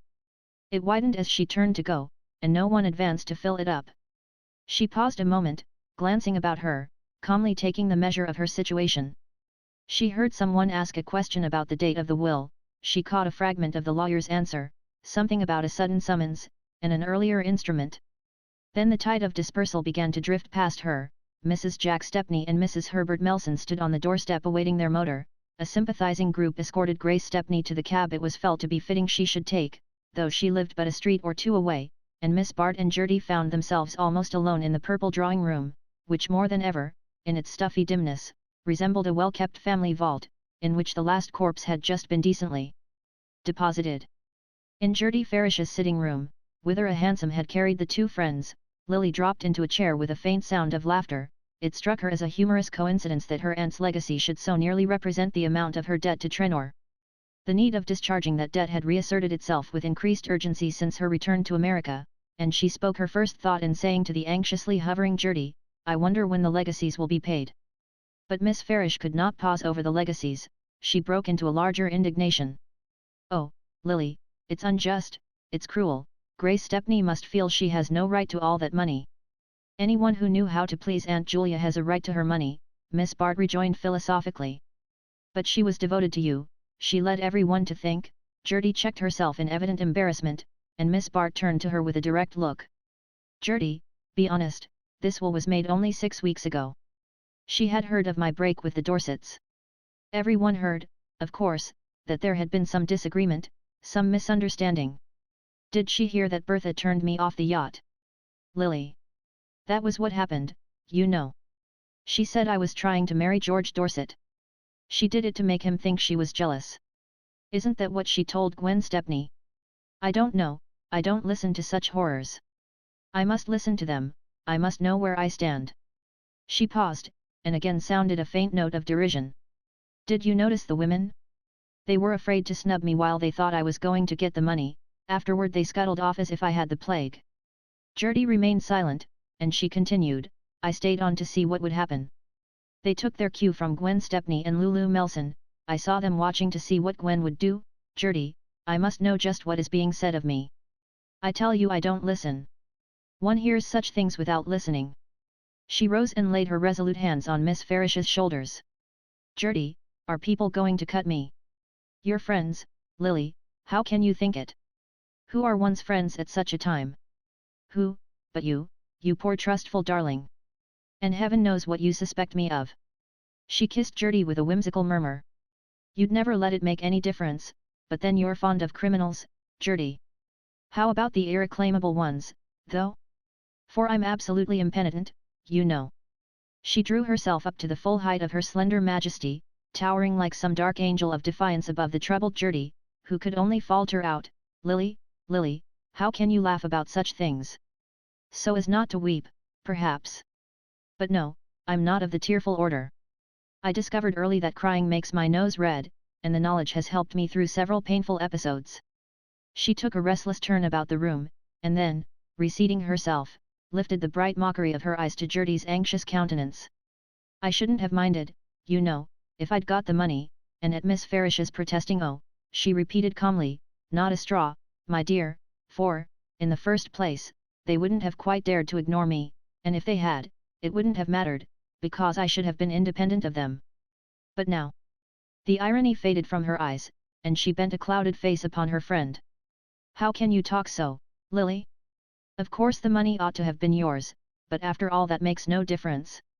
The important thing, Gertie paused, and then continued firmly, the important thing is that you should clear yourself, should tell your friends the whole truth. The whole truth? Miss Bart laughed. What is truth? Where a woman is concerned, it's the story that's easiest to believe. In this case it's a great deal easier to believe Bertha Dorset's story than mine, because she has a big house and an opera box, and it's convenient to be on good terms with her. Miss Farish still fixed her with an anxious gaze. But what is your story, Lily? I don't believe anyone knows it yet. My story, I don't believe I know it myself. You see, I never thought of preparing a version in advance as Bertha did, and if I had, I don't think I should take the trouble to use it now. But Gertie continued with her quiet reasonableness, I don't want a version prepared in advance, but I want you to tell me exactly what happened from the beginning. From the beginning? Miss Bart gently mimicked her. Dear Gertie, how little imagination you good people have. Why, the beginning was in my cradle, I suppose, in the way I was brought up, and the things I was taught to care for. Or no, I won't blame anybody for my faults, I'll say it was in my blood, that I got it from some wicked pleasure-loving aunt's stress, who reacted against the homely virtues of New Amsterdam, and wanted to be back at the court of the Charleses. And as Miss Farish continued to press her with troubled eyes, she went on impatiently, you asked me just now for the truth, well, the truth about any girl is that once she's talked about she's done for, and the more she explains her case the worse it looks. My good Gertie, you don't happen to have a cigarette about you? In her stuffy room at the hotel to which she had gone on landing, Lily Bart that evening reviewed her situation. It was the last week in June, and none of her friends were in town. The few relatives who had stayed on, or returned, for the reading of Mrs. Peniston's will, had taken flight again that afternoon to Newport or Long Island, and not one of them had made any proffer of hospitality to Lily. For the first time in her life she found herself utterly alone except for Gertie Farish. Even at the actual moment of her break with the Dorsets she had not had so keen a sense of its consequences, for the Duchess of Beltshire, hearing of the catastrophe from Lord Hubert, had instantly offered her protection, and under her sheltering wing Lily had made an almost triumphant progress to London. There she had been sorely tempted to linger on in a society which asked of her only to amuse and charm it, without inquiring too curiously how she had acquired her gift for doing so, but Selden, before they parted, had pressed on her the urgent need of returning at once to her aunt, and Lord Hubert, when he presently reappeared in London, abounded in the same counsel. Lily did not need to be told that the Duchess's championship was not the best road to social rehabilitation, and as she was besides aware that her noble defender might at any moment drop her in favour of a new protégé, she reluctantly decided to return to America. But she had not been 10 minutes on her native shore before she realized that she had delayed too long to regain it.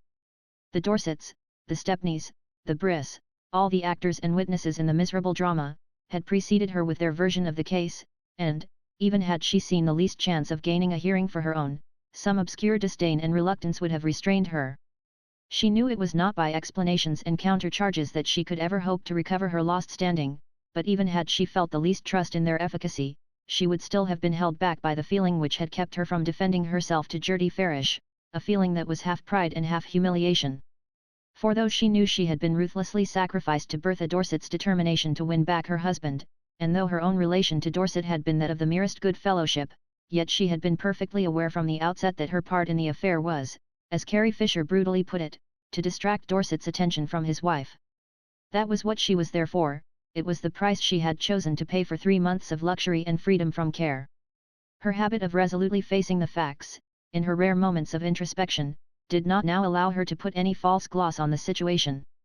She had suffered for the very faithfulness with which she had carried out her part of the tacit compact, but the part was not a handsome one at best, and she saw it now in all the ugliness of failure. She saw, too, in the same uncompromising light, the train of consequences resulting from that failure, and these became clearer to her with every day of her weary lingering in town. She stayed on partly for the comfort of Gertie Farish's nearness, and partly for lack of knowing where to go. She understood well enough the nature of the task before her. She must set out to regain, little by little, the position she had lost, and the first step in the tedious task was to find out, as soon as possible, on how many of her friends she could count. Her hopes were mainly centred on Mrs. Trenor, who had treasures of easy-going tolerance for those who were amusing or useful to her, and in the noisy rush of whose existence the still small voice of detraction was slow to make itself heard. But Judy, though she must have been apprised of Miss Bart's return, had not even recognized it by the formal note of condolence which her friend's bereavement demanded. Any advance on Lily's side might have been perilous, there was nothing to do but to trust to the happy chance of an accidental meeting, and Lily knew that, even so late in the season, there was always a hope of running across her friends in their frequent passages through town. To this end she assiduously showed herself at the restaurants they frequented, where, attended by the troubled Gertie, she lunched luxuriously, as she said, on her expectations. "My dear Gertie, you wouldn't have me let the head waiter see that I've nothing to live on but Aunt Julia's legacy? Think of Grace Stepney's satisfaction if she came in and found us lunching on cold mutton and tea. What sweet shall we have today, dear, coupe Jacques or Pêches à la Melba?" She dropped the menu abruptly, with a quick heightening of colour, and Gertie, following her glance, was aware of the advance, from an inner room, of a party headed by Mrs. Trenor and Carrie Fisher. It was impossible for these ladies and their companions, among whom Lily had at once distinguished both Trenor and Rosedale, not to pass, in going out, the table at which the two girls were seated, and Gertie's sense of the fact betrayed itself in the helpless trepidation of her manner. Miss Bart, on the contrary, borne forward on the wave of her buoyant grace, and neither shrinking from her friends nor appearing to lie in wait for them, gave to the encounter the touch of naturalness which she could impart to the most strained situations. Such embarrassment as was shown was on Mrs. Trenor's side, and manifested itself in the mingling of exaggerated warmth with imperceptible reservations. Her loudly affirmed pleasure at seeing Miss Bart took the form of a nebulous generalization, which included neither inquiries as to her future nor the expression of a definite wish to see her again. Lily, well versed in the language of these omissions, knew that they were equally intelligible to the other members of the party. Even Rosedale, flushed as he was with the importance of keeping such company, at once took the temperature of Mrs. Trenor's cordiality, and reflected it in his offhand greeting of Miss Bart. Trenor, red and uncomfortable, had cut short his salutations on the pretext of a word to say to the head waiter, and the rest of the group soon melted away in Mrs. Trenor's wake. It was over in a moment. The waiter, menu in hand, still hung on the result of the choice between Coupe Jacques and Pêches à la Melba, but Miss Bart, in the interval, had taken the measure of her fate. Where Judy Trenor led, all the world would follow, and Lily had the doomed sense of the castaway who has signalled in vain to fleeing sails. In a flash she remembered Mrs. Trenor's complaints of Carrie Fisher's rapacity, and saw that they denoted an unexpected acquaintance with her husband's private affairs. In the large tumultuous disorder of the life at Bellomont, where no one seemed to have time to observe anyone else, and private aims and personal interests were swept along unheeded in the rush of collective activities, Lily had fancied herself sheltered from inconvenient scrutiny, but if Judy knew when Mrs. Fisher borrowed money of her husband, was she likely to ignore the same transaction on Lily's part? If she was careless of his affections she was plainly jealous of his pocket, and in that fact Lily read the explanation of her rebuff. The immediate result of these conclusions was the passionate resolve to pay back her debt to Trenor. That obligation discharged, she would have but $1,000 of Mrs. Peniston's legacy left, and nothing to live on but her own small income, which was considerably less than Gertie Farish's wretched pittance, but this consideration gave way to the imperative claim of her wounded pride. She must be quits with the Trenors first, after that she would take thought for the future. In her ignorance of legal procrastinations she had supposed that her legacy would be paid over within a few days of the reading of her aunt's will, and after an interval of anxious suspense, she wrote to inquire the cause of the delay. There was another interval before Mrs. Peniston's lawyer, who was also one of the executors, replied to the effect that, some questions having arisen relative to the interpretation of the will, he and his associates might not be in a position to pay the legacies till the close of the 12-month legally allotted for their settlement. Bewildered and indignant, Lily resolved to try the effect of a personal appeal, but she returned from her expedition with a sense of the powerlessness of beauty and charm against the unfeeling processes of the law. It seemed intolerable to live on for another year under the weight of her debt, and in her extremity she decided to turn to Miss Stepney, who still lingered in town, immersed in the delectable duty of going over her benefactress's effects. It was bitter enough for Lily to ask a favour of Grace Stepney, but the alternative was bitterer still, and one morning she presented herself at Mrs. Peniston's, where Grace, for the facilitation of her pious task, had taken up a provisional abode. The strangeness of entering as a suppliant the house where she had so long commanded, increased Lily's desire to shorten the ordeal, and when Miss Stepney entered the darkened drawing-room, rustling with the best quality of crape, her visitor went straight to the point. Would she be willing to advance the amount of the expected legacy? Grace, in reply, wept and wondered at the request, bemoaned the inexorableness of the law, and was astonished that Lily had not realized the exact similarity of their positions. Did she think that only the payment of the legacies had been delayed? Why, Miss Stepney herself had not received a penny of her inheritance, and was paying rent, yes, actually, for the privilege of living in a house that belonged to her. She was sure it was not what poor dear cousin Julia would have wished.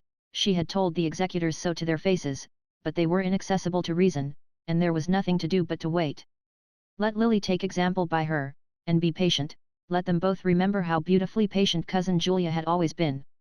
Lily made a movement which showed her imperfect assimilation of this example. But you will have everything, Grace. It would be easy for you to borrow 10 times the amount I am asking for. Borrow, easy for me to borrow. Grace Stepney rose up before her in sable wrath. Do you imagine for a moment that I would raise money on my expectations from cousin Julia, when I know so well her unspeakable horror of every transaction of the sort? Why, Lily, if you must know the truth, it was the idea of your being in debt that brought on her illness. You remember she had a slight attack before you sailed. Oh, I don't know the particulars, of course, I don't want to know them, but there were rumors about your affairs that made her most unhappy. No one could be with her without seeing that. I can't help it if you are offended by my telling you this now. If I can do anything to make you realize the folly of your course, and how deeply she disapproved of it, I shall feel it is the truest way of making up to you for her loss. Chapter 5. It seemed to Lily, as Mrs. Peniston's door closed on her, that she was taking a final leave of her old life. The future stretched before her dull and bare as the deserted length of Fifth Avenue, and opportunities showed as meagerly as the few cabs trailing in quest of fares that did not come.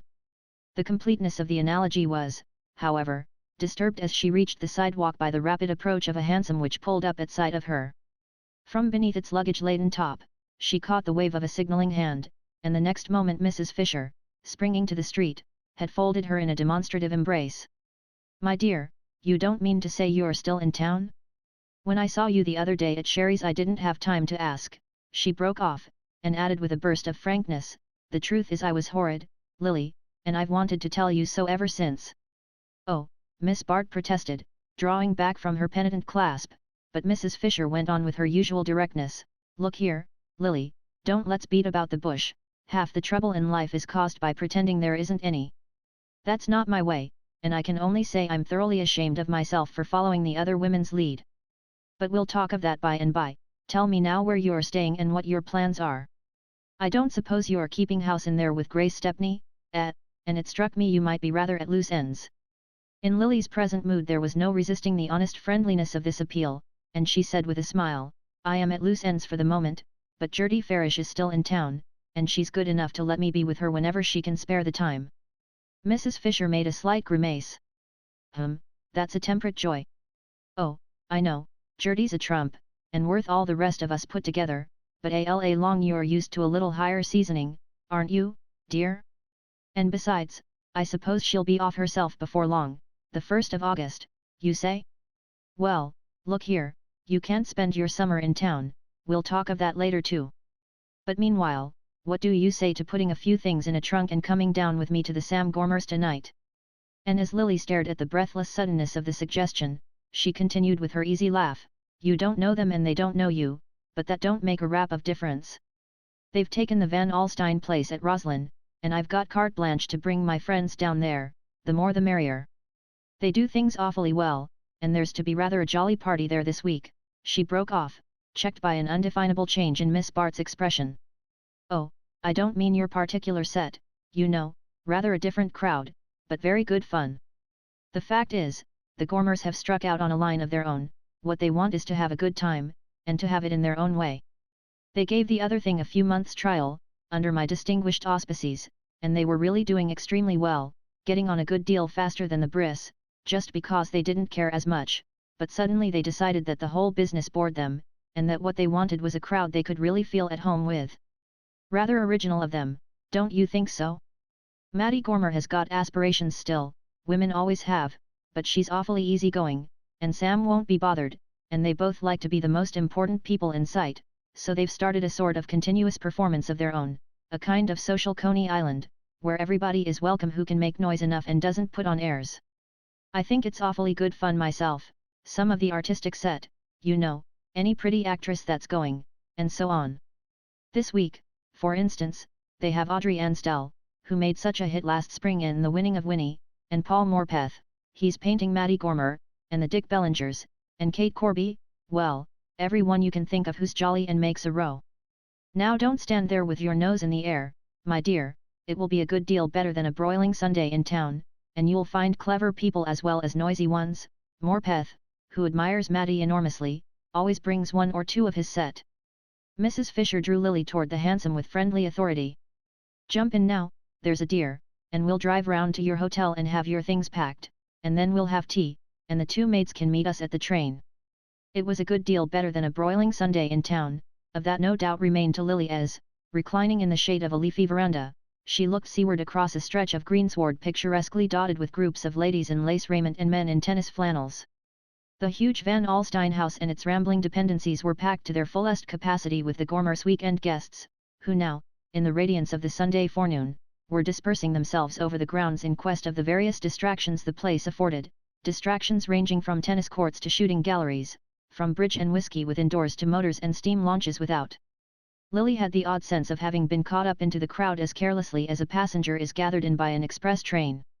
The blonde and genial Mrs. Gormer might, indeed, have figured the conductor, calmly assigning seats to the rush of travellers, while Carrie Fisher represented the porter pushing their bags into place, giving them their numbers for the dining car, and warning them when their station was at hand. The train, meanwhile, had scarcely slackened speed, life whizzed on with a deafening rattle and roar, in which one traveller at least found a welcome refuge from the sound of her own thoughts. The Gormer milieu represented a social outskirt which Lily had always fastidiously avoided, but it struck her, now that she was in it, as only a flamboyant copy of her own world, a caricature approximating the real thing as the society play approaches the manners of the drawing room.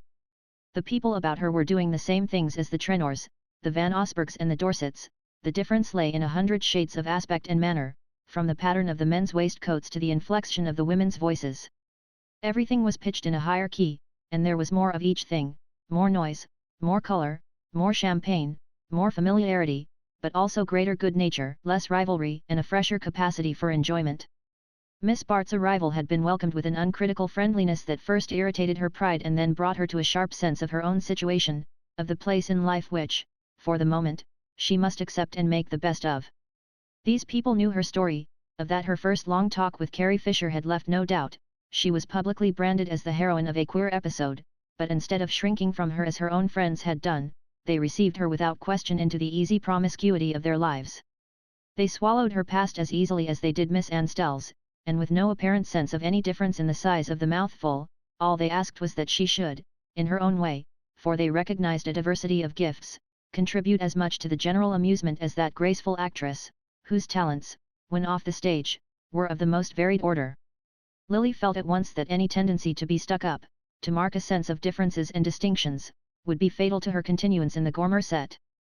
To be taken in on such terms, and into such a world, was hard enough to the lingering pride in her, but she realized, with a pang of self-contempt, that to be excluded from it would, after all, be harder still.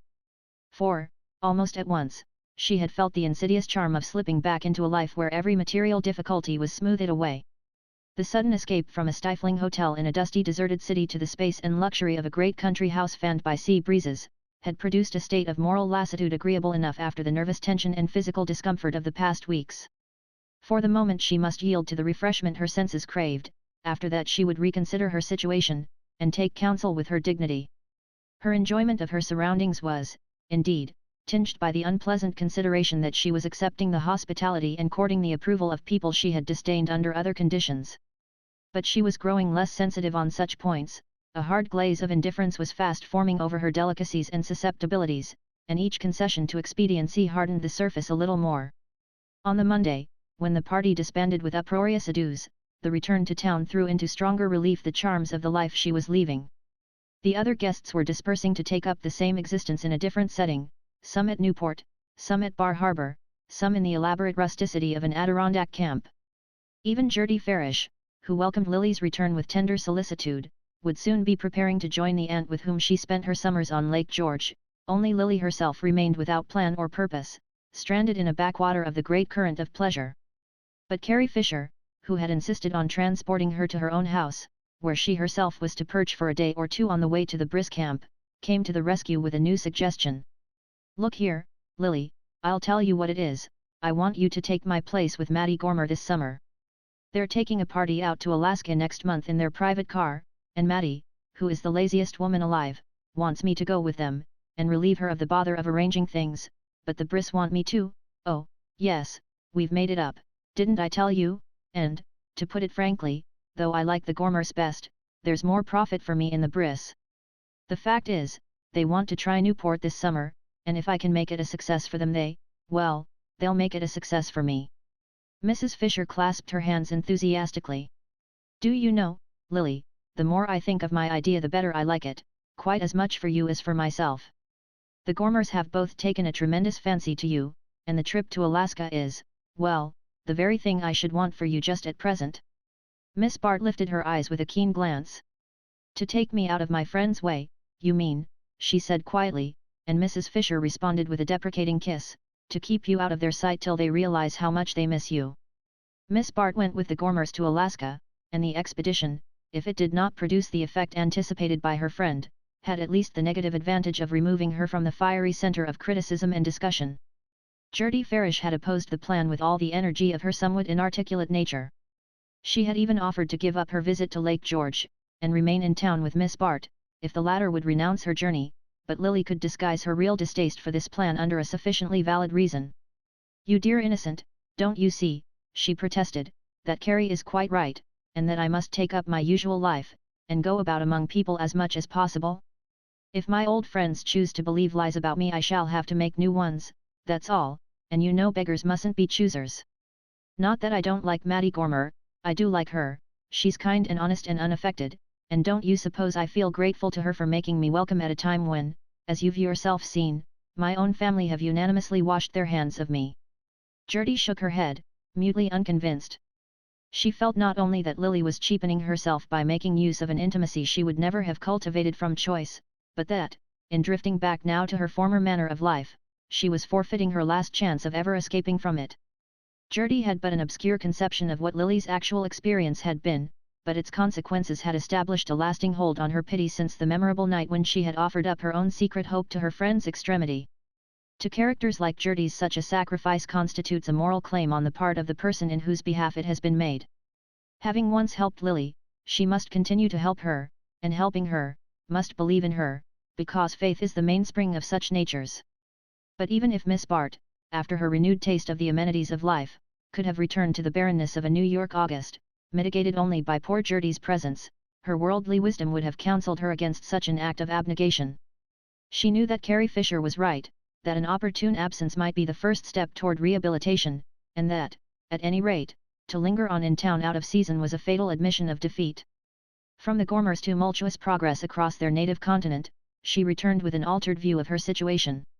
The renewed habit of luxury, the daily waking to an assured absence of care and presence of material ease, gradually blunted her appreciation of these values, and left her more conscious of the void they could not fill.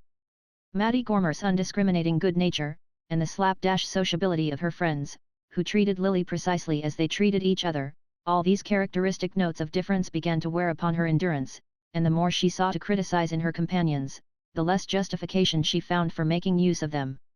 The longing to get back to her former surroundings hardened to a fixed idea, but with the strengthening of her purpose came the inevitable perception that, to attain it, she must exact fresh concessions from her pride. These, for the moment, took the unpleasant form of continuing to cling to her hosts after their return from Alaska. Little as she was in the key of their milieu, her immense social facility, her long habit of adapting herself to others without suffering her own outline to be blurred, the skilled manipulation of all the polished implements of her craft, had won for her an important place in the Gormer group. If their resonant hilarity could never be hers, she contributed a note of easy elegance more valuable to Mattie Gormer than the louder passages of the band. Sam Gormer and his special cronies stood indeed a little in awe of her, but Mattie's following, headed by Paul Morpeth, made her feel that they prized her for the very qualities they most conspicuously lacked. If Morpeth, whose social indolence was as great as his artistic activity, had abandoned himself to the easy current of the Gormer existence, where the minor exactions of politeness were unknown or ignored, and a man could either break his engagements, or keep them in a painting jacket and slippers, he still preserved his sense of differences, and his appreciation of graces he had no time to cultivate.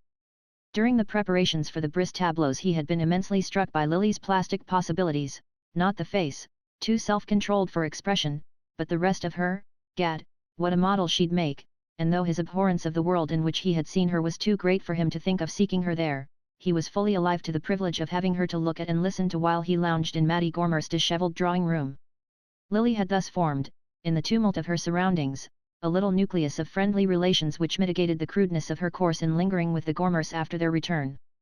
Nor was she without pale glimpses of her own world, especially since the breaking up of the Newport season had set the social current once more toward Long Island. Kate Corby, whose tastes made her as promiscuous as Carrie Fisher was rendered by her necessities, occasionally descended on the Gormers, where, after a first stare of surprise, she took Lily's presence almost too much as a matter of course. Mrs. Fisher, too, appearing frequently in the neighborhood, drove over to impart her experiences and give Lily what she called the latest report from the Weather Bureau, and the latter, who had never directly invited her confidence, could yet talk with her more freely than with Gertie Farish, in whose presence it was impossible even to admit the existence of much that Mrs. Fisher conveniently took for granted. Mrs. Fisher, moreover, had no embarrassing curiosity. She did not wish to probe the inwardness of Lily's situation, but simply to view it from the outside, and draw her conclusions accordingly, and these conclusions, at the end of a confidential talk, she summed up to her friend in the succinct remark, "You must marry as soon as you can." Lily uttered a faint laugh, for once Mrs. Fisher lacked originality. "Do you mean, like Gertie Farish, to recommend the unfailing panacea of a good man's love?" "No, I don't think either of my candidates would answer to that description," said Mrs. Fisher after a pause of reflection. "Either? Are there actually two?" "Well, perhaps I ought to say 1.5, for the moment." Miss Bart received this with increasing amusement. "Other things being equal, I think I should prefer a half-husband. Who is he?" "Don't fly out at me till you hear my reasons, George Dorset."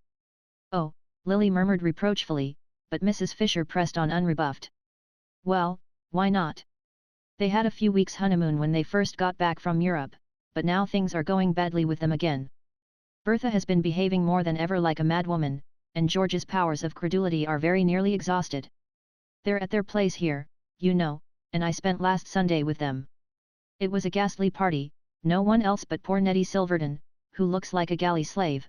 They used to talk of my making that poor boy unhappy, and after luncheon George carried me off on a long walk, and told me the end would have to come soon. Miss Bart made an incredulous gesture. As far as that goes, the end will never come. Bertha will always know how to get him back when she wants him. Mrs. Fisher continued to observe her tentatively. Not if he has anyone else to turn to. Yes, that's just what it comes to, the poor creature can't stand alone. And I remember him such a good fellow, full of life and enthusiasm. She paused, and went on, dropping her glance from Lily's. He wouldn't stay with her 10 minutes if he knew. Knew? Miss Bart repeated. What you must, for instance, with the opportunities you've had. If he had positive proof, I mean. Lily interrupted her with a deep blush of displeasure. Please let us drop the subject, Carrie, it's too odious to me. And to divert her companion's attention she added, with an attempt at lightness, and your second candidate? We must not forget him. Mrs. Fisher echoed her laugh. I wonder if you'll cry out just as loud if I say, Sim Rosedale. Miss Bart did not cry out, she sat silent, gazing thoughtfully at her friend. The suggestion, in truth, gave expression to a possibility which, in the last weeks, had more than once recurred to her, but after a moment she said carelessly, Mr. Rosedale wants a wife who can establish him in the bosom of the Van Osbergs and Trenors. Mrs. Fisher caught her up eagerly. And so you could, with his money. Don't you see how beautifully it would work out for you both? I don't see any way of making him see it, Lily returned, with a laugh intended to dismiss the subject. But in reality it lingered with her long after Mrs. Fisher had taken leave.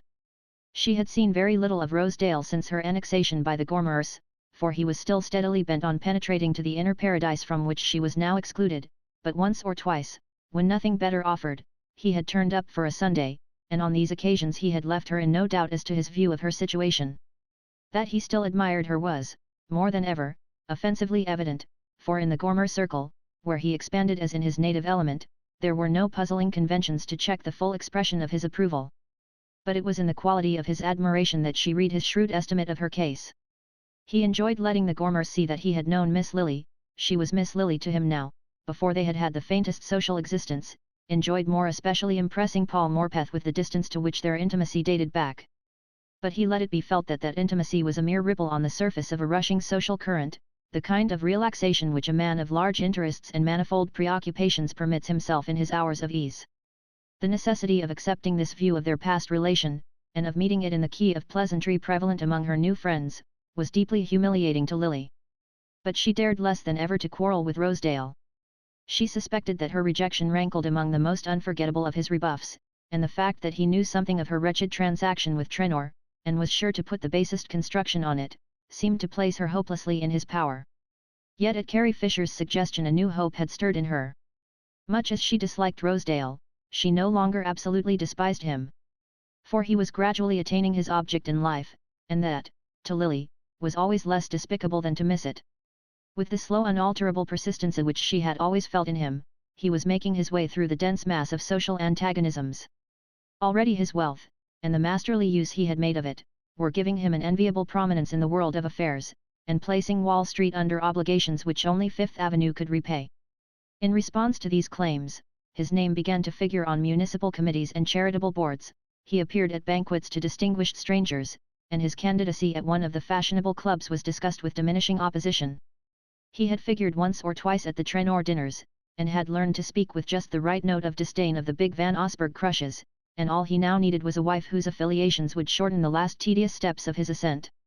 It was with that object that, a year earlier, he had fixed his affections on Miss Bart, but in the interval he had mounted nearer to the goal, while she had lost the power to abbreviate the remaining steps of the way. All this she saw with the clearness of vision that came to her in moments of despondency. It was success that dazzled her, she could distinguish facts plainly enough in the twilight of failure. And the twilight, as she now sought to pierce it, was gradually lighted by a faint spark of reassurance. Under the utilitarian motive of Rosedale's wooing she had felt, Clearly enough, the heat of personal inclination. She would not have detested him so heartily had she not known that he dared to admire her. What, then, if the passion persisted, though the other motive had ceased to sustain it? She had never even tried to please him, he had been drawn to her in spite of her manifest disdain.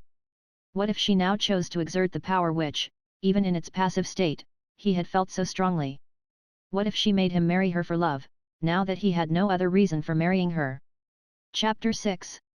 As became persons of their rising consequence, the Gormers were engaged in building a country house on Long Island, and it was a part of Miss Bart's duty to attend her hostess on frequent visits of inspection to the new estate. There, while Mrs. Gormer plunged into problems of lighting and sanitation, Lily had leisure to wander, in the bright autumn air, along the tree-fringed bay to which the land declined.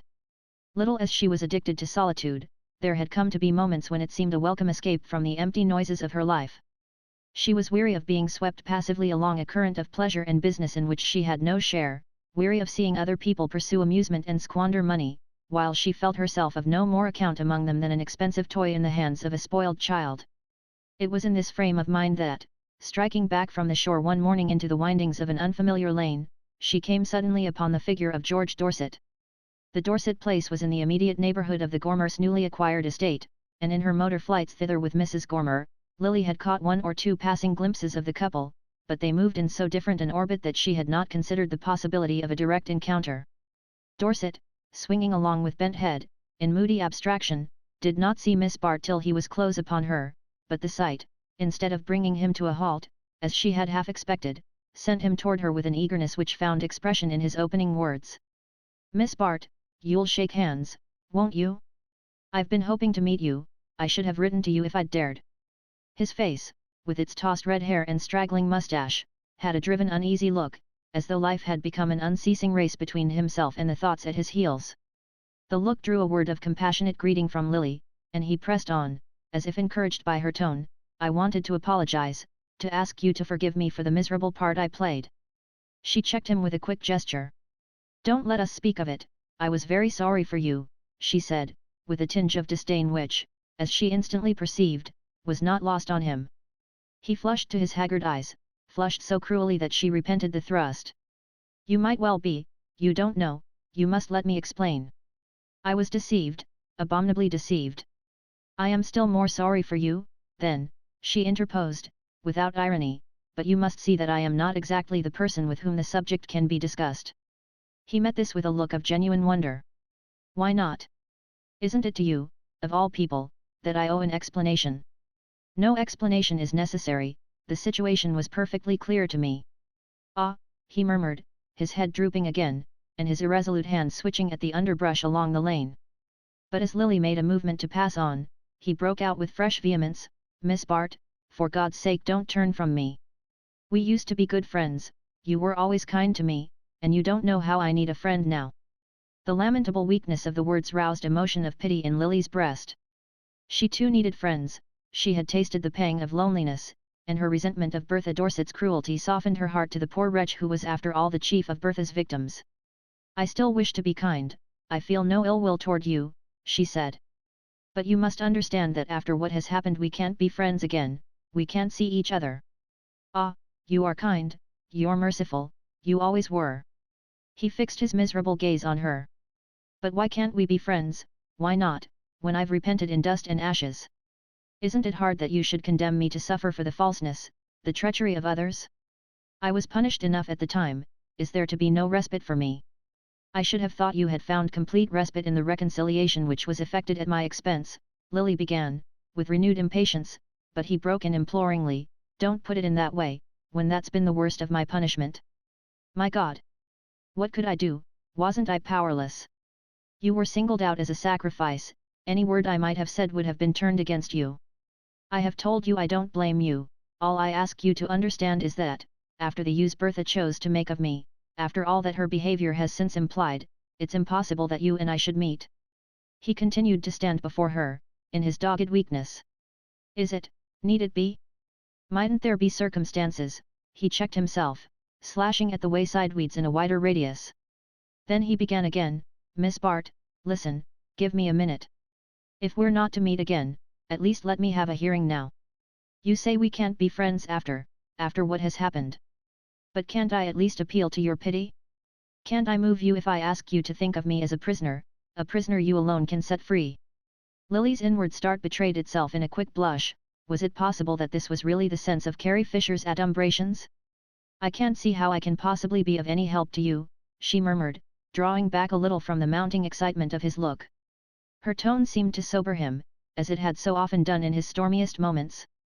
The stubborn lines of his face relaxed, and he said, with an abrupt drop to docility, "You would see, if you'd be as merciful as you used to be, and heaven knows I've never needed it more." She paused a moment, moved in spite of herself by this reminder of her influence over him. Her fibers had been softened by suffering, and the sudden glimpse into his mocked and broken life disarmed her contempt for his weakness. "I am very sorry for you, I would help you willingly, but you must have other friends, other advisors." "I never had a friend like you," he answered simply. "And besides, can't you see, you're the only person," his voice dropped to a whisper, "the only person who knows." Again she felt her color change, again her heart rose in precipitate throbs to meet what she felt was coming. He lifted his eyes to her entreatingly. "You do see, don't you? You understand? I'm desperate, I'm at the end of my tether. I want to be free, and you can free me. I know you can. You don't want to keep me bound fast in hell, do you? You can't want to take such a vengeance as that. You were always kind, your eyes are kind now. You say you're sorry for me. Well, it rests with you to show it, and heaven knows there's nothing to keep you back. You understand, of course, there wouldn't be a hint of publicity, not a sound or a syllable to connect you with the thing. It would never come to that, you know, all I need is to be able to say definitely, I know this and this and this, and the fight would drop, and the way be cleared, and the whole abominable business swept out of sight in a second." He spoke pantingly, like a tired runner, with breaks of exhaustion between his words, and through the breaks she caught, as through the shifting rents of a fog, great golden vistas of peace and safety. For there was no mistaking the definite intention behind his vague appeal. She could have filled up the blanks without the help of Mrs. Fisher's insinuations. Here was a man who turned to her in the extremity of his loneliness and his humiliation. If she came to him at such a moment he would be hers with all the force of his deluded faith. And the power to make him so lay in her hand, lay there in a completeness he could not even remotely conjecture. Revenge and rehabilitation might be hers at a stroke. There was something dazzling in the completeness of the opportunity. She stood silent, gazing away from him down the autumnal stretch of the deserted lane. And suddenly fear possessed her, fear of herself, and of the terrible force of the temptation. All her past weaknesses were like so many eager accomplices drawing her toward the path their feet had already smoothed. She turned quickly, and held out her hand to Dorset. "Goodbye, I'm sorry, there's nothing in the world that I can do." "Nothing? Ah, don't say that," he cried, "say what's true, that you abandon me like the others. You, the only creature who could have saved me." "Goodbye, goodbye," she repeated hurriedly, and as she moved away she heard him cry out on a last note of entreaty, "At least you'll let me see you once more." Lily, on regaining the Gormer grounds, struck rapidly across the lawn toward the unfinished house, where she fancied that her hostess might be speculating, not too resignedly, on the cause of her delay, for, like many unpunctual persons, Mrs. Gormer disliked to be kept waiting. As Miss Bart reached the avenue, however, she saw a smart phaeton with a high-stepping pair disappear behind the shrubbery in the direction of the gate, and on the doorstep stood Mrs. Gormer, with a glow of retrospective pleasure on her open countenance. At sight of Lily the glow deepened to an embarrassed red, and she said with a slight laugh, "Did you see my visitor? Oh, I thought you came back by the avenue." It was Mrs. George Dorset. She said she'd dropped in to make a neighbourly call. Lily met the announcement with her usual composure, though her experience of Bertha's idiosyncrasies would not have led her to include the neighbourly instinct among them, and Mrs. Gormer, relieved to see that she gave no sign of surprise, went on with a deprecating laugh, "Of course what really brought her was curiosity, she made me take her all over the house. But no one could have been nicer, no airs, you know, and so good-natured, I can quite see why people think her so fascinating." This surprising event, coinciding too completely with her meeting with Dorset to be regarded as contingent upon it, had yet immediately struck Lily with a vague sense of foreboding. It was not in Bertha's habits to be neighbourly, much less to make advances to anyone outside the immediate circle of her affinities. She had always consistently ignored the world of outer aspirants, or had recognized its individual members only when prompted by motives of self-interest, and the very capriciousness of her condescensions had, as Lily was aware, given them special value in the eyes of the persons she distinguished. Lily saw this now in Mrs. Gormer's unconcealable complacency, and in the happy irrelevance with which, for the next day or two, she quoted Bertha's opinions and speculated on the origin of her gown.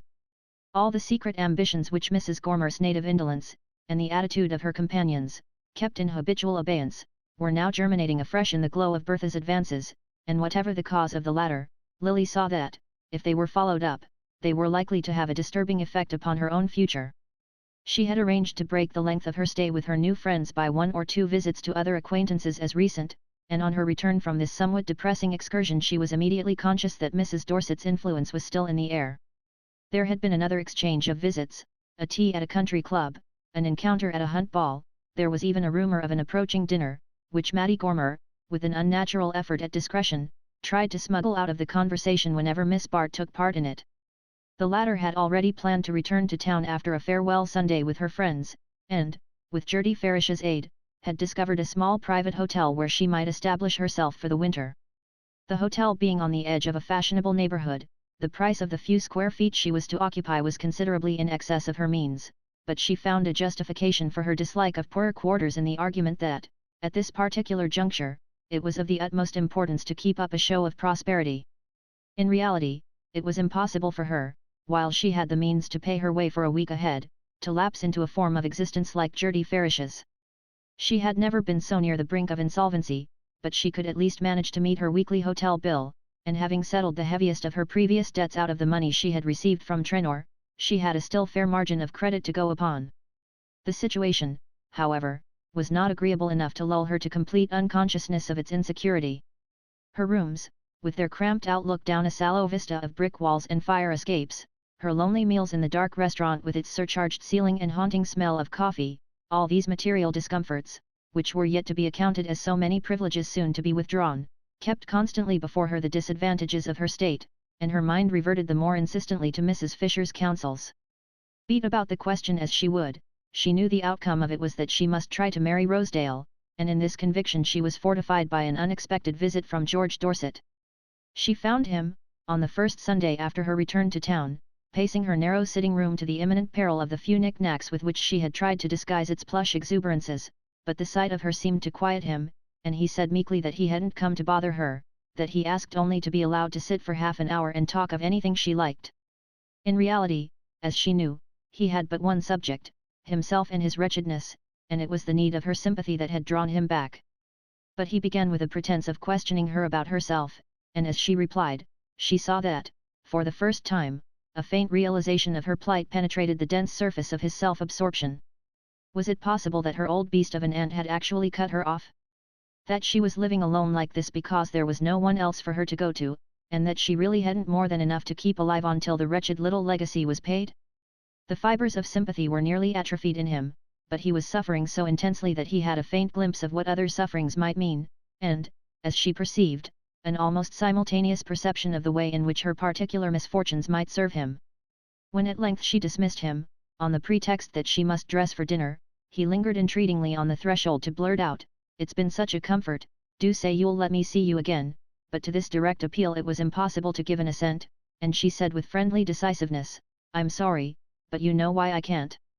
He coloured to the eyes, pushed the door shut, and stood before her embarrassed but insistent.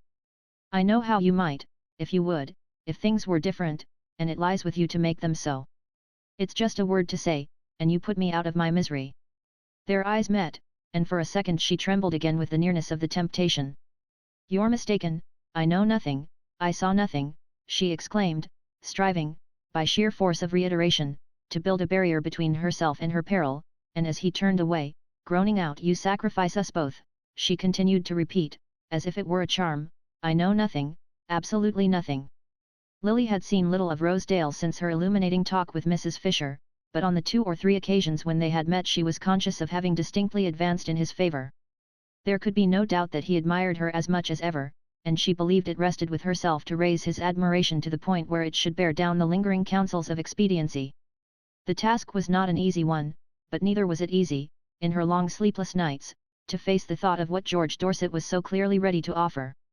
Baseness for baseness, she hated the other least, there were even moments when a marriage with Rosedale seemed the only honorable solution of her difficulties. She did not indeed let her imagination range beyond the day of plighting. After that everything faded into a haze of material well-being, in which the personality of her benefactor remained mercifully vague.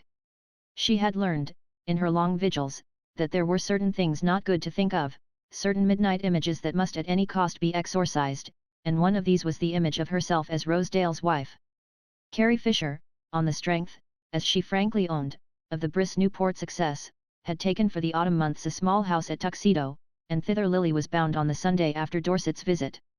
Though it was nearly dinner time when she arrived, her hostess was still out, and the fire-lit quiet of the small silent house descended on her spirit with a sense of peace and familiarity. It may be doubted if such an emotion had ever before been evoked by Carrie Fisher's surroundings, but, contrasted to the world in which Lily had lately lived, there was an air of repose and stability in the very placing of the furniture, and in the quiet competence of the parlour maid who led her up to her room. Mrs. Fisher's unconventionality was, after all, a merely superficial divergence from an inherited social creed, while the manners of the Gormer circle represented their first attempt to formulate such a creed for themselves. It was the first time since her return from Europe that Lily had found herself in a congenial atmosphere, and the stirring of familiar associations had almost prepared her, as she descended the stairs before dinner, to enter upon a group of her old acquaintances. But this expectation was instantly checked by the reflection that the friends who remained loyal were precisely those who would be least willing to expose her to such encounters, and it was hardly with surprise that she found, instead, Mr. Rosedale kneeling domestically on the drawing-room hearth before his hostess's little girl. Rosedale in the paternal role was hardly a figure to soften Lily, yet she could not but notice a quality of homely goodness in his advances to the child. They were not, at any rate, the premeditated and perfunctory endearments of the guest under his hostess's eye, for he and the little girl had the room to themselves, and something in his attitude made him seem a simple and kindly being compared to the small critical creature who endured his homage. Yes, he would be kind, Lily, from the threshold, had time to feel, kind in his gross, unscrupulous, rapacious way, the way of the predatory creature with his mate. She had but a moment in which to consider whether this glimpse of the fireside man mitigated her repugnance, or gave it, rather, a more concrete and intimate form, for at sight of her he was immediately on his feet again, the florid and dominant Rosedale of Mattie Gormer's drawing-room. It was no surprise to Lily to find that he had been selected as her only fellow guest. Though she and her hostess had not met since the latter's tentative discussion of her future, Lily knew that the acuteness which enabled Mrs. Fisher to lay a safe and pleasant course through a world of antagonistic forces was not infrequently exercised for the benefit of her friends. It was, in fact, characteristic of Carrie that, while she actively gleaned her own stores from the fields of affluence, her real sympathies were on the other side, with the unlucky, the unpopular, the unsuccessful, with all her hungry fellow toilers in the shorn stubble of success. Mrs. Fisher's experience guarded her against the mistake of exposing Lily, for the first evening, to the unmitigated impression of Rosedale's personality. Kate Corby and 2 or 3 men dropped in to dinner, and Lily, alive to every detail of her friend's method, saw that such opportunities as had been contrived for her were to be deferred till she had, as it were, gained courage to make effectual use of them. She had a sense of acquiescing in this plan with the passiveness of a sufferer resigned to the surgeon's touch, and this feeling of almost lethargic helplessness continued when, after the departure of the guests, Mrs. Fisher followed her upstairs. "May I come in and smoke a cigarette over your fire? If we talk in my room we shall disturb the child." Mrs. Fisher looked about her with the eye of the solicitous hostess. "I hope you've managed to make yourself comfortable, dear? Isn't it a jolly little house? It's such a blessing to have a few quiet weeks with the baby." Carrie, in her rare moments of prosperity, became so expansively maternal that Miss Bart sometimes wondered whether, if she could ever get time and money enough, she would not end by devoting them both to her daughter. "It's a well-earned rest, I'll say that for myself," she continued, sinking down with a sigh of content on the pillowed lounge near the fire. "Louisa Bry is a stern taskmaster. I often used to wish myself back with the Gormers. Talk of love making people jealous and suspicious, it's nothing to social ambition. Louisa used to lie awake at night wondering whether the women who called on us called on me because I was with her, or on her because she was with me, and she was always laying traps to find out what I thought. Of course I had to disown my oldest friends, rather than let her suspect she owed me the chance of making a single acquaintance, when, all the while, that was what she had me there for, and what she wrote me a handsome cheque for when the season was over." Mrs. Fisher was not a woman who talked of herself without cause, and the practice of direct speech, far from precluding in her an occasional resort to circuitous methods, served rather, at crucial moments, the purpose of the juggler's chatter while he shifts the contents of his sleeves. Through the haze of her cigarette smoke she continued to gaze meditatively at Miss Bart, who, having dismissed her maid, sat before the toilet table shaking out over her shoulders the loosened undulations of her hair. "Your hair's wonderful, Lily. Thinner? What does that matter, when it's so light and alive? So many women's worries seem to go straight to their hair, but yours looks as if there had never been an anxious thought under it. I never saw you look better than you did this evening. Matty Gormer told me that Morpeth wanted to paint you, why don't you let him?" Miss Bart's immediate answer was to address a critical glance to the reflection of the countenance under discussion. Then she said, with a slight touch of irritation, "I don't care to accept a portrait from Paul Morpeth." Mrs. Fisher mused. No. And just now, especially, well, he can do you after you're married." She waited a moment, and then went on, "By the way, I had a visit from Matty the other day. She turned up here last Sunday, and with Bertha Dorset, of all people in the world." She paused again to measure the effect of this announcement on her hearer, but the brush in Miss Bart's lifted hand maintained its unwavering stroke from brow to nape. "I never was more astonished," Mrs. Fisher pursued. "I don't know two women less predestined to intimacy, from Bertha's standpoint, that is, for of course poor Matty thinks it natural enough that she should be singled out. I've no doubt the rabbit always thinks it is fascinating the anaconda. Well, you know I've always told you that Matty secretly longed to bore herself with the really fashionable, and now that the chance has come, I see that she's capable of sacrificing all her old friends to it." Lily laid aside her brush and turned a penetrating glance upon her friend. "Including me," she suggested. "Ah, my dear," murmured Mrs. Fisher, rising to push back a log from the hearth. "That's what Bertha means, isn't it?" Miss Bart went on steadily. "For of course she always means something, and before I left Long Island I saw that she was beginning to lay her toils for Matty." Mrs. Fisher sighed evasively. "She has her fast now, at any rate. To think of that loud independence of Matty's being only a subtler form of snobbishness.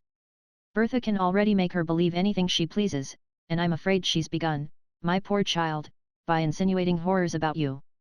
Lily flushed under the shadow of her drooping hair. "The world is too vile," she murmured, averting herself from Mrs. Fisher's anxious scrutiny. "It's not a pretty place, and the only way to keep a footing in it is to fight it on its own terms, and above all, my dear, not alone." Mrs. Fisher gathered up her floating implications in a resolute grasp.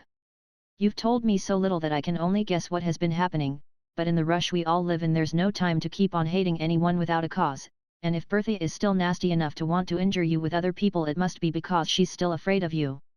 From her standpoint there's only one reason for being afraid of you, and my own idea is that, if you want to punish her, you hold the means in your hand. I believe you can marry George Dorset tomorrow, but if you don't care for that particular form of retaliation, the only thing to save you from Bertha is to marry somebody else." Chapter 7. The light projected on the situation by Mrs. Fisher had the cheerless distinctness of a winter dawn. It outlined the facts with a cold precision unmodified by shade or color, and refracted, as it were, from the blank walls of the surrounding limitations. She had opened windows from which no sky was ever visible. But the idealist subdued to vulgar necessities must employ vulgar minds to draw the inferences to which he cannot stoop, and it was easier for Lily to let Mrs. Fisher formulate her case than to put it plainly to herself. Once confronted with it, however, she went the full length of its consequences, and these had never been more clearly present to her than when, the next afternoon, she set out for a walk with Rosedale. It was one of those still November days when the air is haunted with the light of summer, and something in the lines of the landscape, and in the golden haze which bathed them, recalled to Miss Bart the September afternoon when she had climbed the slopes of Bellamont with Selden. The importunate memory was kept before her by its ironic contrast to her present situation, since her walk with Selden had represented an irresistible flight from just such a climax as the present excursion was designed to bring about. But other memories importuned her also, the recollection of similar situations, as skillfully led up to, but through some malice of fortune, or her own unsteadiness of purpose, always failing of the intended result. Well, her purpose was steady enough now. She saw that the whole weary work of rehabilitation must begin again, and against far greater odds, if Bertha Dorset should succeed in breaking up her friendship with the Gormers, and her longing for shelter and security was intensified by the passionate desire to triumph over Bertha, as only wealth and predominance could triumph over her. As the wife of Rosedale, the Rosedale she felt it in her power to create, she would at least present an invulnerable front to her enemy. She had to draw upon this thought, as upon some fiery stimulant, to keep up her part in the scene toward which Rosedale was too frankly tending. As she walked beside him, shrinking in every nerve from the way in which his look and tone made free of her, yet telling herself that this momentary endurance of his mood was the price she must pay for her ultimate power over him, she tried to calculate the exact point at which concession must turn to resistance, and the price he would have to pay be made equally clear to him. But his dapper self-confidence seemed impenetrable to such hints, and she had a sense of something hard and self-contained behind the superficial warmth of his manner. They had been seated for some time in the seclusion of a rocky glen above the lake, when she suddenly cut short the culmination of an impassioned period by turning upon him the grave loveliness of her gaze. "I do believe what you say, Mr. Rosedale," she said quietly, "and I am ready to marry you whenever you wish." Rosedale, reddening to the roots of his glossy hair, received this announcement with a recoil which carried him to his feet, where he halted before her in an attitude of almost comic discomfiture. "For I suppose that is what you do wish," she continued, in the same quiet tone. "And, though I was unable to consent when you spoke to me in this way before, I am ready, now that I know you so much better, to trust my happiness to your hands." She spoke with the noble directness which she could command on such occasions, and which was like a large steady light thrown across the tortuous darkness of the situation. In its inconvenient brightness Rosedale seemed to waver a moment, as though conscious that every avenue of escape was unpleasantly illuminated. Then he gave a short laugh, and drew out a gold cigarette case, in which, with plump jeweled fingers, he groped for a gold-tipped cigarette. Selecting one, he paused to contemplate it a moment before saying, "My dear Miss Lily, I'm sorry if there's been any little misapprehension between us, but you made me feel my suit was so hopeless that I had really no intention of renewing it." Lily's blood tingled with the grossness of the rebuff, but she checked the first leap of her anger, and said in a tone of gentle dignity, "I have no one but myself to blame if I gave you the impression that my decision was final." Her wordplay was always too quick for him, and this reply held him in puzzled silence while she extended her hand and added, with the faintest inflection of sadness in her voice, "Before we bid each other goodbye, I want at least to thank you for having once thought of me as you did." The touch of her hand, the moving softness of her look, thrilled a vulnerable fibre in Rosedale. It was her exquisite inaccessibleness, the sense of distance she could convey without a hint of disdain, that made it most difficult for him to give her up. "Why do you talk of saying goodbye? Ain't we going to be good friends all the same?" he urged, without releasing her hand. She drew it away quietly. "What is your idea of being good friends?" she returned with a slight smile. "Making love to me without asking me to marry you." Rosedale laughed with a recovered sense of ease. "Well, that's about the size of it, I suppose.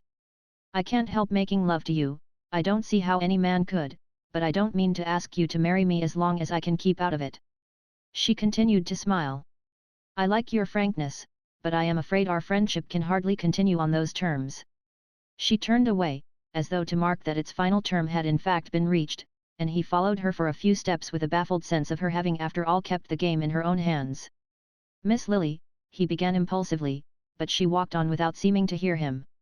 He overtook her in a few quick strides, and laid an entreating hand on her arm.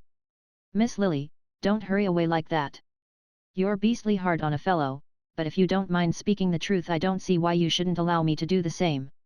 She had paused a moment with raised brows, drawing away instinctively from his touch, though she made no effort to evade his words.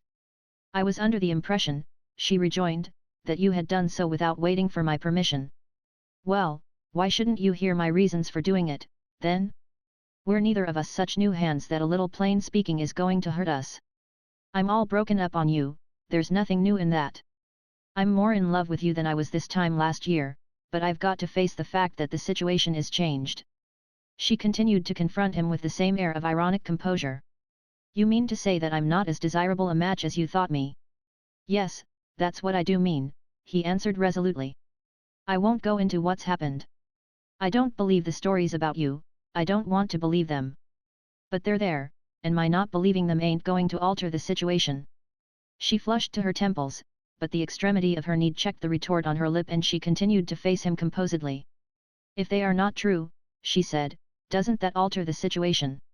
He met this with a steady gaze of his small stock-taking eyes, which made her feel herself no more than some superfine human merchandise. "I believe it does in novels, but I'm certain it don't in real life. You know that as well as I do.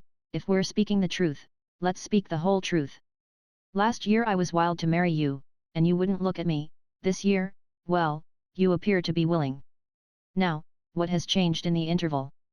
Your situation, that's all.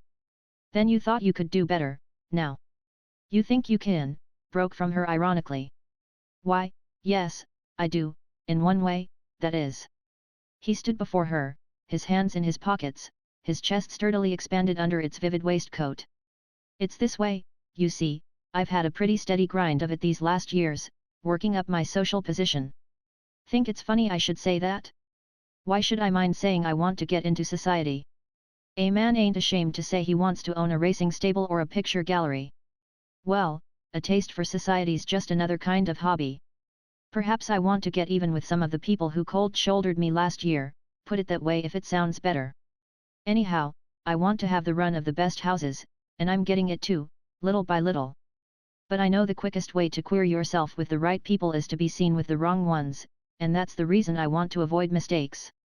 Miss Bart continued to stand before him in a silence that might have expressed either mockery or a half-reluctant respect for his candor, and after a moment's pause he went on, there it is, you see.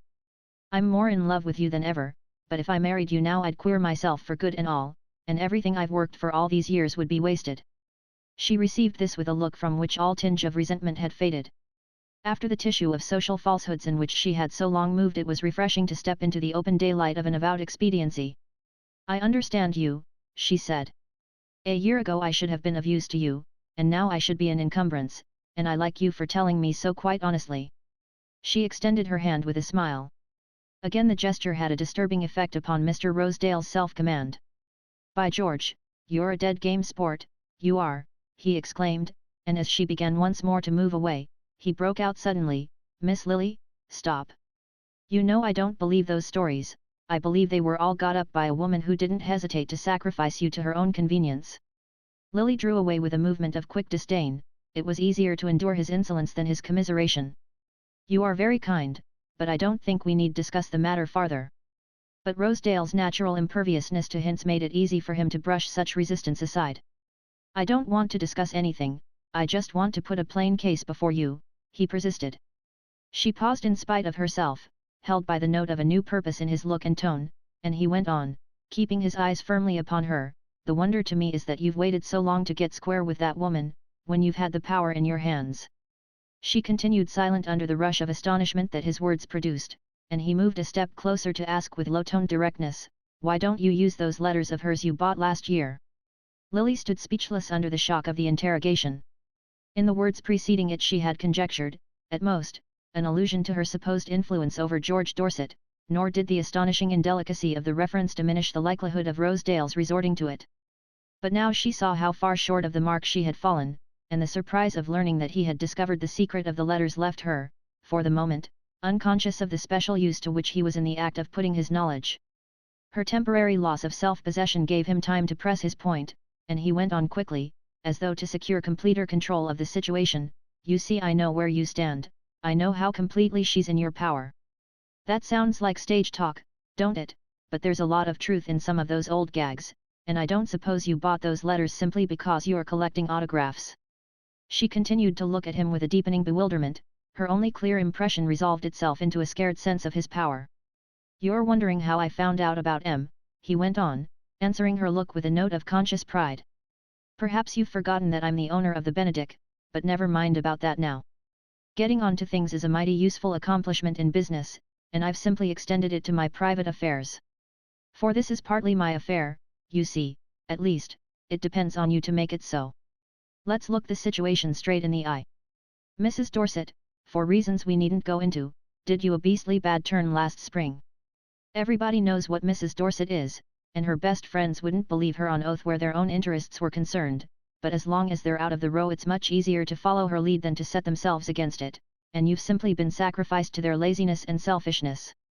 Isn't that a pretty fair statement of the case? Well, some people say you've got the neatest kind of an answer in your hands, that George Dorset would marry you tomorrow, if you'd tell him all you know, and give him the chance to show the lady the door. I dare say he would, but you don't seem to care for that particular form of getting even, and, taking a purely business view of the question, I think you're right.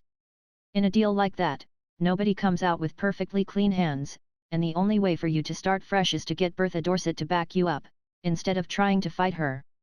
He paused long enough to draw breath, but not to give her time for the expression of her gathering resistance, and as he pressed on, expounding and elucidating his idea with the directness of the man who has no doubts of his cause, she found the indignation gradually freezing on her lip, found herself held fast in the grasp of his argument by the mere cold strength of its presentation. There was no time now to wonder how he had heard of her obtaining the letters, all her world was dark outside the monstrous glare of his scheme for using them. And it was not, after the first moment, the horror of the idea that held her spellbound, subdued to his will, it was rather its subtle affinity to her own inmost cravings. He would marry her tomorrow if she could regain Bertha Dorset's friendship, and to induce the open resumption of that friendship, and the tacit retractation of all that had caused its withdrawal, she had only to put to the lady the latent menace contained in the packet so miraculously delivered into her hands. Lily saw in a flash the advantage of this course over that which poor Dorset had pressed upon her. The other plan depended for its success on the infliction of an open injury, while this reduced the transaction to a private understanding, of which no third person need have the remotest hint. Put by Rosedale in terms of business-like give and take, this understanding took on the harmless air of a mutual accommodation, like a transfer of property or a revision of boundary lines. It certainly simplified life to view it as a perpetual adjustment, a play of party politics, in which every concession had its recognized equivalent. Lily's tired mind was fascinated by this escape from fluctuating ethical estimates into a region of concrete weights and measures. Rosedale, as she listened, seemed to read in her silence not only a gradual acquiescence in his plan, but a dangerously far-reaching perception of the chances it offered, for as she continued to stand before him without speaking, he broke out, with a quick return upon himself, "You see how simple it is, don't you? Well, don't be carried away by the idea that it's too simple. It isn't exactly as if you'd started in with a clean bill of health. Now we're talking, let's call things by their right names, and clear the whole business up.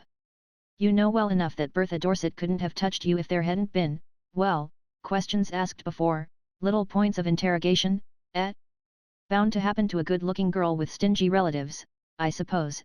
Anyhow, they did happen, and she found the ground prepared for her. Do you see where I'm coming out?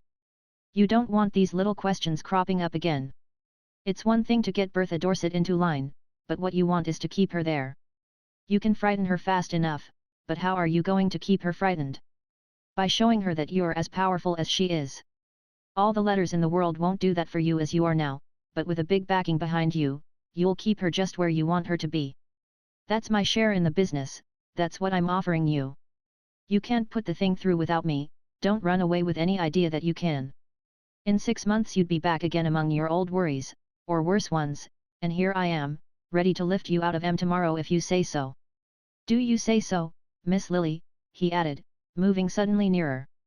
The words, and the movement which accompanied them, combined to startle Lily out of the state of tranced subservience into which she had insensibly slipped. Light comes in devious ways to the groping consciousness, and it came to her now through the disgusted perception that her would-be accomplice assumed, as a matter of course, the likelihood of her distrusting him and perhaps trying to cheat him of his share of the spoils. This glimpse of his inner mind seemed to present the whole transaction in a new aspect, and she saw that the essential baseness of the act lay in its freedom from risk. She drew back with a quick gesture of rejection, saying, in a voice that was a surprise to her own ears, "You are mistaken, quite mistaken, both in the facts and in what you infer from them." Rosedale stared a moment, puzzled by her sudden dash in a direction so different from that toward which she had appeared to be letting him guide her. "Now what on earth does that mean? I thought we understood each other," he exclaimed, and to her murmur of "Ah, we do now," he retorted with a sudden burst of violence, "I suppose it's because the letters are to him, then? Well, I'll be damned if I see what thanks you've got from him." Chapter 8. The autumn days declined to winter. Once more the leisure world was in transition between country and town, and Fifth Avenue, still deserted at the weekend, showed from Monday to Friday a broadening stream of carriages between house fronts gradually restored to consciousness. The horse show, some 2 weeks earlier, had produced a passing semblance of reanimation, filling the theatres and restaurants with a human display of the same costly and high-stepping kind as circled daily about its ring. In Miss Bart's world the horse show, and the public it attracted, had ostensibly come to be classed among the spectacles disdained of the elect, but, as the feudal lord might sally forth to join in the dance on his village green, so society, unofficially and incidentally, still condescended to look in upon the scene. Mrs. Gormer, among the rest, was not above seizing such an occasion for the display of herself and her horses, and Lily was given 1 or 2 opportunities of appearing at her friend's side in the most conspicuous box the house afforded.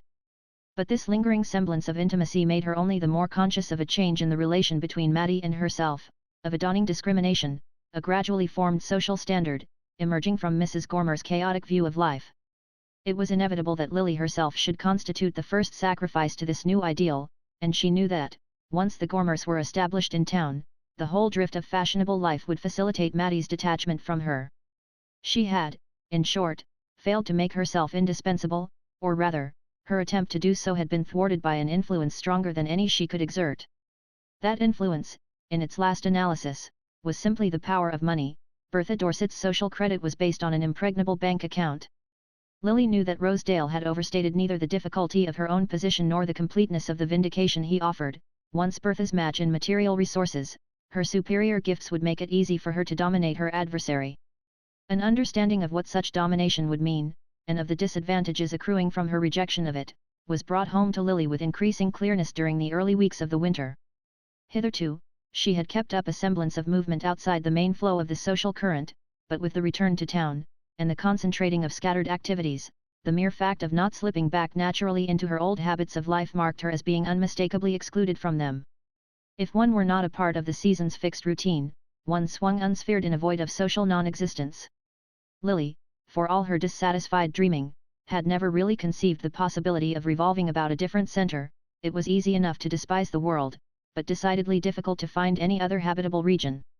Her sense of irony never quite deserted her, and she could still note, with self-directed derision, the abnormal value suddenly acquired by the most tiresome and insignificant details of her former life.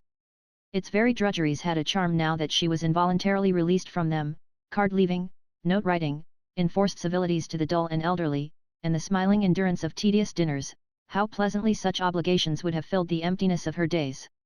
She did indeed leave cards in plenty. She kept herself, with a smiling and valiant persistence, well in the eye of her world, nor did she suffer any of those gross rebuffs which sometimes produce a wholesome reaction of contempt in their victim. Society did not turn away from her, it simply drifted by, preoccupied and inattentive, letting her feel, to the full measure of her humbled pride, how completely she had been the creature of its favour. She had rejected Rosedale's suggestion with a promptness of scorn almost surprising to herself.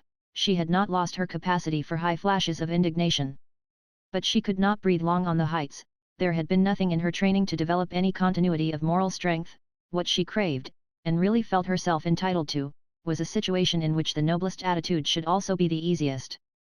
Hitherto her intermittent impulses of resistance had sufficed to maintain her self-respect. If she slipped she recovered her footing, and it was only afterward that she was aware of having recovered it each time on a slightly lower level.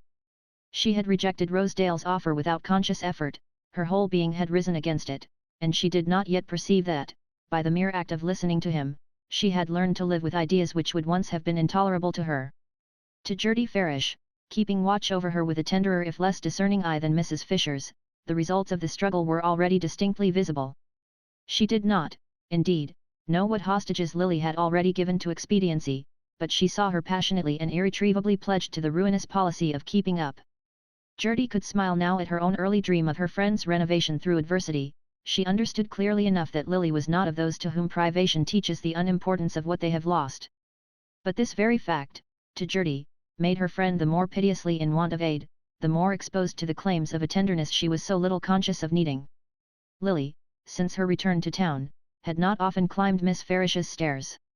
There was something irritating to her in the mute interrogation of Gertie's sympathy. She felt the real difficulties of her situation to be incommunicable to anyone whose theory of values was so different from her own, and the restrictions of Gertie's life, which had once had the charm of contrast, now reminded her too painfully of the limits to which her own existence was shrinking. When at length, one afternoon, she put into execution the belated resolve to visit her friend, this sense of shrunken opportunities possessed her with unusual intensity. The walk up Fifth Avenue, unfolding before her, in the brilliance of the hard winter sunlight, an interminable procession of fastidiously equipped carriages, giving her, through the little squares of brougham windows, peeps of familiar profiles bent above visiting lists, of hurried hands dispensing notes and cards to attendant footmen. This glimpse of the ever-revolving wheels of the great social machine made Lily more than ever conscious of the steepness and narrowness of Gertie's stairs, and of the cramped blind alley of life to which they led. Dull stairs destined to be mounted by dull people, how many thousands of insignificant figures were going up and down such stairs all over the world at that very moment, figures as shabby and uninteresting as that of the middle-aged lady in limp black who descended Gertie's flight as Lily climbed to it. That was poor Miss Jane Silverton. She came to talk things over with me. She and her sister want to do something to support themselves, Gertie explained, as Lily followed her into the sitting room. To support themselves? Are they so hard up? Miss Bart asked with a touch of irritation. She had not come to listen to the woes of other people. I'm afraid they have nothing left. Ned's debts have swallowed up everything. They had such hopes, you know, when he broke away from Carrie Fisher. They thought Bertha Dorset would be such a good influence, because she doesn't care for cards, and, well, she talked quite beautifully to poor Miss Jane about feeling as if Ned were her younger brother, and wanting to carry him off on the yacht, so that he might have a chance to drop cards and racing, and take up his literary work again. Miss Farish paused with a sigh which reflected the perplexity of her departing visitor. But that isn't all, it isn't even the worst. It seems that Ned has quarrelled with the Dorsets, or at least Bertha won't allow him to see her, and he is so unhappy about it that he has taken to gambling again, and going about with all sorts of queer people. And Cousin Grace Van Osburgh accuses him of having had a very bad influence on Freddie, who left Harvard last spring, and has been a great deal with Ned ever since. She sent for Miss Jane, and made a dreadful scene, and Jack Stepney and Herbert Melson, who were there too, told Miss Jane that Freddie was threatening to marry some dreadful woman to whom Ned had introduced him, and that they could do nothing with him because now he's of age he has his own money. You can fancy how poor Miss Jane felt. She came to me at once, and seemed to think that if I could get her something to do she could earn enough to pay Ned's debts and send him away. I'm afraid she has no idea how long it would take her to pay for one of his evenings at bridge. And he was horribly in debt when he came back from the cruise. I can't see why he should have spent so much more money under Bertha's influence than Carrie's, can you? Lily met this query with an impatient gesture. My dear Gertie, I always understand how people can spend much more money, never how they can spend any less. She loosened her furs and settled herself in Gertie's easy chair, while her friend busied herself with the teacups. But what can they do, the Miss Silvertons? How do they mean to support themselves? She asked, conscious that the note of irritation still persisted in her voice. It was the very last topic she had meant to discuss. It really did not interest her in the least, but she was seized by a sudden perverse curiosity to know how the two colourless shrinking victims of young Silverton's sentimental experiments meant to cope with the grim necessity which lurked so close to her own threshold. I don't know, I am trying to find something for them. Miss Jane reads aloud very nicely, but it's so hard to find anyone who is willing to be read to. And Miss Annie paints a little. Oh, I know, apple blossoms on blotting paper, just the kind of thing I shall be doing myself before long, exclaimed Lily, starting up with a vehemence of movement that threatened destruction to Miss Farish's fragile tea table. Lily bent over to steady the cups, then she sank back into her seat. I'd forgotten there was no room to dash about in. How beautifully one does have to behave in a small flat. Oh, Gertie, I wasn't meant to be good, she sighed out incoherently. Gertie lifted an apprehensive look to her pale face, in which the eyes shone with a peculiar sleepless luster. You look horribly tired, Lily, take your tea, and let me give you this cushion to lean against. Miss Bart accepted the cup of tea, but put back the cushion with an impatient hand. Don't give me that. I don't want to lean back, I shall go to sleep if I do. Well, why not, dear? I'll be as quiet as a mouse, Gertie urged affectionately. No, no, don't be quiet, talk to me, keep me awake. I don't sleep at night, and in the afternoon a dreadful drowsiness creeps over me. You don't sleep at night? Since when? I don't know, I can't remember. She rose and put the empty cup on the tea tray. Another, and stronger, please. If I don't keep awake now I shall see horrors tonight, perfect horrors. But they'll be worse if you drink too much tea. No, no, give it to me, and don't preach, please, Lily returned imperiously. Her voice had a dangerous edge, and Gertie noticed that her hand shook as she held it out to receive the second cup. But you look so tired, I'm sure you must be ill. Miss Bart set down her cup with a start. Do I look ill? Does my face show it? She rose and walked quickly toward the little mirror above the writing table. What a horrid-looking glass, it's all blotched and discolored. Anyone would look ghastly in it. She turned back, fixing her plaintive eyes on Gertie. You stupid dear, why do you say such odious things to me? It's enough to make one ill to be told one looks so. And looking ill means looking ugly. She caught Gertie's wrists, and drew her close to the window. After all, I'd rather know the truth. Look me straight in the face, Gertie, and tell me, am I perfectly frightful? You're perfectly beautiful now, Lily, your eyes are shining, and your cheeks have grown so pink all of a sudden. Ah, they were pale, then, ghastly pale, when I came in. Why don't you tell me frankly that I'm a wreck? My eyes are bright now because I'm so nervous, but in the mornings they look like lead. And I can see the lines coming in my face, the lines of worry and disappointment and failure. Every sleepless night leaves a new one, and how can I sleep, when I have such dreadful things to think about? Dreadful things, what things? Asked Gertie, gently detaching her wrists from her friend's feverish fingers. What things? Well, poverty, for one, and I don't know any that's more dreadful. Lily turned away and sank with sudden weariness into the easy chair near the tea table. You asked me just now if I could understand why Ned Silverton spent so much money. Of course I understand, he spends it on living with the rich. You think we live on the rich, rather than with them, and so we do, in a sense, but it's a privilege we have to pay for. We eat their dinners, and drink their wine, and smoke their cigarettes, and use their carriages and their opera boxes and their private cars, yes, but there's a tax to pay on every one of those luxuries. The man pays it by big tips to the servants, by playing cards beyond his means, by flowers and presents, and, lots of other things that cost. The girl pays it by tips and cards too. Oh, yes, I've had to take up bridge again, and by going to the best dressmakers, and having just the right dress for every occasion, and always keeping herself fresh and exquisite and amusing.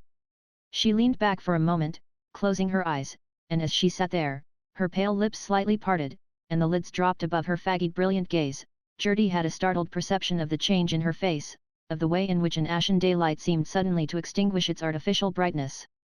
She looked up, and the vision vanished. It doesn't sound very amusing, does it? And it isn't, I'm sick to death of it. And yet the thought of giving it all up nearly kills me, it's what keeps me awake at night, and makes me so crazy for your strong tea. For I can't go on in this way much longer, you know, I'm nearly at the end of my tether. And then what can I do? How on earth am I to keep myself alive? I see myself reduced to the fate of that poor Silverton woman, slinking about to employment agencies, and trying to sell painted blotting pads to women's exchanges. And there are thousands and thousands of women trying to do the same thing already, and not one of the number who has less idea how to earn $1 than I have. She rose again with a hurried glance at the clock. It's late, and I must be off, I have an appointment with Carrie Fisher. Don't look so worried, you dear thing, don't think too much about the nonsense I've been talking.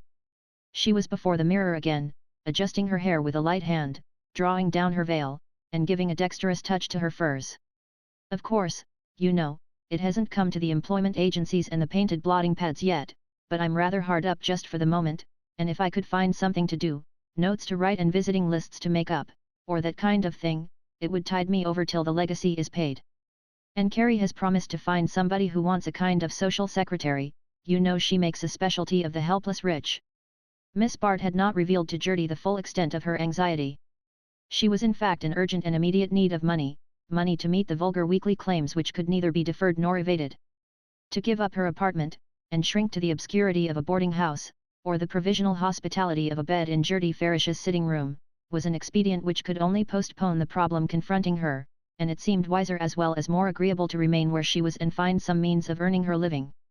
The possibility of having to do this was one which she had never before seriously considered, and the discovery that, as a breadwinner, she was likely to prove as helpless and ineffectual as poor Miss Silverton, was a severe shock to her self-confidence.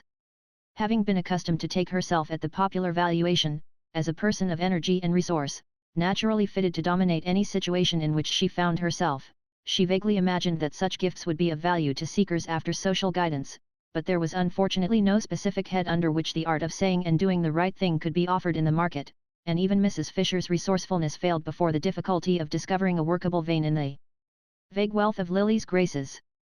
Mrs. Fisher was full of indirect expedients for enabling her friends to earn a living, and could conscientiously assert that she had put several opportunities of this kind before Lily, but more legitimate methods of breadwinning were as much out of her line as they were beyond the capacity of the sufferers she was generally called upon to assist. Lily's failure to profit by the chances already afforded her might, moreover, have justified the abandonment of farther effort on her behalf, but Mrs. Fisher's inexhaustible good nature made her an adept at creating artificial demands in response to an actual supply. In the pursuance of this end she at once started on a voyage of discovery in Miss Bart's behalf, and as the result of her explorations she now summoned the latter with the announcement that she had found something. Left to herself, Gertie mused distressfully upon her friend's plight, and her own inability to relieve it. It was clear to her that Lily, for the present, had no wish for the kind of help she could give. Miss Farish could see no hope for her friend but in a life completely reorganized and detached from its old associations, whereas all Lily's energies were centered in the determined effort to hold fast to those associations, to keep herself visibly identified with them, as long as the illusion could be maintained. Pitiable as such an attitude seemed to Gertie, she could not judge it as harshly as Selden, for instance, might have done. She had not forgotten the night of emotion when she and Lily had lain in each other's arms, and she had seemed to feel her very heart's blood passing into her friend. The sacrifice she had made had seemed unavailing enough, no trace remained in Lily of the subduing influences of that hour, but Gertie's tenderness, disciplined by long years of contact with obscure and inarticulate suffering, could wait on its object with a silent forbearance which took no account of time. She could not, however, deny herself the solace of taking anxious counsel with Lawrence Selden, with whom, since his return from Europe, she had renewed her old relation of cousinly confidence. Selden himself had never been aware of any change in their relation. He found Gertie as he had left her, simple, undemanding and devoted, but with a quickened intelligence of the heart which he recognized without seeking to explain it.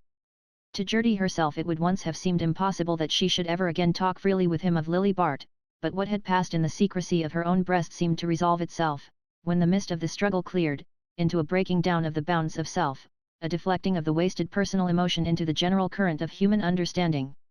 It was not till some 2 weeks after her visit from Lily that Gertie had the opportunity of communicating her fears to Selden. The latter, having presented himself on a Sunday afternoon, had lingered on through the dowdy animation of his cousin's tea hour, conscious of something in her voice and eye which solicited a word apart, and as soon as the last visitor was gone Gertie opened her case by asking how lately he had seen Miss Bart. Selden's perceptible pause gave her time for a slight stir of surprise. "I haven't seen her at all, I've perpetually missed seeing her since she came back." This unexpected admission made Gertie pause too, and she was still hesitating on the brink of her subject when he relieved her by adding, "I've wanted to see her, but she seems to have been absorbed by the Gormer set since her return from Europe." "That's all the more reason, she's been very unhappy." "Unhappy at being with the Gormers?" "Oh, I don't defend her intimacy with the Gormers, but that too is at an end now, I think. You know people have been very unkind since Bertha Dorset quarrelled with her." "Ah," Selden exclaimed, rising abruptly to walk to the window, where he remained with his eyes on the darkening street while his cousin continued to explain, "Judy Trenor and her own family have deserted her too, and all because Bertha Dorset has said such horrible things. And she is very poor, you know Mrs. Peniston cut her off with a small legacy, after giving her to understand that she was to have everything." "Yes, I know," Selden assented curtly, turning back into the room, but only to stir about with restless steps in the circumscribed space between door and window. "Yes, she's been abominably treated, but it's unfortunately the precise thing that a man who wants to show his sympathy can't say to her." His words caused Gertie a slight chill of disappointment. "There would be other ways of showing your sympathy," she suggested. Selden, with a slight laugh, sat down beside her on the little sofa which projected from the hearth. "What are you thinking of, you incorrigible missionary?" he asked. Gertie's colour rose, and her blush was for a moment her only answer. Then she made it more explicit by saying, "I am thinking of the fact that you and she used to be great friends, that she used to care immensely for what you thought of her, and that, if she takes your staying away as a sign of what you think now, I can imagine it's adding a great deal to her unhappiness. My dear child, don't add to it still more, at least to your conception of it, by attributing to her all sorts of susceptibilities of your own."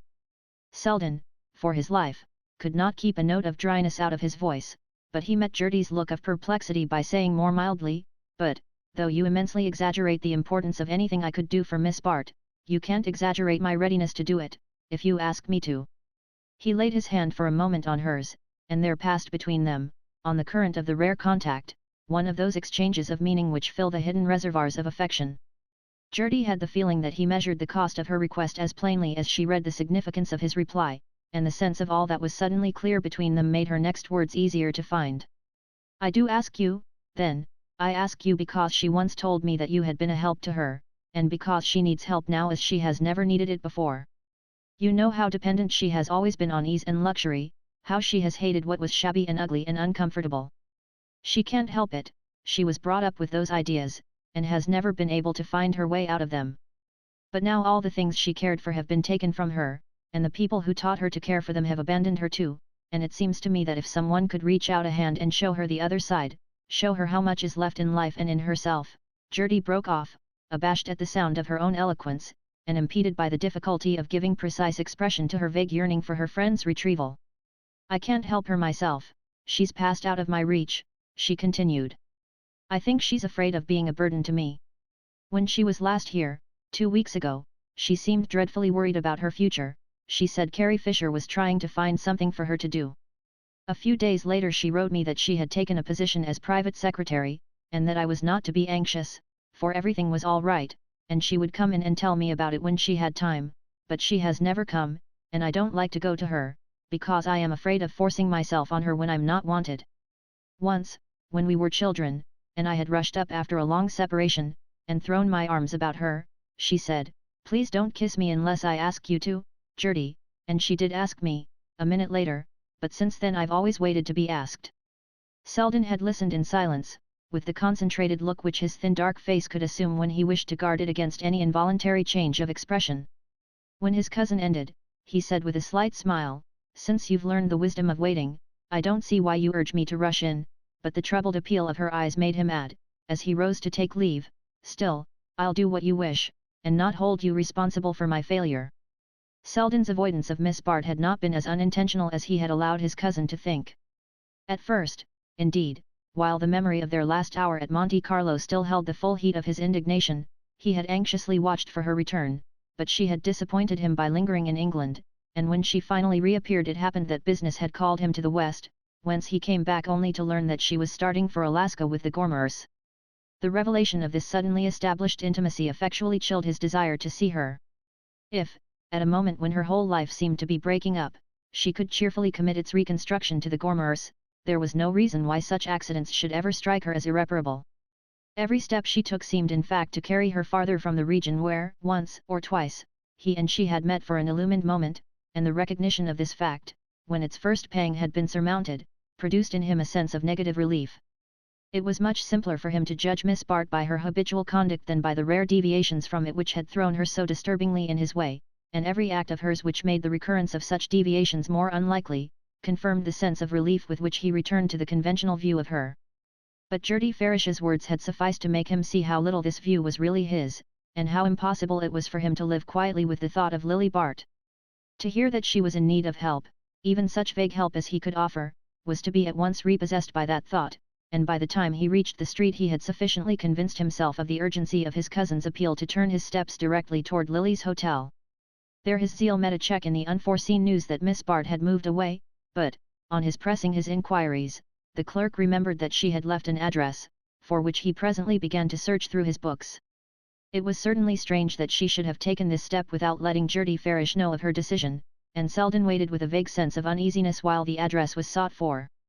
The process lasted long enough for uneasiness to turn to apprehension, but when at length a slip of paper was handed him, and he read on it, "Care of Mrs. Norma Hatch, Emporium Hotel," his apprehension passed into an incredulous stare, and this into the gesture of disgust with which he tore the paper in two, and turned to walk quickly homeward. Chapter 9. When Lily woke on the morning after her translation to the Emporium Hotel, her first feeling was one of purely physical satisfaction. The force of contrast gave an added keenness to the luxury of lying once more in a soft-pillowed bed, and looking across a spacious sunlit room at a breakfast table set invitingly near the fire. Analysis and introspection might come later, but for the moment she was not even troubled by the excesses of the upholstery or the restless convolutions of the furniture. The sense of being once more lapped and folded in ease, as in some dense mild medium impenetrable to discomfort, effectually stilled the faintest note of criticism. When, the afternoon before, she had presented herself to the lady to whom Carrie Fisher had directed her, she had been conscious of entering a new world. Carrie's vague presentment of Mrs. Norma Hatch, whose reversion to her Christian name was explained as the result of her latest divorce, left her under the implication of coming from the West, with the not unusual extenuation of having brought a great deal of money with her. She was, in short, rich, helpless, unplaced, the very subject for Lily's hand. Mrs. Fisher had not specified the line her friend was to take. She owned herself unacquainted with Mrs. Hatch, whom she knew about through Melville Stancy, a lawyer in his leisure moments, and the Falstaff of a certain section of festive club life. Socially, Mr. Stancy might have been said to form a connecting link between the Gormer world and the more dimly lit region on which Miss Bart now found herself entering. It was, however, only figuratively that the illumination of Mrs. Hatch's world could be described as dim. In actual fact, Lily found her seated in a blaze of electric light, impartially projected from various ornamental excrescences on a vast concavity of pink damask and gilding, from which she rose like Venus from her shell. The analogy was justified by the appearance of the lady, whose large-eyed prettiness had the fixity of something impaled and shown under glass. This did not preclude the immediate discovery that she was some years younger than her visitor, and that under her showiness, her ease, the aggression of her dress and voice, there persisted that ineradicable innocence which, in ladies of her nationality, so curiously coexists with startling extremes of experience. The environment in which Lily found herself was as strange to her as its inhabitants. She was unacquainted with the world of the fashionable New York hotel, a world overheated, over-upholstered, and overfitted with mechanical appliances for the gratification of fantastic requirements, while the comforts of a civilized life were as unattainable as in a desert. Through this atmosphere of torrid splendor moved wan beings as richly upholstered as the furniture, beings without definite pursuits or permanent relations, who drifted on a languid tide of curiosity from restaurant to concert hall, from palm garden to music room, from art exhibit to dressmaker's opening. High-stepping horses or elaborately equipped motors waited to carry these ladies into vague metropolitan distances, whence they returned, still more wan from the weight of their sables, to be sucked back into the stifling inertia of the hotel routine. Somewhere behind them, in the background of their lives, there was doubtless a real past, peopled by real human activities. They themselves were probably the product of strong ambitions, persistent energies, diversified contacts with the wholesome roughness of life, yet they had no more real existence than the poet's shades in limbo. Lily had not been long in this pallid world without discovering that Mrs. Hatch was its most substantial figure. That lady, though still floating in the void, showed faint symptoms of developing an outline, and in this endeavour she was actively seconded by Mr. Melville Stancy. It was Mr. Stancy, a man of large resounding presence, suggestive of convivial occasions and of a chivalry finding expression in first-night boxes and $1,000 bonbonnières, who had transplanted Mrs. Hatch from the scene of her first development to the higher stage of hotel life in the metropolis. It was he who had selected the horses with which she had taken the blue ribbon at the show, had introduced her to the photographer whose portraits of her formed the recurring ornament of Sunday supplements, and had got together the group which constituted her social world. It was a small group still, with heterogeneous figures suspended in large unpeopled spaces, but Lily did not take long to learn that its regulation was no longer in Mr. Stancy's hands. As often happens, the pupil had outstripped the teacher, and Mrs. Hatch was already aware of heights of elegance as well as depths of luxury beyond the world of the emporium. This discovery at once produced in her a craving for higher guidance, for the adroit feminine hand which should give the right turn to her correspondence, the right look to her hats, the right succession to the items of her menus. It was, in short, as the regulator of a germinating social life that Miss Bart's guidance was required, her ostensible duties as secretary being restricted by the fact that Mrs. Hatch, as yet, knew hardly anyone to write to. The daily details of Mrs. Hatch's existence were as strange to Lily as its general tenor. The lady's habits were marked by an oriental indolence and disorder peculiarly trying to her companion. Mrs. Hatch and her friends seemed to float together outside the bounds of time and space. No definite hours were kept, no fixed obligations existed, night and day flowed into one another in a blur of confused and retarded engagements, so that one had the impression of lunching at the tea hour, while dinner was often merged in the noisy after-theatre supper which prolonged Mrs. Hatch's vigil till daylight. Through this jumble of futile activities came and went a strange throng of hangers-on, manicures, beauty doctors, hairdressers, teachers of bridge, of French, of physical development, figures sometimes indistinguishable, by their appearance, or by Mrs. Hatch's relation to them, from the visitors constituting her recognized society. But strangest of all to Lily was the encounter, in this latter group, of several of her acquaintances. She had supposed, and not without relief, that she was passing, for the moment, completely out of her own circle, but she found that Mr. Stancy, one side of whose sprawling existence overlapped the edge of Mrs. Fisher's world, had drawn several of its brightest ornaments into the circle of the emporium. To find Ned Silverton among the habitual frequenters of Mrs. Hatch's drawing-room was one of Lily's first astonishments, but she soon discovered that he was not Mr. Stancy's most important recruit. It was on little Freddie Van Osburgh, the small slim heir of the Van Osburgh millions, that the attention of Mrs. Hatch's group was centered. Freddie, barely out of college, had risen above the horizon since Lily's eclipse, and she now saw with surprise what an effulgence he shed on the outer twilight of Mrs. Hatch's existence. This, then, was one of the things that young men went in for when released from the official social routine. This was the kind of previous engagement that so frequently caused them to disappoint the hopes of anxious hostesses. Lily had an odd sense of being behind the social tapestry, on the side where the threads were knotted and the loose ends hung. For a moment she found a certain amusement in the show, and in her own share of it. The situation had an ease and unconventionality distinctly refreshing after her experience of the irony of conventions. But these flashes of amusement were but brief reactions from the long disgust of her days. Compared with the vast gilded void of Mrs. Hatch's existence, the life of Lily's former friends seemed packed with ordered activities. Even the most irresponsible pretty woman of her acquaintance had her inherited obligations, her conventional benevolences, her share in the working of the great civic machine, and all hung together in the solidarity of these traditional functions. The performance of specific duties would have simplified Miss Bart's position, but the vague attendance on Mrs. Hatch was not without its perplexities. It was not her employer who created these perplexities. Mrs. Hatch showed from the first an almost touching desire for Lily's approval. Far from asserting the superiority of wealth, her beautiful eyes seemed to urge the plea of inexperience. She wanted to do what was nice, to be taught how to be lovely. The difficulty was to find any point of contact between her ideals and Lily's. Mrs. Hatch swam in a haze of indeterminate enthusiasms, of aspirations culled from the stage, the newspapers, the fashion journals, and a gaudy world of sport still more completely beyond her companion's ken. To separate from these confused conceptions those most likely to advance the lady on her way, was Lily's obvious duty, but its performance was hampered by rapidly growing doubts. Lily was in fact becoming more and more aware of a certain ambiguity in her situation. It was not that she had, in the conventional sense, any doubt of Mrs. Hatch's irreproachableness. The lady's offences were always against taste rather than conduct, her divorce record seemed due to geographical rather than ethical conditions, and her worst laxities were likely to proceed from a wandering and extravagant good nature. But if Lily did not mind her detaining her manicure for luncheon, or offering the beauty doctor a seat in Freddie Van Osburgh's box at the play, she was not equally at ease in regard to some less apparent lapses from convention. Ned Silverton's relation to Stancy seemed, for instance, closer and less clear than any natural affinities would warrant, and both appeared united in the effort to cultivate Freddie Van Osburgh's growing taste for Mrs. Hatch. There was as yet nothing definable in the situation, which might well resolve itself into a huge joke on the part of the other two, but Lily had a vague sense that the subject of their experiment was too young, too rich, and too credulous. Her embarrassment was increased by the fact that Freddie seemed to regard her as cooperating with himself in the social development of Mrs. Hatch, a view that suggested, on his part, a permanent interest in the lady's future.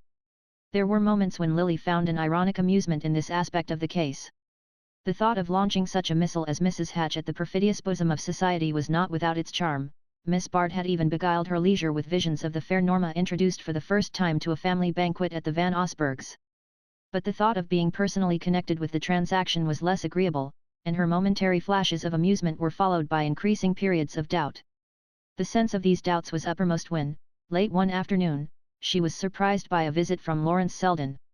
He found her alone in the wilderness of pink damask, for in Mrs. Hatch's world the tea hour was not dedicated to social rites, and the lady was in the hands of her masseuse.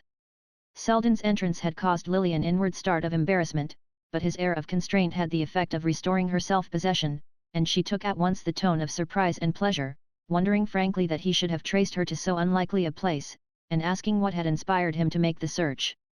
Selden met this with an unusual seriousness. She had never seen him so little master of the situation, so plainly at the mercy of any obstructions she might put in his way. "I wanted to see you," he said, and she could not resist observing in reply that he had kept his wishes under remarkable control. She had in truth felt his long absence as one of the chief bitternesses of the last months. His desertion had wounded sensibilities far below the surface of her pride. Selden met the challenge with directness. "Why should I have come, unless I thought I could be of use to you? It is my only excuse for imagining you could want me." This struck her as a clumsy evasion, and the thought gave a flash of keenness to her answer. "Then you have come now because you think you can be of use to me?" He hesitated again. "Yes, in the modest capacity of a person to talk things over with." For a clever man it was certainly a stupid beginning, and the idea that his awkwardness was due to the fear of her attaching a personal significance to his visit, chilled her pleasure in seeing him. Even under the most adverse conditions, that pleasure always made itself felt. She might hate him, but she had never been able to wish him out of the room. She was very near hating him now, yet the sound of his voice, the way the light fell on his thin dark hair, the way he sat and moved and wore his clothes, she was conscious that even these trivial things were inwoven with her deepest life. In his presence a sudden stillness came upon her, and the turmoil of her spirit ceased, but an impulse of resistance to this stealing influence now prompted her to say, "It's very good of you to present yourself in that capacity, but what makes you think I have anything particular to talk about?" Though she kept the even tone of light intercourse, the question was framed in a way to remind him that his good offices were unsought, and for a moment Selden was checked by it. The situation between them was one which could have been cleared up only by a sudden explosion of feeling, and their whole training and habit of mind were against the chances of such an explosion. Selden's calmness seemed rather to harden into resistance, and Miss Bart's into a surface of glittering irony, as they faced each other from the opposite corners of one of Mrs. Hatch's elephantine sofas. The sofa in question, and the apartment peopled by its monstrous mates, served at length to suggest the turn of Selden's reply. "Gertie told me that you were acting as Mrs. Hatch's secretary, and I knew she was anxious to hear how you were getting on." Miss Bart received this explanation without perceptible softening. "Why didn't she look me up herself, then?" she asked. "Because, as you didn't send her your address, she was afraid of being importunate." Selden continued with a smile, "You see, no such scruples restrained me, but then I haven't as much to risk if I incur your displeasure." Lily answered his smile. "You haven't incurred it as yet, but I have an idea that you are going to. That rests with you, doesn't it? You see, my initiative doesn't go beyond putting myself at your disposal." "But in what capacity? What am I to do with you?" she asked in the same light tone. Selden again glanced about Mrs. Hatch's drawing room, then he said, with a decision which he seemed to have gathered from this final inspection, "You are to let me take you away from here." Lily flushed at the suddenness of the attack, then she stiffened under it and said coldly, "And may I ask where you mean me to go?" "Back to Gertie in the first place, if you will. The essential thing is that it should be away from here." The unusual harshness of his tone might have shown her how much the words cost him, but she was in no state to measure his feelings while her own were in a flame of revolt. To neglect her, perhaps even to avoid her, at a time when she had most need of her friends, and then suddenly and unwarrantably to break into her life with this strange assumption of authority, was to rouse in her every instinct of pride and self-defense. "I am very much obliged to you," she said, "for taking such an interest in my plans, but I am quite contented where I am, and have no intention of leaving." Selden had risen, and was standing before her in an attitude of uncontrollable expectancy. "That simply means that you don't know where you are," he exclaimed. Lily rose also, with a quick flash of anger. "If you have come here to say disagreeable things about Mrs. Hatch, it is only with your relation to Mrs. Hatch that I am concerned. My relation to Mrs. Hatch is one I have no reason to be ashamed of. She has helped me to earn a living when my old friends were quite resigned to seeing me starve." "Nonsense! Starvation is not the only alternative. You know you can always find a home with Gertie till you are independent again. You show such an intimate acquaintance with my affairs that I suppose you mean, till my aunt's legacy is paid." "I do mean that, Gertie told me of it," Selden acknowledged without embarrassment. He was too much in earnest now to feel any false constraint in speaking his mind. "But Gertie does not happen to know," Miss Bart rejoined, "that I owe every penny of that legacy." "Good God!"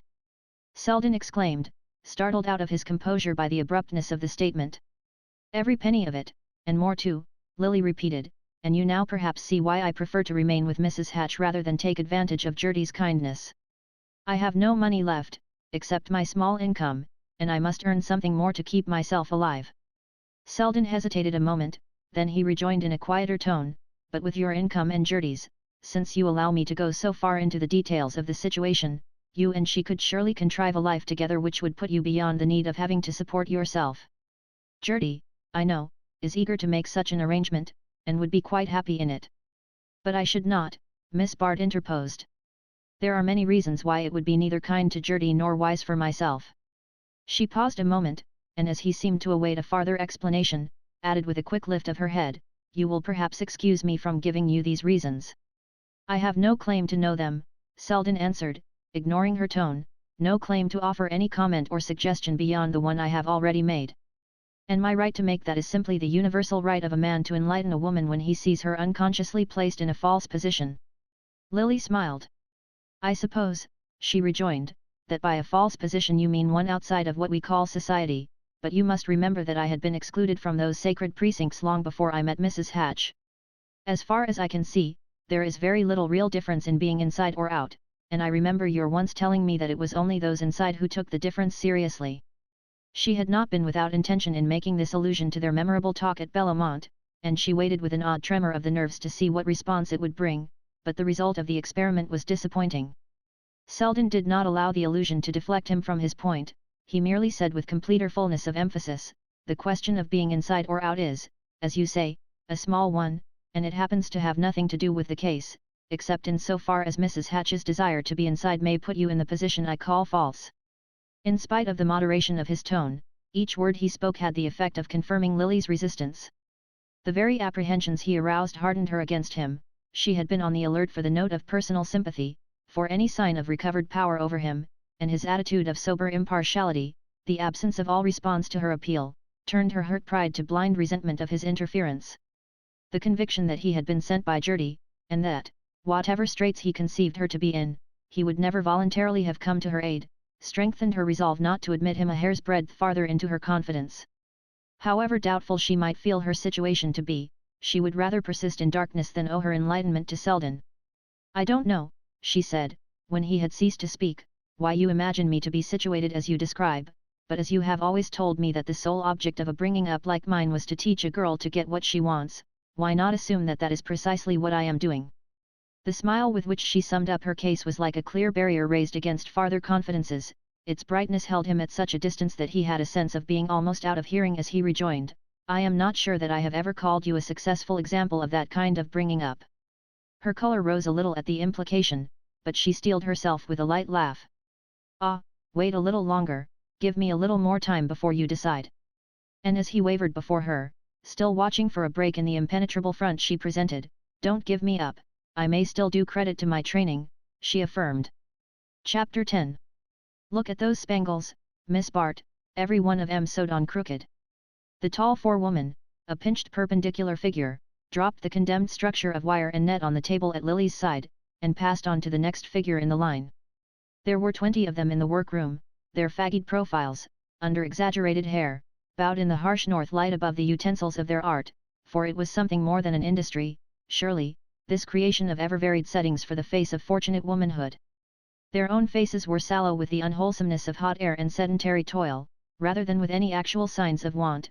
They were employed in a fashionable millinery establishment, and were fairly well clothed and well paid, but the youngest among them was as dull and colourless as the middle-aged.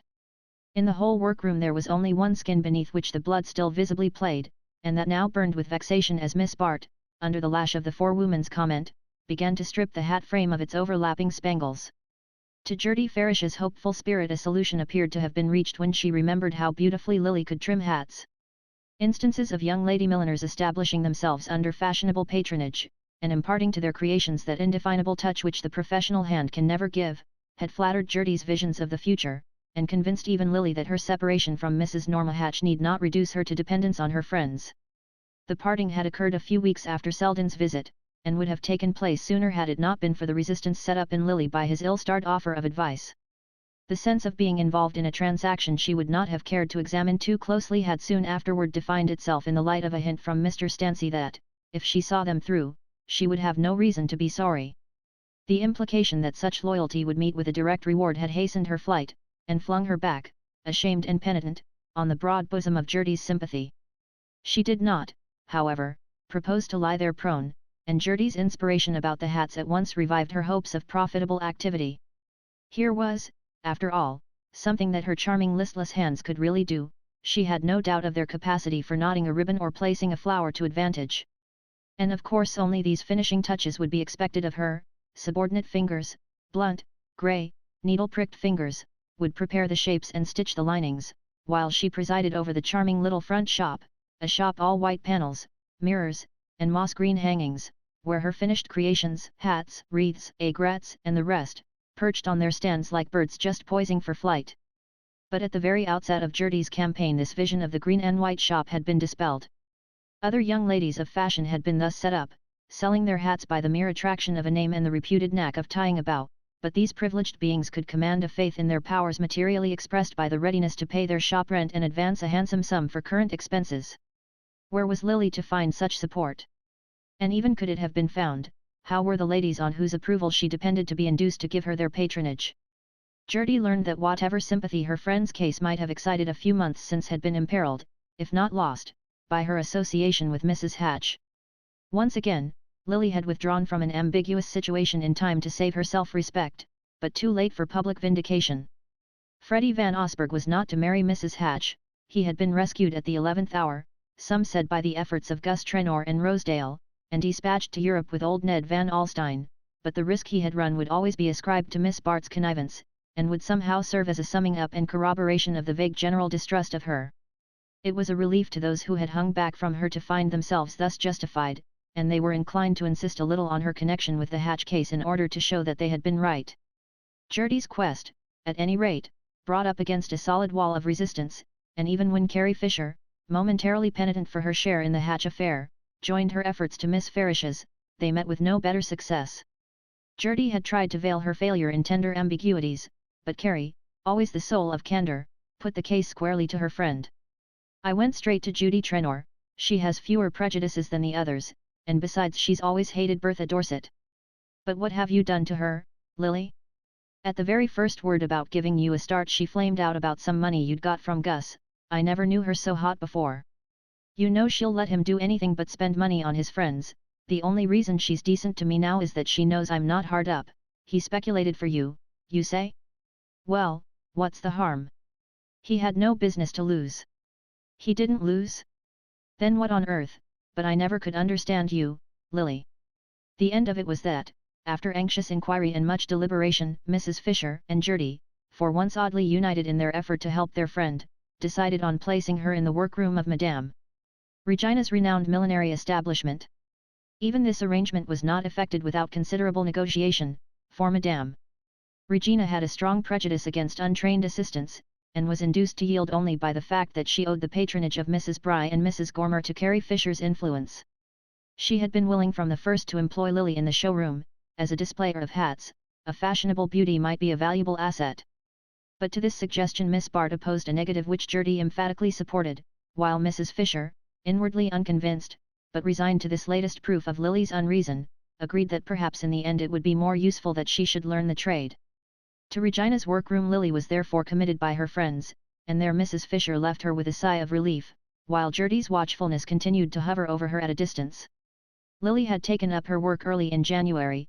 It was now 2 months later, and she was still being rebuked for her inability to sew spangles on a hat frame. As she returned to her work she heard a titter pass down the tables. She knew she was an object of criticism and amusement to the other workwomen.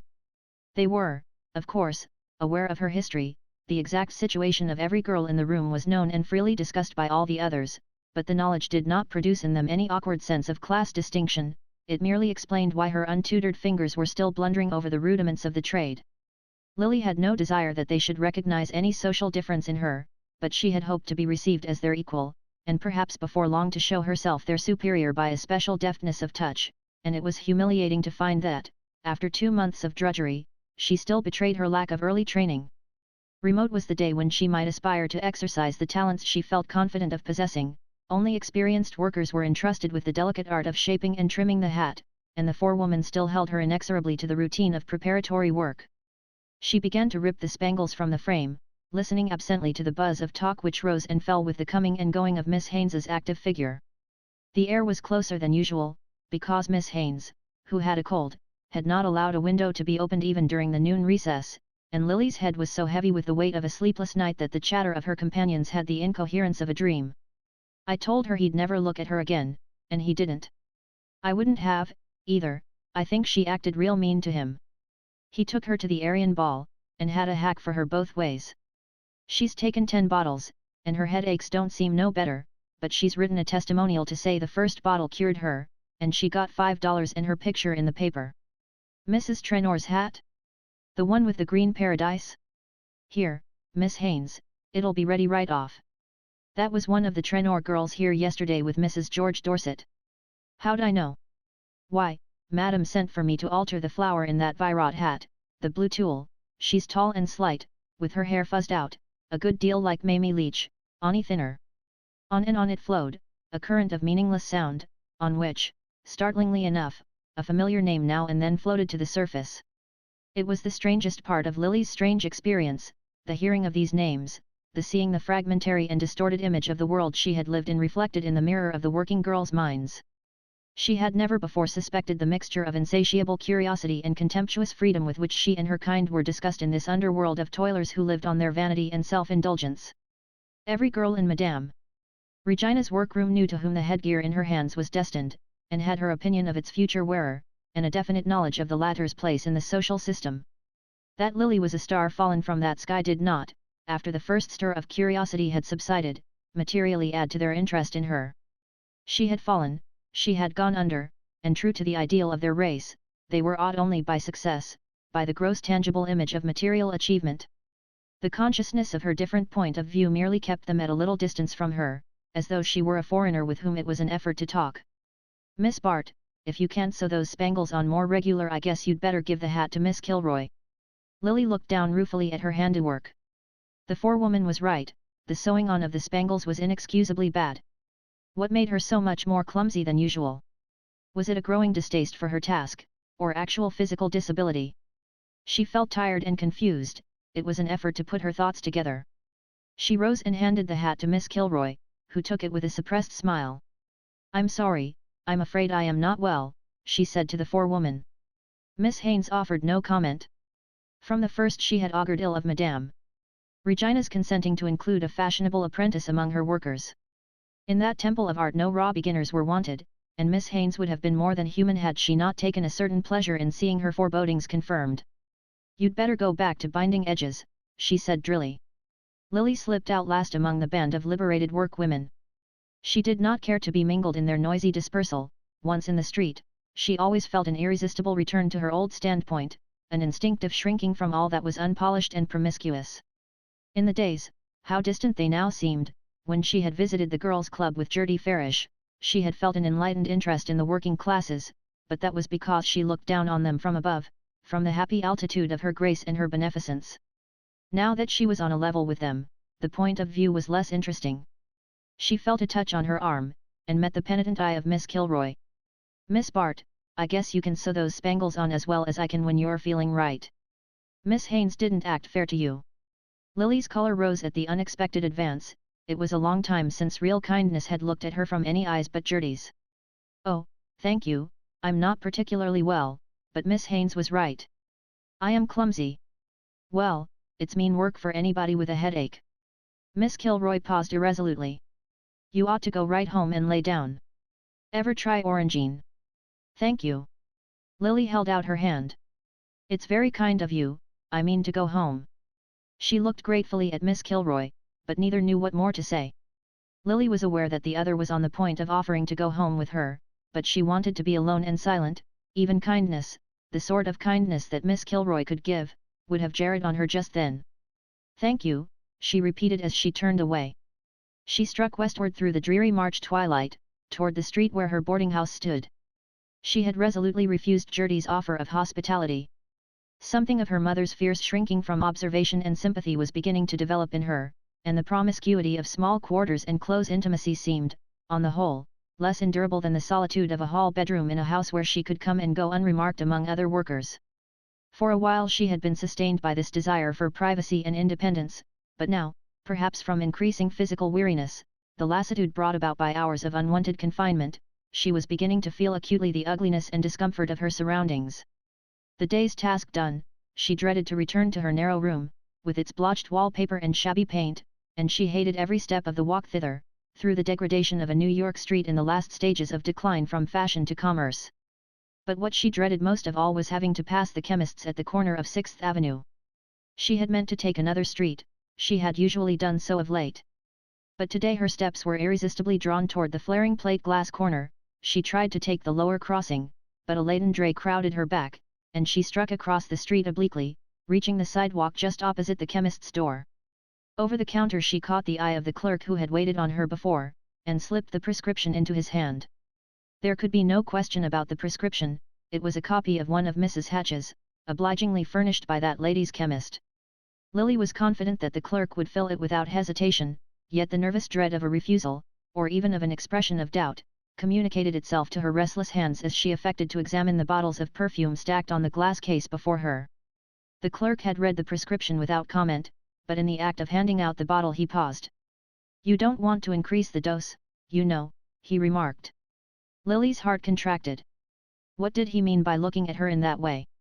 "Of course not," she murmured, holding out her hand. "That's all right, it's a queer-acting drug. A drop or two more, and off you go, the doctors don't know why." The dread lest he should question her, or keep the bottle back, choked the murmur of acquiescence in her throat, and when at length she emerged safely from the shop she was almost dizzy with the intensity of her relief. The mere touch of the packet thrilled her tired nerves with the delicious promise of a night of sleep, and in the reaction from her momentary fear she felt as if the first fumes of drowsiness were already stealing over her. In her confusion she stumbled against a man who was hurrying down the last steps of the elevated station. He drew back, and she heard her name uttered with surprise. It was Rosedale, fur-coated, glossy and prosperous, but why did she seem to see him so far off, and as if through a mist of splintered crystals? Before she could account for the phenomenon she found herself shaking hands with him. They had parted with scorn on her side and anger upon his, but all trace of these emotions seemed to vanish as their hands met, and she was only aware of a confused wish that she might continue to hold fast to him. "Why, what's the matter, Miss Lily? You're not well," he exclaimed, and she forced her lips into a pallid smile of reassurance. "I'm a little tired, it's nothing." "Stay with me a moment, please," she faltered. That she should be asking this service of Rosedale. He glanced at the dirty and unpropitious corner on which they stood, with the shriek of the elevated and the tumult of trams and wagons contending hideously in their ears.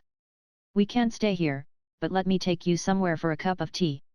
The Longworth is only a few yards off, and there'll be no one there at this hour." A cup of tea in quiet, somewhere out of the noise and ugliness, seemed for the moment the one solace she could bear.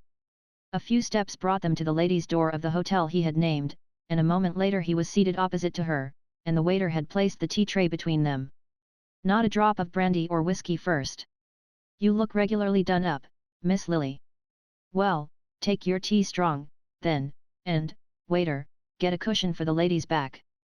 Lily smiled faintly at the injunction to take her tea strong. It was the temptation she was always struggling to resist. Her craving for the keen stimulant was forever conflicting with that other craving for sleep, the midnight craving which only the little phial in her hand could still. But today, at any rate, the tea could hardly be too strong, she counted on it to pour warmth and resolution into her empty veins. As she leaned back before him, her lids drooping in utter lassitude, though the first warm draught already tinged her face with returning life, Rosedale was seized afresh by the poignant surprise of her beauty. The dark penciling of fatigue under her eyes, the morbid blue-veined pallor of the temples, brought out the brightness of her hair and lips, as though all her ebbing vitality were centered there.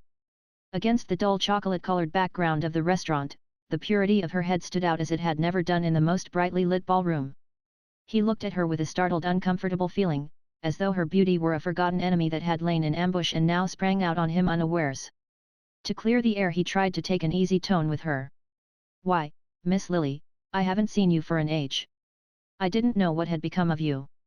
As he spoke, he was checked by an embarrassing sense of the complications to which this might lead.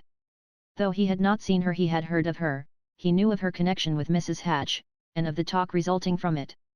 Mrs. Hatch's milieu was one which he had once assiduously frequented, and now as devoutly shunned. Lily, to whom the tea had restored her usual clearness of mind, saw what was in his thoughts and said with a slight smile, "You would not be likely to know about me. I have joined the working classes." He stared in genuine wonder. "You don't mean? Why, what on earth are you doing?" "Learning to be a milliner, at least trying to learn," she hastily qualified the statement. Rosedale suppressed a low whistle of surprise. "Come off, you ain't serious, are you?" "Perfectly serious. I'm obliged to work for my living." "But I understood, I thought you were with Norma Hatch." "You heard I had gone to her as her secretary." "Something of the kind, I believe." He leaned forward to refill her cup. Lily guessed the possibilities of embarrassment which the topic held for him, and raising her eyes to his, she said suddenly, "I left her 2 months ago." Rosedale continued to fumble awkwardly with the teapot, and she felt sure that he had heard what had been said of her. But what was there that Rosedale did not hear? Wasn't it a soft berth? He inquired, with an attempt at lightness. Too soft, one might have sunk in too deep. Lily rested one arm on the edge of the table, and sat looking at him more intently than she had ever looked before. An uncontrollable impulse was urging her to put her case to this man, from whose curiosity she had always so fiercely defended herself. You know Mrs. Hatch, I think? Well, perhaps you can understand that she might make things too easy for one. Rosedale looked faintly puzzled, and she remembered that elusiveness was lost on him. It was no place for you, anyhow, he agreed, so suffused and immersed in the light of her full gaze that he found himself being drawn into strange depths of intimacy. He who had had to subsist on mere fugitive glances, looks winged in flight and swiftly lost under covert, now found her eyes settling on him with a brooding intensity that fairly dazzled him. I left, Lily continued, lest people should say I was helping Mrs. Hatch to marry Freddie Van Osburgh, who is not in the least too good for her, and as they still continue to say it, I see that I might as well have stayed where I was. Oh, Freddie, Rosedale brushed aside the topic with an air of its unimportance which gave a sense of the immense perspective he had acquired. Freddie don't count, but I knew you weren't mixed up in that. It ain't your style. Lily colored slightly, she could not conceal from herself that the words gave her pleasure. She would have liked to sit there, drinking more tea, and continuing to talk of herself to Rosedale.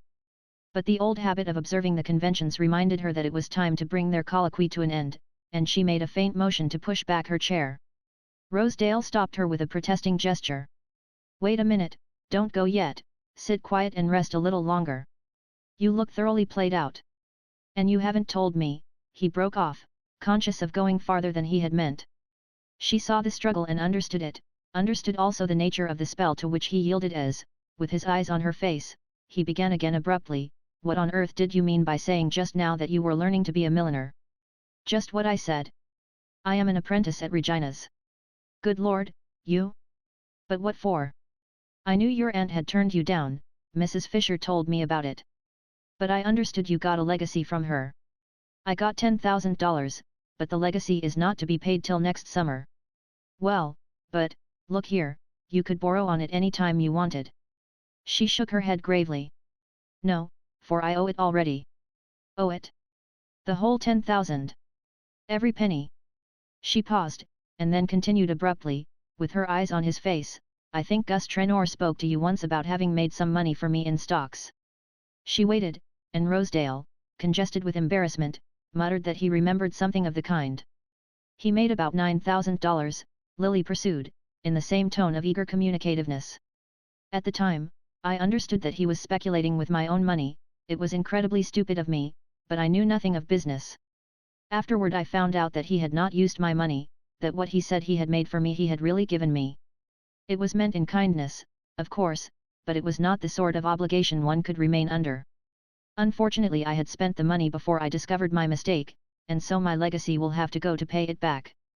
That is the reason why I am trying to learn a trade.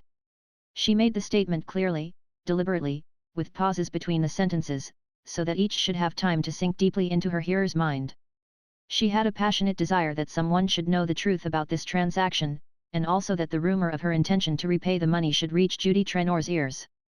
And it had suddenly occurred to her that Rosedale, who had surprised Trenor's confidence, was the fitting person to receive and transmit her version of the facts.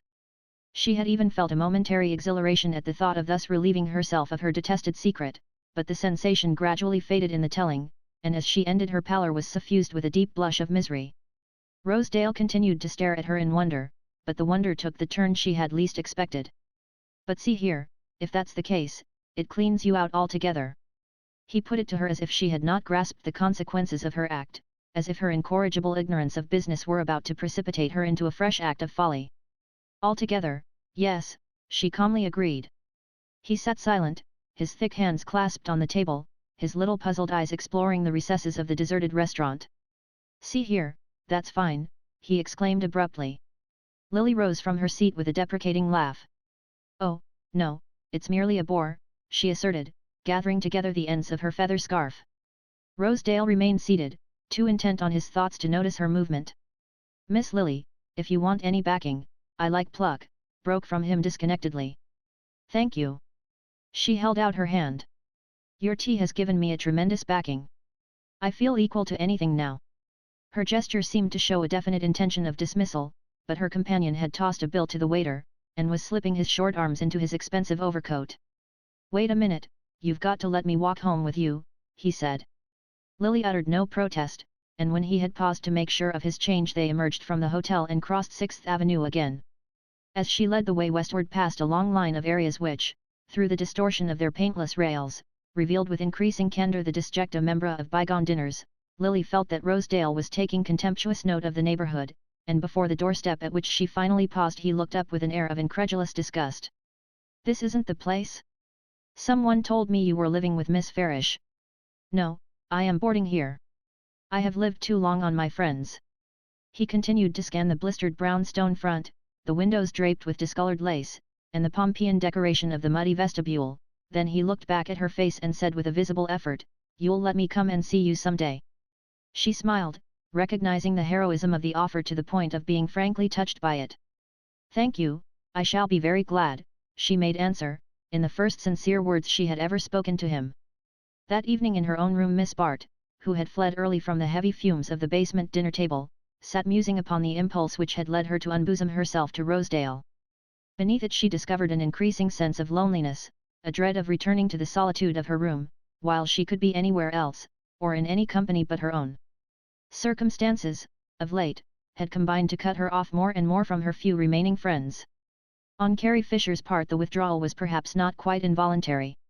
Having made her final effort on Lily's behalf, and landed her safely in Madame Regina's workroom, Mrs. Fisher seemed disposed to rest from her labours, and Lily, understanding the reason, could not condemn her.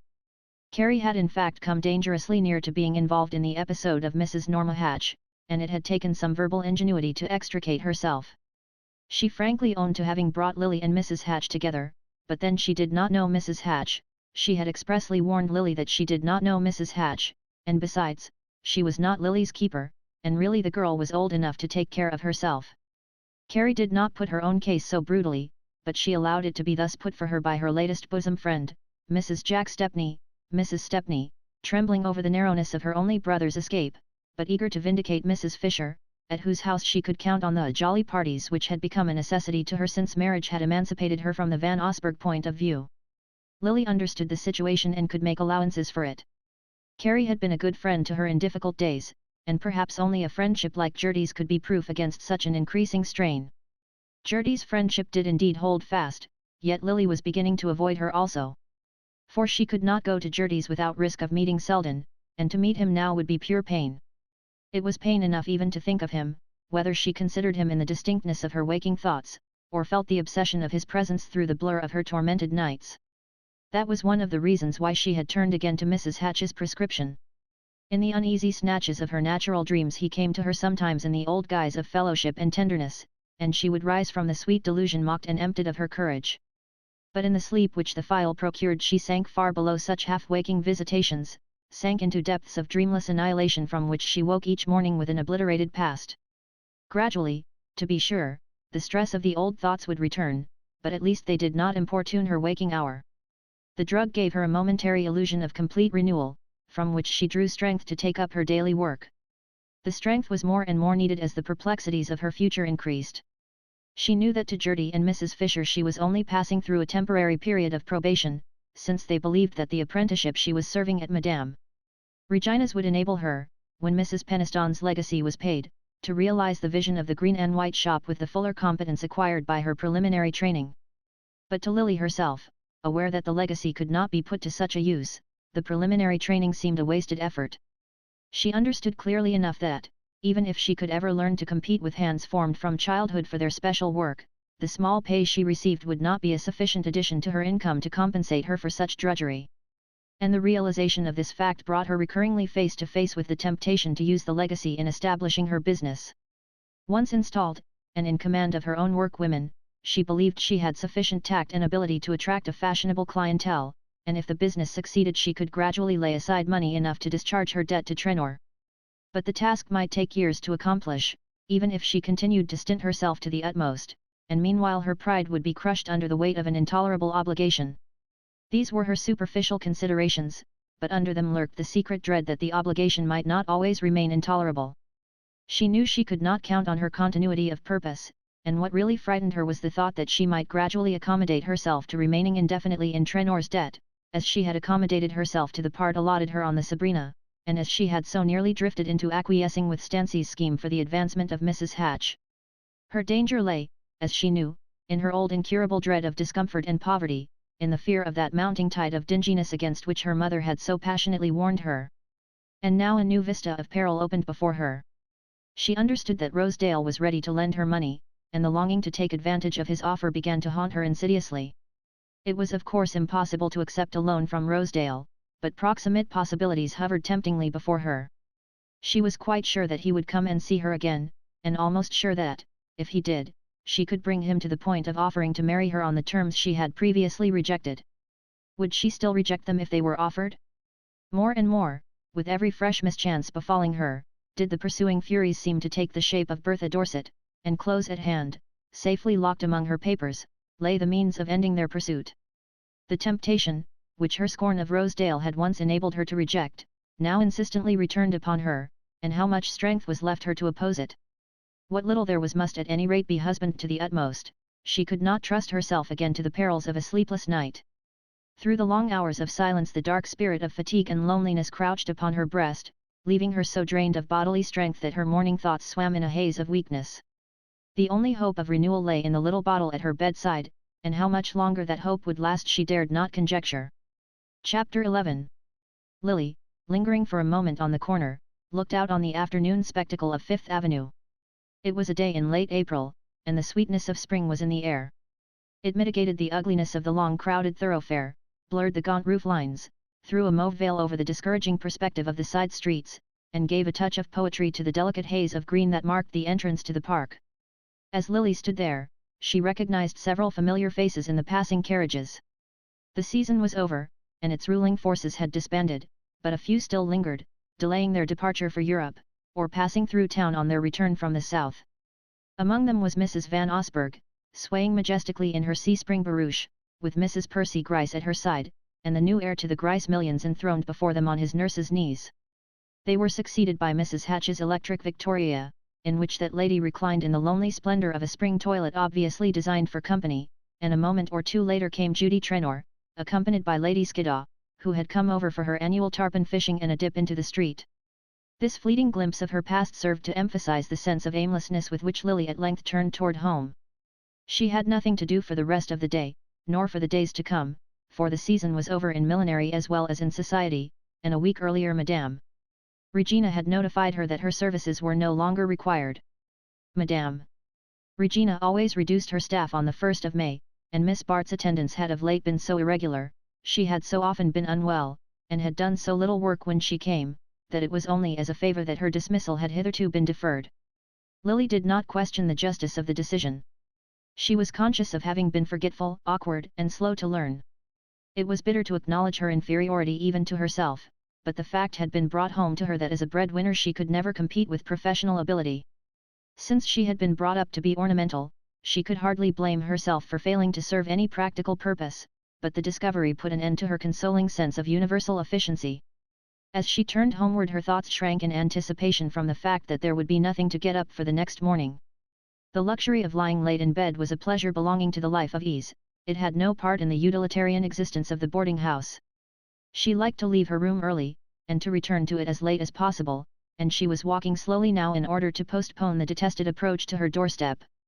But the doorstep, as she drew near it, acquired a sudden interest from the fact that it was occupied, and indeed filled, by the conspicuous figure of Mr. Rosedale, whose presence seemed to take on an added amplitude from the meanness of his surroundings. The sight stirred Lily with an irresistible sense of triumph. Rosedale, a day or two after their chance meeting, had called to inquire if she had recovered from her indisposition, but since then she had not seen or heard from him, and his absence seemed to betoken a struggle to keep away, to let her pass once more out of his life. If this were the case, his return showed that the struggle had been unsuccessful, for Lily knew he was not the man to waste his time in an ineffectual sentimental dalliance. He was too busy, too practical, and above all too much preoccupied with his own advancement, to indulge in such unprofitable asides. In the peacock blue parlour, with its bunches of dried pampas grass, and discoloured steel engravings of sentimental episodes, he looked about him with unconcealed disgust, laying his hat distrustfully on the dusty console adorned with a Rogers statuette. Lily sat down on one of the plush and rosewood sofas, and he deposited himself in a rocking chair draped with a starched antimacassar which scraped unpleasantly against the pink fold of skin above his collar. "My goodness, you can't go on living here," he exclaimed. Lily smiled at his tone. "I am not sure that I can, but I have gone over my expenses very carefully, and I rather think I shall be able to manage it." "Be able to manage it? That's not what I mean, it's no place for you." "It's what I mean, for I have been out of work for the last week." "Out of work, out of work? What a way for you to talk. The idea of your having to work, it's preposterous." He brought out his sentences in short violent jerks, as though they were forced up from a deep inner crater of indignation. "It's a farce, a crazy farce," he repeated, his eyes fixed on the long vista of the room reflected in the blotched glass between the windows. Lily continued to meet his expostulations with a smile. "I don't know why I should regard myself as an exception," she began. "Because you are, that's why, and your being in a place like this is a damnable outrage. I can't talk of it calmly." She had in truth never seen him so shaken out of his usual glibness, and there was something almost moving to her in his inarticulate struggle with his emotions. He rose with a start which left the rocking chair quivering on its beam ends, and placed himself squarely before her. "Look here, Miss Lily, I'm going to Europe next week, going over to Paris and London for a couple of months, and I can't leave you like this. I can't do it. I know it's none of my business, you've let me understand that often enough, but things are worse with you now than they have been before, and you must see that you've got to accept help from somebody. You spoke to me the other day about some debt to Trenor. I know what you mean, and I respect you for feeling as you do about it." A blush of surprise rose to Lily's pale face, but before she could interrupt him he had continued eagerly, "Well, I'll lend you the money to pay Trenor, and I won't, see here, don't take me up till I've finished. What I mean is, it'll be a plain business arrangement, such as one man would make with another. Now, what have you got to say against that?" Lily's blush deepened to a glow in which humiliation and gratitude were mingled, and both sentiments revealed themselves in the unexpected gentleness of her reply. "Only this, that it is exactly what Gus Trenor proposed, and that I can never again be sure of understanding the plainest business arrangement." Then, realizing that this answer contained a germ of injustice, she added, even more kindly, "Not that I don't appreciate your kindness, that I'm not grateful for it. But a business arrangement between us would in any case be impossible, because I shall have no security to give when my debt to Gus Trenor has been paid." Rosedale received this statement in silence. He seemed to feel the note of finality in her voice, yet to be unable to accept it as closing the question between them. In the silence Lily had a clear perception of what was passing through his mind. Whatever perplexity he felt as to the inexorableness of her course, however little he penetrated its motive, she saw that it unmistakably tended to strengthen her hold over him. It was as though the sense in her of unexplained scruples and resistances had the same attraction as the delicacy of feature, the fastidiousness of manner, which gave her an external rarity, an air of being impossible to match. As he advanced in social experience this uniqueness had acquired a greater value for him, as though he were a collector who had learned to distinguish minor differences of design and quality in some long-coveted object. Lily, perceiving all this, understood that he would marry her at once, on the sole condition of a reconciliation with Mrs. Dorset, and the temptation was the less easy to put aside because, little by little, circumstances were breaking down her dislike for Rosedale. The dislike, indeed, still subsisted, but it was penetrated here and there by the perception of mitigating qualities in him, of a certain gross kindliness, a rather helpless fidelity of sentiment, which seemed to be struggling through the hard surface of his material ambitions. Reading his dismissal in her eyes, he held out his hand with a gesture which conveyed something of this inarticulate conflict. "If you'd only let me, I'd set you up over them all, I'd put you where you could wipe your feet on 'em," he declared, and it touched her oddly to see that his new passion had not altered his old standard of values. Lily took no sleeping drops that night. She lay awake viewing her situation in the crude light which Rosedale's visit had shed on it. In fending off the offer he was so plainly ready to renew, had she not sacrificed to one of those abstract notions of honor that might be called the conventionalities of the moral life? What debt did she owe to a social order which had condemned and banished her without trial? She had never been heard in her own defense, she was innocent of the charge on which she had been found guilty, and the irregularity of her conviction might seem to justify the use of methods as irregular in recovering her lost rights. Bertha Dorset, to save herself, had not scrupled to ruin her by an open falsehood, why should she hesitate to make private use of the facts that chance had put in her way? After all, half the opprobrium of such an act lies in the name attached to it. Call it blackmail and it becomes unthinkable, but explain that it injures no one, and that the rights regained by it were unjustly forfeited, and he must be a formalist indeed who can find no plea in its defense. The arguments pleading for it with Lily were the old unanswerable ones of the personal situation, the sense of injury, the sense of failure, the passionate craving for a fair chance against the selfish despotism of society. She had learned by experience that she had neither the aptitude nor the moral constancy to remake her life on new lines, to become a worker among workers, and let the world of luxury and pleasure sweep by her unregarded. She could not hold herself much to blame for this ineffectiveness, and she was perhaps less to blame than she believed. Inherited tendencies had combined with early training to make her the highly specialized product she was, an organism as helpless out of its narrow range as the sea anemone torn from the rock. She had been fashioned to adorn and delight. To what other end does nature round the rose leaf and paint the hummingbird's breast? And was it her fault that the purely decorative mission is less easily and harmoniously fulfilled among social beings than in the world of nature? That it is apt to be hampered by material necessities or complicated by moral scruples? These last were the two antagonistic forces which fought out their battle in her breast during the long watches of the night, and when she rose the next morning she hardly knew where the victory lay. She was exhausted by the reaction of a night without sleep, coming after many nights of rest artificially obtained, and in the distorting light of fatigue the future stretched out before her grey, interminable and desolate. She lay late in bed, refusing the coffee and fried eggs which the friendly Irish servant thrust through her door, and hating the intimate domestic noises of the house and the cries and rumblings of the street. Her week of idleness had brought home to her with exaggerated force these small aggravations of the boarding-house world, and she yearned for that other luxurious world, whose machinery is so carefully concealed that one scene flows into another without perceptible agency. At length she rose and dressed. Since she had left Madame Regina's she had spent her days in the streets, partly to escape from the uncongenial promiscuities of the boarding-house, and partly in the hope that physical fatigue would help her to sleep. But once out of the house, she could not decide where to go, for she had avoided Gertie since her dismissal from the milliner's, and she was not sure of a welcome anywhere else.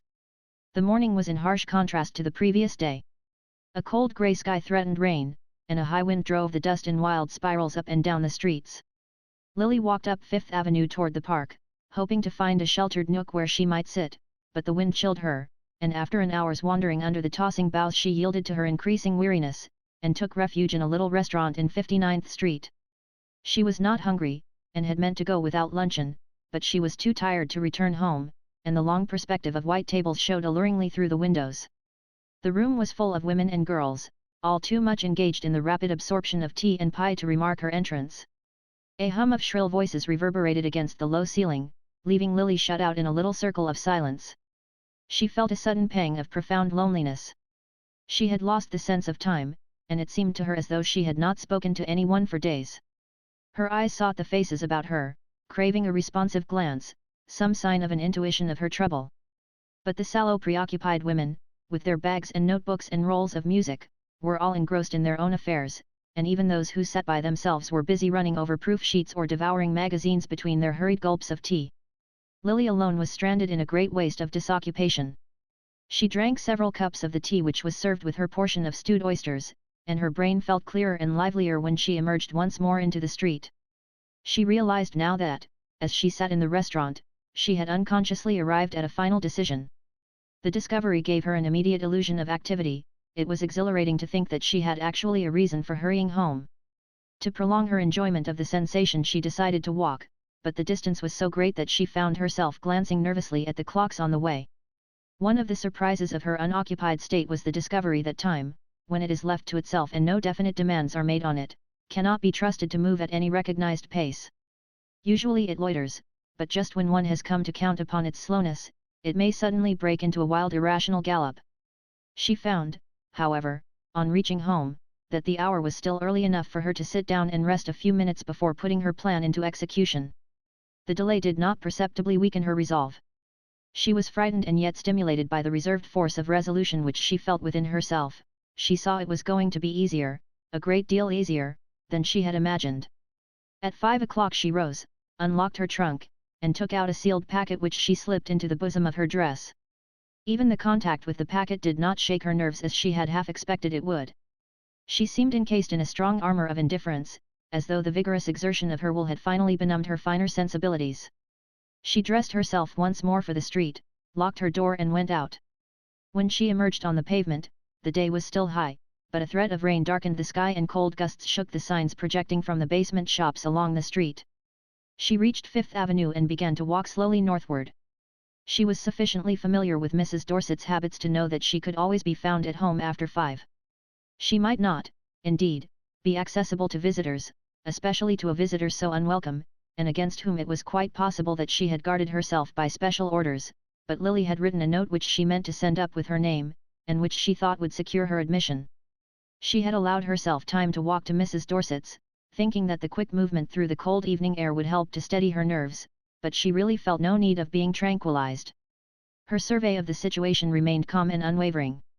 As she reached 50th Street the clouds broke abruptly, and a rush of cold rain slanted into her face. She had no umbrella and the moisture quickly penetrated her thin spring dress. She was still half a mile from her destination, and she decided to walk across to Madison Avenue and take the electric car. As she turned into the side street, a vague memory stirred in her. The row of budding trees, the new brick and limestone house fronts, the Georgian flat house with flower boxes on its balconies, were merged together into the setting of a familiar scene. It was down this street that she had walked with Selden, that September day 2 years ago. A few yards ahead was the doorway they had entered together. The recollection loosened a throng of benumbed sensations, longings, regrets, imaginings, the throbbing brood of the only spring her heart had ever known. It was strange to find herself passing his house on such an errand. She seemed suddenly to see her action as he would see it, and the fact of his own connection with it, the fact that, to attain her end, she must trade on his name, and profit by a secret of his past, chilled her blood with shame. What a long way she had travelled since the day of their first talk together. Even then her feet had been set in the path she was now following, even then she had resisted the hand he had held out. All her resentment of his fancied coldness was swept away in this overwhelming rush of recollection. Twice he had been ready to help her by loving her, as he had said, and if, the third time, he had seemed to fail her, whom but herself could she accuse? Well, that part of her life was over, she did not know why her thoughts still clung to it. But the sudden longing to see him remained, it grew to hunger as she paused on the pavement opposite his door. The street was dark and empty, swept by the rain. She had a vision of his quiet room, of the bookshelves, and the fire on the hearth. She looked up and saw a light in his window, then she crossed the street and entered the house. Chapter 12. The library looked as she had pictured it. The green-shaded lamps made tranquil circles of light in the gathering dusk, a little fire flickered on the hearth, and Selden's easy chair, which stood near it, had been pushed aside when he rose to admit her. He had checked his first movement of surprise, and stood silent, waiting for her to speak, while she paused a moment on the threshold, assailed by a rush of memories. The scene was unchanged. She recognized the row of shelves from which he had taken down his La Bruyere, and the worn arm of the chair he had leaned against while she examined the precious volume. But then the wide September light had filled the room, making it seem a part of the outer world, now the shaded lamps and the warm hearth, detaching it from the gathering darkness of the street, gave it a sweeter touch of intimacy. Becoming gradually aware of the surprise under Selden's silence, Lily turned to him and said simply, "I came to tell you that I was sorry for the way we parted, for what I said to you that day at Mrs. Hatch's." The words rose to her lips spontaneously. Even on her way up the stairs, she had not thought of preparing a pretext for her visit, but she now felt an intense longing to dispel the cloud of misunderstanding that hung between them. Selden returned her look with a smile. "I was sorry too that we should have parted in that way, but I am not sure I didn't bring it on myself. Luckily I had foreseen the risk I was taking." "So that you really didn't care," broke from her with a flash of her old irony. "So that I was prepared for the consequences," he corrected good-humouredly. "But we'll talk of all this later. Do come and sit by the fire. I can recommend that armchair, if you'll let me put a cushion behind you." While he spoke she had moved slowly to the middle of the room, and paused near his writing table, where the lamp, striking upward, cast exaggerated shadows on the pallor of her delicately hollowed face. "You look tired, do sit down," he repeated gently. She did not seem to hear the request. "I wanted you to know that I left Mrs. Hatch immediately after I saw you," she said, as though continuing her confession. Yes, I know," he assented, with a rising tinge of embarrassment. "And that I did so because you told me to." Before you came I had already begun to see that it would be impossible to remain with her, for the reasons you gave me, but I wouldn't admit it, I wouldn't let you see that I understood what you meant. Ah, I might have trusted you to find your own way out, don't overwhelm me with the sense of my officiousness. His light tone, in which, had her nerves been steadier, she would have recognized the mere effort to bridge over an awkward moment, jarred on her passionate desire to be understood. In her strange state of extra lucidity, which gave her the sense of being already at the heart of the situation, it seemed incredible that anyone should think it necessary to linger in the conventional outskirts of wordplay and evasion. It was not that, I was not ungrateful, she insisted. But the power of expression failed her suddenly, she felt a tremor in her throat, and 2 tears gathered and fell slowly from her eyes. Selden moved forward and took her hand. You are very tired. Why won't you sit down and let me make you comfortable? He drew her to the armchair near the fire, and placed a cushion behind her shoulders. And now you must let me make you some tea, you know I always have that amount of hospitality at my command. She shook her head, and 2 more tears ran over. But she did not weep easily, and the long habit of self-control reasserted itself, though she was still too tremulous to speak. You know I can coax the water to boil in 5 minutes, Selden continued, speaking as though she were a troubled child.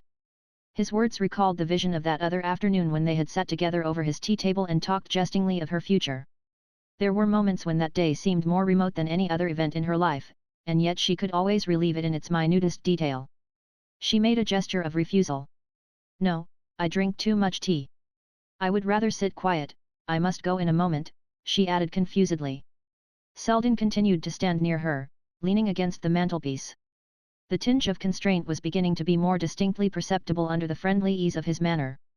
Her self-absorption had not allowed her to perceive it at first, but now that her consciousness was once more putting forth its eager feelers, she saw that her presence was becoming an embarrassment to him. Such a situation can be saved only by an immediate outrush of feeling, and on Selden's side the determining impulse was still lacking. The discovery did not disturb Lily as it might once have done. She had passed beyond the phase of well-bred reciprocity, in which every demonstration must be scrupulously proportioned to the emotion it elicits, and generosity of feeling is the only ostentation condemned. But the sense of loneliness returned with redoubled force as she saw herself forever shut out from Selden's inmost self. She had come to him with no definite purpose, the mere longing to see him had directed her, but the secret hope she had carried with her suddenly revealed itself in its death pang. I must go, she repeated, making a motion to rise from her chair. But I may not see you again for a long time, and I wanted to tell you that I have never forgotten the things you said to me at Bellamont, and that sometimes when I seemed farthest from remembering them, they have helped me, and kept me from mistakes, kept me from really becoming what many people have thought me. Strive as she would to put some order in her thoughts, the words would not come more clearly, yet she felt that she could not leave him without trying to make him understand that she had saved herself whole from the seeming ruin of her life. A change had come over Selden's face as she spoke. Its guarded look had yielded to an expression still untinged by personal emotion, but full of a gentle understanding. I am glad to have you tell me that, but nothing I have said has really made the difference. The difference is in yourself, it will always be there. And since it is there, it can't really matter to you what people think, you are so sure that your friends will always understand you. Ah, don't say that what you have told me has made no difference. It seems to shut me out, to leave me all alone with the other people. She had risen and stood before him, once more completely mastered by the inner urgency of the moment. The consciousness of his half-divined reluctance had vanished. Whether he wished it or not, he must see her wholly for once before they parted. Her voice had gathered strength, and she looked him gravely in the eyes as she continued.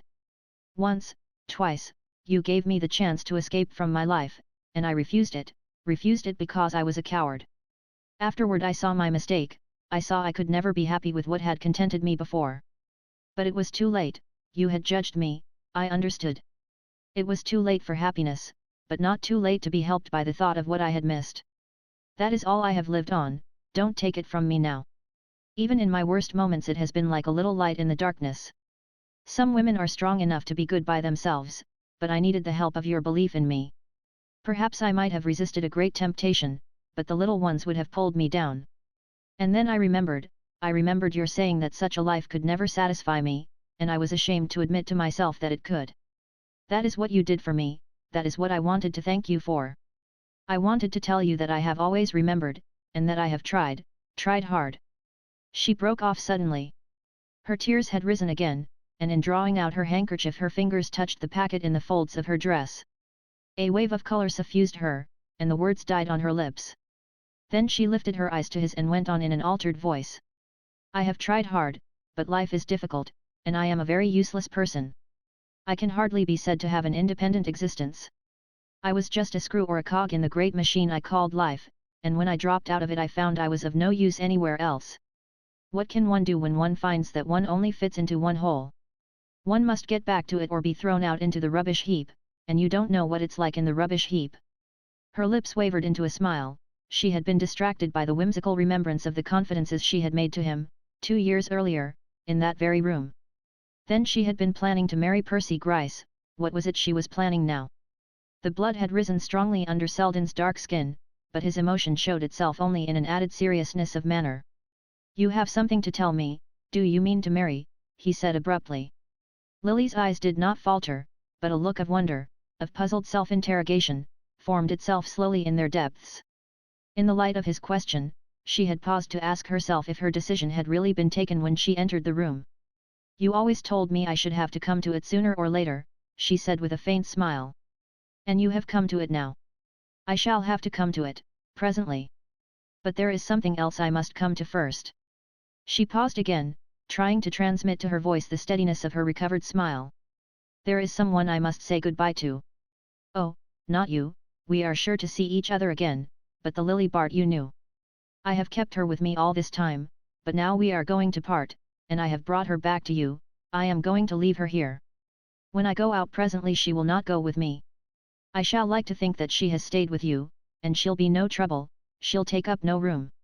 She went toward him, and put out her hand, still smiling. Will you let her stay with you? She asked. He caught her hand, and she felt in his the vibration of feeling that had not yet risen to his lips. Lily, can't I help you? He exclaimed. She looked at him gently. Do you remember what you said to me once? That you could help me only by loving me? Well, you did love me for a moment, and it helped me. It has always helped me. But the moment is gone, it was I who let it go. And one must go on living. Goodbye.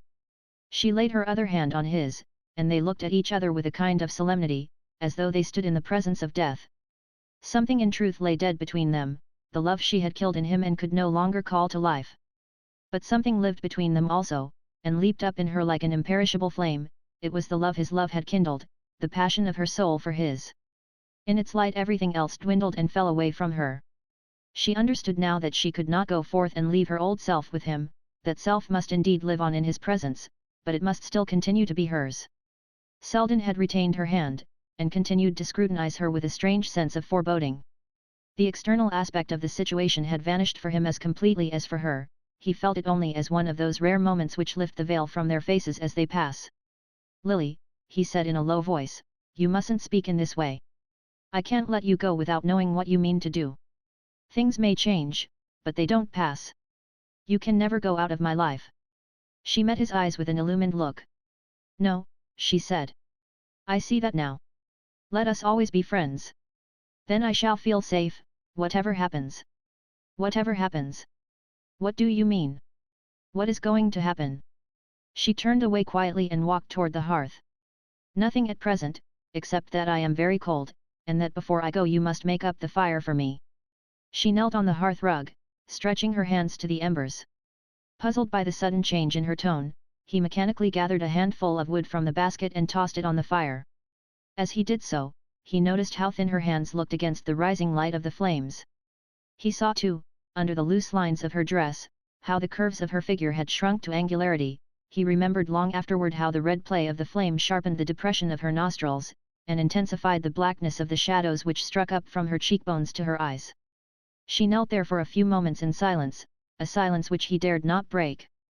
When she rose he fancied that he saw her draw something from her dress and drop it into the fire, but he hardly noticed the gesture at the time. His faculties seemed tranced, and he was still groping for the word to break the spell. She went up to him and laid her hands on his shoulders. Goodbye, she said, and as he bent over her she touched his forehead with her lips. Chapter 13. The street lamps were lit, but the rain had ceased, and there was a momentary revival of light in the upper sky. Lily walked on unconscious of her surroundings. She was still treading the buoyant ether which emanates from the high moments of life. But gradually it shrank away from her and she felt the dull pavement beneath her feet. The sense of weariness returned with accumulated force, and for a moment she felt that she could walk no farther. She had reached the corner of 41st Street and 5th Avenue, and she remembered that in Bryant Park there were seats where she might rest. That melancholy pleasure ground was almost deserted when she entered it, and she sank down on an empty bench in the glare of an electric street lamp. The warmth of the fire had passed out of her veins, and she told herself that she must not sit long in the penetrating dampness which struck up from the wet asphalt. But her willpower seemed to have spent itself in a last great effort, and she was lost in the blank reaction which follows on an unwanted expenditure of energy. And besides, what was there to go home to? Nothing but the silence of her cheerless room, that silence of the night which may be more racking to tired nerves than the most discordant noises, that, and the bottle of chloral by her bed. The thought of the chloral was the only spot of light in the dark prospect, she could feel its lulling influence stealing over her already. But she was troubled by the thought that it was losing its power, she dared not go back to it too soon. Of late the sleep it had brought her had been more broken and less profound, there had been nights when she was perpetually floating up through it to consciousness. What if the effect of the drug should gradually fail, as all narcotics were said to fail? She remembered the chemist's warning against increasing the dose, and she had heard before of the capricious and incalculable action of the drug. Her dread of returning to a sleepless night was so great that she lingered on, hoping that excessive weariness would reinforce the waning power of the chloral. Night had now closed in, and the roar of traffic in 42nd Street was dying out.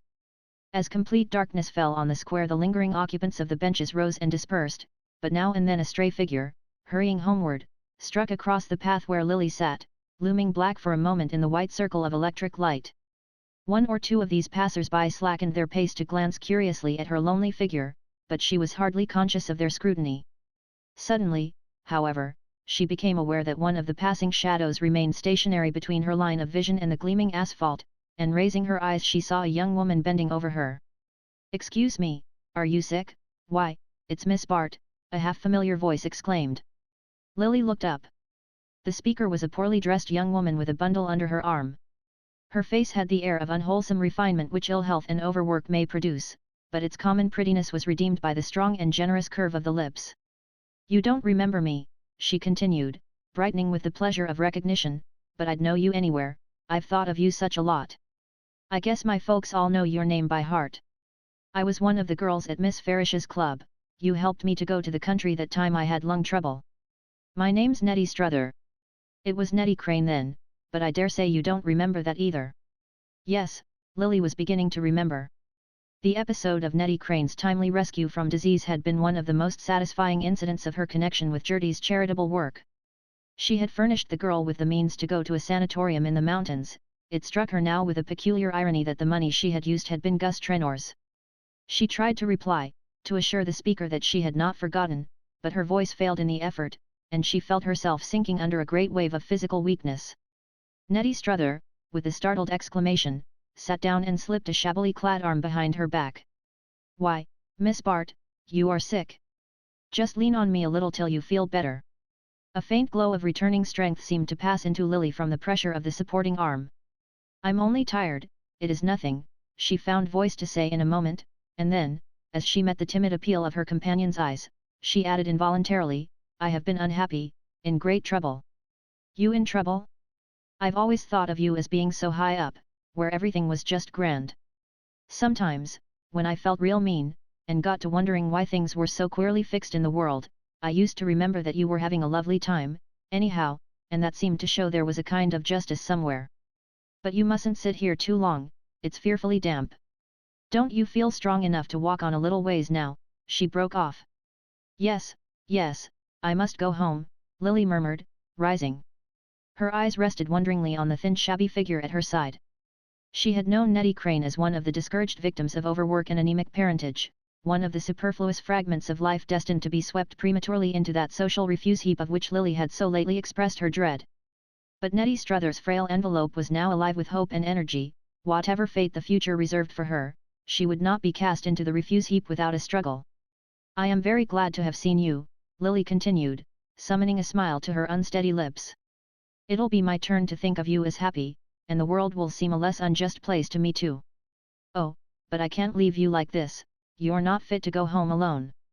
And I can't go with you either. Nettie Struther wailed with a start of recollection. You see, it's my husband's night shift, he's a motorman, and the friend I leave the baby with has to step upstairs to get her husband's supper at 7. I didn't tell you I had a baby, did I? She'll be 4 months old day after tomorrow, and to look at her you wouldn't think I'd ever had a sick day. I'd give anything to show you the baby, Miss Bart, and we live right down the street here, it's only 3 blocks off. She lifted her eyes tentatively to Lily's face, and then added with a burst of courage, why won't you get right into the cars and come home with me while I get baby's supper? It's real warm in our kitchen, and you can rest there, and I'll take you home as soon as ever she drops off to sleep. It was warm in the kitchen, which, when Nettie Struther's match had made a flame leap from the gas jet above the table, revealed itself to Lily as extraordinarily small and almost miraculously clean. A fire shone through the polished flanks of the iron stove, and near it stood a crib in which a baby was sitting upright, with incipient anxiety struggling for expression on a countenance still placid with sleep. Having passionately celebrated her reunion with her offspring, and excused herself in cryptic language for the lateness of her return, Nettie restored the baby to the crib and shyly invited Miss Bart to the rocking chair near the stove. We've got a parlor too, she explained with pardonable pride, but I guess it's warmer in here, and I don't want to leave you alone while I'm getting baby's supper. On receiving Lily's assurance that she much preferred the friendly proximity of the kitchen fire, Mrs. Struther proceeded to prepare a bottle of infantile food, which she tenderly applied to the baby's impatient lips, and while the ensuing degustation went on, she seated herself with a beaming countenance beside her visitor. You're sure you won't let me warm up a drop of coffee for you, Miss Bart? There's some of baby's fresh milk left over, well, maybe you'd rather just sit quiet and rest a little while. It's too lovely having you here. I've thought of it so often that I can't believe it's really come true. I've said to George again and again, I just wish Miss Bart could see me now, and I used to watch for your name in the papers, and we'd talk over what you were doing, and read the descriptions of the dresses you wore. I haven't seen your name for a long time, though, and I began to be afraid you were sick, and it worried me so that George said I'd get sick myself, fretting about it. Her lips broke into a reminiscent smile. Well, I can't afford to be sick again, that's a fact, the last spell nearly finished me. When you sent me off that time I never thought I'd come back alive, and I didn't much care if I did. You see, I didn't know about George and the baby then. She paused to readjust the bottle to the child's bubbling mouth. You precious, don't you be in too much of a hurry. Was it mad with Mama for getting its supper so late? Marie Antoinette, that's what we call her, after the French queen in that play at the Garden. I told George the actress reminded me of you, and that made me fancy the name. I never thought I'd get married, you know, and I'd never have had the heart to go on working just for myself. She broke off again, and meeting the encouragement in Lily's eyes, went on, with a flush rising under her anemic skin, you see, I wasn't only just sick that time you sent me off, I was dreadfully unhappy too. I'd known a gentleman where I was employed, I don't know as you remember, I did typewriting in a big importing firm, and, well, I thought we were to be married. He'd gone steady with me 6 months and given me his mother's wedding ring. But I presume he was too stylish for me. He travelled for the firm, and had seen a great deal of society. Work girls aren't looked after the way you are, and they don't always know how to look after themselves. I didn't. And it pretty near killed me when he went away and left off writing. It was then I came down sick. I thought it was the end of everything. I guess it would have been if you hadn't sent me off. But when I found I was getting well, I began to take heart in spite of myself. And then, when I got back home, George came round and asked me to marry him. At first I thought I couldn't, because we'd been brought up together, and I knew he knew about me. But after a while I began to see that that made it easier. I never could have told another man, and I'd never have married without telling, but if George cared for me enough to have me as I was, I didn't see why I shouldn't begin over again, and I did. The strength of the victory shone forth from her as she lifted her irradiated face from the child on her knees. But, mercy, I didn't mean to go on like this about myself, with you sitting there looking so faggied out. Only it's so lovely having you here, and letting you see just how you've helped me. The baby had sunk back blissfully replete, and Mrs. Struther softly rose to lay the bottle aside.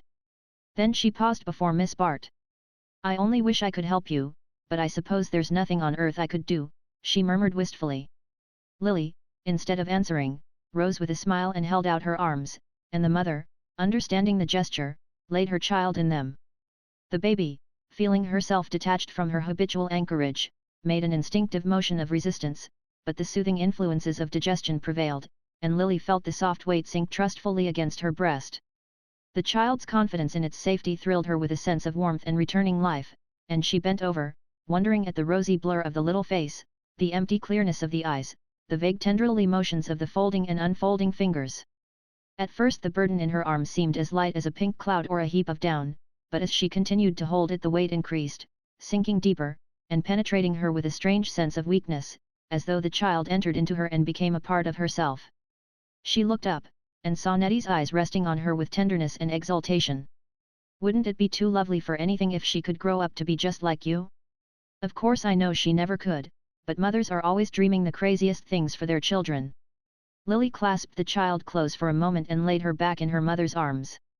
"Oh, she must not do that, I should be afraid to come and see her too often," she said with a smile, and then, resisting Mrs. Struthers' anxious offer of companionship, and reiterating the promise that of course she would come back soon, and make George's acquaintance, and see the baby in her bath, she passed out of the kitchen and went alone down the tenement stairs. As she reached the street she realized that she felt stronger and happier. The little episode had done her good. It was the first time she had ever come across the results of her spasmodic benevolence, and the surprised sense of human fellowship took the mortal chill from her heart. It was not till she entered her own door that she felt the reaction of a deeper loneliness. It was long after 7 o'clock, and the light and odors proceeding from the basement made it manifest that the boarding house dinner had begun. She hastened up to her room, lit the gas, and began to dress. She did not mean to pamper herself any longer, to go without food because her surroundings made it unpalatable. Since it was her fate to live in a boarding house, she must learn to fall in with the conditions of the life. Nevertheless she was glad that, when she descended to the heat and glare of the dining room, the repast was nearly over. In her own room again, she was seized with a sudden fever of activity. For weeks past she had been too listless and indifferent to set her possessions in order, but now she began to examine systematically the contents of her drawers and cupboard. She had a few handsome dresses left, survivals of her last phase of splendor, on the Sabrina and in London, but when she had been obliged to part with her maid she had given the woman a generous share of her cast-off apparel. The remaining dresses, though they had lost their freshness, still kept the long unerring lines, the sweep and amplitude of the great artist's stroke, and as she spread them out on the bed the scenes in which they had been worn rose vividly before her. An association lurked in every fold, each fall of lace and gleam of embroidery was like a letter in the record of her past. She was startled to find how the atmosphere of her old life enveloped her. But, after all, it was the life she had been made for, every dawning tendency in her had been carefully directed toward it, all her interests and activities had been taught to center around it. She was like some rare flower grown for exhibition, a flower from which every bud had been nipped except the crowning blossom of her beauty. Last of all, she drew forth from the bottom of her trunk a heap of white drapery which fell shapelessly across her arm. It was the Reynolds dress she had worn in the bright tableaus. It had been impossible for her to give it away, but she had never seen it since that night, and the long flexible folds, as she shook them out, gave forth an odor of violets which came to her like a breath from the flower-edged fountain where she had stood with Lawrence Selden and disowned her fate.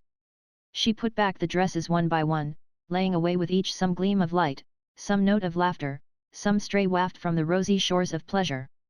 She was still in a state of highly wrought impressionability, and every hint of the past sent a lingering tremor along her nerves. She had just closed her trunk on the white folds of the Reynolds dress when she heard a tap at her door, and the red fist of the Irish maidservant thrust in a belated letter. Carrying it to the light, Lily read with surprise the address stamped on the upper corner of the envelope. It was a business communication from the office of her aunt's executors, and she wondered what unexpected development had caused them to break silence before the appointed time. She opened the envelope and a check fluttered to the floor. As she stooped to pick it up the blood rushed to her face. The check represented the full amount of Mrs. Peniston's legacy, and the letter accompanying it explained that the executors, having adjusted the business of the estate with less delay than they had expected, had decided to anticipate the date fixed for the payment of the bequests. Lily sat down beside the desk at the foot of her bed, and spreading out the check, read over and over the $10,000 written across it in a steely business hand. 10 months earlier the amount it stood for had represented the depths of penury, but her standard of values had changed in the interval, and now visions of wealth lurked in every flourish of the pen. As she continued to gaze at it, she felt the glitter of the visions mounting to her brain, and after a while she lifted the lid of the desk and slipped the magic formula out of sight. It was easier to think without those 5 figures dancing before her eyes, and she had a great deal of thinking to do before she slept. She opened her checkbook, and plunged into such anxious calculations as had prolonged her vigil at Bellamont on the night when she had decided to marry Percy Gryce. Poverty simplifies bookkeeping, and her financial situation was easier to ascertain than it had been then, but she had not yet learned the control of money, and during her transient phase of luxury at the Emporium she had slipped back into habits of extravagance which still impaired her slender balance. A careful examination of her checkbook, and of the unpaid bills in her desk, showed that, when the latter had been settled, she would have barely enough to live on for the next 3 or 4 months, and even after that, if she were to continue her present way of living, without earning any additional money, all incidental expenses must be reduced to the vanishing point. She hid her eyes with a shudder, beholding herself at the entrance of that ever-narrowing perspective down which she had seen Miss Silverton's dowdy figure take its despondent way. It was no longer, however, from the vision of material poverty that she turned with the greatest shrinking. She had a sense of deeper impoverishment, of an inner destitution compared to which outward conditions dwindled into insignificance. It was indeed miserable to be poor, to look forward to a shabby, anxious middle age, leading by dreary degrees of economy and self-denial to gradual absorption in the dingy communal existence of the boarding house.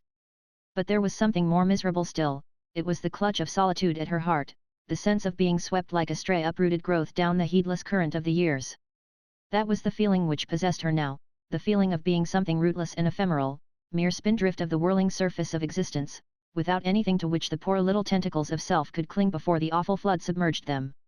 And as she looked back she saw that there had never been a time when she had had any real relation to life. Her parents too had been rootless, blown hither and thither on every wind of fashion, without any personal existence to shelter them from its shifting gusts.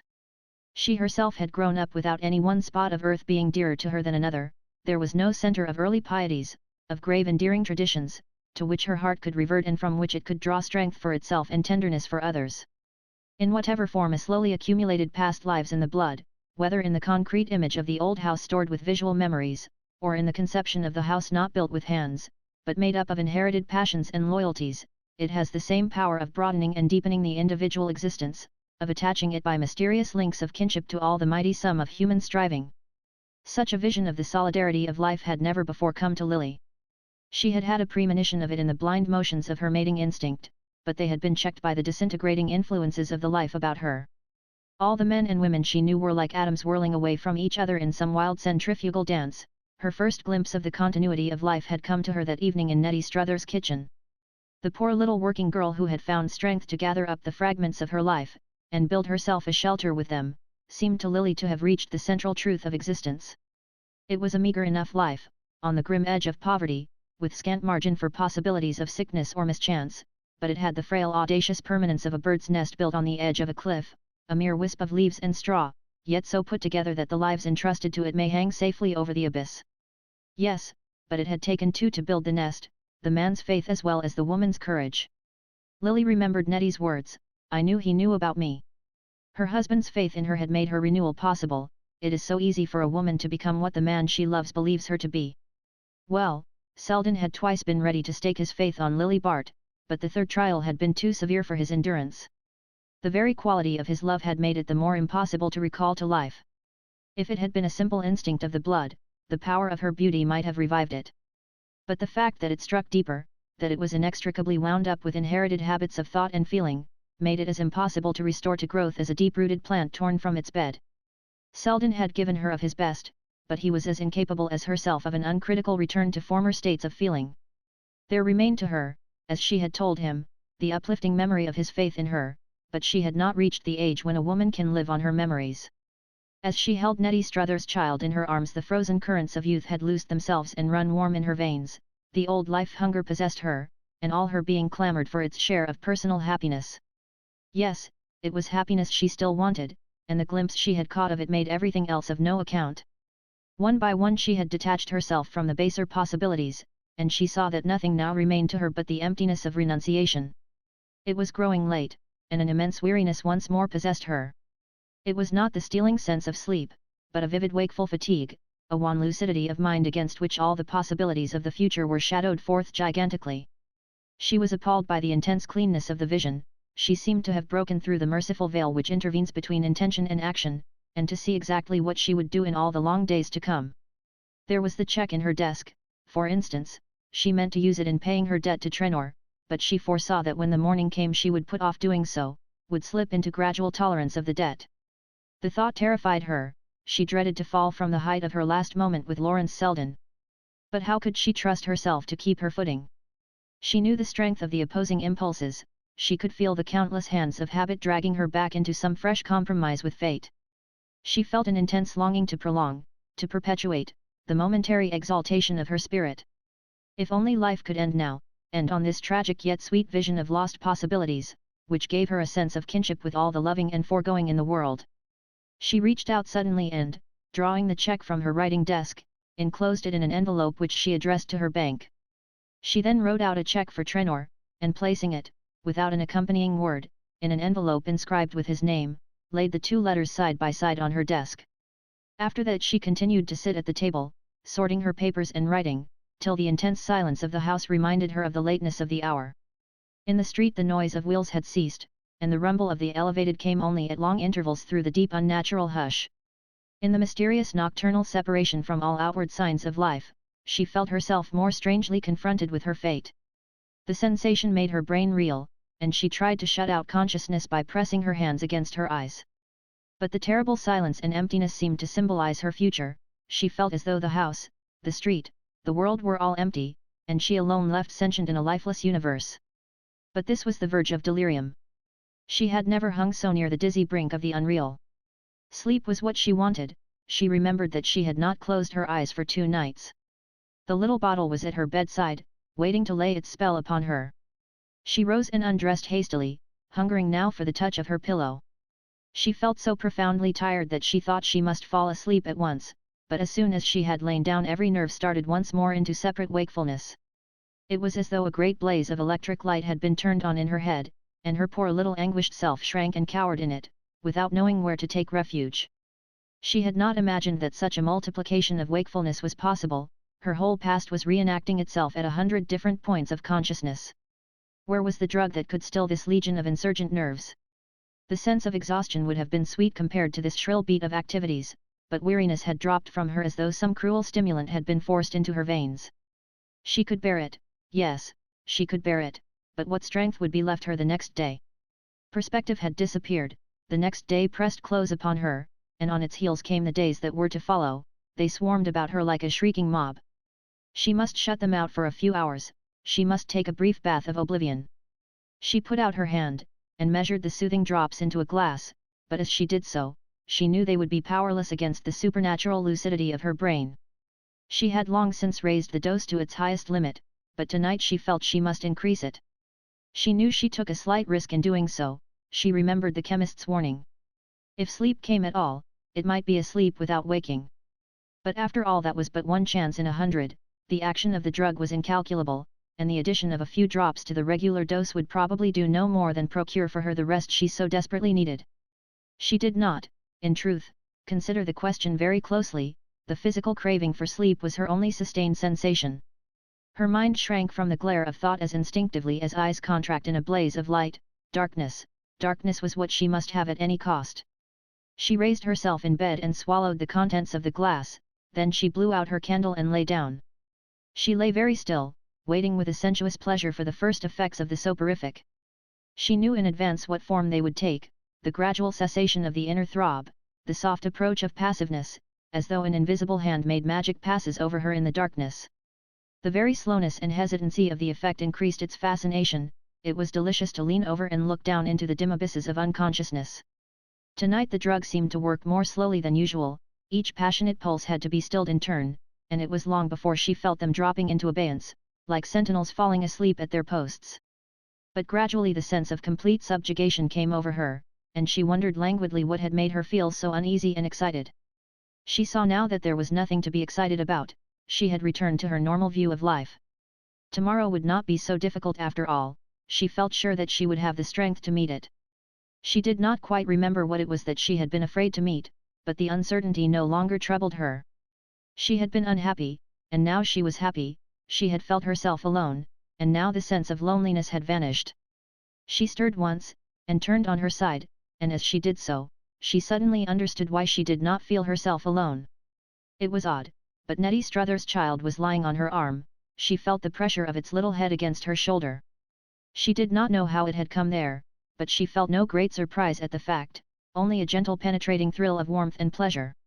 She settled herself into an easier position, hollowing her arm to pillow the round downy head, and holding her breath lest a sound should disturb the sleeping child. As she lay there she said to herself that there was something she must tell Selden, some word she had found that should make life clear between them.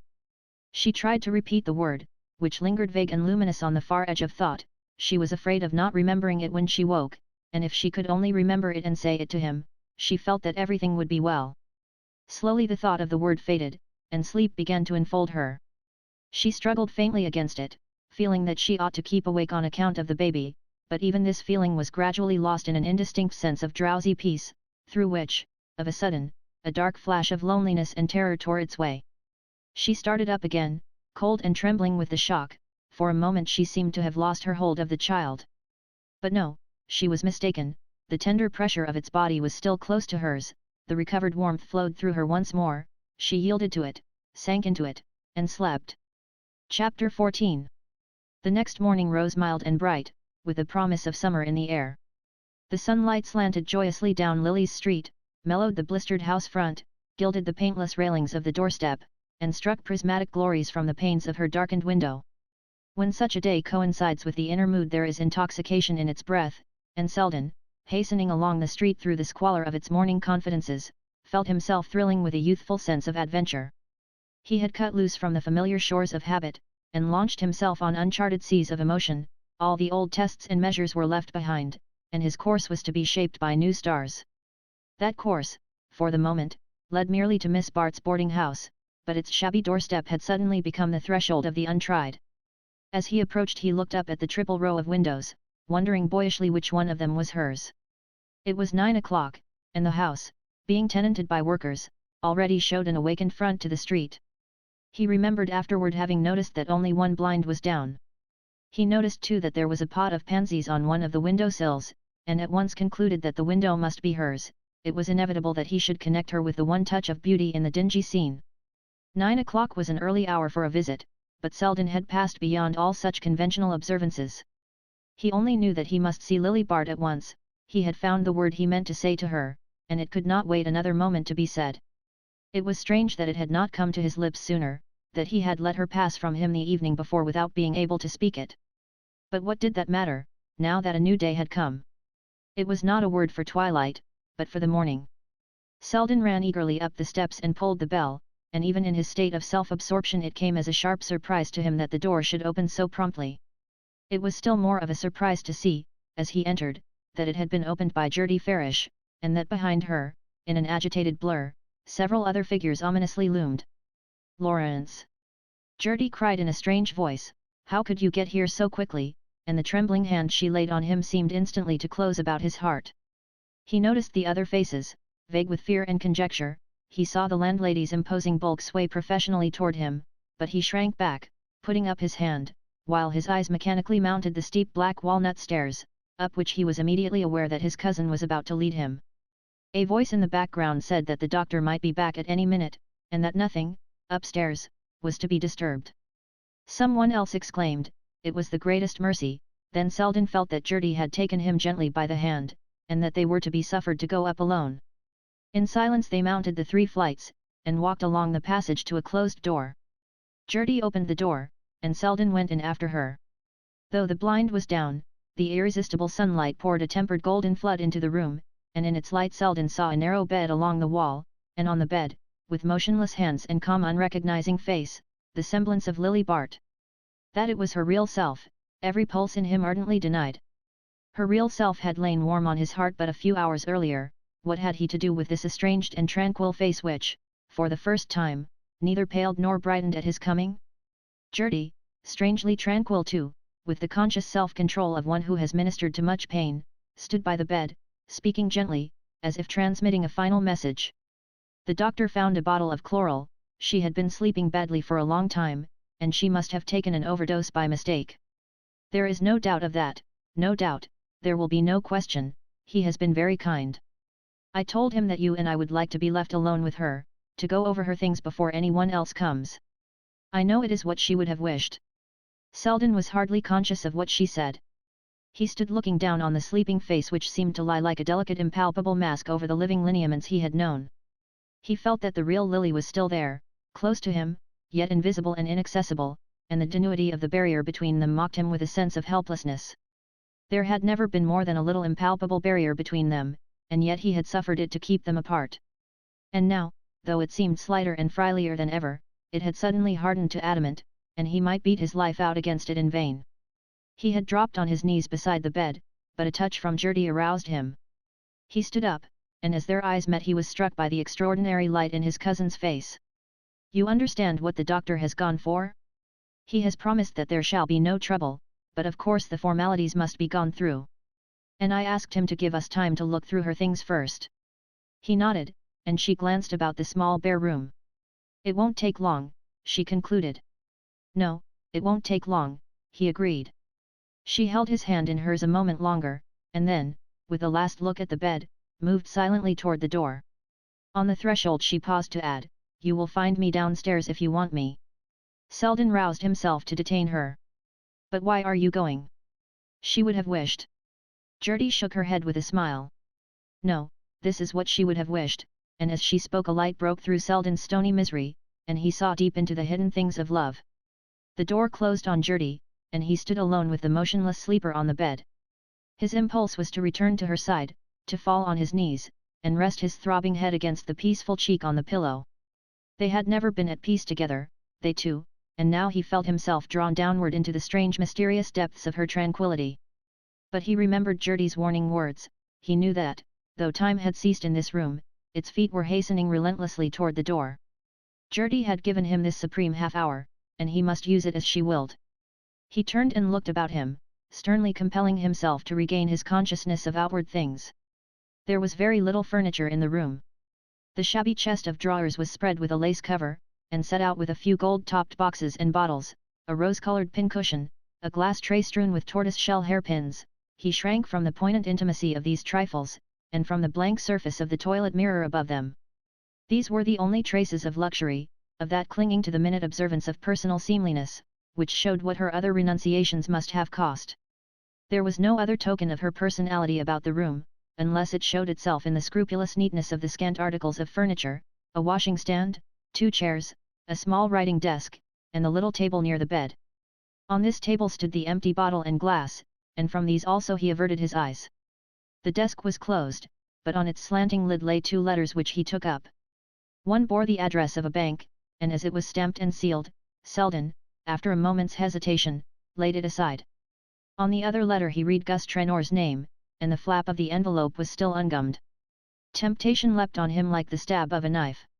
He staggered under it, steadying himself against the desk. Why had she been writing to Trenor, writing, presumably, just after their parting of the previous evening? The thought unhallowed the memory of that last hour, made a mock of the word he had come to speak, and defiled even the reconciling silence upon which it fell. He felt himself flung back on all the ugly uncertainties from which he thought he had cast loose forever. After all, what did he know of her life? Only as much as she had chosen to show him, and measured by the world's estimate, how little that was. By what right, the letter in his hand seemed to ask, by what right was it he who now passed into her confidence through the gate which death had left unbarred? His heart cried out that it was by right of their last hour together, the hour when she herself had placed the key in his hand. Yes, but what if the letter to Trenor had been written afterward? He put it from him with sudden loathing, and setting his lips, addressed himself resolutely to what remained of his task. After all, that task would be easier to perform, now that his personal stake in it was annulled. He raised the lid of the desk, and saw within it a checkbook and a few packets of bills and letters, arranged with the orderly precision which characterized all her personal habits. He looked through the letters first, because it was the most difficult part of the work. They proved to be few and unimportant, but among them he found, with a strange commotion of the heart, the note he had written her the day after the Briss entertainment. "When may I come to you?" His words overwhelmed him with a realization of the cowardice which had driven him from her at the very moment of attainment. Yes, he had always feared his fate, and he was too honest to disown his cowardice now, for had not all his old doubts started to life again at the mere sight of Trenor's name? He laid the note in his card case, folding it away carefully, as something made precious by the fact that she had held it so. Then, Growing once more aware of the lapse of time, he continued his examination of the papers. To his surprise, he found that all the bills were receipted, there was not an unpaid account among them. He opened the checkbook, and saw that, the very night before, a check of $10,000 from Mrs. Peniston's executors had been entered in it. The legacy, then, had been paid sooner than Gertie had led him to expect. But, turning another page or two, he discovered with astonishment that, in spite of this recent accession of funds, the balance had already declined to a few dollars. A rapid glance at the stubs of the last checks, all of which bore the date of the previous day, showed that between $400 or $500 of the legacy had been spent in the settlement of bills, while the remaining thousands were comprehended in one check, made out, at the same time, to Charles Augustus Trenor. Selden laid the book aside, and sank into the chair beside the desk. He leaned his elbows on it, and hid his face in his hands. The bitter waters of life surged high about him, their sterile taste was on his lips. Did the check to Trenor explain the mystery or deepen it? At first his mind refused to act, he felt only the taint of such a transaction between a man like Trenor and a girl like Lily Bart.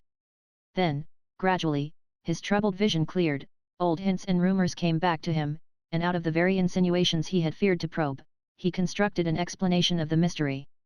It was true, then, that she had taken money from Trenor, but true also, as the contents of the little desk declared, that the obligation had been intolerable to her, and that at the first opportunity she had freed herself from it, though the act left her face to face with bare unmitigated poverty. That was all he knew, all he could hope to unravel of the story. The mute lips on the pillow refused him more than this, unless indeed they had told him the rest in the kiss they had left upon his forehead. Yes, he could now read into that farewell all that his heart craved to find there, he could even draw from it courage not to accuse himself for having failed to reach the height of his opportunity. He saw that all the conditions of life had conspired to keep them apart, since his very detachment from the external influences which swayed her had increased his spiritual fastidiousness, and made it more difficult for him to live and love uncritically. But at least he had loved her, had been willing to stake his future on his faith in her, and if the moment had been fated to pass from them before they could seize it, he saw now that, for both, it had been saved whole out of the ruin of their lives. It was this moment of love, this fleeting victory over themselves, which had kept them from atrophy and extinction, which, in her, had reached out to him in every struggle against the influence of her surroundings, and in him, had kept alive the faith that now drew him penitent and reconciled to her side. He knelt by the bed and bent over her, draining their last moment to its lees, and in the silence there passed between them the word which made all clear. The end.